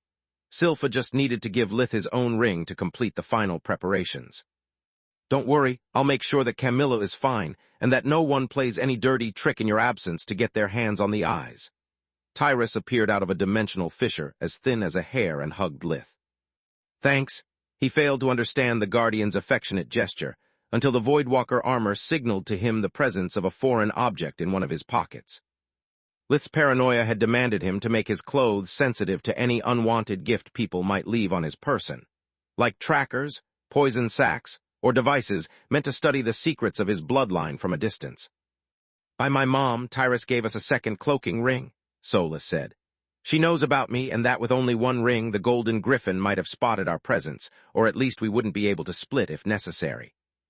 Thanks, Lith repeated once more with feeling, this time meaning it and accompanying his words with a deep bow. It's nothing, Tyrus' warm smile, the amount of time she spent at the Verhins, and Lith's resemblance to Valorin gave everyone the wrong idea. A cold shiver ran down their spines at the thought of a second baby girl also carrying the blood of a griffin. This is for you instead. The Guardian handed Vladian a small ampule, holding barely a few drops of an unknown golden liquid. Give Raydusk just 1 drop per year and he'll grow up healthy. Thank you, Great Mother. The firstborn vampire fell onto his knees, holding her hand with both of his own and bringing it to his forehead in submission. If there's anything I can do to repay you for your kindness, just name it. Even my life for that of my son is a small price to pay. The eyes ask for the eyes. Everyone thought so intensely that Tyrus could almost hear them. It wouldn't be a gift if I asked something in return. Her words made them fall onto their knees as well, but not because they were moved. Also, you are already putting your life on the line for my kingdom as well as your own. Your loyalty to your friend and your dedication to protecting your people can't go unrewarded. Dragon speed. Vladian stood up, giving her a deep bow before turning around and walking through the gate along with the others. Was that really necessary? Silpha asked once the dimensional corridor closed. The eclipsed lands are already negotiating trade routes with the Empire and have the damned eyes. Do you know how old Vladian is, Silpha? Tyrus sat on Lith's chair, conjuring a table with a pot of hot tea, cups, and a few steaming sweets for the cravings that Camilla was about to have. Millennia, the queen answered. Good, do you know how many children he has? Hundreds, if not thousands. I meant children he sired, not thralls he turned. The Guardian rose an eyebrow in annoyance while stuffing her face no less than Camilla and making people inwardly cry in fear. Dozens, Silpha needed sheer willpower to not make her voice crack. 1, Tyrus corrected her. The firstborn of the firstborn vampire deserved a proper gift. What was in the AM? It's none of your business. The Guardian cut Ragu short, her voice brooked no more questions. Is death energy really coursing through my baby? Except for Camilla's, of course. Her life force is part abomination, so yes. You have my word that neither of you is at risk. You can see it for yourself. Tyrus placed her hand on Camilla's womb, activating her breathing technique, Mother Earth. The fetus was too small to even resemble a humanoid creature, but her life force was already definite. The red of the human, the blue of the divine beast, and the black of the abomination spun together, forming a circle divided into 3 equal parts. The end of each one of the life forces faded where the next one began, fusing together in a white sphere from time to time before splitting up and start spinning anew. Camilla saw all this via Mother Earth, feeling the strength of her baby girl growing with every cycle. Thank you for your kindness and the hearty breakfast. Now that the Guardian had lifted a huge burden from her chest, all those emotions had made Camilla work quite an appetite. No need to thank me, I've been in your shoes many times. Eating for 2 is a tough job, especially when you carry a divine beast, but someone has to do it. Meanwhile, in the SR region, Lith's group was trying and failing to find a way to get inside the Golden Griffin, without being spotted by the sentinels that patrolled both the ground and the walls. Fuck me sideways, this is much worse than I remembered it, Lith said while taking a mental note of all the changes the Lost Academy had undergone from his last visit. Back then, to an outside observer, it had looked like a giant stone dome the size of a stadium, with one entrance for every cardinal point of the building. Now, however, the dome was gone, and the golden griffin had assumed its real form. Winking Face. Chapter 21:69 Awakened Golden Griffin, Part 1. The golden griffin had turned into a huge castle the size of an academy comprised of at least 7 floors on top of the ground level. There were 4 towers at each corner of the castle, each one surmounted by a white crystal the size of the Eye of Kalga. The castle keep was located in the exact middle of the building, and if the golden griffin was anything like the white griffin, it was where the headmaster's living quarters were. To make matters worse, the academy was surrounded by the Gardens of Madness that now stretched as far as a medium-sized city, and stood between the castle and the external walls. I have bad news as well. Kala tapped the right side of the eyes, returning to tutorial mode before the sensory overload made her puke. I hoped we could cheese the mission from outside, but there are too many energy signatures even for the eyes. We need to get in and close to the power core if we want to get a reading.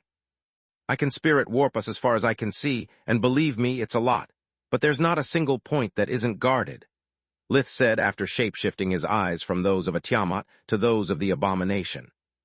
From his grandma's side, he had inherited a sight that allowed him to spot the colors of a flag half a kilometer, 0.31 miles away. I've got good news and bad news, Vladian said. The good news is that I have an ability that can bring us to the walls unnoticed. The bad news is that if I turn my red core into a blood core, I won't last long enough to cover even half the distance. Kala used the eyes to search for a blind spot in the patrol's pattern, but she found none. I don't really like this any more than you will, but maybe I have a solution, Lith said. Just to be clear, it's the excess light element that makes a vampire slumber during the day, and it's direct sunlight that hurts you, correct? Correct on both accounts, but I've long since learned how to resist the slumber in exchange for part of my strength. The problem is direct sunlight, and the fact that in human form I lose access to my bloodline abilities. Vladian nodded. That's great because I don't know how good of a solar panel I am. Hold these for me. Lith handed the firstborn his rings. What's a solar panel, and what are you talk? Vladian choked on his words, as both the Voidwalker and the abomination turned into a silvery black tide that engulfed him from head to toe. In that form, Lith's body was made of energy, and he could reshape it as he saw fit. In this case, Lith had turned into an exoskeleton for the vampire. Any time, Lith said. Believe me, this isn't comfortable for me either. I think I've got the short end of the stick anyway. In the void that surrounded him, Vladian could see the faces of all of his enemies and the people he had killed during his long life. Most of them just wailed in despair, reminding the firstborn of the atrocities that he had perpetrated during the many wars he had taken part in, and making him feel guilty for them. Some of them, however, screamed at him from behind the black surface. Hundreds of white hands and maws clawed at the boundary, trying to reach him. All of them were kept at bay by a lonely face with 7 white eyes that glared at Vladian. It didn't utter a word, but its message was clear. Make one wrong move, and I'll unleash the abyss upon you. Vladian nodded for Lith to be ready, and for the void to keep calm, avoiding any sudden movement that might be mistaken for aggression. The firstborn vampire reverted to his undead state, feeling no pain from sunlight nor the drowsiness that plagued him during the day. The abomination absorbed the light element, leaving only shade on its inside. This is called blindside, Vladian explained so that his companions and the void knew what was happening. It's a mix of darkness and life force that allows a vampire to go unnoticed even in a crowd. As long as we don't do anything that can draw attention to us, people will instinctively look away the moment we pass near them. It's very convenient, but against an opponent on guard, getting too close or making a noise will expose us. I see, this is what Kalen did back in Author. I always wondered how come we almost came to blows, yet no one made a peep, Lith replied. It's a basic ability needed for catching and releasing your prey, Vladian explained. When a newborn uses it, they can feed upon someone in a busy street, making them appear like they had just fainted, and use the ensuing commotion as a diversion to get away. When an elder like Kalen or I uses it instead, blindside covers a wide area that can make entire groups of people move unnoticed. Yet without something to draw attention away from us, its effectiveness is limited. Kala, do exactly what I do. The firstborn vampire tried to take a step, just to realize that the abomination wasn't an exoskeleton so much as a prison. The mass of darkness weighed dozens of tons, and pushing against it made his vampiric touch clash with the abomination's. Lith, I need to move, not stand around like an idiot. Sorry, just tell me where I have to go. The abomination moved with the lithe grace of a predator, yet from the inside, Vladian's body was twisted and pulled with a violence that would have ripped a less powerful man to shreds. Stop right there, you're tearing me apart. We need to coordinate our movements. The firstborn sighed, wishing to be in a bard's tale where everything would go smoothly for the good guys for no apparent reason. He established a mind link with Lith and regretted it instantly. His tendril of spirit magic reached the inside of the darkness, where the void and the restless souls were still staring at him. Murderer, monster, give me my life back. I don't know how, but I'm going to kill you. Those were just a sample of the countless voices that assaulted Vladian's mind, mixing with the words images related to their death or what they meant to do to the vampire. Good gods, how can you listen to this chaos without going insane? He asked, while spending more mana to shield his mind from the telepathic onslaught. What are you talking about?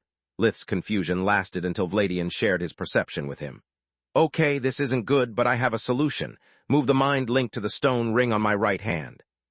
It will filter the needless thoughts and unburden your mind. Vladian did as instructed, and the voices immediately stopped. This is amazing. You managed to craft a spirit artifact that acts as a proxy for your mind. Considering that you have never trained your abomination side, what they say about your paranoia must be true. You covered even for the most unlikely base.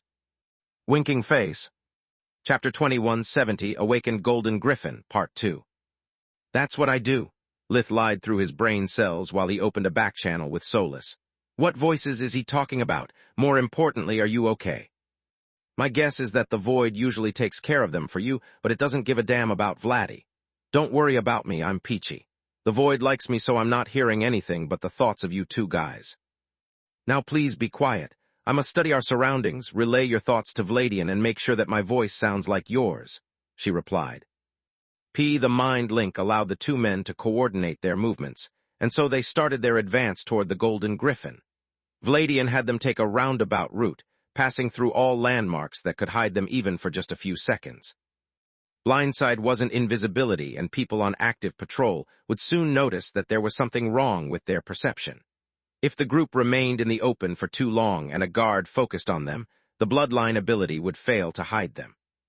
By getting out of sight, Vladian resetted Blidside's effectiveness, and the guards immediately forgot about the itch on the back of their skull. At the same time, Kala used the eyes of Menadian to study the protective arrays of the Lost Academy and how not to trigger them. We are lucky that Thrud's soldiers are solely on the lookout for an invading army, or we would have already failed our mission, Vladian said once they reached the unmanned main gate of the external walls. From so close, an awakened with life vision would spot us anyway. It's not a matter of luck. Lith inwardly shook his head to not break Vladian's neck. The kingdom's attack left a skeleton crew, and even if it didn't, without the cloaking rings we'd be discovered in a matter of seconds and enslaved in hours. There is simply no need for guards, because Thrud can't plan for a weakness she's not aware of. Speaking of weaknesses and unawareness, are we sure that the Golden Griffin lacks the mana-draining array of the 6 great academies? Otherwise, we'll be dead as soon as we cast a spell. As an alumnus and an ex-assistant professor of the White Griffin, Lith knew that the uniformed students and staff wore also worked as a security badge. Anyone without one inside the academy would be perceived as an enemy, and their mana sucked dry to death or captured according to the headmaster's wishes. Positive? Kala handed Lith and Vladian the eyes. I'm making the arrays of the White Griffin overlap with those of the Golden Griffin to spot any modification to the original blueprint that Thrud might have made. As you can see, the mana-draining array is supposed to replace the unwavering loyalty. It makes sense, Vladian replied. The academies wouldn't employ forbidden magic, and if not for the betrayal of the undead courts of the past, the 2 arrays would be just as flawless. I wish I could make something like that for Lightkeep. He returned the eyes to Kala and moved inside the Gardens of Madness, finding them empty. None of their senses, be they regular or mystical, could find any trace of more guards or magical beasts. Fuck me sideways, yet the surprises were far from over. Mana Sense perceived that many flowers, trees, and even fruits surrounding the invading party had already developed a mana flow of their own, and were turning into natural treasures at an unnatural speed. How is this possible? Even a mana geyser isn't enough to achieve so much in such a little time. Back during our last visit, this was a regular garden. Lith wanted to add that not even the tower's greenhouse was so effective, but Vladian was still part of the link. This forest is awakened just like the one surrounding the white griffin, Scourge, Calla replied after sniffing the air. Probably you missed it before because the security arrays cut the academy from most of the power of the geyser. You have no idea how quickly natural resources form there. If not for everyone taking a piece of it, in a year you'd have enough to fill a treasure room. How? Lith refused to believe that any academy could outshine Menadian's tower. My guess is that the prolonged exposure to the world energy made every tree, flower, and blade of grass partially enchanted. Solus replied. Just like a mage can pass down their talent for magic, so do the plants. Our greenhouse has formed only recently, and its flora is comprised of regular plants instead. The only magical plants are those we entrusted Raz, and they are creating more. But he started with one of each, whereas this is a damn forest. It never rains, it pours, huh? Lith clicked his tongue in disappointment. You'll have the right to make comparisons once the tower accumulates a millennium's worth of world energy as well, or at least goes back to its full power, jackass. The tower was a part of her, so Solus took the offense personally. No academy has a crystal mine or a source of enchanted metal, yet I don't hear you belittling the Golden Griffin for that. I'm sorry, Solus. Lith avoided shifting the blame on his draconic side, knowing that she wouldn't buy it and get even angrier. You better be, she telepathically pouted, looking more adorable than menacing. Now let's go and don't even think about taking souvenirs. This forest is still part of the academy, and even if the rings keep Histar from feeling our presence, he may still be able to perceive a change in his inventory like I can. Thanks, Solus, you are the best. Lith had already been eyeing the most promising natural treasures, but her warning snapped him out of it. He was greedy, not stupid. The Gardens of Madness were now well tended and extended far beyond what Lith could remember. Being incapable of flight to not get spotted, and due to the thickness of the forest, it would take an intruder days just to get out of it. If they didn't have a map, of course. Let's see. Calla took out the parchment from one of her pockets and unrolled it. Now that they were inside, the blank surface of the scroll had become covered in black lines that outlined the area of the gardens around them and pointed at its exits. A red dot marked with "You are here" made it easy for them to find their way around. This is amazing, she and Vladian thought in unison. This is awful, Lith begged to differ. The position of the guards is not marked, and the only named rooms are those immediately adjacent to the forest. Even worse, there's no way to browse through the different floors on the map and find the power core. What did you expect? Calla sneered at him. It would take a sentient artifact or at least something with a power core to do that. The undead courts did an incredible job considering the magical knowledge of their time. This is an old-ass relic, not a modern artifact. Winking face. Chapter 2171, Bottom of the Barrel, Part 1. The group resumed moving, following the arrows on the map until they reached a door leading inside. Calla studied it for a few seconds with the eyes, making sure that opening it wouldn't trigger a silent alarm. Good gods, Lith said at the sight of the empty main hall of the Golden Griffin. For someone with high standards, you are easily impressed. Vladian looked around, finding the room as wide as it was underwhelming. There were but a single desk and a chair as furniture. The carpets and drapes bore Thrud's banner, and so did the flags hung to every column. It portrayed a prancing griffin like the one of the royal family, but Thrud's was golden. It had 2 sets of feathered wings instead of one, and one of the scepters in the griffin's forelegs was replaced by Arthan's sword. This is tacky at best. The firstborn had no idea that the banner depicted Thud's appearance as a golden griffin, nor that she had achieved the white core. It's not that, Lith replied.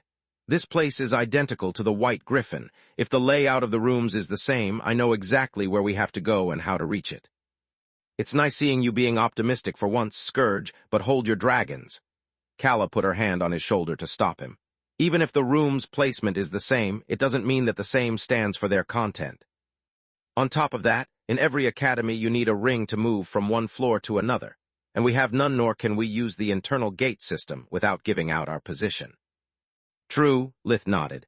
I wonder what's on the first 3 floors of the Golden Griffin. In my old academy, the ground floor held the administration office, the kitchens, and the living quarters for the non-magical personnel. From 1st to 3rd, students would be taught the corresponding tiers of magic, but Thrud's soldiers are either members of the Forgotten Corps or powerful Emperor beasts. Neither of them needs to learn the basics. But they still need a place where to live, Vladian said. True, but you have no idea how big each floor is, and the Golden Griffin didn't have that many students to start with, Lith replied. In Thrud's shoes, I would put newly awakened on the 4th floor to teach them the basics of spirit and true magic.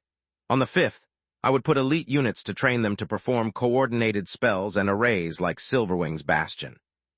Her divine beasts are likely to be in the professor's quarters, and so should be Thrud.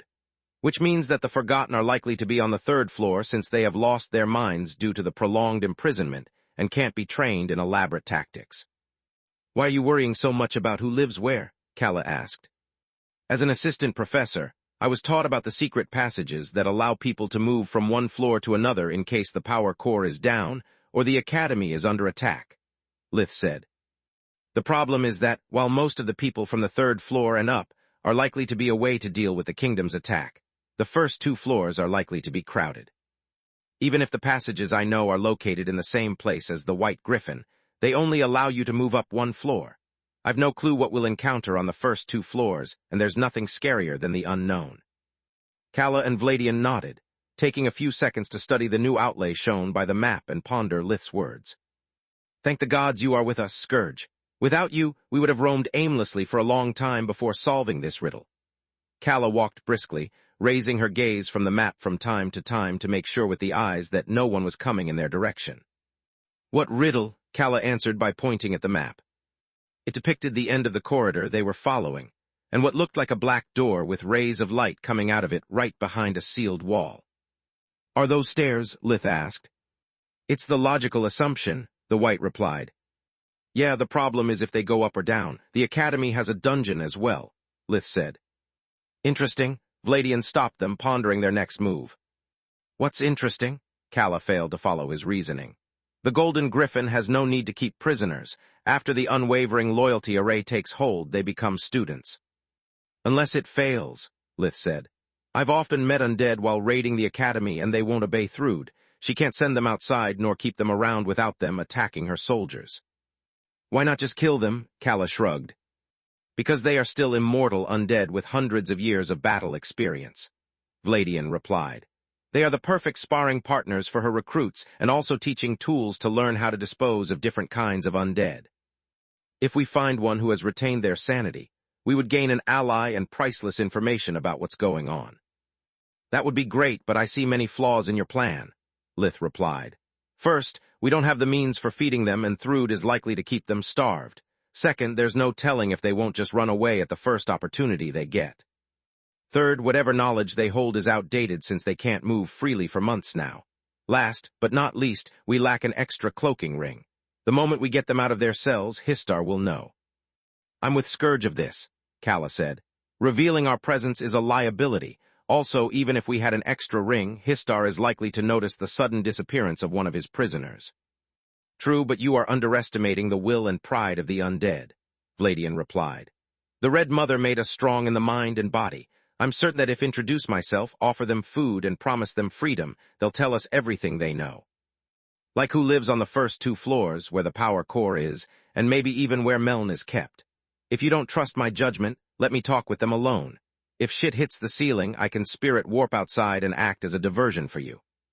Orpal's name echoed multiple times in Lith's mind, making his mouth twist in anticipation of what he would do to his brother once the main mission was over.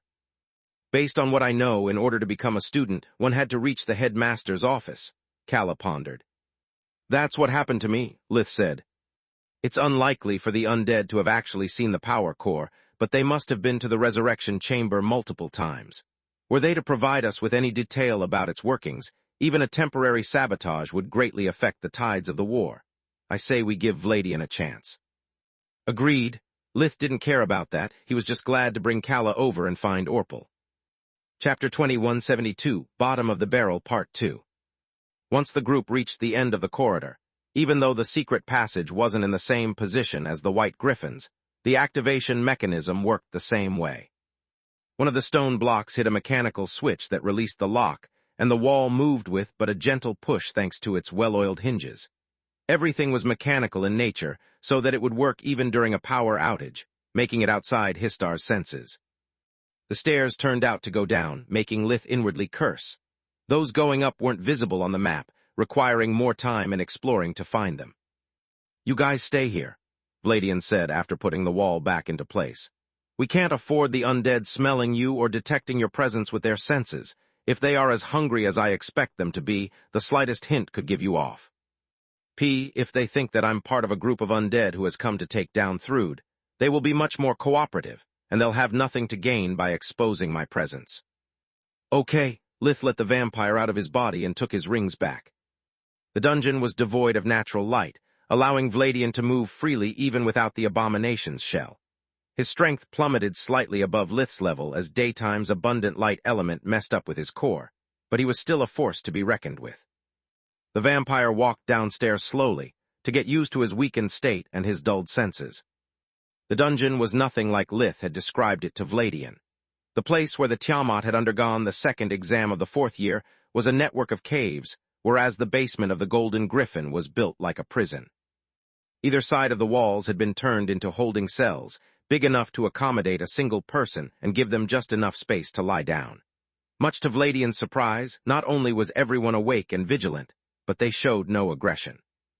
Based on the memories that Lith had shared with Vladian, he had been expecting a ravenous bunch of mindless creatures who had fallen prey to their hunger. What lay in front of him, instead, were a bunch of people who stared at him in curiosity. "He comes from outside," said a white lady with her dress reduced to shreds and almost no flesh between her skin and muscles. "He is well fed, and his clothes are nothing I've ever seen." "It's more than that," a Wendigo said. He still had the hulking size typical of his bloodline, but most of his fangs were missing, and his frost aura was reduced to the point that his breath barely steamed. "He doesn't work for the Mad Queen. Otherwise he would have either warped us to our destination or be thrown in a cell to garner our compassion. Instead, he's standing there, looking around like an idiot." "You are both right," Vladian replied. "My name is Vladian Dragonborn, firstborn vampire, son of Baba Yaga, and I've come here to kill the daughter of Arthun." Before anyone could question his identity and motive, Vladian turned into a human, almost sending the famished undead into a feeding frenzy. Yet it lasted barely for 1 second, enough to prove them the power of his blood core. Then, before asking any question, he walked in front of every cell, giving to each of its occupants the best nourishment he could. Fresh flesh to the ghoul, entrails to the Wendigo, blood to vampire, newborn's tears to the White Lady, and spells to the Mage Slayer. For most of them, it was the first decent meal in over 700 years. It wasn't nearly enough to sate their hunger, but it still gave them peace of mind, and rekindled the hope they had lost way before Thrude's arrival. "I'm not going to lie to you. I didn't come to save you, nor do I work for the undead courts," Vladian said once they were done eating. "I'm one of the rulers of the Eclipsed Lands, and I came here to spare my people from suffering your destiny. Thrude knows that she can't control us, and once she's done enslaving the living, she'll wipe us all out, or worse." He waved his hands at them, putting the imprisoned undead to the bottom of the barrel. "I want to stop her, but I don't know how nor how to navigate this place. I need your help." Then Vladian asked them about the content of the Golden Griffin's floors, the position of the power core, Orpal's whereabouts, and anything that might be of help. "Let me get this straight," the White Lady said after weighing her options for a while. "No matter if you succeed or fail, we'd still remain trapped here." "Correct," Vladian nodded. "But if I am to succeed when the Golden Griffin is destroyed, you'll be free to go." "Go where?" the Wendigo said with a snort. "After all this time, Magur is bound to have changed beyond recognition. We'd be lucky if a few of our undead friends are still alive." "On top of that, what if the attack takes place during the day?" a Banshee chimed in. "The moment the walls crumble, sunlight would turn us into a bunch of ashes. What you are offering us is either death or an eternity of solitude." "I can offer you a home in the Eclipsed Lands," Vladian replied. "I can't make promises about the timing of the attack, but I can give you my word that I'll do my best to rescue you when the moment comes." "It's enough for me." The White Lady stood up, cutting the thin skin of the palm of her hand before offering it to the firstborn. Vladian did the same before shaking her hand and mixing their blood in a sacred oath of their people. "I have no idea who's on the 2nd or the 3rd floor, but I can tell you that the 1st floor houses the criminal scum that Thrude's army arrested in the territories she conquered." I'm often summoned there to break their mind to make it easier for her generals to bend the new recruits to her will. What do you mean? Vladian asked. Isn't the slave array enough? The slave array forces them to obey the orders, but it cannot force its victims to execute them at the best of their abilities. Most of the criminals are capable fighters and ruthless people, but they don't demonstrate even half of their battle prowess if they keep fighting the orders and trying to find loopholes. During our sparring sessions, my duty is to scare them out of their wits and become the boogeyman they have to face if they fail to follow their orders. On top of that, there must be a limit to the number of people that the Golden Griffin can make immortal, because before warping me inside a cell, they order me to not kill the prisoner nor injure them beyond healing. Interesting, Vladian pondered her words. It means that every batch of criminals is single-use, and that Thrud cannot afford to lose them or the time to properly train them. The Golden Griffin is less powerful than we thought. Chapter 2173, Belly of the Beast, Part 1. You have no idea what you are talking about, vampire. The Wendigo's laugh sounded like a dry cough. Each one of those psychos is awakened. Taken one by one, they are ants due to their weak magical powers, but even a small group is damn hard to kill.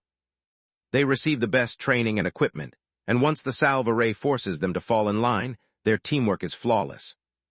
The firstborn glared at the Wendigo, until he noticed that the undead was also extending his bleeding hand. I don't get called to train recruits. I'm a frequent customer of the 6th floor. The Wendigo said the moment Vladian shook it. On that floor there are countless magical labs, where the Mad Queen conducts the experiments she needs to expand her influence to the rest of Garland. She cuts open those like me to discover the weak points of each species of undead. Also, I'm pretty sure that this Meln you mentioned is kept there.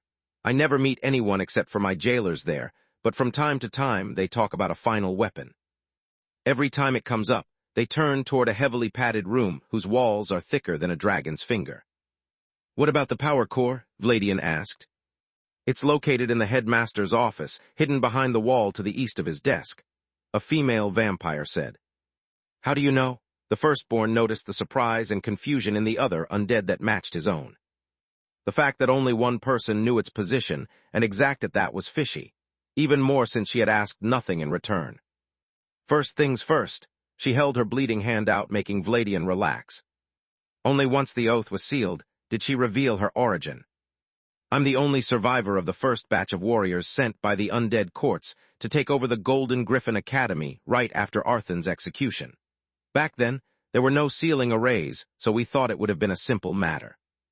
Get in, imprint the power core, and then build our own nation thanks to the power of the living legacy and strong of a truly immortal army. Or at least that was the plan. With Arthan's death, the arrays and trap got turned off, so getting in was easy. Too bad that once inside we discovered that he had already assembled the first batch of students. We fought tooth and nail until we reached the headmaster's office, and that was the beginning of our end. At first, Histar congratulated us for getting so far. Yet once he noticed that the unwavering loyalty array had failed to enslave us, he got really angry. The headmaster revealed the power core to expose us to the full power of the magical formation, and when that also failed, he started killing my companions. He kept alive only one member for each undead race to study us, and try to understand how to fix the flaw in the array. What happened to the members of your group? Vladian asked. Don't you see it? The vampire pointed at the other cells. He killed them the moment a more powerful or skilled member of the same species entered the Golden Griffin. As Caltria said, there's a limit to the number of people that the Academy can keep alive. Undead can't be ordered around, so there's no reason to have duplicates, which means that your success means a great deal to me. If you fail, I'll die and you take my place. Why keep a mere vampire when you can have the firstborn? Vladian thanked them and returned to his allies, sharing with them everything he had learned via a mind link. The void stirred inside Lith at the idea of killing Orpal, and Lith let his darkest side linger on the thought for a second. Then, the image of his daughter flashed in front of his eyes, and Orpal went back to being a secondary mission. There are no other stairs on the map. We need to explore the ground floor a bit. Vladian, suit up, Kala said as Liths wrapped around the firstborn again. Just like the White Griffin, the ground floor was filled with sunlight and had plenty of windows. The non-magical staff would have found it claustrophobic and had a hard time living there otherwise. Once back in the open, the firstborn was forced to use blindside again.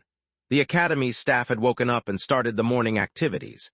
People moved to and from the administrative office, where the paperwork necessary to run Thrud's territories was handled. The second biggest flow of people came from the kitchen. Awakened rarely slept, but that meant they needed to eat often to recover their strength. The night shift was done working, and enjoyed their meal in the inner garden of the academy, basking in daylight before going to bed. Lith was flabbergasted noticing that they looked tired but happy with their jobs. They sat at the tables with their families, making small talk with the clerks carrying the latest batch of documents. I still can't believe that a creature 700 years old is such a terrible cook. How can Histar handle priceless magical ingredients and then butcher even a broth? A woman asked, while making sure that her children ate the vegetables as well. Beats me, a man replied with a shrug. But I can't complain. If he didn't suck so bad with paperwork as well, I wouldn't have my job. Lith had expected the Lost Academy to be run by shady criminals and people who obeyed Thrud because they were too scared to do otherwise. Yet the ground floor looked like a park's picnic area. I'm familiar with collateral damage, but the idea that these people will die along with the Golden Griffin still sucks. Lith thought, while the group stuck against the walls of secondary corridors to avoid someone from accidentally bumping into them and exposing their presence. This is war, Scourge, Vladian said. We are taught to demonize the opponent, to think of them as evil monsters bent on destruction while we are the good guys. Otherwise, soldiers would realize that their enemies are just like them, obeying orders and trying to make a living. At that point, aside from zealots, no one would be capable of keep fighting. Once they reached a place near enough to the stairs to appear on the map, reaching them was easy. The hard part was to wait for a moment when no one was looking while also avoiding being discovered. Only after the night shift was done eating did the number of people moving around decrease enough to open the secret passage unnoticed.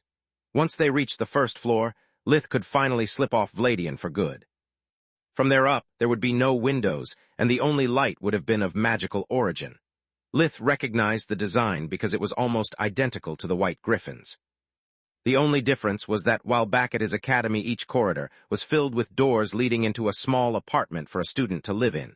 Here there were bars instead of doors, and the prisoners were held each in a single room with a bathroom to save space. Winking Face. Chapter 2174 Belly of the Beast, Part 2. There's nothing for us to learn here, Kala said. Based on what the undead said, those on the first floor have yet to be bent to Thrud's will. They aren't allowed to move freely, and they have been here for too short a time to have heard anything useful. While they moved around the floor, waiting for the stairs marked to appear on the map, Lith noticed how the cells were devoid of anything that the inmates could use to hurt themselves. There was a mattress and a pillow, but no bedsheets. Each cell had a sink, a toilet, and just enough space to exercise. Most prisoners were so bored that they either practiced accumulation or trained with chore magic. This is weird. Why don't they talk among themselves? Vladian wondered after noticing that there was no ongoing conversation despite the open bars. Because they can't, Kala said while sharing the readings of the eyes. Each cell is not only hushed but also blinded. They can only see the space immediately in front of their cells, making it no different from solitary confinement. It's inhumane but makes perfect sense, the firstborn replied. Isolation makes it much more easy to break someone's will. On top of that, even if a prisoner becomes suicidal, they can't ask the others to kill them.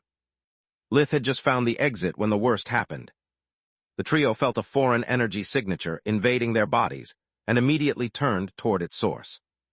Hello, sweetie, don't be shy, come out and play. The voice belonged to a man, and judging by how creepy his tone was, he hadn't been sane even before his imprisonment. Guards have no need to hide, nor are they undead. Damn it, this guy must be a genius, Lith thought. He has already learned how to use invigoration to scan his surroundings. What do we do? Ignore him, Kala said. Judging from his tone, he's this close to losing his mind. The guards will never. I stand corrected, the man thought out loud, cutting her short. An emperor beast, a full red blood core, and what the heck is a black sphere? I'll have to ask my instructors during the morning training. Fuck me sideways, the trio thought in unison.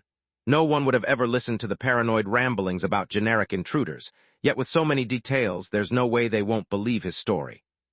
There you are, was it so hard? The prisoner said when Vladian stepped inside the area visible from his cell. He was an average-looking man, with brown eyes and hair, no older than 30. Under any other circumstances, the firstborn would have mistaken him for a meek farmer or a clerk stuck with a menial job. Now, however, with no reason to hide his real nature and the creeping madness from the prolonged isolation, Vladian needed but a glance to recognize a monster whose appearance was the only human thing about him. His smile went from one ear to another, and his eyes were feverish, giving the prisoner the look of a rabid beast. "Don't worry, we are here to free you." Vladian extended his hand through the bars just to have it pulled in as the prisoner stabbed at him with a conjured ice knife. The blade was useless against the tough skin of the vampire and his enchanted protections, but Vladian didn't miss how each strike was aimed at his main arteries. "You have seen no one? This is just a dream." The firstborn exploited the physical contact to lock eyes with the prisoner and activate his Mesmerize bloodline ability, mixing it with a mind link. Mesmerize made a strand of mana and life force carry Vladian's willpower from his eyes to his cheeks, neck, and arm before entering the prisoner's body and going straight up to his brain. There, a tendril of spirit magic was reinforcing the nudge from the bloodline ability by poisoning the man's thoughts with Vladian's. Together, they had allowed the firstborn to muddle the memories of countless people in the past. "You wish, you fucker?" The man yelled in outrage, not because of the attempt to mind control him, but for his inability to make the intruder bleed. "I don't know who you are, but I'm going to make sure that you get in the cell right next to mine." Much to Vladian's surprise, between the prisoner's twisted personality, isolation, and the effects of the slave array, both his mind and life force were resistant to his manipulations. "Clam down, we are your friends." The firstborn changed his approach and doubled the amount of mana and life force he employed. "Keep quiet about our presence, and you have my word that once we're done, we'll free you from this cell." "I have a better idea," the man said with a crazed smile. "You free me now, we go our separate ways, and you pray I don't get caught on my way out, because the moment I do, I swear that I'll tell everyone about you and your friends." "I don't think so." Vladian knew that taking the man out meant rising a flag that would lead the guards to their position, so he moved his hand to the prisoner's neck and started to choke him. "You'll stay quiet or else." "Or what, you'll kill me?" The man laughed like it was the best joke ever. "Do it. I'll be finally free and you'll be fucked. Why do you think they keep us locked alone like animals? To keep us from killing each other and force them to find another sucker and start from scratch. No matter what you do to me, it's nothing compared to what I've already suffered in here. Nothing is worse than the prospect of spending the rest of my life as a slave until I die on the battlefield for that madwoman." The inmate stared Vladian in the eyes with an unyielding force of will born from desperation. "If I have to die here, the least I can do is to take everyone down with me." Vladian looked at Lith and Kala, not knowing what to do. Killing and freeing the inmate would have sealed the failure of their mission, but so would leaving him behind. To make matters worse, it was only a matter of time before he was warped for training. "Let me give this a try," Lith said via the mind link while taking Vladian's place in front of the bars. "After all, they are trying to break his mind. The guards won't question their own success." He could feel the disgust in the void as he accessed the bloodline abilities that derived from his abomination side. Yet he had failed to understand the reason until he was done conjuring the demons of the darkness. Every one of the souls chasing the inmate belonged to a small child, the older of which couldn't be over 10 years old. The demons wailed their anger, pinning the man to the ground and ripping him to shreds just to heal his wounds and start again. "That's it, I endured much worse since I've been held up in here." Yet instead of screaming out of fear and pain as Lith had expected, the inmate laughed it out. Winking face. Chapter 2175, Strike at Dawn, Part 1. "Gods, I had almost forgotten how much I love children. Once you are done with them, they don't leave much of a mess." Solus was shocked seeing how the man had no problem staring at his victims in the face. The shock turned into revulsion when she noticed that his excitement was much greater than the pain the small demons inflicted upon him. Is he getting off it? Does this remind him of what he considers achievements? She thought. By my mom, whatever Thrud did to this guy, it's not enough. Agreed. The reply crossing Lith's mind sounded like Derek's voice. Leave him to me. The elemental energy that filled his eyes disappeared, replaced by the blank of the decay. For the first time since the two sides of his mind had met, Lith opposed no resistance. The void had already demonstrated a greater mastery over his abomination abilities, and whatever he wanted to do, Lith had no objections. The demons disappeared, and the abomination squeezed through the bars, standing right in front of the inmate. Why did you send them away? We were just starting to have fun. Look at me. The void lifted the inmate by the neck so that his reflection appeared on the black slate of the abomination's face. I must say, the 7 eyes and the maw look better on me than. The words died on his lips as the creature turned into a 6-year-old boy, and the cell into the abandoned field that he would never forget. Unlike the demons before him, the child had a perfectly human appearance and even wore clothes. Yet the color was drained from the face of the inmate, and his bravado was replaced by fear. This is impossible. You are dead, you have to be. I fucking killed you myself. Why did you do it, big brother? The child asked as his clothes became covered in blood and a gash appeared on his neck. How dare you ask why? The man had broken out into hysterics as he kept stabbing the boy, yet no more wounds appeared on his body. You were too damn perfect. You always did your chores and homework with a smile. It was your fault if Mom didn't love me anymore and kept nagging at me. That's why I killed you. Yet even once you finally got out of my hair, she just resented me more. That's why I kept killing you over and over. That's stupid, you're stupid. The small boy laughed from the heart, ignoring his older brother's frenzied attacks. Stop laughing at me. Why don't you just die? Tears and snot ran down his face as even when his arm started to hurt from the stabbing, the childish giggle didn't stop. So that's what happened. The inmate froze as a woman in her mid-20s looked down at him in disgust. Mom, no, I swear it's not how it looks like. I can explain.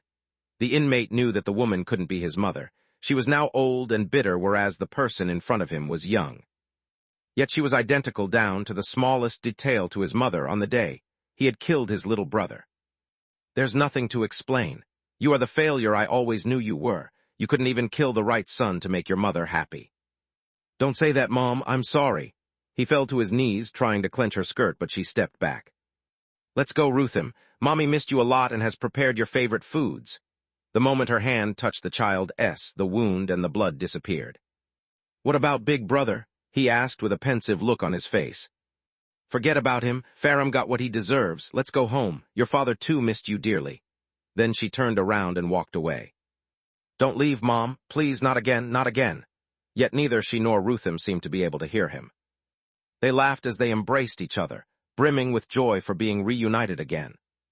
Please, I'll be good, I promise. Look at me, Mom, look at me. In a desperate attempt to please his mother, Farum turned the ice knife against himself, stabbing at his own neck. Mana was supposed to be incapable of hurting its owner, yet a gash matching Rutham's appeared on his body. Look at, he bled out too fast to even finish the sentence. What the heck did you do to him? Vladian asked Lith, who was still standing in front of the prisoner. Right after staring at the abomination, the man had gone silent. Then, the inmate's face had turned pale and he had started crying like a baby. After a while, his eyes had rolled back and his mind collapsed. I have no idea. Lith answered as the chain that had plunged into Rutham's chest disappeared and the elemental energy returned to his eyes. What I can tell you is that according to my diagnostic spell, his body is as fit as a fiddle, yet no matter how much I try, I can't find a mind to form a link with. What the heck did you do to him? He asked the void who in that form was always a step away from him, like a passenger in the backseat. What needed to be done? The reply didn't clear anything, but Lith had no time to waste and no compassion for serial killers. Good, Kala nodded, after confirming Lith's diagnosis with the eyes. Now let's go, this is still the first floor and we have many more to clear before reaching the power core. Let's hope we don't encounter any more surprises, or all the sacrifices of our allies will be for nothing. The group resumed their exploration, following the map while also constantly checking the floor with life vision to avoid getting caught again by a bored genius. The rest of the floor was just a copy of the first section they had entered from. Corridor after corridor, even classes and laboratories had been converted into holding cells where the prisoners were awakened and then tamed. The lack of sunlight made it impossible for them to keep track of time. The isolation and the small cells eroded their will, making them eager to meet their trainers just to hear a voice that wasn't their own. Succeeding in a lesson meant more time in the open and better food. Those who failed or refused to follow orders instead were sent straight back to their cells and would remain there until they had further refined their bodies and eroded their minds. Lith only had a vague idea of how Thrud's system worked, but seeing how most of the prisoners spent their time training their core and body, begging from time to take part in another class, he understood that the criminals were being trained like animals. And the worst part was that it seemed to be working like a charm. Space. Griffin Kingdom, Keller region, city of Belias. Thank the gods you're here, my queen. Iota the Sekhmet gave Thrude a deep bow despite the many wounds covering her body, coughing out a mouthful of blood. Winking face. Chapter 2176 Strike at Dawn, Part 2. There's no time for pleasantries in war. Just tell me what's going on and why you have still to heal yourself properly. It wasn't the first time that the Mad Queen took part in a battle. Even with her divine beast generals, there were few of them against hundreds of old monsters and liches. If not for the power of her deep white core and the Arthan set, they would have lost ground at every battle. Yet it was the first time that one of her aides called her in desperation to keep one of their best strongholds from falling. Defending from a siege was supposed to be easy, especially in a city like Belias. Its enchanted walls were several meters thick and over 30 meters, 100, high. Its arrays could scour the battlefield like a living being, targeting the enemy even from a great distance from the city. Last but not least, the city gate allowed her soldiers to take the injured back to the Golden Griffin to be treated immediately and replace them with fresh troops. Thrude usually fought solely on the front lines, making sure that the tide of the battle wouldn't force her troops to retreat too much or leading the charge when they broke through the enemy lines. She was supposed to be the spear and the shield that protected the weakest units of her army, not a babysitter for divine beasts. It's easier if I show you. Iota placed her right index and ring fingers on the queen's forehead, activating a mind link. Thrude saw the troops of the council, the kingdom, and even the empire strike at Belias at the same time. Iota and the rest of the generals deployed there had done wonders, keeping the three-pronged attack at bay by sharing their bloodline abilities with the defending army. Yet even they had proved to be incapable to stop the fourth player, they had no contingency plan against. The bright day had appeared out of nowhere, leading a regiment of undead who, unlike Thrude's allies in the undead courts, had no problem moving under the sun. The number of unexpected reinforcements was little, but their strength was great. Most undead could climb the vertical walls of Belias with the same grace of a spider and the speed of a cheetah.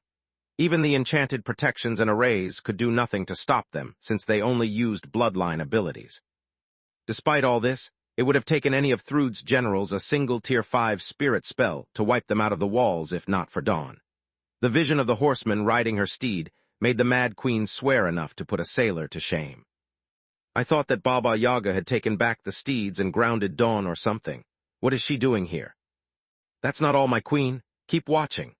Instead of answering, Iota showed her an image of the bright day high in the sky, emitting such a blinding radiance that two suns seemed to shine over Belias. In the memory, the Sekhmet charged at the horseman after infusing herself and her equipment with abundant life maelstrom. Thanks to the silver lightning, her physical and magical prowess was increased tenfold. The power cores of her equipment had been forgemastered by Thrude so that not an ounce of life maelstrom would be lost. All the artifacts of her generals had been designed to not be just overcharged by the silver lightning, but to reach their full potential because of it. Thrude was not only a master forgemaster, she was also a golden griffin. She had taken her time studying her bloodline ability before consuming the hundreds of kilos of adamant necessary to craft an armor big enough to cover a divine beast. Yada's equipment had almost reached the hardness of adamant, and its power cores had become as strong as those of a small city. Yet the blades coming out of her pawns had been blocked like toys, and the Sekhmet had been shot down the sky with a single lunge. Fuck, despite the clash having lasted a fraction of a second, Thrude could still see how Dawn wasn't wearing her usual crystal armor. The horseman was covered in Davros that turned black when it had to help her absorb sunlight and silvery when it amplified her powers. Her sword, Twilight, was made of the same metal and had elemental crystals of 8 colors on its surface. White crystals had been embedded on either side of the hilt and the pommel, while the rest were arranged in a single line along the blade. A red elemental crystal was close to the guard, followed by an orange, a yellow, an emerald green, a blue, a silvery, and a black crystal. Thrude could feel from the memory like Yada had put everything she had behind the blow, whereas Dawn S was the equivalent of swatting an insect. This doesn't make sense. If she's this strong, how can Belias still stand? Most importantly, why is she here? The Mad Queen was so frustrated that she failed to realize how painful her words were to her loyal servants. We kept her at bay at a great personal sacrifice. Yada lowered her gaze in humiliation. I have no clue about her presence, but I can tell you that her main focus is keeping the undead alive. The horseman keeps herself out of the fray, using her constructs to protect our enemies and striking at our arrays from a distance. The damn ranger is still by her side. Most people tended to forget about Akala, the traitorous ranger who had bonded with Dawn. He had worked in the Keller region for over a decade and knew the weak spots of every city like the back of his hand. After conquering Belias, Thrude had rebuilt it in a rush so she had had no time to change its layout. The array's control center was still in the old place where Dawn had destroyed them during her previous assault on the city. "Thanks, Ayada. You did a great job holding the line until my arrival. Now rest." The Mad Queen gave the Sekhmet a powerful tonic and healed her with a single breath of regal flow. She did the same with all of her generals, to not let them waste another use of their own breathing technique. "What about you, your majesty?" Orsak had once been a rock, but had now evolved into a storm phoenix. "I'm a white-cored golden griffin, remember," she replied with the warm, motherly smile for which her generals would lay their lives. "I heal so fast that I never use it except that for refining my core." "Please be careful," Uffel the seven-headed dragon said. "You may be a white core, but she's a horseman with her mage tower. This is nothing like that idiot of night." Thrude nodded and took flight, reaching Dawn in the blink of an eye. "I could take my griffin form, but against an opponent so small, I'd just offer her a bigger target. On top of that, I trained as a human woman for over 700 years, whereas I became a divine beast barely a year ago," she thought. Winking Face. Chapter 2177, Strike at Dawn, Part 3. Just like the Seaful set, that of Arthan was capable of changing size along with its wearer, and was comprised of several tons of Davros. Tyrus had crafted it for Valoran, but knowing that one day it would have been passed on to their descendants, she had taken the possibility that they would have chosen their griffin side in consideration. The Guardian would have never thought that, while her descendants had discarded it, one of their enemies would have found a way to exploit her kindness against them. "Took you long enough?" The horseman had her helm disappear, revealing her visage. Her long pitch-black hair whipped around due to the altitude winds while sunlight reflected on her snow-white skin, painting it with gold. Her golden eyes had no pupil, shining with power like stars. "To what do I owe the pleasure of you waiting for me?" Thrude asked while covering her face with the helm instead, the armor and sword of Arthan humming with power. "What's the point of conquering Belias just for you to recapture it immediately after?" Dawn's armor closed shut again as she sucker-punched Thrude with the tower-tier spell, Endless Nova. The whole sky around Thrude and the horseman was now filled with meteors made of light, fire, earth, and darkness. Each one of them was as big as a house, and together they formed a perfect sphere that encased the two women. The humongous size of the spell covered Thrude's field of vision, making it impossible for her to either blink or warp to safety. On top of that, a single meteor was powerful enough to blow Belias, walls to bits. "Fuck!" The Mad Queen infused both herself and her equipment with life maelstrom at the same time the novas exploded. The silver lightning boosted the effects of the water element she channeled in the Davros of her armor, creating a protective field capable of splitting the mana from the world energy and lessening the impact. With no time to weave her spell, Thrude lit 4 of the 7 gems on Arthan's sword, unleashing an also boosted quadrelemental spell that could fight on par with a tower spell. Frozen Griffin conjured an ice wall several meters thick infused with darkness, air, and fire. The ice smothered Dawn's white flames, while the darkness magic of their respective spells kept each other at bay. On top of that, the air element of Frozen Griffin deflected the earth projectiles that the shockwaves caused by the exploding novas threw in every direction at supersonic speed. Yet all of that would have never been enough if Thrude hadn't mixed the air barrier with the fire element, generating timed explosions akin to small raging novas. The shockwaves they caused smothered the enemy, allowing her to survive. At the same time, the conflicting armies had been forced to stop fighting. The light generated by Endless Nova had blinded both mystical and regular senses, while the shockwaves unleashed by the spell had forced the foot soldiers to kneel despite the distance. Those who had been flying in the sky around Belias instead had been blown away and sent crashing against the ground. Not bad at all," Dawn said while tracing runes in the air with twilight. "Oh no, you do." Thrude charged forward like a meteor to keep the horseman from completing her spell. Not even the Mad Queen was confident of surviving a tower-tier blade spell. Only now that they were very close did she manage to look past the enchanted aura of Dawn's equipment and study her. Life Vision could see Akala's deep violet core pulsing in perfect sync with the horseman's power core, generating a power greater than the sum of its parts. Both cores were further boosted by the crystal horse. Sunrise acted similarly to Baba Yaga's hut, absorbing the world energy from its surroundings, even in the absence of a mana geyser. The steed used that energy to fuel its own abilities and those of its masters, working akin to a breathing technique with no side effects.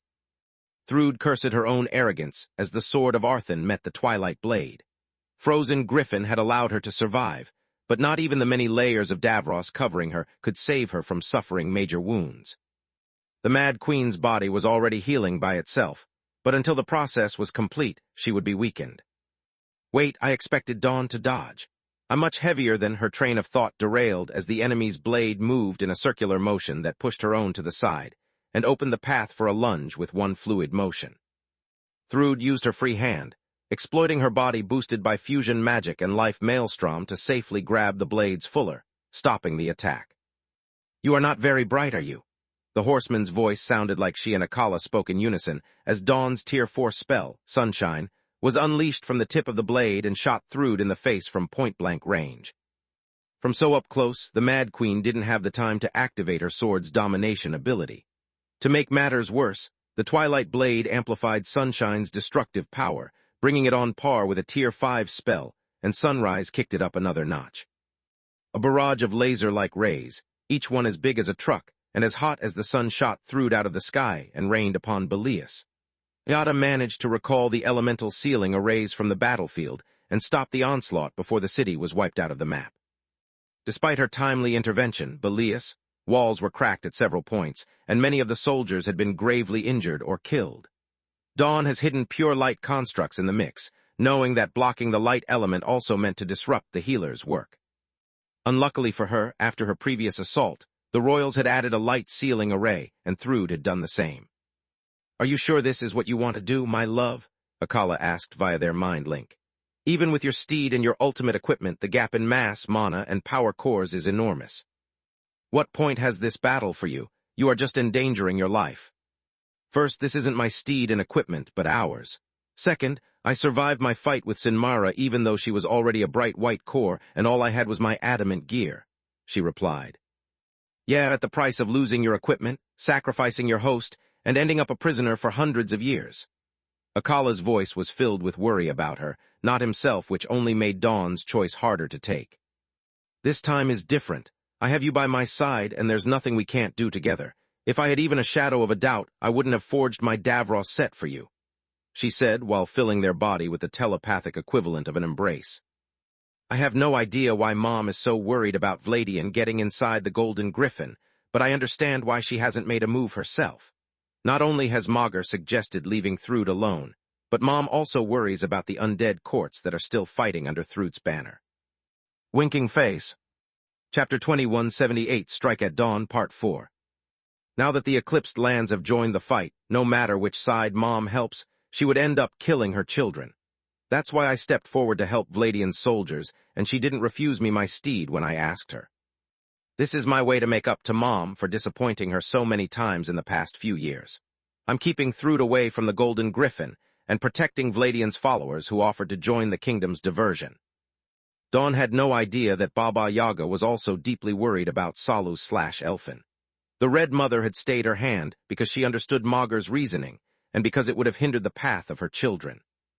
Vladian reaching an agreement with the humans to protect his people was a huge step forward that might have led the two races to stop hating each other. Dawn putting her own agenda aside for someone else's sake marked a new phase of her growth. On top of that, the mission would help Lith to master his abomination side and mend his relationship with the kingdom. If Baba Yaga were to intervene, none of it would have been possible.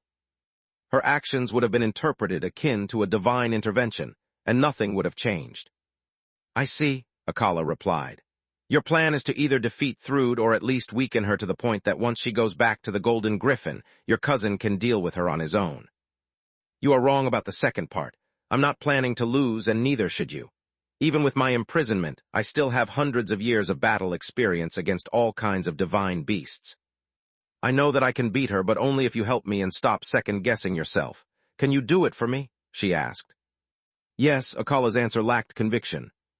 After their last defeat at the hands of the Mad Professor, and seeing how Dawn was honoring his memory by adding his spells to her arsenal, the ex-ranger couldn't help but think that she had chosen the wrong host. That, just like Lith was likely to be Knight's perfect sword, the late Manohar had been Dawn's. He was a light mastery genius on par with Dawn, the likes of which are born once per century if not per millennium. Until someone like Manohar appears again, she's just stuck with me, Akala thought in a deep corner of his mind. Meanwhile, on the ground, Thrude was slowly getting up from the meters-deep crater that her fall had created. She took deep breaths without activating her breathing technique. She was just calming herself. I suspected that something was wrong with the horseman's behavior, and now I'm sure of it, Thrude thought, while the energy of her white core fixed both her body and her armor at a speed visible to the naked eye. She waited for my arrival first, and now she's waiting for my return. On top of that, I've asked for regular updates from my generals, and so far, this battle doesn't make sense. Several notifications popped up inside her helm, alerting her of the many cities that were currently under siege. The kingdom's forces are spread evenly, without a real target. They are pushing along the entire front lines, even though they know that this way they lack the strength to actually break through. What really worries me is the Empire and Dawn both giving the kingdom a hand. There must be a reason if they are putting me under such pressure, and the only plausible explanation is that they want to keep me here. Thrude's analysis was on point, but she failed to understand the enemy's ploy because she considered the Golden Griffin impregnable. Whatever their goal is, I need to take my head out of my ass and stop letting Dawn dictate the rhythm of the battle. No matter how powerful I am, it's pointless if I fight like an amateur. She sighed deeply, knowing that someone was probably recording the battle. Thrude had done her best to keep her bloodline abilities hidden until the final battle for the capital, but she knew that there was no way for her to defeat someone with a mage tower otherwise. 2 sets of golden feathered wings came out of her back, remaining visible for a second before the white of the Davros covered her like a second skin. Her hands turned into talons, and the gloves of the armor shapeshifted accordingly to fit her body. A single flap of her wings brought her back in front of the horseman, while also weaving several of her spells at the same time. The Mad Queen announced her return by swinging the sword of Arthun and generating countless wind blades. They were no spells, just the byproduct of the pressure that her strength boosted by fusion magic and life maelstrom exerted. Yet they each held the power of a Tier 3 spell, and she just needed chore magic to further boost their edge. The attack was nigh invisible to life vision, the amount of mana they held eclipsed by the one that Thrude's ascending figure emanated. Dawn would have missed them entirely if not for the sudden updraft and her keen battle sense. Whatever she's doing, it must be part of a bigger scheme. Also, the fact that so little mana still manages to distort my regular vision means this is some kind of trick. The bright day thought, and she was right. The combined might of the sword of Arthun and its wielder had generated the air pressure equivalent of a razing avalanche that would have swept her away had the horseman remained still. Sunrise answered her telepathic orders, moving like an extension of her body, and so fast that the simple act of dodging generated a sonic boom. Damn, that was supposed to create an opening and maybe even disrupt her focus. Thrude clicked her tongue in annoyance as she released her Tier 5 spirit spell, Rainstorm. It conjured a storm of emerald lightning that bypassed Dawn's protection by drenching her in water. Even the tiniest drop that seeped inside her armor would use the earth and darkness aspect of spirit magic, turning itself into darkness-infused stone spikes that pierced through her body. Light constantly healed Dawn's wounds, sapping her stamina, while the fire aspect turned part of the rain into steam that burned her throat and lungs, sealing her breathing technique and making it impossible for her to use fake magic to hasten the weaving of slow spells like blade magic. Rainstorm was already bad news, but Thrude had done more than shapeshift into a hybrid form. She had also activated her bloodline ability, Phantom Echo. Any spell that she conjured via body casting resonated through her lungs and her hollow griffin bones. The runes literally generated an echo inside of her, causing an identical copy of the spell they formed to be conjured a split second after the original. Dawn was still having trouble dealing with Rainstorm when a second emerald storm hit her like a tidal wave. She could block the pain with darkness fusion, but the emerald lightning still caused her seizures, and the silver lightning infused inside both spells almost made her lose control of her abilities. Winking Face. Chapter 2179, Fatal Flaw, Part 1. Almost. Dawn had no domination, but thanks to her steed, she managed to control the overloading effect of life maelstrom and use it to her advantage. She conjured a hard light construct right above her skin to keep the water and lightning to reach her, stopping the seizures. At the same time, Sunrise used its abilities to heal her wounds and replenish her strength while also absorbing part of the silver lightning that was meant to send Dawn's energy signature in disarray and hurt her. Life Maelstrom was still made of world energy, and the first ability of any mage tower was to absorb and control it to strengthen their master. That's unexpected, but still a pleasant surprise, Thrude thought while swinging her blade at the horseman's crystal. All the more reason to keep that moron of Narchet alive and get myself a nice steed. Damn it, that's why Mom recommended us to get undead as our hosts. They feel no pain, and they are immune to seizures since it's not electrical impulses that move their body. Dawn's comment was just born out of frustration, but to a caller it sounded like she was belittling him, making him lose even more confidence and feel inadequate. The pleasant surprise was followed by another, this time nasty. The twilight blade intercepted the sword of Arthun, and contrary to Thrude's expectations, it didn't budge of a millimeter. "Surprise, bitch!"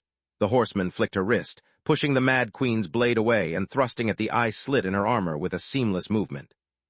What the F, Thrude could now see with life vision that the bright day was covered from head to hoof, with a Tier 5 light mastery spell, Morning Star. The construct was infused with so much mana that it gave the spell enough mass to compete with that of a divine beast, bringing them to equal ground. It was a feat that required a constant expenditure of enormous amounts of mana, but Dawn could afford it thanks to Sunrise. Blades and magic clashed again and again as the two opponents moved through the air too fast to be seen even by a violet cord awakened. They each tried to outsmart and outmaneuver the other, but neither of them backed down of even one step. The fight for Belias below them had yet to resume, because the spells the horseman and the Mad Queen conjured produced so much light that it blinded the soldiers on both sides. The noise from their battle was deafening, and each time they clashed, the sheer pressure they exuded would force even a divine beast to kneel. "Is there any point for us to be here?" Many people from all the 4 armies on the battlefield said, no matter their race and size. "How the heck can you do this?" Dawn was shocked seeing that none of her attacks had managed to reach the opponent. "I'm old as well, and unlike you, I spent centuries preparing for this," Thrude replied. "Every time my body experienced a breakthrough, I kept fighting until I got my ass handed to me. I didn't care about winning, only about finding worthy opponents. Defeat has a bitter taste, but it's the best teacher one could ask for." "Then you're going to learn a lot today." The horseman suddenly expanded her construct, using Morning Star's mass to push the Mad Queen away. Matching a divine beast's might drained her mana faster than Sunrise could replenish it, but the mage tower needed but a second of respite to refill its master's cores. Alas, the same could be said for Thrude's white core.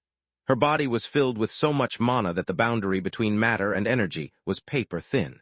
It allowed her core to repair any damage her body had taken simply by absorbing the surrounding world energy. Dawn inwardly cursed as life vision showed her that delaying any longer would have brought both of them back to square one. With no time to waste, she dashed forward and used her trump card. The Mad Queen, too, didn't want to drag the fight any longer. Not only had she yet to understand what her enemy's real goal was, but she was also starting to suffer from mana abuse. It was the first time that Thrude had gone all out for so long. The constant healing combined with the toll that using her best spells and bloodline abilities inflicted upon her life force were chipping away her strength. To make matters worse, the fight was putting heavy strain on her equipment as well. Channeling an elemental aspect in the Davros increased her offensive and defensive power, but it also weakened the Arthun set. Just like a human body, the only way for the mystical metal to recover its durability was time and rest. The only silver lining in that situation was that Dawn wasn't faring any better. The Mage Tower supplied her with endless strength, but neither her body nor her equipment would endure it for much longer. Davros could channel and amplify insane amounts of mana, but they had both used their best spells from the start, keeping the output of their gear to the maximum the whole time to both inflict and block damage. Davros was facing itself, and the result was bound to be a draw. Thrude's equipment was outdated, but still the work of a guardian and weighing several tons. Dawn's was tailor-suited for her and crafted with modern magic, but it weighed barely a few kilos. It meant that its little mass had to endure the same stress as Thrude's at every clash. The Mad Queen lit up all the 7 gemstones on Arthun's sword, but activated the violet one first, conjuring the Tier 5 dimensional spell Crashing Warp. She moved behind her opponent, but unlike a regular blink spell, both the exit and entry point detonated in unison while also conjuring a powerful gravity field between them that slowed Dawn down. The explosions would not only deal damage, but also blind the horseman's life vision and propel Thrude like a rocket. The Mad Queen moved too fast for Dawn to block or dodge. The sword of Arthun pierced through Morning Star's construct, Dawn's armor, crystal, and flesh until the two women's eyes were just a few centimeters away. "Got you, idiot?" The horseman's body turned into stardust, leaving nothing behind. "Wait a second, Davros can't just disappear. What about her steed?" Only then did Thrude notice that Dawn had exploited Morning Star's aura to hide Akala blinking away. Thanks to their bond, they could now have a body each whenever they want. She had conjured an armor and a sword from her prisms, letting the Mad Queen hit her so that she wouldn't suspect anything until it was too late. Dawn had entrusted Sunrise and their equipment to her partner, buying him the time that he needed to cast her blade tier spell, Rising Sun. Damn it! Thrude turned toward the X-Ranger just before the spell was completed. She unleashed the full power of Arthun's sword, fusing it with her Tier 5 spirit spell, Royal Griffin. A 6-colored beam of light erupted from her blade, further strengthened by spirit magic. Winking Face. Chapter 21, 80 Fatal Flaw, Part 2. It allowed Thrude to apply kinetic energy to the spells, giving them mass and backing them with her physical might. On top of that, Phantom Echo generated a second beam, and Life Maelstrom increased the power of both spells tenfold. It was the best she could do since Thrude had no idea how to cast blade tier spells. She had practiced with Arthun's set for centuries, but it was still a copy of something that Tyrus had crafted for Valoran. After refining her body and awakening both the Guardians and the First King's blood, she could now tap into the set's full potential, but they were still a bad match. Valoran had been a loving and protecting leader, whereas Thrude was driven by rage and ambition. Akala unleashed Rising Sun just in time. The blade and the spirit spell clashed just a few meters away from him, but it was enough. Rising Sun was fueled by the X-Ranger's Deep Violet core and Dawn's Power core, both boosted to the next level by their sync. The power cores of their equipment and steed more than filled the gap with Thrude's dull white, and the constant flow of world energy from the Mage Tower made the spell's destructive power nigh infinite. I wish I could have dodged and then released Rising Sun, but blinking would have slowed me down. At my level, blade tier spells require a lot of focus. Focus that I might have lost if I allowed that huge-ass beam to follow and hit me. Akala knew that high-level spells were willpower imbued and capable of chasing their target. Unless he warped a kilometer away, Thrude's Royal Griffin would have reached him anywhere before Rising Sun could manifest, locking him into a losing battle. Thrude immediately felt that despite everything she had, it would take the blade's spell just a few seconds to overpower her. The steed drew in world energy faster than her white core and even limited the amount at her disposal. On top of that, the two spells were leagues apart. Spirit magic was considered the 6th tier of magic, but even with Life Maelstrom and Phantom Echo boosting it, a Tower Blade spell was akin to Tier 8. "I really pity you, Akala," Thrude said with a grunt, her griffin voice reverberating over the conflicting spells. "You are just like my husband was, a slave forced to serve with a smile on his face." "Don't listen to her. You are not my slave, but my partner." Dawn's consciousness had returned to him after losing her body. "Not anymore, you mean?" Akala's face twisted at the memory of how she had manipulated him, taking control over his life and eroding his mind until he was just a puppet in her hands. "If not for Verhen's partner, I wouldn't be even here anymore." "How many times do I have to tell you that I'm sorry?" Dawn could feel their bond weakening. The destruction of her own body had weakened her and her influence on him. "Do you know what's the difference between you two?" Thrude asked. "That the moment I learned what my husband was going through, I let him go. He returned to me by his choice. He doesn't want to take part in this war, and I respect his decision." "Shut up, you witch. You know nothing about us," Dawn said through Akala's mouth, making him waver further. "What about you?" The Mad Queen ignored her, talking only to Akala. "Why are you here?" The doubt crept into his mind, making him think that maybe Dawn had manipulated him again. Even though she had done everything she could to earn his forgiveness, deep down Akala didn't trust her. Their cores went out of sync, making Rising Sun lose a huge chunk of its power and focus. Before Dawn could even think of a word to reassure Akala, Thrude put everything she had left into Royal Griffin. The tide of the battle turned in an instant, but the horseman still managed to escape by activating the mind link with her mother. Baba Yaga warped both Dawn and the undead from the eclipsed lands to the safety of her hut. "Excellent thinking, child," the Red Mother said while assuming her maiden form. "Not only have you greatly weakened Thrude, but also by retreating she can't afford to leave Belias in case you return." "That was no plan, I was just desperate." Dawn collapsed onto the floor, her body writhing due to mana abuse and Akala resisting her influence. "I'm sorry, it's all my fault. I'm a failure as a host and as a mage." Their visage turned from feminine to virile nonstop, respectively frustrated and desperate. "You should have chosen Manohar, not me." "What the heck are you talking about? When did I ever care about that, idiot?" Dawn asked, and Akala showed her the images of Endless Nova which resembled the Mad Professor's supernova while Morning Star resembled Avatar of Light. "I admit that I copied Supernova because it was brilliant, but I invented Morning Star centuries ago to fight divine beasts." She used a partial mind fusion to show him the truth and dispel his doubts. She still couldn't afford a full fusion without the risk of frying Akala's brain with the knowledge accumulated during her existence. The X-Ranger could now see how different the two spells were, and how most of what the Mad Professor had achieved was but a pale imitation of the horseman's opus. "I failed you once again. If not for me, Thrude would be dead and the War of the Griffins would be over." Akala hated himself so much that he wanted to cry. "You are wrong." Dawn spread her warmth in a telepathic embrace. "Thrude would be just back at the Golden Griffin, and maybe she would have recovered so fast that she might have discovered about Vladian. Also, this is not your fault, nor did you fail me. This is all on me. Thrude was right about one thing. You never had the opportunity to give me anything because I took everything you had by force. Mom, can you please split us?" "Are you abandoning me?" Akala's voice was broken. "Are you sure?" Baba Yaga asked. "You are the first of my horsemen to ever reach partial fusion with your host. Your bond is the real deal." "I'm not abandoning you," Dawn answered Akala first. "I'm not going to even look for another host until I hear your honest answer. Mom, our fusion will never become full until we really trust each other. Back when I fought Verhin, I witnessed what real unity between horseman and host is, and this doesn't even come close. Our bond is as flawed as I am." Baba Yaga nodded, placing her hand on Akala's chest and extracting the pulsing white crystal that was Dawn's real body. At first, the X-Ranger's mind felt shocked and sad by the silence that suddenly filled it. Then, he started to gasp for air, puking his guts out in a seizure until he lost consciousness. With freedom came clarity, but also the full weight of his actions. As long as they were bonded, Dawn had protected him from the emotional burden of killing his own betrothed back in Nalron's village and everyone who considered him family. Winking Face.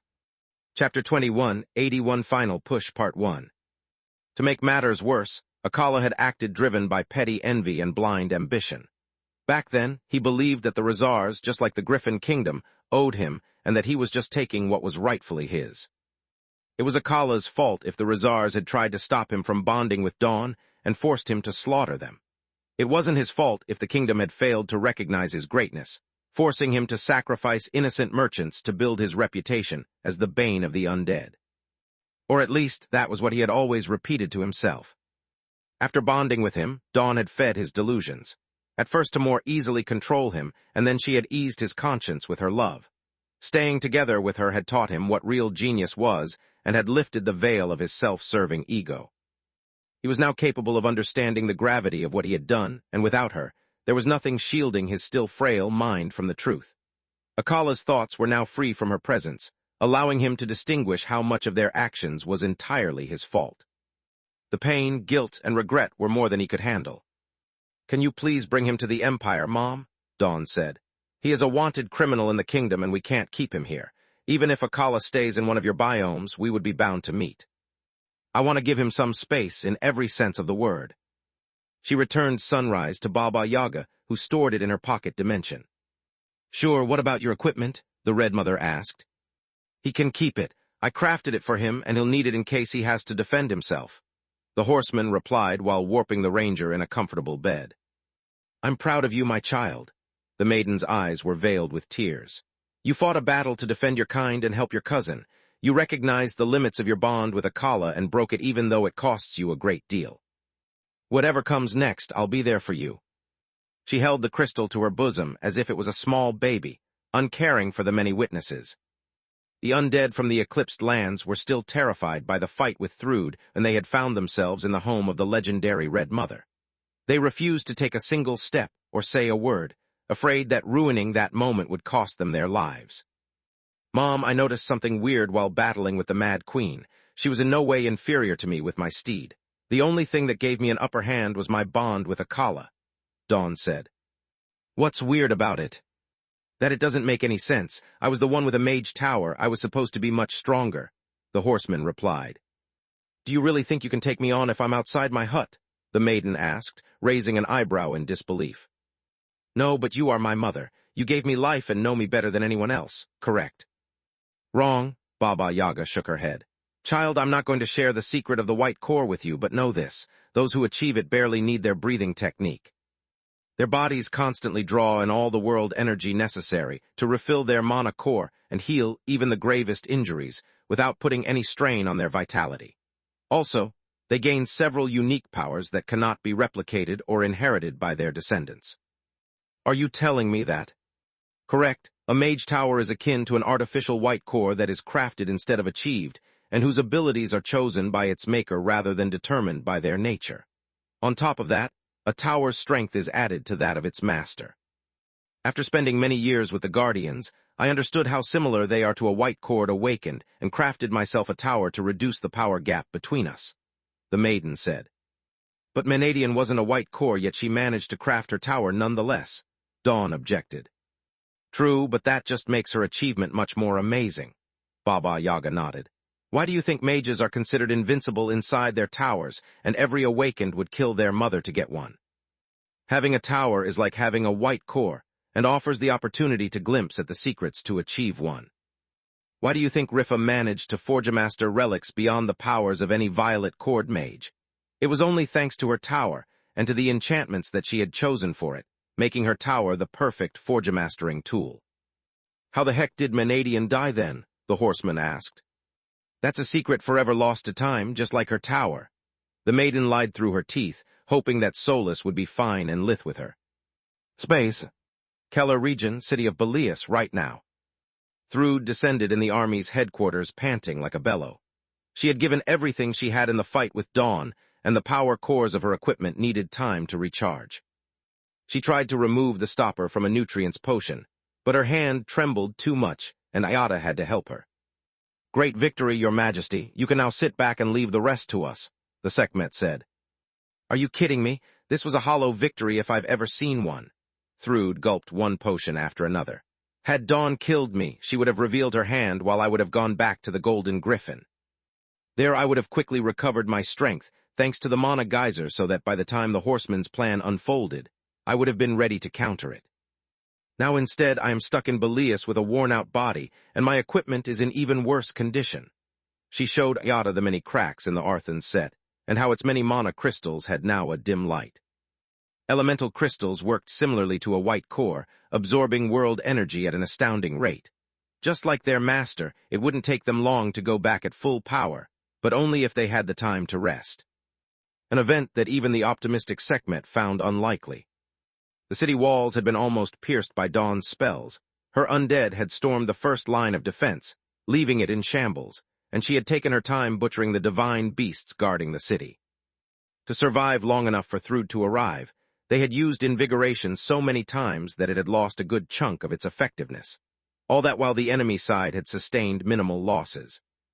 To keep control of Belias it would have taken a miracle, something that only the Mad Queen could perform. "Send a distress signal to all of our troops, including those still stationed at the Golden Griffin," Thrude said while using Regal Flow to both refill her mana core and hasten the repairs of her equipment. Winking Face. Chapter 2182 Final Push Part 2. This full-scale attack is nothing but a diversion. I have no idea what the kingdom's real goal is, but the moment they make their move, we can't afford to be caught by surprise. To put everything on the line like this, they must have found a way to tip the scale of the war in their favor. If they succeed, we might lose one or more key assets, if not even the war itself. Space. Golden Griffin Academy at the same time. Lith's group had reached the second floor for a while, but they were having a hard time navigating it. "So much for a skeleton crew," Lith grumbled as they were forced to wait behind a corner for the umpteenth time. The second floor hosted just a few living quarters that belonged to the criminals that had been promoted, from the scum of Magus to loyal soldiers via various forms of torture and manipulation. The rest of the floor had been arranged into huge classrooms where the now willing recruits were taught the basics of magic and military strategy. Due to their role as foot soldiers, their training focused on teamwork, combat drills, and the best timing to use their breathing technique during battle. Much to Kala's surprise, the soldiers had been enslaved, but not made immortal by the Lost Academy, whereas their equipment had been marked for retrieval upon their death. The 2-bit mages were expendable, whereas Thrude couldn't afford to lose artifacts she had worked hard to craft every time she suffered human losses. Adamant and mana crystals were hard to find, whereas the kingdom was full of prisons. The group had easily gotten past the living quarters since they were all empty. The problem was not being noticed while moving around the classes. Histar had fused several rooms together to give the instructors the space they needed and even removed the walls. The classes were open fields that left Vladian little room for maneuver. Even with blindside, he couldn't risk their smell getting caught by one of the Emperor beasts training the Awakened or being bumped into during a drill. Every time they found a classroom, the Firstborn had to wait for an exercise that would move the students away from his group's position, and that would keep the teachers focused. Even though his powers weren't hindered by daylight thanks to the lack of windows inside the Golden Griffin, he couldn't afford to use his bloodline ability non-stop. Escaping the notice of so many powerful creatures required a lot of energy, and they were still on the second floor. Vladian had brought nourishment with him, but using it so soon would have meant to risk of running on fumes once they reached the higher floors or during the exfiltration phase. If that happened, discovering how to safely destroy the Lost Academy would have been meaningless, since they would die without sharing the information with anyone. They needed to move slowly and carefully, getting close enough to the hidden stairs for the third floor for the map to reveal them. Once they finally reached their destination, they could finally catch their breath. The third floor was reserved for the Forgotten Corps, and it was empty. The former students of the Golden Griffin had fought for hundreds of years, so they needed no further training. Their minds had been broken by centuries of starvation and madness. They offered no resistance to Thrude's will and followed her every command. It was the reason the third floor consisted solely of living quarters, the canteen, and several relaxation areas. Thrude had arranged it as a huge rehabilitation center, in the hope to undo the damage that the Golden Griffin had inflicted upon them, and give them a normal life once the war was over. Alas, so far her efforts had borne no fruit. Emlith's group passed in front of several bars, spas, and gardens. They were perfectly maintained with all kinds of amenities one could wish for. They stopped in a lounge to rest and recover. Kala needed to take the eyes of Menadian off and get rid of the headache that the too many inputs from the artifact caused her. Vladian could finally take a break from using blindside and the toll it had taken on his mind. Yet Lith was the one in worse shape.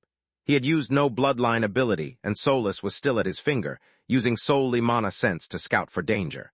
Despite all that, staying in his abomination form for so long had pushed him to the verge of insanity. The longer he kept that form, the harder keeping the spark of chaos from corrupting the darkness energy comprising his body became. To make matters worse, the hunger typical of the abominations grew by the second, and it couldn't be sated.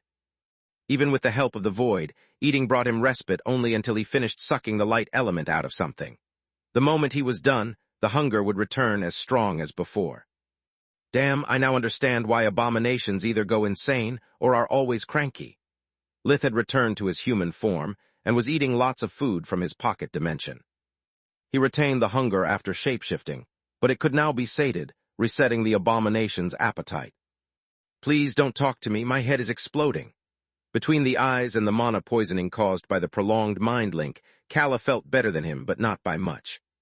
Circulate your mana with fusion magic and you'll feel better soon. Vladian had no need to eat, but he could use some rest. Moving during daytime was vexing, and Lith could cover him only until the hunger made the abomination touch overpower the vampires. The rest of the time, Vladian had to move on his own or become Lith's snack. Luckily for him, he could afford to turn into a human since there was no one around. The Forgotten were all busy with the war or patrolling the academy. The fourth and fifth floors turned out to be empty as well, allowing them to take a short break again. The fourth floor was where Thrude's disciples lived and trained. It was identical to the one where Lith had studied during the 4th year of the White Griffin, making it the easiest to navigate. The space had been evenly split between living quarters and training facilities, where the main force of Thrud's awakened army could study all specializations and the legacies they had stolen. "Why this detour? Do you realize that time is of the essence?" Calla asked as she followed Lith toward the Forgemastering lab. They avoided mind links because there was no one around and to spare themselves from more mana poisoning. "I do, but this is the best opportunity. We have to memorize the dimensional coordinates of any place we might want to come back to once the main mission is done. Once and if we are found out, our priority will become escaping, whereas now we can move freely," Lith replied. "According to the undead, Meln is on the 6th floor along with the secret labs. What could possibly be so valuable here to prolong your hunger this much?" Vladian said with a scoff. Winking face. Chapter 21, 83 Good Luck, Bad Luck, Part 1. What about a Davros forge so big that it would weigh dozens of kilos, even after purifying it from the Darwin? Lith's answer made everyone's eyes shine with the greed worthy of a dragon, and put an end to the discussion. "How do we split it?" the firstborn asked. 50-50. "Deal," Calla and Vladian said in unison, before realizing to have fallen into a trap. "Half for me and half for the eclipsed lands.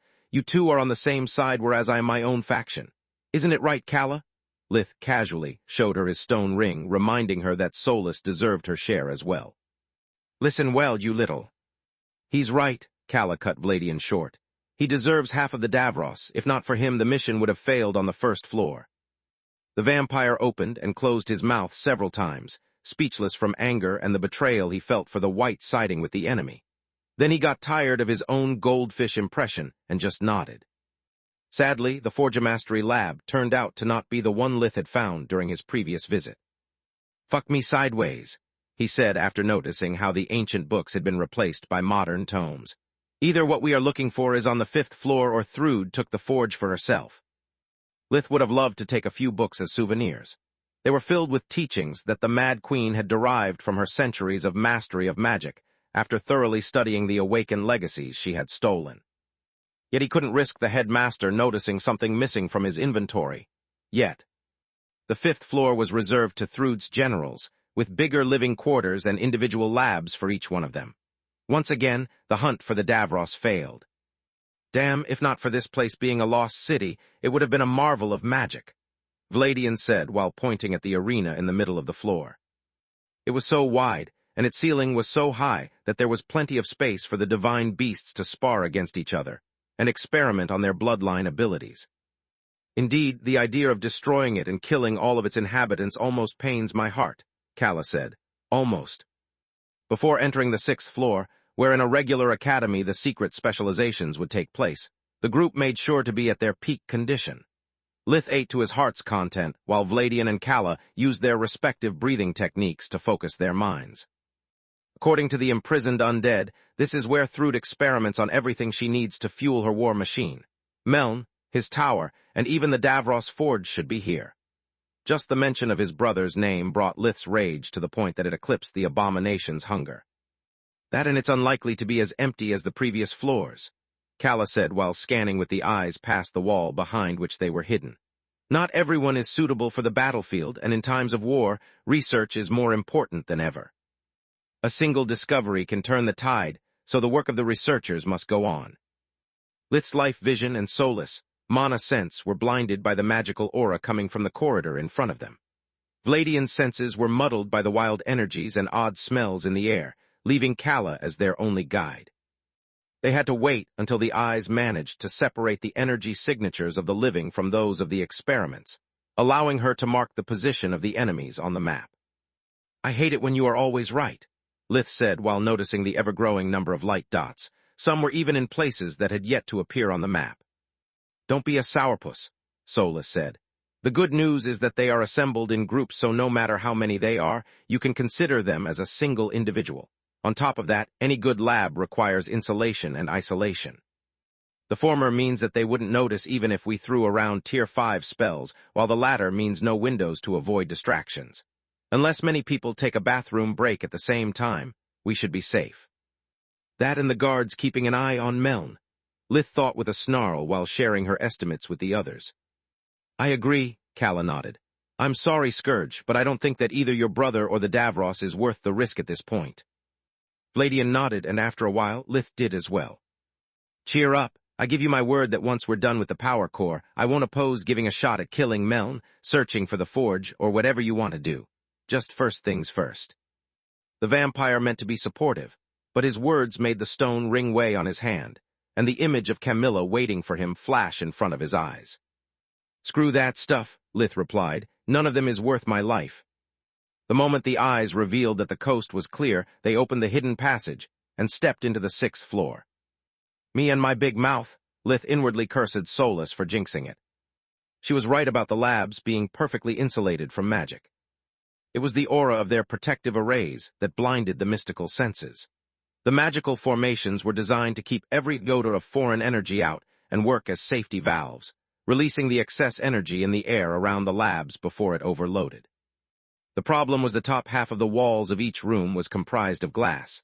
It wasn't a security measure, just a way for Thrude and other researchers to spectate the experiments and give their input without crowding a lab. Vladian had promptly conjured blindside, spreading the black mist around them. Alas, the corridor was already filled with the wild mana coming from the safety arrays. The Golden Griffin gave low priority to getting rid of the mana, focusing on the safety of the researchers. The fumes provided Lith's abomination form with enough energy to keep his hunger at bay. Yet they also reacted with blindside, generating sparks, where the mist born from the vampire's life force clashed with the multicolored fumes. The phenomenon was as physically harmless as the wild energy, but it drew a lot of attention, defying the purpose of blindside. A cold shiver ran down Lith's back as one of the mages in the room in front of them turned around, looking at him through the glass wall. Lith's group started to weave their best spells, preparing for the worst. At least until the researcher took his sweet time writing something on the glass. Its mirrored image appeared on the other side, allowing Lith to read a string of runes while the man kept talking with his colleagues. What the heck, how could he miss us? Vladian thought in amazement. My guess is that the wall is comprised of a one-way mirror. Lith replied, sharing with them a scene from a crime series after replacing anything that would reveal it taking place on a different planet. Winking face. Chapter 21, 84 Good Luck, Bad Luck, Part 2. Ingenious, Calla said. Also a lucky break for us, yet if we keep still like morons it will make no difference. She pointed them at the map, where a couple of luminous dots were moving in their direction. Lith and Vladian nodded, moving along the corridor to get out of the patrol's line of sight. Their scientific curiosity made them glance both at the string of runes and inside the lab, but neither made sense to them. The apparatus the mages were working on had a regular brick and a same-shaped red mana crystal placed into adjacent slots. By the Red Mother, Calla froze in front of the mirror as the eyes explained the nature of the experiment to her, forcing Vladian to lift the white on his shoulder and carry her away. Stop, you don't understand. And I don't want to, the firstborn vampire cut her short. If Lith can give up on killing that asshole of Meln, nothing matters, save the explanations for later and remain on the lookout. Calla ceased her struggle, but she kept staring at the scene until the solid stone replaced the glass. The following lab proved to be as shocking as it was big. There was a stark naked man chained to the wall who looked awfully familiar. He had the silver eyes typical of Tyrus, descendants and light green hair that reminded Lith of Jormung. The room was thrice the size of the others, yet aside from the chained man and the mages keeping their backs against the opposing wall, it was empty.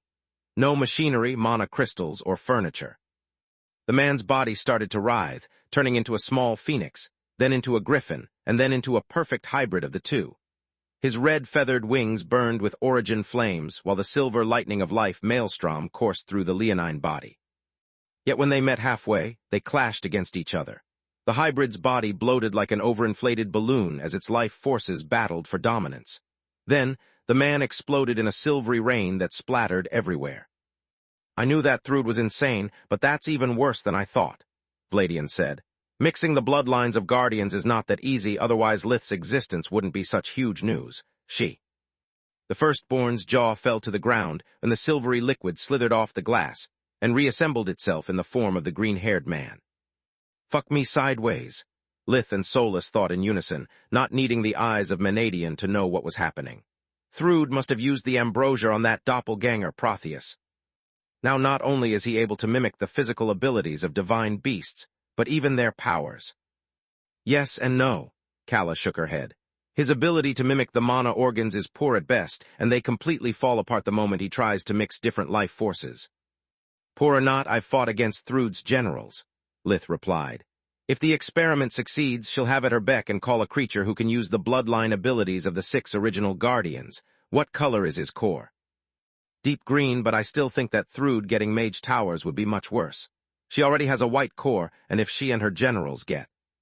What the heck are you talking about? Vladian could easily imagine the rest, so he demanded an explanation about what he failed to understand.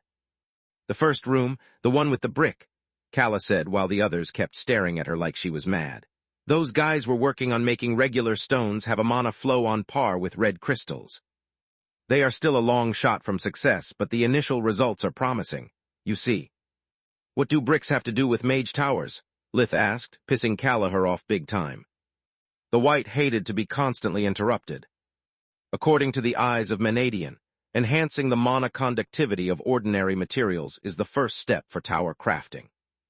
How do you know that? You've spent your life researching liquid, not forge mastery, Lith asked, yet Kala knew the question came from Solus. Indeed, and I would have had no clue about it if not for the data being already stored in the eyes. Their regular imprint must have preserved part, if not all, of Menadian's research. I wonder why Scarlet never mentioned it. Somewhere on the Giera continent, in the depth of the oceans that hid Fenneger's secret lab, the mother of all Sekhmets suddenly froze in place. What's wrong, Cat? Bored already? You're not going to achieve anything if you are even fickler than me. Magical research needs patience and dedication. The Leviathan was her final mentor on Giera before moving back to Garland to continue her apprenticeship under Salark. Fenneger had been teaching Scarlet how to put the bloodline abilities that she had discovered with Roghar's help into practice. She could now use Life Maelstrom to enhance all of her senses and combine it with her other abilities to extend her perception of Magur. She was learning how to pierce the veil of the world energy and tap into her full potential. No, this is the most amazing magical research I have ever conducted, she said as a grimace twisted her face, as if she was suddenly experiencing deep shame and regret for no plausible reason. Yet I can't help but suddenly feel deep shame and regret for no plausible reason. I don't know why, but I feel like the dumbest creature alive. Don't be ridiculous, Fenneger said in outrage. You are one of the few creatures on Magur who managed to become a guardian. You've reached such an amazing achievement after living for barely more than 300 years, whereas most of us had to wait until their second millennia. If you are stupid, then what about the rest of Magur? It's not like you had the most amazing knowledge at your fingertips and ignored it the whole time just because you failed to read it. The scenario was so preposterous that the Leviathan started to laugh out loud. You are right, Scarlet laughed as well, but the tears streaming from her eyes were of sadness. Meanwhile, back in the Golden Griffin, Lith and Vladian were inwardly cursing themselves for having given away the eyes instead of keeping them. Their inner grumbling was so loud that Kala could almost hear their thoughts via the mind link. That and the gritting of teeth and clenching hands were a big tell. Damn it, maybe if I kept the eyes for myself, I would have already discovered the secret of tower crafting, and this whole mission would be pointless. Once us firstborn had our tower, not even Thrud could stand our power, Vladian thought. Damn it, maybe if I kept the eyes for myself, I might have learned a lot about the secrets of Solus, Tower, and its still missing floors. If the original eyes also contains records of Menadian's forgemastering techniques, I'm going to kick my own ass, Lith thought. Maybe I should have kept that last bit of information for myself, Kala pondered as the faces of her companions became more twisted than a pretzel. Winking Face. Chapter 21, 85 Life Flames, Part 1. Probably it's better if I don't tell them that Scarlet liberated the eyes from the hands of a mad Griffinlick. If the artifact also contains his research, I think Vladian and Lith will have a stroke out of sheer greed. The White worried about her bad habit of talking too much for almost 1 full second. Then she realized that the legacy of a fellow Lick would greatly help her research, and her mind moved on to more important matters than other people's feelings. Don't worry, Lith, we have lost nothing. Solus kept her own disappointment at bay to soothe his spirit. Kala is our friend, and I'm sure that since she knows that I'm Menadian's heir, she'll share with us anything about Mom she might discover. Solus had full trust in the White, and also wanted to keep Lith calm to prevent the chaos of his abomination form to twist his mind. You are right, thanks Solus, Lith's face relaxed, going back to being a blank slate. Vladian, instead, would take a few hours to finish digesting his own liver. Guys, not to ruin your inner monologues, but something weird is happening. Kala using the word weird was a big tell. Inside the room where Protheus had reformed his humanoid body, he seemed to be arguing with the mages. Letter 1D21, letter 1D0F, letter 1D20, small cap L. Letter 1D0 for small cap H, letter 1D00, letter 1D18, letter 1D1B, small cap R S.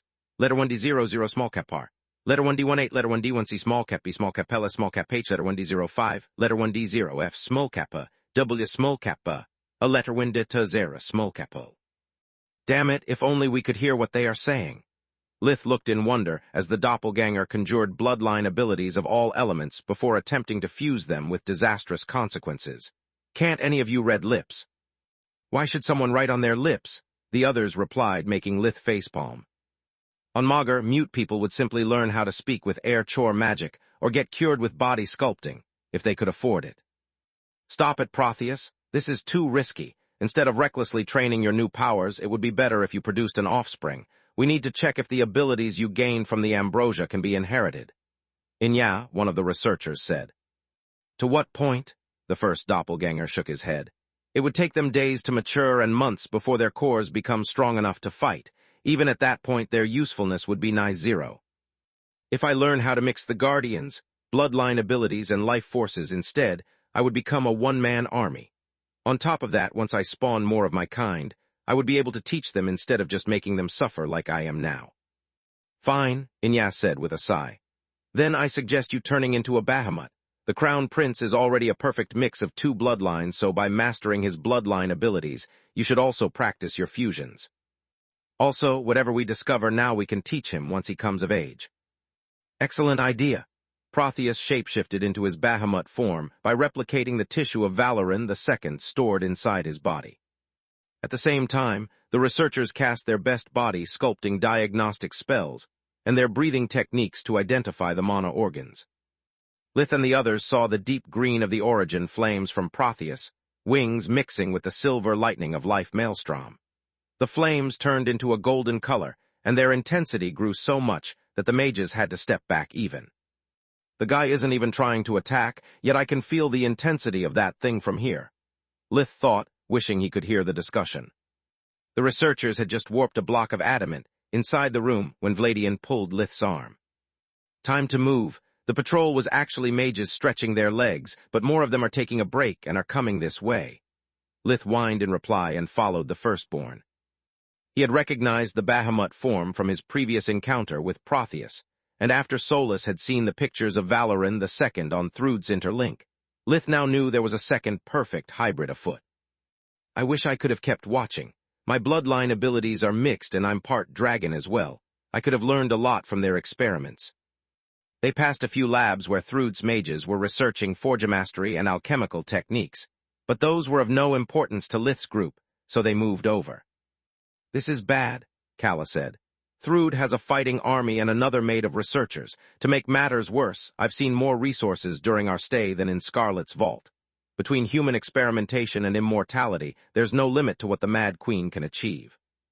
The others nodded. Their determination to accomplish the mission was reinforced with every room they passed. They avoided even looking at the contents of the various labs to make haste and avoid wasting more time. At least until they found the room that the imprisoned Wendigo had mentioned to them earlier. Lith stopped at the sight of the thick padded door. His eyes lost their elemental energy as decay replaced it. Vladian would have dragged him away if not for the people coming out of the room, and standing in front of the corridor leading to the next flight of stairs to the 7th floor. Please let me out. Orpal's voice was shaken by tears and desperation. Whatever Thrud is paying you, I'll triple it. I'll make you my chosen and teach you blade magic. Yeah, right, a woman said with a sneer. We know how that ended for all those stupid enough to follow you. Stop whining and enjoy what time you have left, loser. Once we crack the secret of your tower, the true queen will kill you. At those words, Orpal started to cry harder. By the way, congratulations. Your brother has recently become the first supreme Magus of the Garland continent. I heard that the true queen wants to recruit him. The male researcher said, sending Orpal into hysterics. The two mages laughed their asses off in his face before slamming the door. The soundproofing made the screams end, and the corridor turned silent again. Dude, that was cruel. The woman was still laughing. If you think that was cruel, wait until I tell him about Verhin's child, the man replied. I bet next month's pay that when Meln hears about the Guardians defending mother and child, he'll crap himself. I'm not taking losing bets, she laughed even harder at the idea. Why not tell him right now, striking the iron while it's still hot? Now, another big blow so soon would have a small impact, the man shrugged. Give it time, let him concoct some ridiculous revenge plan, and then, boom, another bad news and reveal that his plan was a waste of time from the beginning. That's guaranteed to screw him up. The researchers were walking past the corridor behind the corner where Lith and the others were hiding. That bastard's sole quality is his resilience, the woman said, her voice full of spite. No matter how much we cut him up, he always heals. On top of that, making his mind crumble is the only way we have to weaken Night and steal her secrets. Chapter 21, 86 Life Flames, Part 2. It's amazing how even inside a sealed space the darkness element keeps seeping inside the prison. I think, the man's voice faded in the distance, and the group resumed their advance. Lith regretted not having heard anything relevant about the room's defense system. Yet hearing Orpal's voice and learning how he was being tortured both physically and psychologically every day almost made Lith change his mind about killing his brother. Almost. He took a mental note of the room with his own eyes and asked Solus to memorize its dimensional coordinates. We have no chance of breaking in without being surrounded, she thought. There are too many people here, and even with the eyes, it would take a while to crack the door. I'll humor Lith just to keep him calm. In a regular academy, the 7th floor was dedicated to the living quarters of the staff, and the Golden Griffin was no different. There lived Thrud's generals, Linnea, Jormung, and the Mad Queen herself. None of the doors was closed since most of the occupants of the floor were gone, and there was absolute trust between them. No one was supposed to be capable of entering there uninvited. Each room was as big as a penthouse and as luxuriously furnished. There were soft carpets covering the floor of every room, and the lobby of every apartment was bigger than Camilla's house in Belias. Lith could see that Thrud's generals had their own personal labs and research materials right inside their homes. They had all been neglected apprentices, and now they had arranged their living quarters better than those of their old masters. Letter 1D21, letter 1D0F, letter 1D20, small cap L. Letter 1D0 for small cap H, letter 1D00, letter 1D18, letter 1D1B, small cap RS. Letter 1D00, small cap R. Letter 1D18, letter 1D1C, small cap B, small cap L, small cap H, letter 1D05, letter 1D0F, small cap A, W, small cap A, a letter 1D0, small cap O. The divine beasts kept their doors open also to keep an ear on the little Valoran, especially while his parents were away. It was the reason Kala and the others heard the cooing and giggling typical of a small child. Lith pointed at the source of the noise before passing his thumb over his throat, gaining the reproachful glares of Vladian, Kala, and Solus. Hey, if we can defeat Thrud and end this war just by taking a child hostage, I have no problem being the bad guy, he said via the mind link. What if it was your child? Vladian asked, filled with outrage. I would never leave her unguarded like, oh, shit. Lith had peeked around the corner, discovering that Jormung was on his same page. He was there, playing with Valoran, while several forgot and guarded all corners of the room and its entrances. To make matter worse, Valoran II had 2 Violet Cord awakened for nannies. They were the handmaidens of the late Siruk. Thrud had taken them with her so that Valoran would grow up with someone who could teach him to embrace his human side and understand the struggle of regular people. In exchange, the Mad Queen was teaching the handmaidens everything they needed to survive in the outside world. It's like he expects someone to spirit warp in. The guy is beyond paranoid, he's mental. Lith's words earned him a second volley of glares. Let's move, plan A it is. It takes one to know one. Solus scoffed at him, taking mental notes of Jormung's protection just to enhance them with some of Lith's own for the baby girl's future room. Valoran is just a little boy. How can you even think of dragging him into the war? Because this way my daughter wouldn't, Lith replied. Only one of them is going to live happily with their parents, and there's nothing I wouldn't do to make sure that my baby girl doesn't end up an orphan. They quickly reached the next flight of stairs and arrived on the 8th floor. The headmaster's office was located atop the castle keep, so it took them a while to reach their destination. Back when Lith had reached the office for the first time, it was located on the ground floor, and the Lost Academy was still under the effect of the ceiling arrays. Now, however, being so close to the Academy's power core with the full power of the geyser at its disposal, made climbing the final steps hard for his group. The world energy was collected, accumulated, and amplified in the keep before being evenly spread to the rest of the academy. To make matters worse, the power core was a sentient being.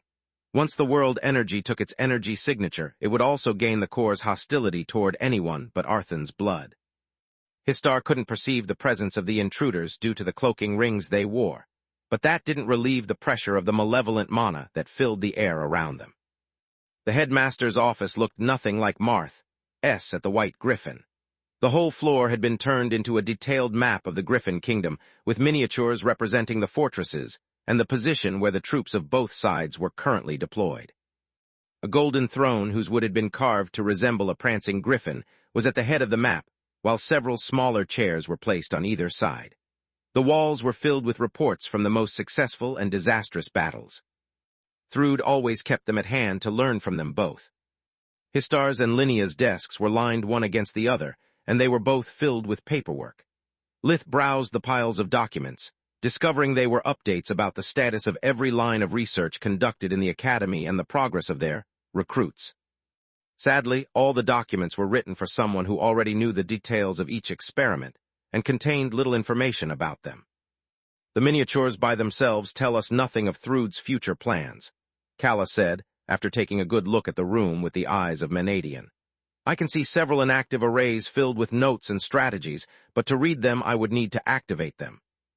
Ignore the arrays, Vladian replied. If we activate them, Histar would notice and Thrud would just change her plans after chasing us out. Let's just focus on the reason we are here. Unluckily, the map didn't show them the position of the power core nor how to reach it. On the other hand, despite all the changes the office had undergone, the headmaster's desk was still there, and so was the wall to its east. The magic insulation was so good that even the eyes couldn't perceive the presence of the power core behind the solid stone. Thank the gods we had a lot of practice finding hidden switches while climbing our way here, Calla said. Just like the stairs, there should be a mechanism to access the power core in case there is a blackout or it needs maintenance. Thanks to the information gained from the prisoner vampire, it took them just a while to release the locks and make the wall slide up, revealing the power core. By the Great Red Mother, the group thought in unison at the sight of their prize. The Golden Griffin's power core was comprised of a white mana crystal the size of a gym ball encased in a cube of black Davros. 7 concentric rings of white Davros spun around it, each one moving in a different direction. Chapter 21, 87 Mad Genius, Part 1. Every centimeter of the rings was covered in blue, red, silver, and white runes. A massive pillar of world energy came from below, focused to the point that it was visible to the naked eye without the need for mystical senses. The power core gorged on the energy, turning it into mana that was sent to the rings to be amplified before being redirected where needed. The headmaster's office was both the beating heart and the weak point of the academy. Order and chaos. That thing holds so much power that if we dared to put a dent in it, the map of the Griffin Kingdom and the Gorgon Empire would be redrawn, Vladian said. Who cares about that? Lith had Solus take her eyes form and focus solely on the power core. What are those runes? Blue are the forge-mastering ones any decent mage knows. Red are dimensional runes, probably connected with the internal and external warp system of the Academy. I bet that's also the way those who are made immortal by the Academy are brought back here to rebuild their bodies. What are the silver and the white ones, though? No clue. The firstborn was tempted to step forward and use Bloodborne, his breathing technique to study such a marvel of magic, but he was afraid that any interaction might give away their presence. Let me see. Calla activated her own eyes of Menadian, starting the scan as well. The original eyes and those of the tower resonated, and so did their power cores. Lith and Solus could feel the burden on their minds being lessened as the 2 artifacts split the workload. The 2 eyes exchanged the information they acquired, avoiding redundant scans and sharing their respective databases to shorten the time that a full scan of such a complex artifact required. Lith also took out Solus, Sage Staff from their pocket dimension, using its ability to focus and sharpen the mind of its master in order to hasten things even further. Too bad that my eyes have no correlation to my mind, or I could benefit from the staff as well, Calla sighed in envy. Her artifact was at the top of its game, but between the lack of a mind link and the outdated runes, it would take her a long time to read the full report. The tower's eyes were still incomplete, and their use burdened both Lith's and Solus' mind. On the other hand, however, the mind link between the tower and Solus allowed her to convert the data collected into instant knowledge. On top of that, the tower's eyes were constantly being upgraded, becoming more powerful as Solus learned more about magic, and the tower regained its prowess. Okay, I have no idea what the silver runes are. There is no match for them in the eyes database, so we'll have to wait for the scan to be complete, Kala said. I do know what the white runes are, though. They are made out of perfectly stabilized decay. What? The other three said in unison. That's impossible. Cursed elements can't be stabilized, can't be used along other cursed elements, and can't do anything but destroy, Lith said, taking the words out of everyone's mind. What do you think forbidden magic is for? Kala scoffed at their naivety. Arthur was a true genius, and this explains everything. Genius may be mad, sure. Also, it explains nothing, and so do you, Vladian said, more annoyed than ever at the white. Look, since it's going to take a while, let's kick things up another notch. Kala ignored the vampire's snarky remark and turned to Lith. Give him a monocle, Scourge.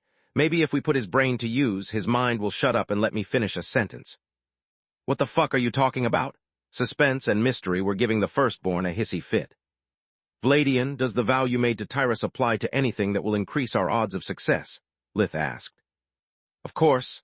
The ampule and its golden liquid in his pocket dimension were worth more than anything to him. Even if you use forbidden magic, I wouldn't care. Whatever you do, it will remain between us, and I'll protect your secret with my life. I swear it on my son. Great, then take this. Lith gave the firstborn vampire a monocle, sharing part of the burden with him and further accelerating the scan. Son of a dragon, Vladian cursed as the massive load of information coursed through his brain. That's why Kala wanted your presence. That's why you didn't barter for the eyes back when Scarlet entrusted them to you. You already had your own. Sort of, Lith replied. Mine are kind of faulty and still lack a lot of functions of the original. Kala, how did you know this would happen, and what about the decay runes? Baba Yaga told me. Her words made Vladian curse his own mother next for trusting a Semalik more than him. As for the runes, do you really not get it? How do you think the Golden Griffin can rebuild a dying body before its core starts to fade? How do you think it can keep all of its students eternally young? The perfect decay can not only hasten the regeneration of any kind of wound better than a Lix phylactery, but it can also amplify the vitality of its target. The light element of living beings gets overcharged to the point that aging simply stops. Their cells stop dying because they get constantly rejuvenated, so they have no need to burn life force to live despite the passing of time. Good gods, Arthur really was a genius, Lith said in astonishment. He achieved something that not even a white core like Aeon or any eldritch could. He perfected mirror magic into something useful. Do you think that the same could be done for the other cursed elements? Sure, if you are willing to sacrifice countless lives for your experiments until you get it right, and then more for a cursed artifact like this. Kala's voice shared none of his enthusiasm. I believe that the Mad King was no less brilliant than the late Manohar. Yet he was also even less scrupulous, and unlike your friend, Arthur was terrified of death. Genius and no morals make the perfect recipe for a disaster. Lith was about to argue, but Solus glared at him in a way that could have borne a hole through his skull. So, he shut up and just offered the other end of the sage staff to Vladian. Yggdrasil wood in the eyes. Kid, I swear to the gods, if it wasn't for my oath, I would kill you, the firstborn said, and his words didn't sound like a joke. Remember that everything that happens inside the Golden Griffin stays inside the Golden Griffin. You swore on your son's life. Lith pointed out just to be sure, making Vladian curse again.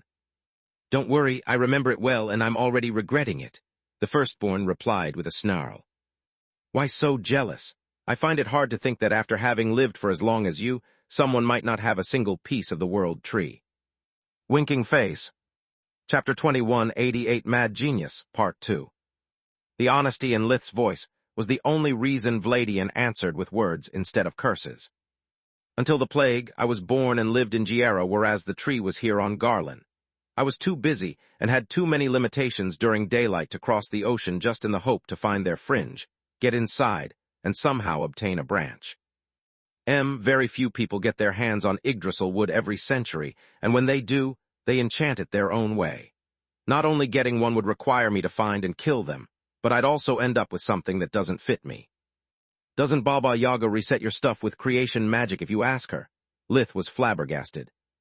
Of course not, just like Salark, right? Yep, Lith replied a bit too fast, and due to the mind link, Vladian could almost feel the blatant lie.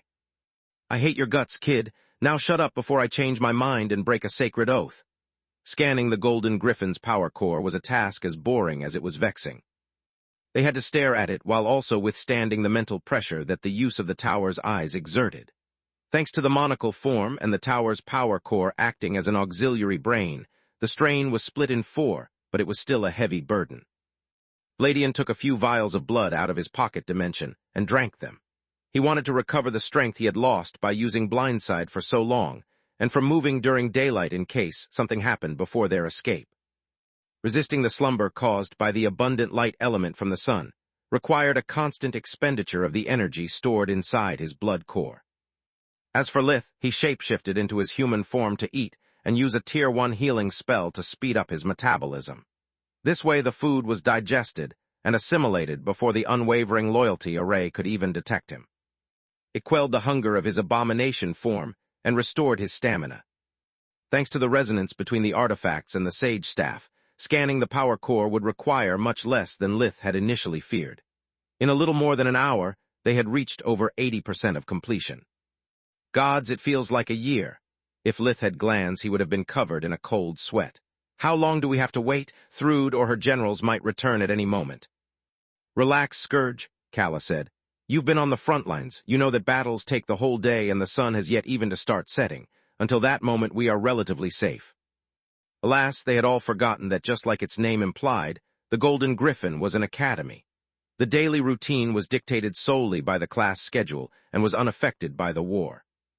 Being left with a skeleton crew meant the need for all hands on deck, but both students and professors would take a break for lunch. Thrud had been adamant about giving the students humane hours and regular rest. Even the criminals were allowed all the food they needed to endure the training and 8 hours of sleep a day to reset invigoration.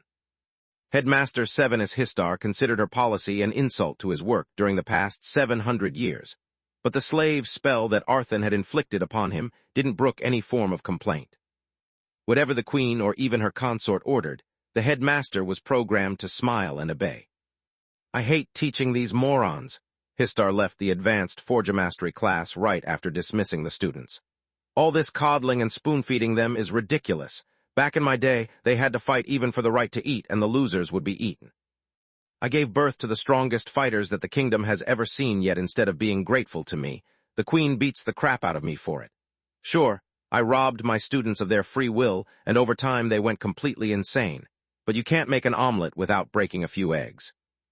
The only silver lining is that Her Majesty is winning the war, and that due to her enlightened rule, her people love her. Too bad that I'm a complete moron unworthy of licking the ground she steps on. The slave spell forbid Histar even to think badly of Thrud, turning any grievance he had into self-loathe. Yet the reason his train of thought derailed was the presence of intruders in his office. The headmaster had no need to eat or sleep, so he would spend his free time in isolation to calm his nerves. Danger at your 6, Solus warned the rest of the group, who was still staring dumbly at the power core. They all turned around in unison, weaving their best spells to face the incoming threat. Avoid area of effect spells and bloodline abilities, Lith said. The headmaster has limited powers over the academy unless we break its rules or damage it. Who the heck are you? How did you get in here? And why, even though I can see you with my own eyes, I can't still feel your presence?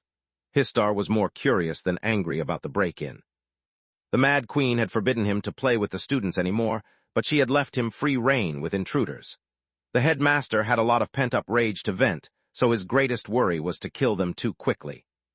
Vladian took his primordial thirst sword out of his pocket dimension, making his first mistake. Histar had never met Kala, knew nothing of the eyes, and very few people had witnessed Lith's abomination form. Thrud had met and fought Vladian, though. She had shared the encounter with the headmaster via a mind link so that he could help her to replicate the tactics and enchantments that she had witnessed. Histar had failed to recognize the firstborn vampire, but he recognized primordial thirst at a glance. By Arthon, if you are undead, then this will be even easier than I thought. A snap of his fingers turned the ceiling into glass, letting sunlight fill every corner of the room and setting Vladian ablaze.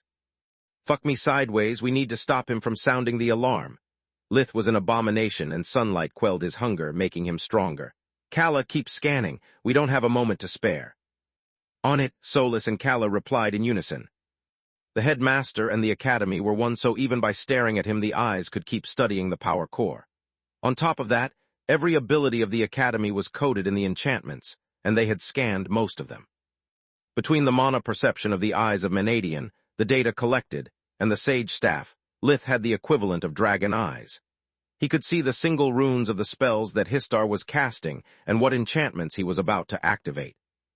On the other hand, Lith hadn't missed how the headmaster had turned younger from their last meeting, and was also much stronger. Winking Face. Chapter 21, 89 Menadian Set, Part 1. The brown hair and beard of the Golden Griffin's headmaster had lost all trace of gray, and its red streaks burned like flames under sunlight. Lith took out war and aimed for the head. Histar slapped the blade away and then Lith, sending him crashing against the wall. Come on, put in some effort. If you bore me, I'm going to call. The room went dark as Vladian conjured a Tier 1 darkness spell that blackened the ceiling and the walls. The firstborn had hidden under Histar's desk to escape the cruel bite of the sun and plan his counterattack. His wounds closed at a speed visible to the naked eye, and he jumped at Histar while unleashing several spells at the same time. The golden robe of the headmaster flapped as he raised his arms and conjured a wall of enchanted stone that blocked the barrage of attacks. That's it. I was expecting more from one of Baba Yaga's firstborns. I heard that you guys are supposed to be stronger than elder dragons, but you're way weaker than that. Either the rumors are exaggerated or daylight weakens you. Histar had the floor go back to its place and then punched at Vladian so fast that there was no time to dodge. The vampire managed to block thanks to his millennia of battle experience, but the impact sent him flying toward Kala. The white managed to blink away, only because she had kept herself at a distance. The headmaster played with his prey, trying to understand their worth for the human experimentation department and the true queen. How can Histar be this strong? Based on our readings, the Golden Griffin is bonded to a human. Lith thought while getting back to his feet with a kip up. My guess is that he's like me. He retains part of the mass of his artifact half and he's empowered by the mana geyser below us. Solus replied without ever stopping to work. Yet his vessel is still human. Lith nodded and unleashed his Tier 4 battle mage spell, Shattered Winter. It generated a shockwave of cold wind that would stiffen the muscles of its victims while also making their bones vibrate. Even if the headmaster felt no pain or used darkness fusion, Shattered Winter would cripple his strength. Smart, but not enough. Histar's eyes flared up with mana and the academy's walls came to life, spawning human-sized stone golems.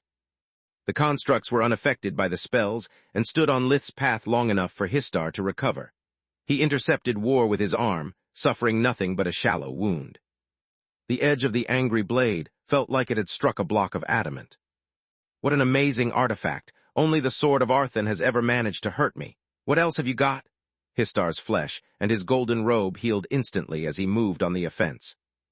Lith was heavy, but the headmaster was heavier. Every time they clashed, he was the one who kept being pushed back. To make matters worse, no matter how many golems war destroyed, more kept spawning. Enough of this! Vladian shattered the constructs, restricting his movements by flexing his muscles, and unleashed the Tier 5 blood magic spell, Cursed Life. Awakened undead could use spirit magic, but being born from their blood cores it was red instead of emerald green. A crimson mist spread throughout the room, working akin to a powerful acid against inanimate objects, and like both acid and venom for the living. Cursed Life used the water aspect to slip inside every nook and pore of its victims. Fire to burn them, earth to tear them apart, air to cut them open, darkness to eat their essence, and light to fasten its own spreading. The golem turned into sand, and the headmaster melted, yet they all reformed an instant later. Don't give up. The moment his body was destroyed, the Academy's power core weakened and its cloaking spells faltered. The scan is going faster, Solus said, making Vladian wonder who the heck the feminine voice talking belonged to. Very good, yet unless you explain to me why the woman is sitting there like an idiot, I'll end our playtime, Histar said, receiving a double stab in reply. Lith had pierced his heart while the vampire his head, but neither of them seemed to bother him. You asked for it. I'm tired of your shenanigans now. Histar snapped his fingers to activate the alarm, yet nothing happened. Solus had countered his spell by mixing a few runes from the sage staff with those of the surveillance arrays, making them short-circuit. This is impossible. How can you? Agonizing pain cut Histar short as Lith and Vladian jumped back, leaving their blades inside his body. War's counterflow ability was negating the headmaster's defensive enchantments, allowing Primordial Thirst to unleash all of its spells inside of him without encountering any resistance. Lith hurled a jet stream of violet origin flames, while Vladian activated his bloodline ability, Blood Steel. Histar started to bleed from every orifice and pour as his blood willingly left his body and entered the vampires.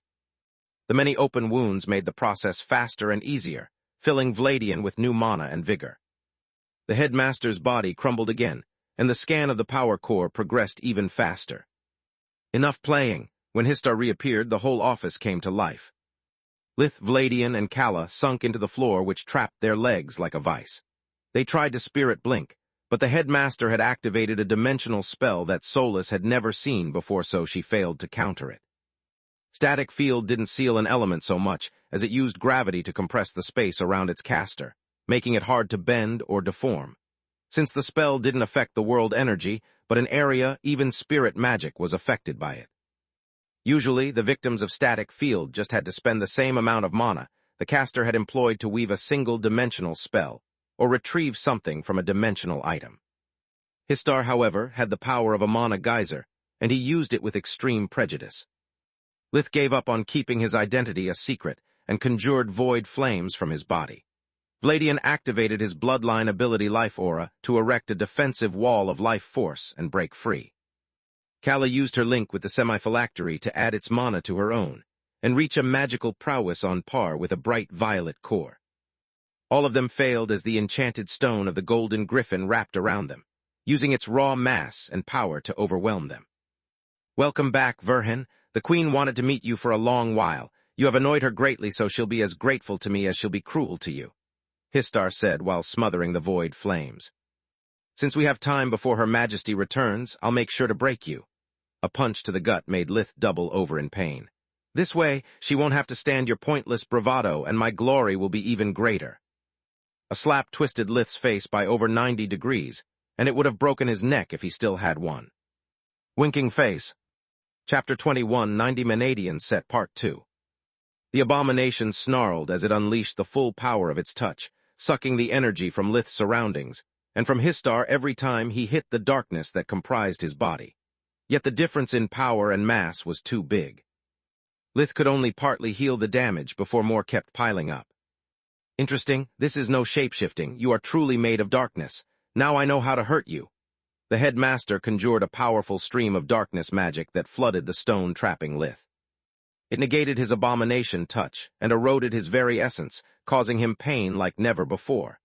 Darkness not only hurt his body beyond what fusion magic could stop, but it also triggered his hunger, making it consume him. Lith roared in outrage as he felt his sanity slipping away. The hunger kept growing until it was the only feeling he had left. "Where are my manners? Maybe if Verhin won't talk to save his hide, he will to save yours." Histar waved his hand, sending 2 flows of darkness toward the rest of his prisoners. Soon all 3 of them screamed in agony, singing a symphony that he had longed for ever since the true queen had returned. Alas, it lasted for barely a second. A mean right hook wiped his smile off his face, and sent most of it splattering on the floor in a bloody pulp of teeth and flesh. What the Histar had barely the time to turn around when the sage staff lunged at his chest, with the violence of a collapsing mountain. The impact blew his ribs, burst his lungs, and squashed his heart. That was just a second before 6 elemental beams pierced through his body, each leaving behind a hole the size of an orange. Solus didn't waste time talking and hit the headmaster in the head with a downward swing of her fury. The shockwave pulverized him and crushed the stone constructs, freeing her companions. "Who the heck are you?" Histar regenerated once again, striking at Solus with the strength of the power core and the mass of the academy. Solus left the sage staff floating beside her, intercepting the fist with her opened palm. The headmaster couldn't believe his eyes when the petite hand not only stopped the attack, but it also drained his energy. "Good question. Who the heck is she?" Vladian asked while using his breathing technique to recover his mana. The mysterious woman was short, barely 1.54 meters, 51 tall. She wore an armor that was identical to Lith's except that for a few details. The gloves were made of stone instead of adamant and had 7 mana crystals each. 1 per knuckle, 1 in the middle of the backhand, and the last one on the palm. Also, instead of the black slate of the Tiamat, her helm resembled some kind of stone mask with 8 magical gemstones shaped and arranged in front of her mouth to resemble a maw. "A friend," Kala replied while resuming the scan of the Academy's power core. Histar's weakened state more than made up for the lost time, and the best thing was that he was getting weaker by the second. "Leave him to me, you just focus on the mission," Solus said via the mind link, allowing Vladian to recognize the voice from earlier. "What in Arthan's name are you?" Histar had never experienced fear before, but like every good scholar, he was a quick learner. He kicked at Solus to get free from her grip, only for her to block his foot with her knee and then extend her leg in a powerful kick to his nuts. The headmaster had still the body of a man, and despite darkness fusion keeping him from feeling pain, he instinctively doubled over. It offered his chin on a silver platter for the Fury to strike. Solus held the hammer close to its head, making it easy to use in close-quarter combat. Histar's jaw shattered, yet the woman refused to let him go so that the recoil from the blow drew him close again. He then conjured another wave of golems to attack her from every side, but her cruel hammer wiped them out in a single swing. The sage staff granted her clarity, while the eyes showed her the runes hidden under the stone surface, highlighting those critical for the constructs to work. She used minimum strength and damaged only 1 rune per golem, yet it was enough to turn them back into a bunch of rocks. Then Histar tried to activate the defensive arrays of the Golden Griffin, but once again Solus used the runes engraved on the sage staff and the power of the mouth of Menadian to either hijack or nullify them. The scan of the power core had exceeded 90%, allowing her to know what arrays the headmaster was going to use the moment mana started to flood them.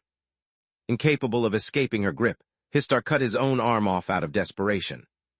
"I know what you are," he said while conjuring 10 Tier 5 spells that faded under the effect of a full set of elemental sealing arrays.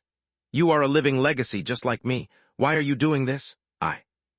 The words died on his lips as Histar's brain managed to resist panic enough to notice with life vision that the woman had the same energy signature as Verhin. "A horseman," he said after recognizing a pattern similar to Dawn's and Night's. "This makes no sense. You are no Dusk and there is no such a thing as a 4th horseman." "Tell that to someone who cares." Solus conjured the Tower Tier spell, Nova Eclipse. It unleashed upon the headmaster a violent torrent of black flames filled with bolts of plasma. The spell employed the fire, darkness, light, and air element at the same time, forcing Histar to drain the power from the rest of the Academy to resist the onslaught. Even before obtaining the hands, Solus had discovered how the tower could take control of the world energy from a partly unused geyser. With the help of the hands, however, she could now wrestle the world energy out of the control of most artifacts. Doing it right from their arrival at the Golden Griffin would have created a power leakage that, once noticed and followed, would have led the headmaster straight to the group. The moment Histar had found them, she had started to dominate the bits of energy that escaped the grasp of the Academy to fuel her tower half. On top of that, she had discovered that the process became much faster every time the headmaster hit Lith. Physical contact allowed her to weaken the Golden Griffin while also empowering her tower half. It was how Solus had conjured enough mass to challenge Histar physically, and even to use the arrays stored in the heart of the tower to neutralize the spells. The problem was that her advantage would only last until the headmaster underestimated her. He still held control over most of the energy from the geyser, and until that moment, he had used only bits of strength to not compromise the activities of the Academy. Winking Face. Chapter 2191 Fates Collide, Part 1. "I don't care about winning since I can't destroy this fucker," Solus thought. "I must only focus on lasting long enough to finish the scan and get out of here." "Are you really a horseman?" Vladian's jaw telepathically hit the floor as he finally made sense of Histar's words by noticing that Lith had the same energy signature as Solus. "No, I will explain it later. Now focus only on recovering your strength and looking for an opportunity to help my partner," Lith replied. The eyes of Menadian were completing the scan of the power core while also providing them with accurate information about the fight. They could see the sudden power surge flooding Histar as he shapeshifted into his battle form. The golden robe wrapped around his body, turning into a thick armor. His skin turned into stone while a polearm appeared from his right hand and a shield from his left. In the blink of an eye, the headmaster had transformed into a living golem that closely resembled a stone royal fortress armor. The construct lacked the Davros and its mystical properties, but it was connected to the entire power core of the Academy and fueled by the mana geyser, making the difference negligible. Damn it, I have no idea if touching his armor still counts as direct contact to hijack control of the mana geyser, Solus thought. To make matters worse, I can conjure the arrays stored in the mouth, but I'd rather keep them as a surprise to escape the moment. What the heck is going on? A thundering voice derailed her train of thought and froze everyone into place. It wasn't just for the power and killing intent infused in it, but also because the words reverberated through the academy walls that amplified both the mana and hostility they held by several folds. Jormung the Emerald Dragon burst through the door, followed by several of the Forgotten, all armed to the teeth and with several spells at the ready. Being members of Valoran II's personal bodyguard, they were the cream of the crop, and so was their equipment. Lith inwardly cursed and turned toward the new enemies, trying to replicate what the Void had done against the Royals, and infusing war with chaos. "Little brother, what are you doing here?" Jormung recognized Lith from his energy signature and ignored the clash of stone against metal in the background.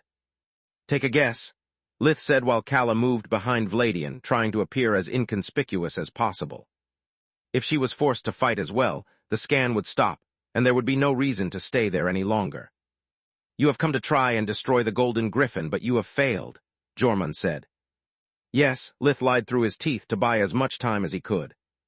"Histar, if that woman stops attacking, I order you to stop as well. I want to talk with my little brother without all this noise." The Emerald Dragon's words made the headmaster flinch in disgust. "This fight is pointless, and I want to avoid pointless bloodshed." Even more so when Solus stepped back and his body froze against his will. The battle moved from the physical to the mental plane, with Solus trying to steal control of the geyser and Histar trying to take it back. The good news was that the break allowed her group to focus all eyes on the power core. The bad news was that without the stress from the fight, the cloaking devices of the Academy were regaining their strength, slowing down the analysis. "Thank you." Unaware of the ongoing secret battle, Jormung gave Solus a small bow. "First of all, congratulations. I heard about your daughter, so I know why you are here." "Congratulations to you too. I heard about your son, and I can understand why you are trying to stop me." Lith nodded.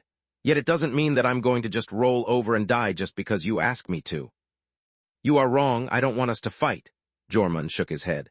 "Look at us. We are just two fathers trying to do what's best for their child. Our father came here just a few days ago to make me an offer, so in respect to him, I'm going to make you an offer as well." It took Lith a second of confusion to understand that the Emerald Dragon was referring to Ligon, not Raz.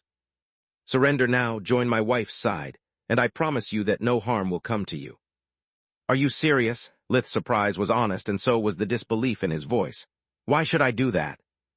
"Because it would give your family a safe place to stay once Thrud wins. It would give you the revenge you want on Orpal. As soon we are done with him, I'll let you be the one to kill him." Suddenly, Lith felt very interested. "On top of that, if you stay here and willingly submit to the unwavering loyalty array, it will take you just one visit to the resurrection chamber to fix your life force." The abomination's eyes went wide in shock, and Jormung considered the ensuing silence as his cue to continue. "Everyone knows about your condition, and during my stay here I found a cure. Arthun was insane, but he was also a genius. If you accept my help, this war will end for you.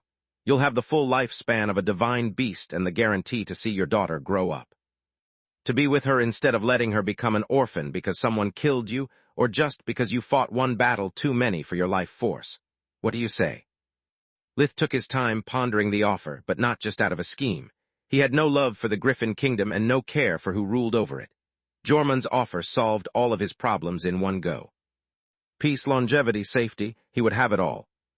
Then, as he imagined how his life would have been in the Golden Griffin, he remembered all the horrors that he had witnessed during his visits. He envisioned himself, Camilla, and his baby girl as victims of the slave array, for their own good. He could almost imagine the fear they would experience being constantly at the mercy of Thrud, with Jormung as their only lifeline. Unless she ordered them to be happy, of course. It would have been a full and long life, but also a life of servitude. "My answer is no. I'd rather die a free man than live as a slave. If there's one thing that I want my daughter to learn from me is to never bow her head to anyone." Lith replied. So be it. I respect you too much to underestimate you. Whatever you have learned during your visit, I can't allow it to get out of these walls, even if it means killing you. Jormund shapeshifted into his hybrid form. It resembled a humanoid dragon covered in brilliant emerald scales, around 2 meters, 67 tall. The mass was the same as his real body, but with a bigger size, he would have had problems fighting inside an enclosed space. Winking Face. Chapter 21, 92 Fates Collide, Part 2. His Dragonclaw bastard sword and his Kingslayer armor grew with him, both engraved with mana crystals of 7 different colors, lacking only the emerald green of spirit magic.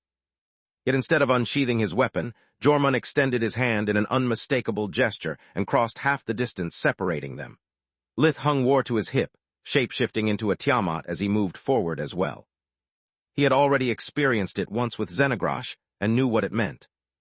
Dragons were creatures of cold intellect and would rarely base their decisions on emotions. It was also the reason they expressed their respective feelings through the contact of their scales rather than words. The moment Lith shook Jormund's hand, they could understand each other's burden and motivations, how both of them were just doing what they considered best for their respective spouse and child. There was no hatred between them, only understanding. The handshake lasted barely a second, yet it was as if the two of them had just had a long and honest conversation. I'm sorry, little brother. I really wanted to avoid this. Jormund's eyes became veiled with tears for a brief instant before he managed to regain his cool. So am I. Lith shared none of the family bonds that the emerald dragon felt towards him, so his eyes just turned white as he went back to being an abomination. At the same time, he remembered well his past meetings with Jormund. Even when they had failed to understand each other, Jormund had never tried to harm Lith. After reaching the headmaster's office for the first time, if not for the emerald dragon's help, Lith would have been entrapped and enslaved by the golden griffin. When Orpal had set up a death match for them in his secret lair, Jormund had foiled the dead king's plans by refusing to fight Lith and giving him the goods that belonged to Orpal. Even then, they had talked it out. The only time they had fought it had been when Jormund was still under the slave array, and because Thrud had ordered him to. Don't think that our fight will go the same way as the last, Jormund said while spreading a violet aura. Back then, I was not awakened, and I was a prisoner of my own mind. This time you're not facing an unwilling slave, but a man with a reason to fight for. I couldn't have said it any better. Lith's body exuded a violet-black aura dew that was in no way inferior to the emerald dragon, S. Kill them all. The moment the order was given, the Forgotten jumped at the enemy, and Histar resumed his attack. Stay behind me. Vladian stepped forward, activating life aura again to block the incoming volley of spells and not break Kala's eye contact with the power core. The firstborn vampire cursed their bad luck. Why did we have to trip right in front of the finishing line? He thought. To make matters worse, my equipment is better, my battle experience is superior, but these bastards are many and my blood core is weakened. Each one of Vladian's enemies had a violet core as well, while his strength was reduced to halfway between violet and bright violet due to the sun. To make matters worse, his defensive options were limited by static field which hindered dimensional magic, and by the need to protect Kala.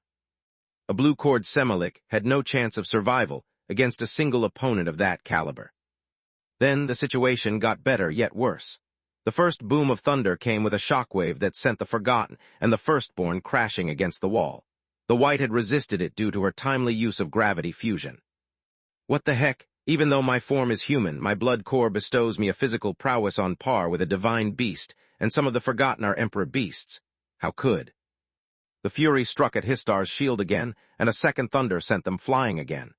Both Solus and the headmaster now weighed like buildings, making even their exchanges dangerous. Things only got worse when war clashed with the Dragonclaw, producing one more shockwave. The Abomination and the Emerald Dragon infused themselves with all the elements, achieving a might that further exceeded their simple mass. To not lose ground, Lith had double-edged shrink in size before coding war so that its weight matched Dragonclaw. With each movement they made, they weaved runes that formed spells. Jormund used his dragon eyes to anticipate and counter Lith's magic, while the Abomination exploited the eyes of Menadian to do the same. Vladian and the Forgotten had a hard time just standing against the storm of magic and shockwaves that made the castle keep quake. The only silver lining was that everyone was too busy to even notice Kala's presence. "You are amazing, little brother," Jormund said while effortlessly dodging most of Lith's attacks and neutralizing his magic with counterspells. "I can't believe you've reached this level in a little less than 20 years. Lith could only grunt in reply as his repertoire of feints and attacks was quickly running out. Now that he had become a divine beast, the mass gap with Jormund was gone, but that was it. The Emerald Dragon was still over 900 years old, 500 of which he had spent inside the Golden Griffin, fighting for his life. Magic, swordsmanship, and control over his bloodline abilities, Jormund had perfected them all during his imprisonment. The Academy had allowed him to put even the craziest strategy or experiment to the test, since death only meant to start over. Despite the countless all-nighters that Lith had pulled, compared to Jormund, he was greener than grass. The abomination kept stepping back to escape Dragonclaw's edge, and no matter how many feints and traps he created, the Emerald Dragons ignored them all. Lith then hurled a blast of void flames, hoping that from point-blank range they wouldn't miss.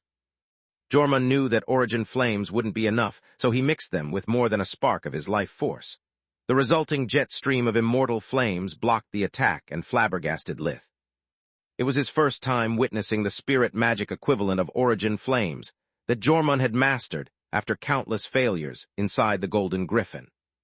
The two flames were one the opposite of the other, and their clash would have generated a major explosion if not for the Emerald Dragon using the bare minimum energy necessary.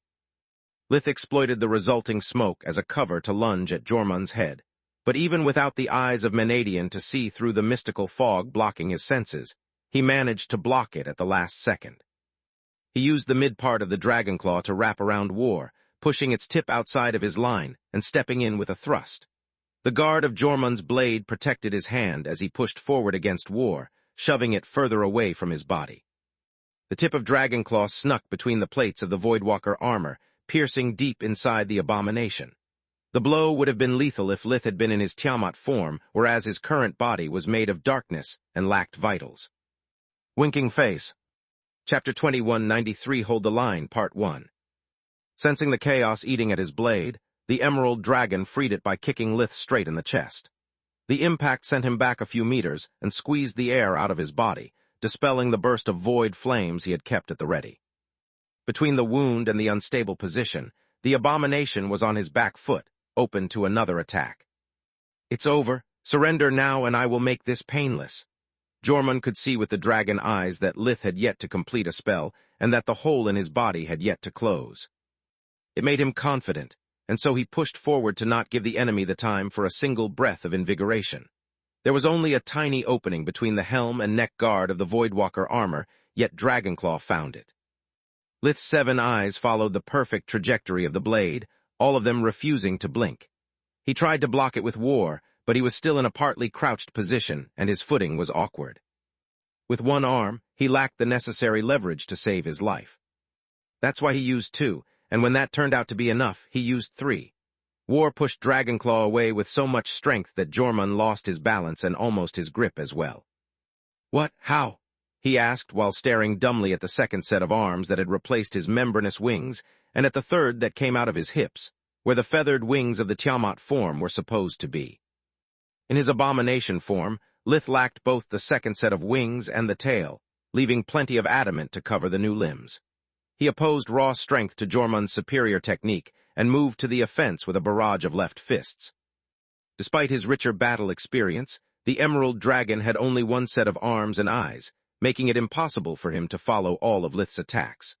One hand aimed at Jormund's side, the palm filled with air and water magic. If it were to hit, the dragon's body would have been ravaged by cold and vibrations that would have crippled his speed. The second hand was aimed at the side of his chin and was imbued with darkness magic.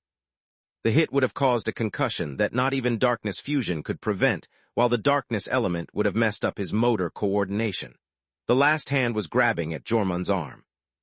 If it succeeded, the Emerald Dragon would have become incapable of either blocking or dodging, taking the other 2 hits, and then War in the heart. At the same time, Vladian had yet to find a way out of his own predicament. The Tier 5 blood magic spell, Crimson King, had filled the air with air blades that attacked on their own and didn't disappear upon hit. His blade, Primordial Thirst, kept finding its way past the enchanted protections of the Forgotten, inflicting upon them deep wounds and drinking their blood to empower him. At the same time, Life Aura blocked their spells and bloodline abilities alike, shielding Kala from harm. Yet none of it was enough. Whenever a hit wasn't lethal, the second and first line of enemies would just switch positions and recover their strength with invigoration. Whenever a hit was lethal, a tendril would come out of the golden griffin. Be it reattaching a severed head or regenerating a punctured heart, it happened so quickly that the Forgotten would resume fighting before their corpses could hit the floor. They weren't fighting in a distant land, but inside the golden griffin. The resurrection chamber could be placed wherever the royal family wanted, and since the king consort was fighting in the headmaster's office, the safety protocols did everything they could to ensure his survival. Vladian used the power stored inside his blood core to push his physical prowess beyond that of Jormun, and could take on a lot of origin flames before weakening. The few centuries of experience of the Forgotten paled in front of his millennia, and they lacked both his craftiness and ingenuity. Yet they more than made up for it by attacking in waves, with no care for their lives. Even in death, their bodies grabbed at the firstborn, trying to pin him down. Their blades kept cutting at him even without a head guiding them. They were empty shells, a living extension of the golden griffin that ignored the pain and hunger that came with every resurrection. "Please tell me that you are almost done," Vladian said when a hippogriff barged from the door as well, charging his companions with life maelstrom. 92% and counting. Without you and Lith things have slowed down, Kala replied. As for Solus, she was having a tough time with a taller and heavier opponent who also had superior range.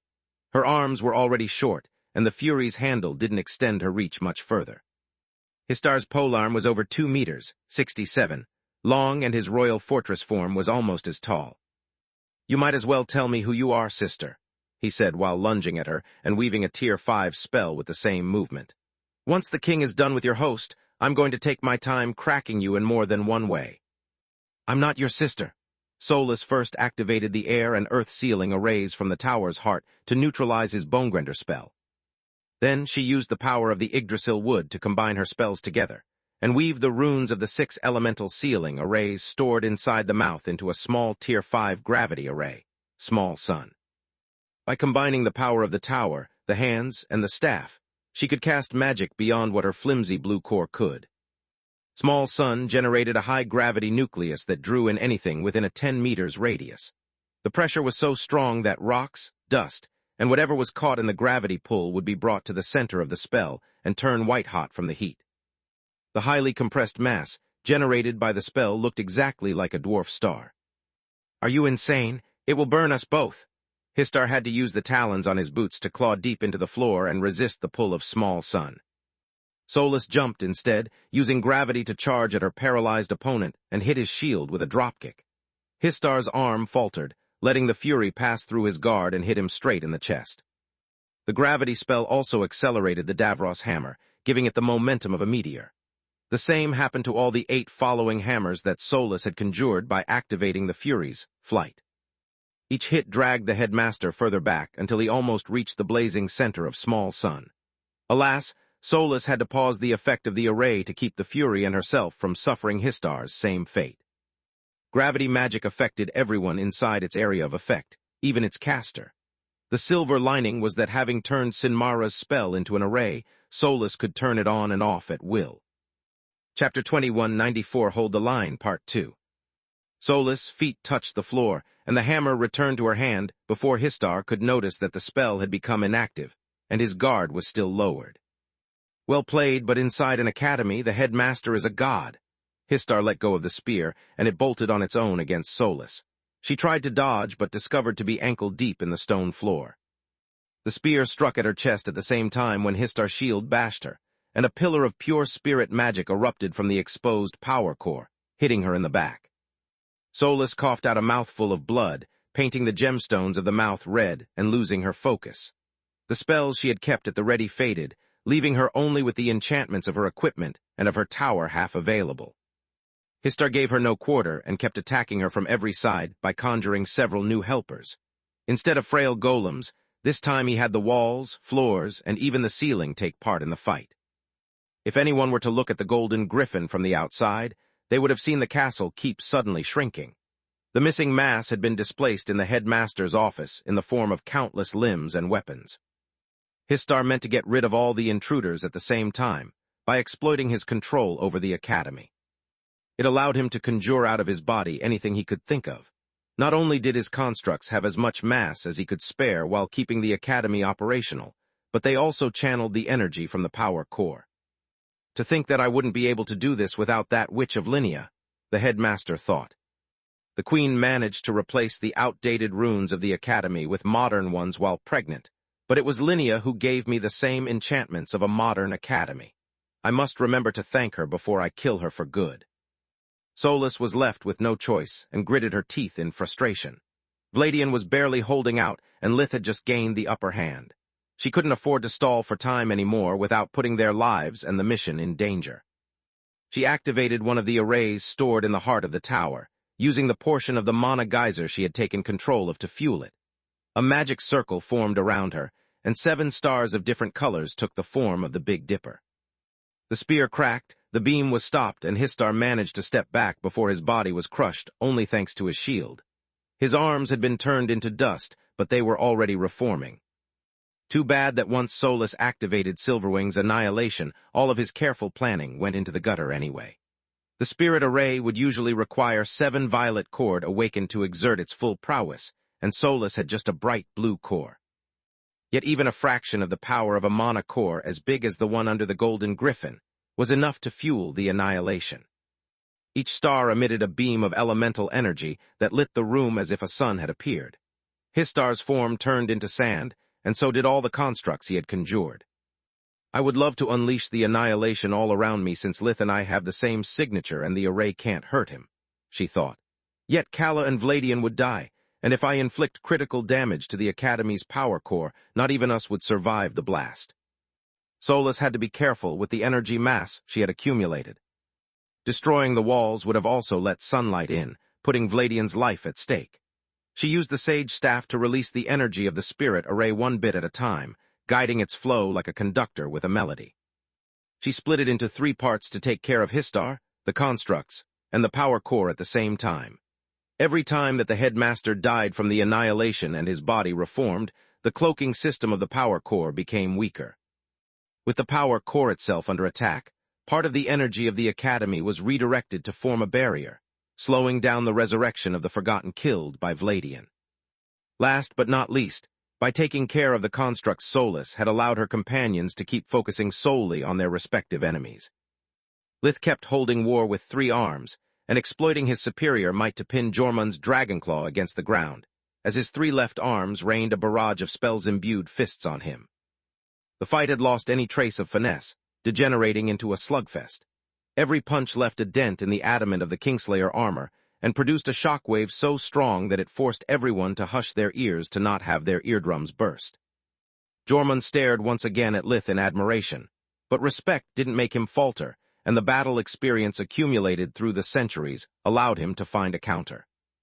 2 new sets of arms came out of his shoulders and hips as well, mirroring the opponent, as if the fight had been rehearsed dozens of times. His open right palms blocked Lith's right fists while his left hands grabbed the hilt of Dragonclaw, pushing war away. Emerald dragons were the embodiment of life and had unparalleled control over life force. The dragon eyes had studied the changes in Lith's body to sustain the new sets of arms, and a simple body sculpting spell had done the rest. Unlike Lith, Jormung had no experience handling multiple limbs, but thanks to his Emerald Flow bloodline ability, there was no need for it. Emerald Flow allowed the dragon to develop the necessary instinct to master every form he took the moment he changed his body. Also, Jormung activated another ability, Life Merge, to evenly redistribute the damage he had taken until that moment over all of his body. Life Merge could split a big wound into many smaller ones and share the damage an organ had taken with the healthy ones. This way, not only would any crippling wound stop hindering his movements, but it would also make the healing process faster and lessen the burden on his stamina. Light fusion could now close most of his injuries without the need of healing spells. Jormung exploited Lith's surprise to push him away enough to free his right leg and kick the abomination away. The abomination would have been sent flying if not for gravity fusion bringing him back to the ground and his talons digging their way, making him stop after just a few meters. Jormung had just gotten back to his feet when his little brother did the unthinkable and plunged war inside his own body. The Emerald Dragon had no idea what was going on, nor did he care. He took a deep breath to both use invigoration and prepare a new bust of origin flames, almost choking on them from the surprise. The angry blade had come out of Lith's body, and neither of them seemed to be hurt. Chapter 2195 Face the Darkness, Part 1. The bond between Lith and War had protected the abomination from the blade, and the blade from the chaos that was now harmlessly coating it. Lith had never learned how to safely wave chaos spells, but he had discovered a few things back in Urgamaka during his battle against Varine. His body was partly made of chaos, and once extracted, he only needed domination to weave it into any form he wanted. The black droplets on the surface of the blade grew in size and power as Lith's black eye lit with purple mana. Jormund saw the barrage of Tier 4 chaos spells, Howling Void, and hurled the origin flames as fast as he could.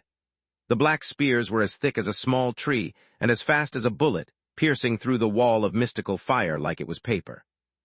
They lost part of their power, but they still struck with enough force to lift Jormund off the ground. Regular adamant equipment would have been turned into Swiss cheese, but the Kingslayer armor was comprised of tons of compressed metal. Between the hardness of the purified adamant and the spirit barrier imbued in it, the armor held. Several centimeters deep dents formed on its surface, making Jormund kneel to the ground while coughing out blood. The two men stared at each other with respect. The fight was probably the hardest they had ever had. Not just because of the power of the opponent, but because neither of them had any killing intent toward the other. There was no grudge between them, nor any ill feelings. They were both fighting to protect their family and the people they loved. Every time they looked at each other, they saw their own determination shining in the opponent's eyes, refusing to back down. Jormund, Lith, and everyone else in the room could see that they were the distorted mirror image of the other. The emerald aura of the dragon rose as he took another deep breath, just like the black aura of the abomination burst forward as he prepared another volley of chaos spells. They were both violet cored awakened, so with every move they made, and with every beat of their cores they weaved one spell after the other. Order and chaos, Ligun, what have you done? Kala knew how important her role was, especially now that the repeated destruction of Histar's body had sped up the eye's scan again. Yet she couldn't help but turn around from time to time. All the fights taking place in the headmaster's office were equally savage, but the one between Jormund and Lith reminded her of the conflicting primordial forces. The elements of creations backed the emerald dragon, while those of destruction empowered Lith's every move. If one incarnated life, the other was the embodiment of death. I would love to add another element to chaos and try Tier 5 spells, but I can't afford the risk. Not now. Lith could feel soulless, pain through their bond, and knew that it was only a matter of time before the annihilation ran dry. He unleashed more howling voids and hurled a jet stream of void flames. Each one of them was aimed to kill or at least maim. Even though Lith didn't hate Jormund, he couldn't afford to let him live either. The emerald dragon felt the same toward his little brother, but it wasn't reason enough to hold his punches. Jormund hurled a volley of immortal flames, hiding them behind his Tier 5 spirit spell, Dragon Wall. An emerald construct intercepted the black spears, using its light element to revert chaos into darkness, and then fight it with its own. Prizing them was dispersed. Lith had barely the time to take another breath and emit origin flames from all over his body before the emerald tide was upon him. The violet and the green flames struggled like angry beasts battling for dominance. The conflict lasted solely for a split second before they exploded. Jormund's immortal flames had been weakened by the chaos, but his mastery over them was leaps and bounds above Lith, so the clash ended up in a draw. Alas, Lith was the one surrounded by mystical flames, and took the full brunt of the explosion with no defense, except for the spirit barrier of the Voidwalker armor, and by boosting the adamant with mana. His equipment had already taken many blows, and his core was weakened by the ever-growing hunger of the abomination. The barrier shattered, and the Voidwalker armor cracked as the blast sent him sprawling on the ground. "I'm really sorry, little brother." Jormund panted more than spoke, dragging his feet while he walked toward Lith, lifting his blade to give him the death blow. "I wish there was another way, but there is not. I'm doing this for my son." "Your life force is in disarray and your body is battered," the Void said. "You have done everything you could, now it's time you let me out." Lith faced Derek in their mindspace, the time slowing down until Magus seemed to stop around them. This time there was no rage or contempt in Derek's expression. He didn't mock Lith for his failure, nor did the void belittle his efforts. He was simply resigned to losing everything once again, to turn into an eldritch if that meant going back to his family and at least telling them goodbye. The void offered Lith his hand in an affectionate gesture, and sighed in sadness when he took it. "No, I'm not going to let you out. I'm going to let you in." Lith pulled the void with so much willpower that he fell forward, making the two figures overlap. In the mindscape, the strength of the muscles was irrelevant, only that of the mind mattered. "I may not know what you or even I exactly are, but one thing I know. I have no multiple personalities. You are just a part of me, so I'm going to borrow your power." Lith had already experienced a similar pain before back when he had fought against the Odian Kula or the Void in the Hogum mansion, but never like this. The chaos of the Void was now running through his veins, trying to replace the darkness. A black pillar erupted from the ground, and Lith's shadow body started to change despite his best efforts. Chaos and darkness fought as the pillar expanded. Unlike those that accompanied the birth of an emperor beast or a guardian, it contained no world energy, nor did it push Jormung away. The black pillar wasn't a sign of Maugur's blessing, but that of a being that was cutting its ties with the planet. Its color was due to the complete absence of world energy, the void creating a literal void that demanded to be filled. Chapter 2196 Face the Darkness, Part 2. Everything inside the black pillar had its energy sucked dry, be it Jormung, his magical equipment, or the golden griffin itself. Histar screamed in pain as chaos coursed his stone body, further weakening the cloaking devices and hastening the eye's scan. "What are you doing?" Jormung had to jump back and use Scalesong to restore his withered legs that had been caught by the pillar. "If you turn into an eldritch, you will die, leaving behind a monster." "You are wrong, big brother." Lith focused on Solus' stone ring, needing sheer willpower to stop the chaos from reaching it and the pillar from fully forming. "I'm already dead, and so are you. The only difference between us is that you still don't know it." Lith could feel the black sphere of the abomination closing in to the star of the divine beast that held the red human life force at its inside. The tethers between them were breaking up one at a time, yet there was still hope. The void had always been surrounded by lights that kept it at bay. The light of Solus, Carl, his family, Camilla, and now the baby. Those lights now formed a bastion that slowed down its advance since Lith had yet to give up on both them and life. "I'm sorry, too. I would have liked to send you off properly, but I have a few seconds at most. Goodbye." Lith walked forward as Jormung walked back to avoid the effect of the still lingering black pillar. The speech was just a ruse, heartfelt and sincere, but a ruse nonetheless. Without the Yggdrasil staff, Lith needed time to select the right souls before activating his possession bloodline ability. This doesn't make sense, Jormung thought. Even if Lith were to become an eldritch, his newfound powers would amount to nothing without the time necessary to master them. Quite the contrary, he would be overwhelmed by the hunger and become easy prey.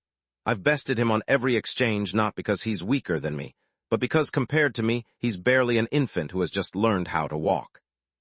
Now that the black pillar was almost gone due to Lith resisting the evolution, the emerald dragon stepped forward and lunged with dragon claw. When the abomination tried to block while backstepping, Jormung needed but a flick of the wrist to slip past Lith's guard. Or so he thought, until War dropped down on Dragonclaw, sliding along its blade to aim at Jormung's head while also pushing his attack away.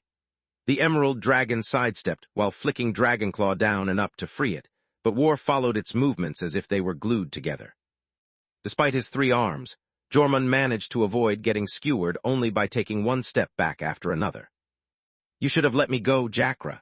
Half of the abomination's face now resembled one of Thrud's forgotten, and so did his voice. "I know all of your tricks, and today I'm going to settle our score once and forever." Jormung had no idea that the name of the man was Fogha, nor how he had ended up inside the Golden Griffin. Every time they had met during the past centuries, they had always battled to death without exchanging pleasantries. Yet seeing that face, those techniques, and hearing Lith speaking the ancient language of the kingdom, left no space for doubts. By the father of all dragons, that's why the Forgotten show no sign of improvement no matter what Thrud tries to make them regain their sanity. They are already dead, their souls chained to their bodies and incapable of leaving. On top because of the abyssal gap in mass and physical prowess.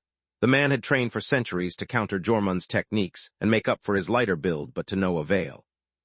Now, however, he still retained those techniques and possessed a body as strong as a dragon. The two of them had the same amount of battle experience, but while Fogha could count on Lith to adapt to his new body, Jormung had no idea how to counter their combined techniques. Damn it, my only hope is to hold on until Lith runs out of time and dies. The Emerald Dragon thought, and he was right. After Lith's life forces had merged, they shared most of their skills, but possession wasn't among them. Only the abomination could host wandering souls inside his body, but that came at a terrible price. Possession opened his body to any soul in the vicinity, giving them the opportunity to attack his mind and try to take over. Even hosting a single soul might have driven Lith insane due to the full fusion that sharing the same body required, and now there were dozens of them. To make matters worse, possession caused a lot of strain on him, generating more chaos than his body could handle. It was the reason he had let the void in, to obtain the means to withstand the chaos without further shortening his lifespan. The void was what Lith would have become if he ever turned into an abomination, and controlling chaos was second nature to him. The problem was that by fusing with him, there was only so long before the abomination's life force became dominant. This is odd, Lith thought. I was ready to leave Fogha free reins over my body while I fought the invading souls, but I feel no pressure on my mind. I might as well kick things up a notch. Lith was in charge of one set of arms and weaving spells, since Fogha was no awakened, and had no experience with true magic or body casting. It allowed the dead man to focus solely on the swordplay and footwork. Then Fogha's half of the abomination face split again, and another of Jormung's dead rivals took over the remaining set of arms. The two souls combined their techniques, switching war from one hand to another in a seamless sequence of attacks and parries. Meanwhile, inside the mindscape, Trian and the other souls that usually resided inside Lith's void sigils were giving their all to keep the invaders at bay. They stood their ground right in front of the black sphere of the abomination's life force, beating into a pulp whoever tried to approach them. The light element in Lith's life force was a beacon for the wandering souls. They just needed to take enough of it to form a body of their own and come back to life as independent abominations. At the same time, losing even a sliver of life force would have shortened the little time that Lith could resist the pull of the black pillar. The demons gave their all, but there were just 4 of them against dozens of souls. I don't get why you are here, Trian grunted, the blue light of his soul flickering as his punch pierced through a dark specter. This is nothing like answering Lith's call, and none of you is truly loyal to him. Chapter 2197, Face the Darkness, Part 3. We have no idea what happens to the guys we squash, but one thing is for sure. If we fall in here, we're done for good. There will be no second chance. Lith is my brother, and I have lots of amends to make to him. What's your excuse? Trian asked. Had you grown as old as I did, kid, you would have learned that loyalty is just purpose over time. Locrius wasn't new to being outnumbered, but he usually had his equipment with him. The only silver lining in that unfair battle was that, while the souls of the demons had their full strength, the black invaders were mere echoes of their former selves with barely a mind to them. One hit was all it took to dispose of them. I am loyal to the kingdom because of my duty and my family. Now I'm also loyal to Lith for the same reasons. I'm not letting my homeland down against Thrud, and there's no risk I wouldn't take to see my wife and daughter smile just one more time. Valia and Vergrave nodded as they assumed a square formation around the abomination's black sphere, to cover it from every side. The demons, glowing figures, were made of energy, so they would never tire, no matter how many enemies they fought or for how long. Alas, the same applied to the invading souls, and their numbers seemed to increase by the second. Now that Lith had willingly opened the gate that allowed the wandering souls to interact with him, anyone near the scene of the fight could join the onslaught. There was no call to be answered, no mission to fulfill in exchange for a second life, just an open door leading to a free buffet. To make matters worse, the Golden Griffin was filled with restless souls. They belonged to the forgotten, to those who had died inside the lost city without being chosen as students, and many came from the inmates that the professors had trained to death or had died on the battlefield. The first wave of invaders had been comprised of just a few souls. The second amounted to a little over a dozen. Then they had become dozens, and then hundreds. The demons swatted several of them with a single strike, but the black souls were so many that they formed a living tide. The only reason the demons had yet to be destroyed was that the invaders ignored them, focusing on their prize. The demons didn't hold enough energy to allow a black soul to turn into an abomination, so whoever killed them would have only lost time. Yet wave after wave, the demons kept piling up damage. Their light had grown dim, and they had all lost at least one limb to a counterattack. Fuck it. Tryon couldn't pant out of fatigue, but his figure had started to flicker in and out of existence, proving that he was at the end of his line anyway. I can't believe that even in death I keep being a failure of a brother. Lith will die because of me, and once again, I can't even say goodbye to my mother. Defeat is an integral part of the life of a warrior, kid. We did our best, and I have no regrets. Locrias only had his right leg left. It was an honor serving with you lot. Same, Valia nodded, never looking away from the incoming tide. Just one question. There are only 4 of us, and those bastards beat us to a pulp more times than I can count. Then how come none of those who got past us has put a dent in Lith's life force? The chaos must work as a barrier, burning all the souls. We must have killed enough of them to take off the bee. The words died in Vergrave's mouth as a 5th blue figure moved toward them from the black sphere. It was a familiar yet unknown man, dressed in the weirdest clothes the demons had ever seen. He wore a shirt and pants so tight that they could see every muscle or lack thereof under them, underpants over the pants, and a cape. On his chest there was something that looked like a big slithering snake, offering no protection and working as a target for the heart. On top of that, he had a single ridiculous lock of curled hair in the middle of his forehead. Nope, it was me. The man shook his head. You guys are clearly dumb, so I've come to explain to you how this works. We are souls. We don't fight with our bodies. I mean, do you really think you still have muscles? We all know we are souls, kid, Locrias said with a snarl. That's why I'm fighting with my willpower. Our bodies are made of energy, and we can control them just like we do with our spells. Wrong again, the man shrugged. We have no way to use mana. Willpower is as useless as brute strength. We are souls. We have neither minds nor bodies. Stop talking in riddles and give us a straight answer. Valia could see the black tide approaching, but the man barely cared. Gods, this is why I don't deal with idiots. I don't speak stupids, but this time I'll make an exception. The man rolled his eyes and snorted in annoyance. We fight with who we are, not with what we have. He slowly turned his head around, emitting a beam of red light from his eyes that blasted the front lines of the incoming black souls to shreds. Why do you think I'm dressed like this? He pointed at his ridiculous clothes. This is what my favorite childhood hero looked like. As long as I remember about him, how I dreamed about being like him, I am him. You guys are far from gone. Do you want to heal? Remember who you are. Do you want your weapons? Just remember how it felt holding them in your hands. Why do you think you have all those dreams while you are in the void sigils? The demons focused on their good memories, and suddenly their bodies were whole again, and their light had returned. Why are you doing this? Tryon looked at his old equipment for a second, replacing it with a replica of Sifil's set. The first king was his childhood hero, yet donning his gear didn't make Tryon feel any stronger. For your same reason, I'm here to save my grandpa, the man shrugged. That's bullshit. Lith's daughter has yet to be born. How can he have a nephew and a dead one at that? Locrias said in outrage. Stop lying to us. Who are you and what do you really want? He's expecting a daughter. The man ignored Locria's questions, his smile brimming with joy like the rest of his body did with new energy. He turned toward the enemies, emitting a burst of blue light that spread in every direction and decimated their numbers. How can you be so much stronger than us? Valia asked while disposing of the few surviving black souls. How many times do I have to tell you? Fight with who you are. Chapter 21, 98 Face the Darkness, Part 4. This form is strong because it's linked to my few happy childhood memories. That burst of light was out of the strong emotions that the good news gave me. The man replied. Those wandering souls have nothing left, that's why they are so weak. Remember who and what you are fighting for. Locrias had no lungs, yet he took a deep breath. He remembered about the day he had been admitted to the Crystal Griffin Academy and then to the Queen's Corps. About the day he had met his wife, and about the day she had proposed to her. He thought about the day his daughter was born, of the first time she had said the words Dada. Then he dreamed of being there for her on the day of her wedding and walking her to the altar.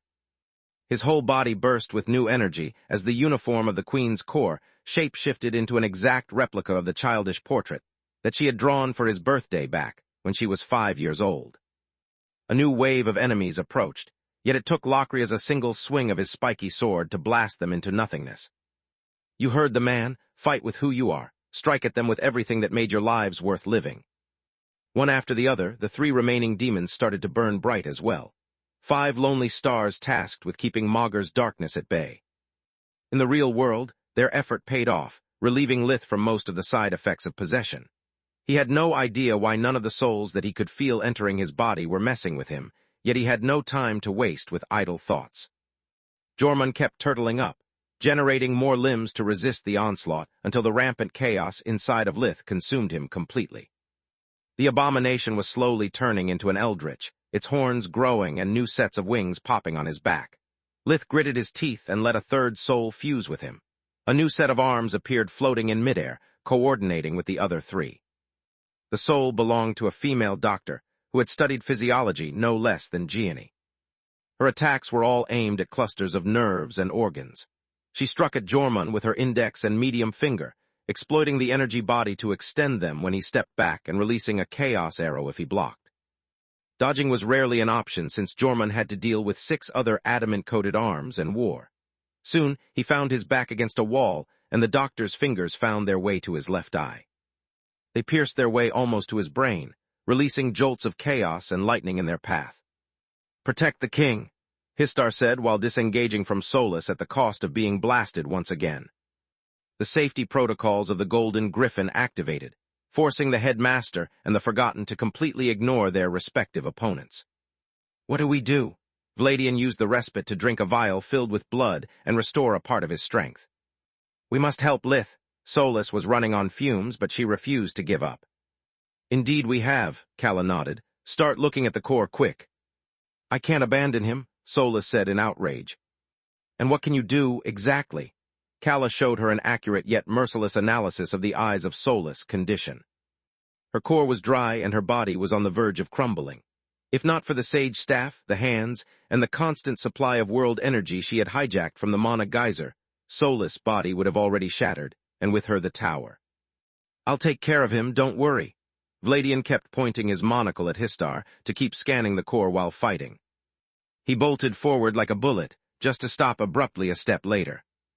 "Red Mother have mercy." A sea of floating black arms was surrounding Lith, each fighting on their own with a mastery that the firstborn vampire had rarely witnessed.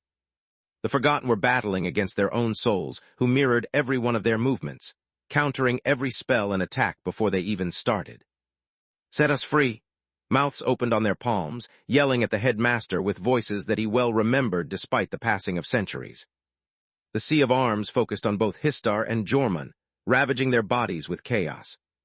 Yet while the headmaster would come back a second later at the expense of the power core, the Emerald Dragon's life dwindled.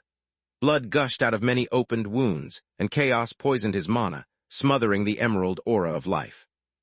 War found an opening in his guard, slipping past Dragonclaw and piercing through Jormund's heart until the hilt of the blade clanged against his Kingslayer armor. "You fought well, big brother, but you should have walked away," the Void said, his voice cold and merciless. "There's a saying from where I come from, no matter how fast light travels, wherever it goes, darkness is already there waiting. Remember it in your next life." "I forgive you, brother." Jormund's eyes were filled with brotherly love like Lith hadn't seen since Karl's death. His voice was clear despite the blood gurgling from his mouth. "Please, take care of my son." The headmaster was right there, while the Mad Queen was still in Belias, yet they both screamed at the top of their lungs at the same time. "No, no, no." Thrud abandoned the battlefield, uncaring for the kingdom's troops led by Highmaster Vaster that were swarming the city. With the walls cracked, the divine beasts weakened, and the Mad Queen exhausted, King Meron had ordered the troops to focus on recapturing the city. "My queen," what's Iota attempted to say, but the tears in Thrud's eyes and the frenzied madness cut her short. "I don't give a fuck about Belias. My husband needs me." She inputted the dimensional coordinates for the Golden Griffin, ordering her generals to follow her. Meanwhile, at the Lost Academy, Histar was doing all he could, focusing the unwavering loyalty array on Jormund to keep him alive. Vladian had taken out the Forgotten, and this time they stayed dead. With the power core of the Academy weakened, the headmaster couldn't waste a single iota of energy for them.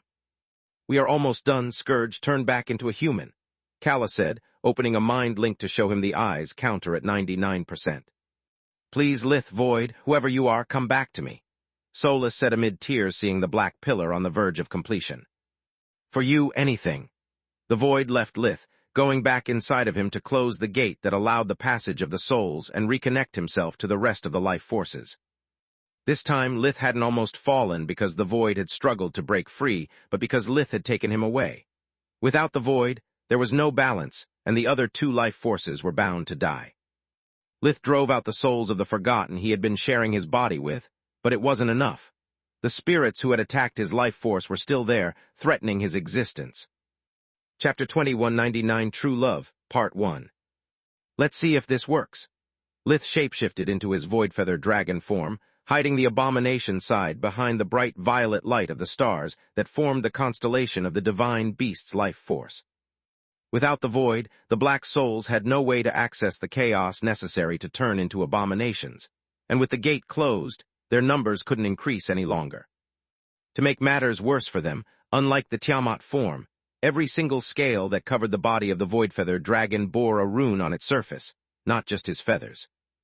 The red scales burned with the power of the cursed elements and drew the souls inside, trapping them. How do we escape? Lith was dead tired.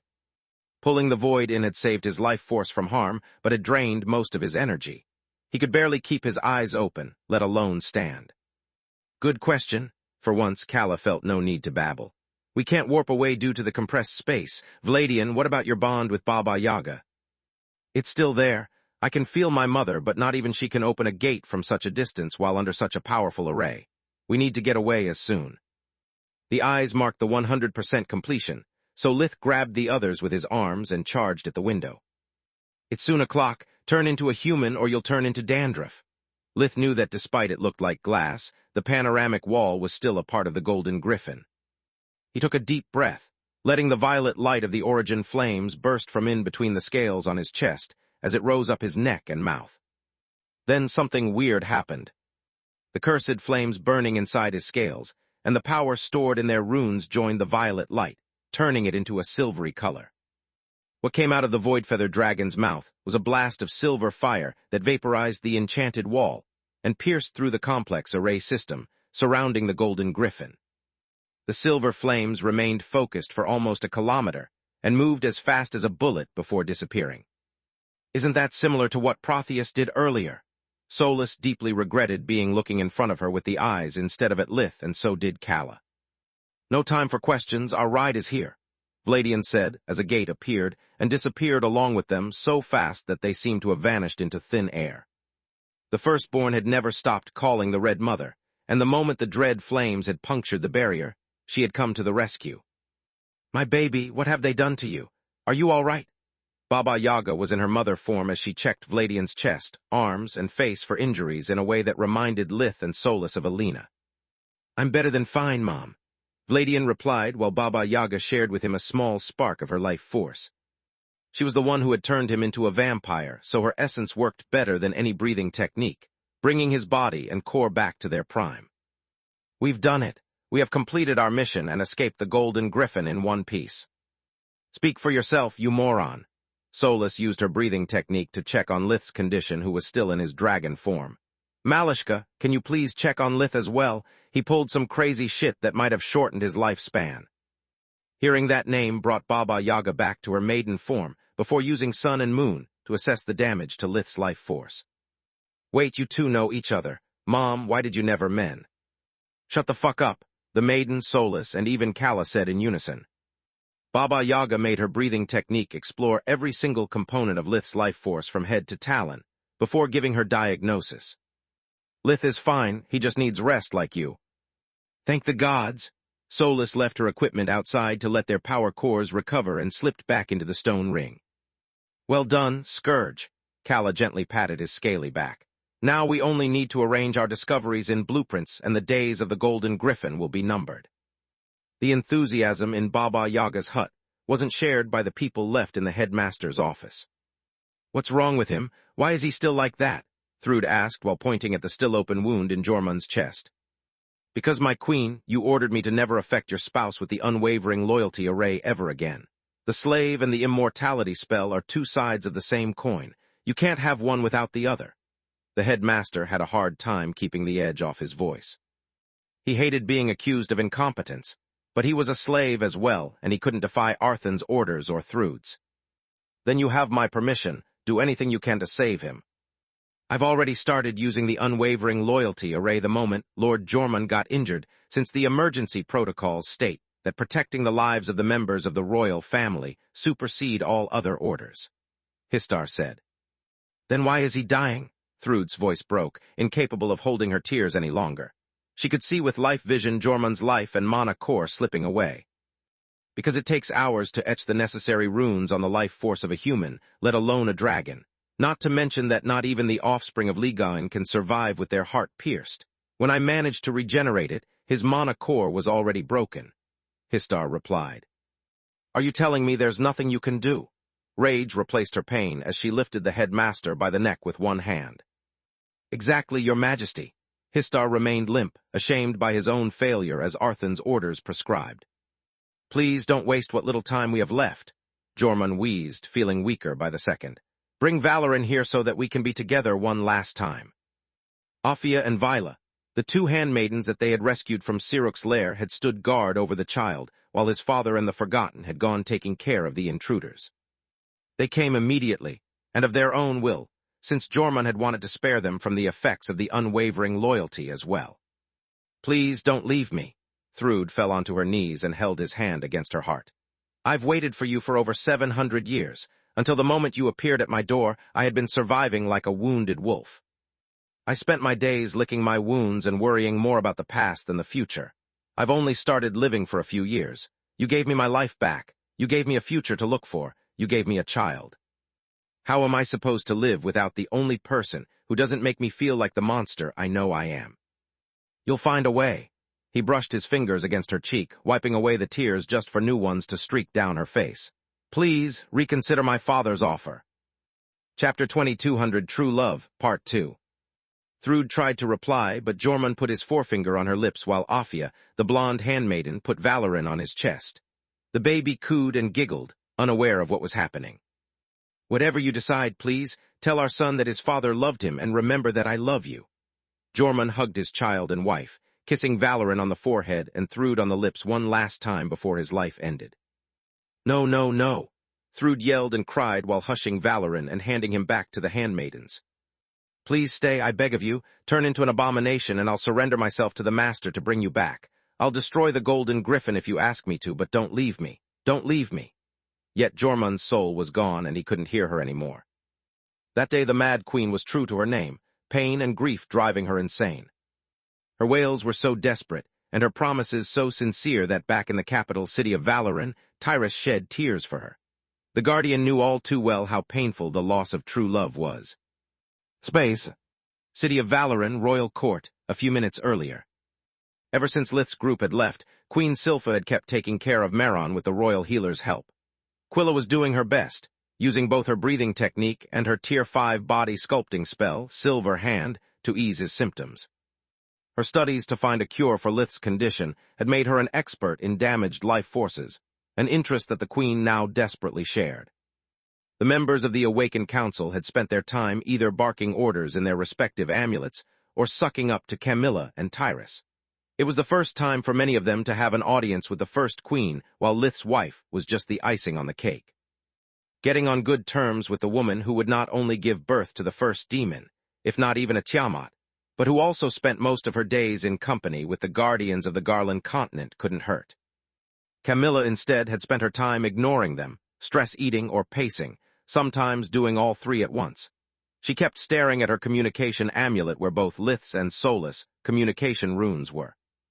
She still used the one Salark had made for the members of the Verhin family, so there was no risk of their calls being tapped or their amulet being tracked. Camilla had yet to wrap her mind around Lith's past as Derek, but she couldn't bear the thought of having sent him to his death, nor the idea that her last memory of him would have been that of a quarrel. Calm down, Constable Yavel. At this rate you'll open a hole in the marble, Queen Silpha said. With all due respect, Your Majesty, what would you do if it was your husband out there and someone told you to calm down? Camilla managed to keep the edge in her voice low enough to cut just mountains. I'd squeeze the life out of them, the Queen sighed while looking at Meron. Even after a few days since he had performed the forbidden magic, he still had a fever and sweated profusely. The only reason she wasn't pacing around was that Silpha had already resigned to the helplessness of her situation. Calm down, child. Tyrus gently took Camilla's hand while lighting her eyes with mana due to her breathing technique, Mother Earth. They are fine, all of them I just checked. So they are out of danger, right? Camilla asked, having learned from Gianni how to never underestimate the phrasing of a sentence. No, but they are fine. The Guardian sighed, witnessing the fight between Solus and Histar first, and then Jormund joining the fray. Great, now I'm really worried. If you need a quiet place where to spend a bit of time, you can always visit my country house. In Zyalot, the Lich King said, it's a bit isolated, but its beauty is out of this world. Since when do you have a country house? Ragu, the human representative, asked in suspicion. For ages, you can come as well if you want. He tried and failed a flirty wink due to his skeletal figure lacking eyelids, among other things. Thanks, but why me? We've never met before. Camilla had heard lots of things about liches, and not one of them was good. I've been thinking of inviting over your husband several times, but alas, I keep forgetting about it. Inzialot replied. After being locked here for hours, I got so bored that I suddenly remembered about it, and I decided to speak up before I forget again. Bored? Camilla's eyes flared with bright orange mana. My husband's life is at stake. Countless people are fighting around the kingdom to buy him some time, and you are bored. Very. He missed the rhetorical question and misunderstood her indignation for understanding. I mean, the conversation here is far from interesting. There's only so much theoretical work I can do without my notes, and watching a chubby woman working her way to become more chubby gets stale after a while. What? Camilla's face turned red from rage and embarrassment. Since when pregnancy makes someone deaf? Once the moment comes, we need to be careful about your health, dear. Inzialot patted Ragu's hands, making everyone think that they had already done the deed, whereas he had yet to even ask her out. What did you say? Ragu wanted to kill him, but she had no idea where the phylactery was hidden. Are you going deaf too? Inzialot was flabbergasted. Have you been unfaithful, or did old age? A punch to the face cut him off, and his head from the neck. Before Inzialot could heal from his wounds, the royal guards formed a warp gate between their arms, and Camilla held her breath in hope. Milia Jennies, the magic empress of the Gorgon Empire, walked through it, making everyone groan in disappointment. That's a cold welcome for the bearer of good news. She gave Silpha a small bow and ignored the rest of the room. Dawn's attack has created the first real crack in the war front, so I've sent my own troops to help you recapture Belias. If not for Thrud's presence, the battle would be already won. Excellent, the queen nodded. I'll send our Highmaster and... A spirit warp opened in the middle of the throne room, prompting the royal guards and the many defensive arrays that the first king had lay in the case, and awakened tried to sneak inside the castle. Stand down, Tyrus said, and both people and magic obeyed. Ladian was the first to walk out of the steps, followed by Kalla's white form who carried Lith's limp figure. I'm sorry for the entrance, but we had no way to enter a city with Lith like that, and there's no time to lose. Vladian pointed at the human-sized void-feather dragon. Did you? You said they were fine, Camilla said to Tyrus with an accusatory tone, cutting Silpha short.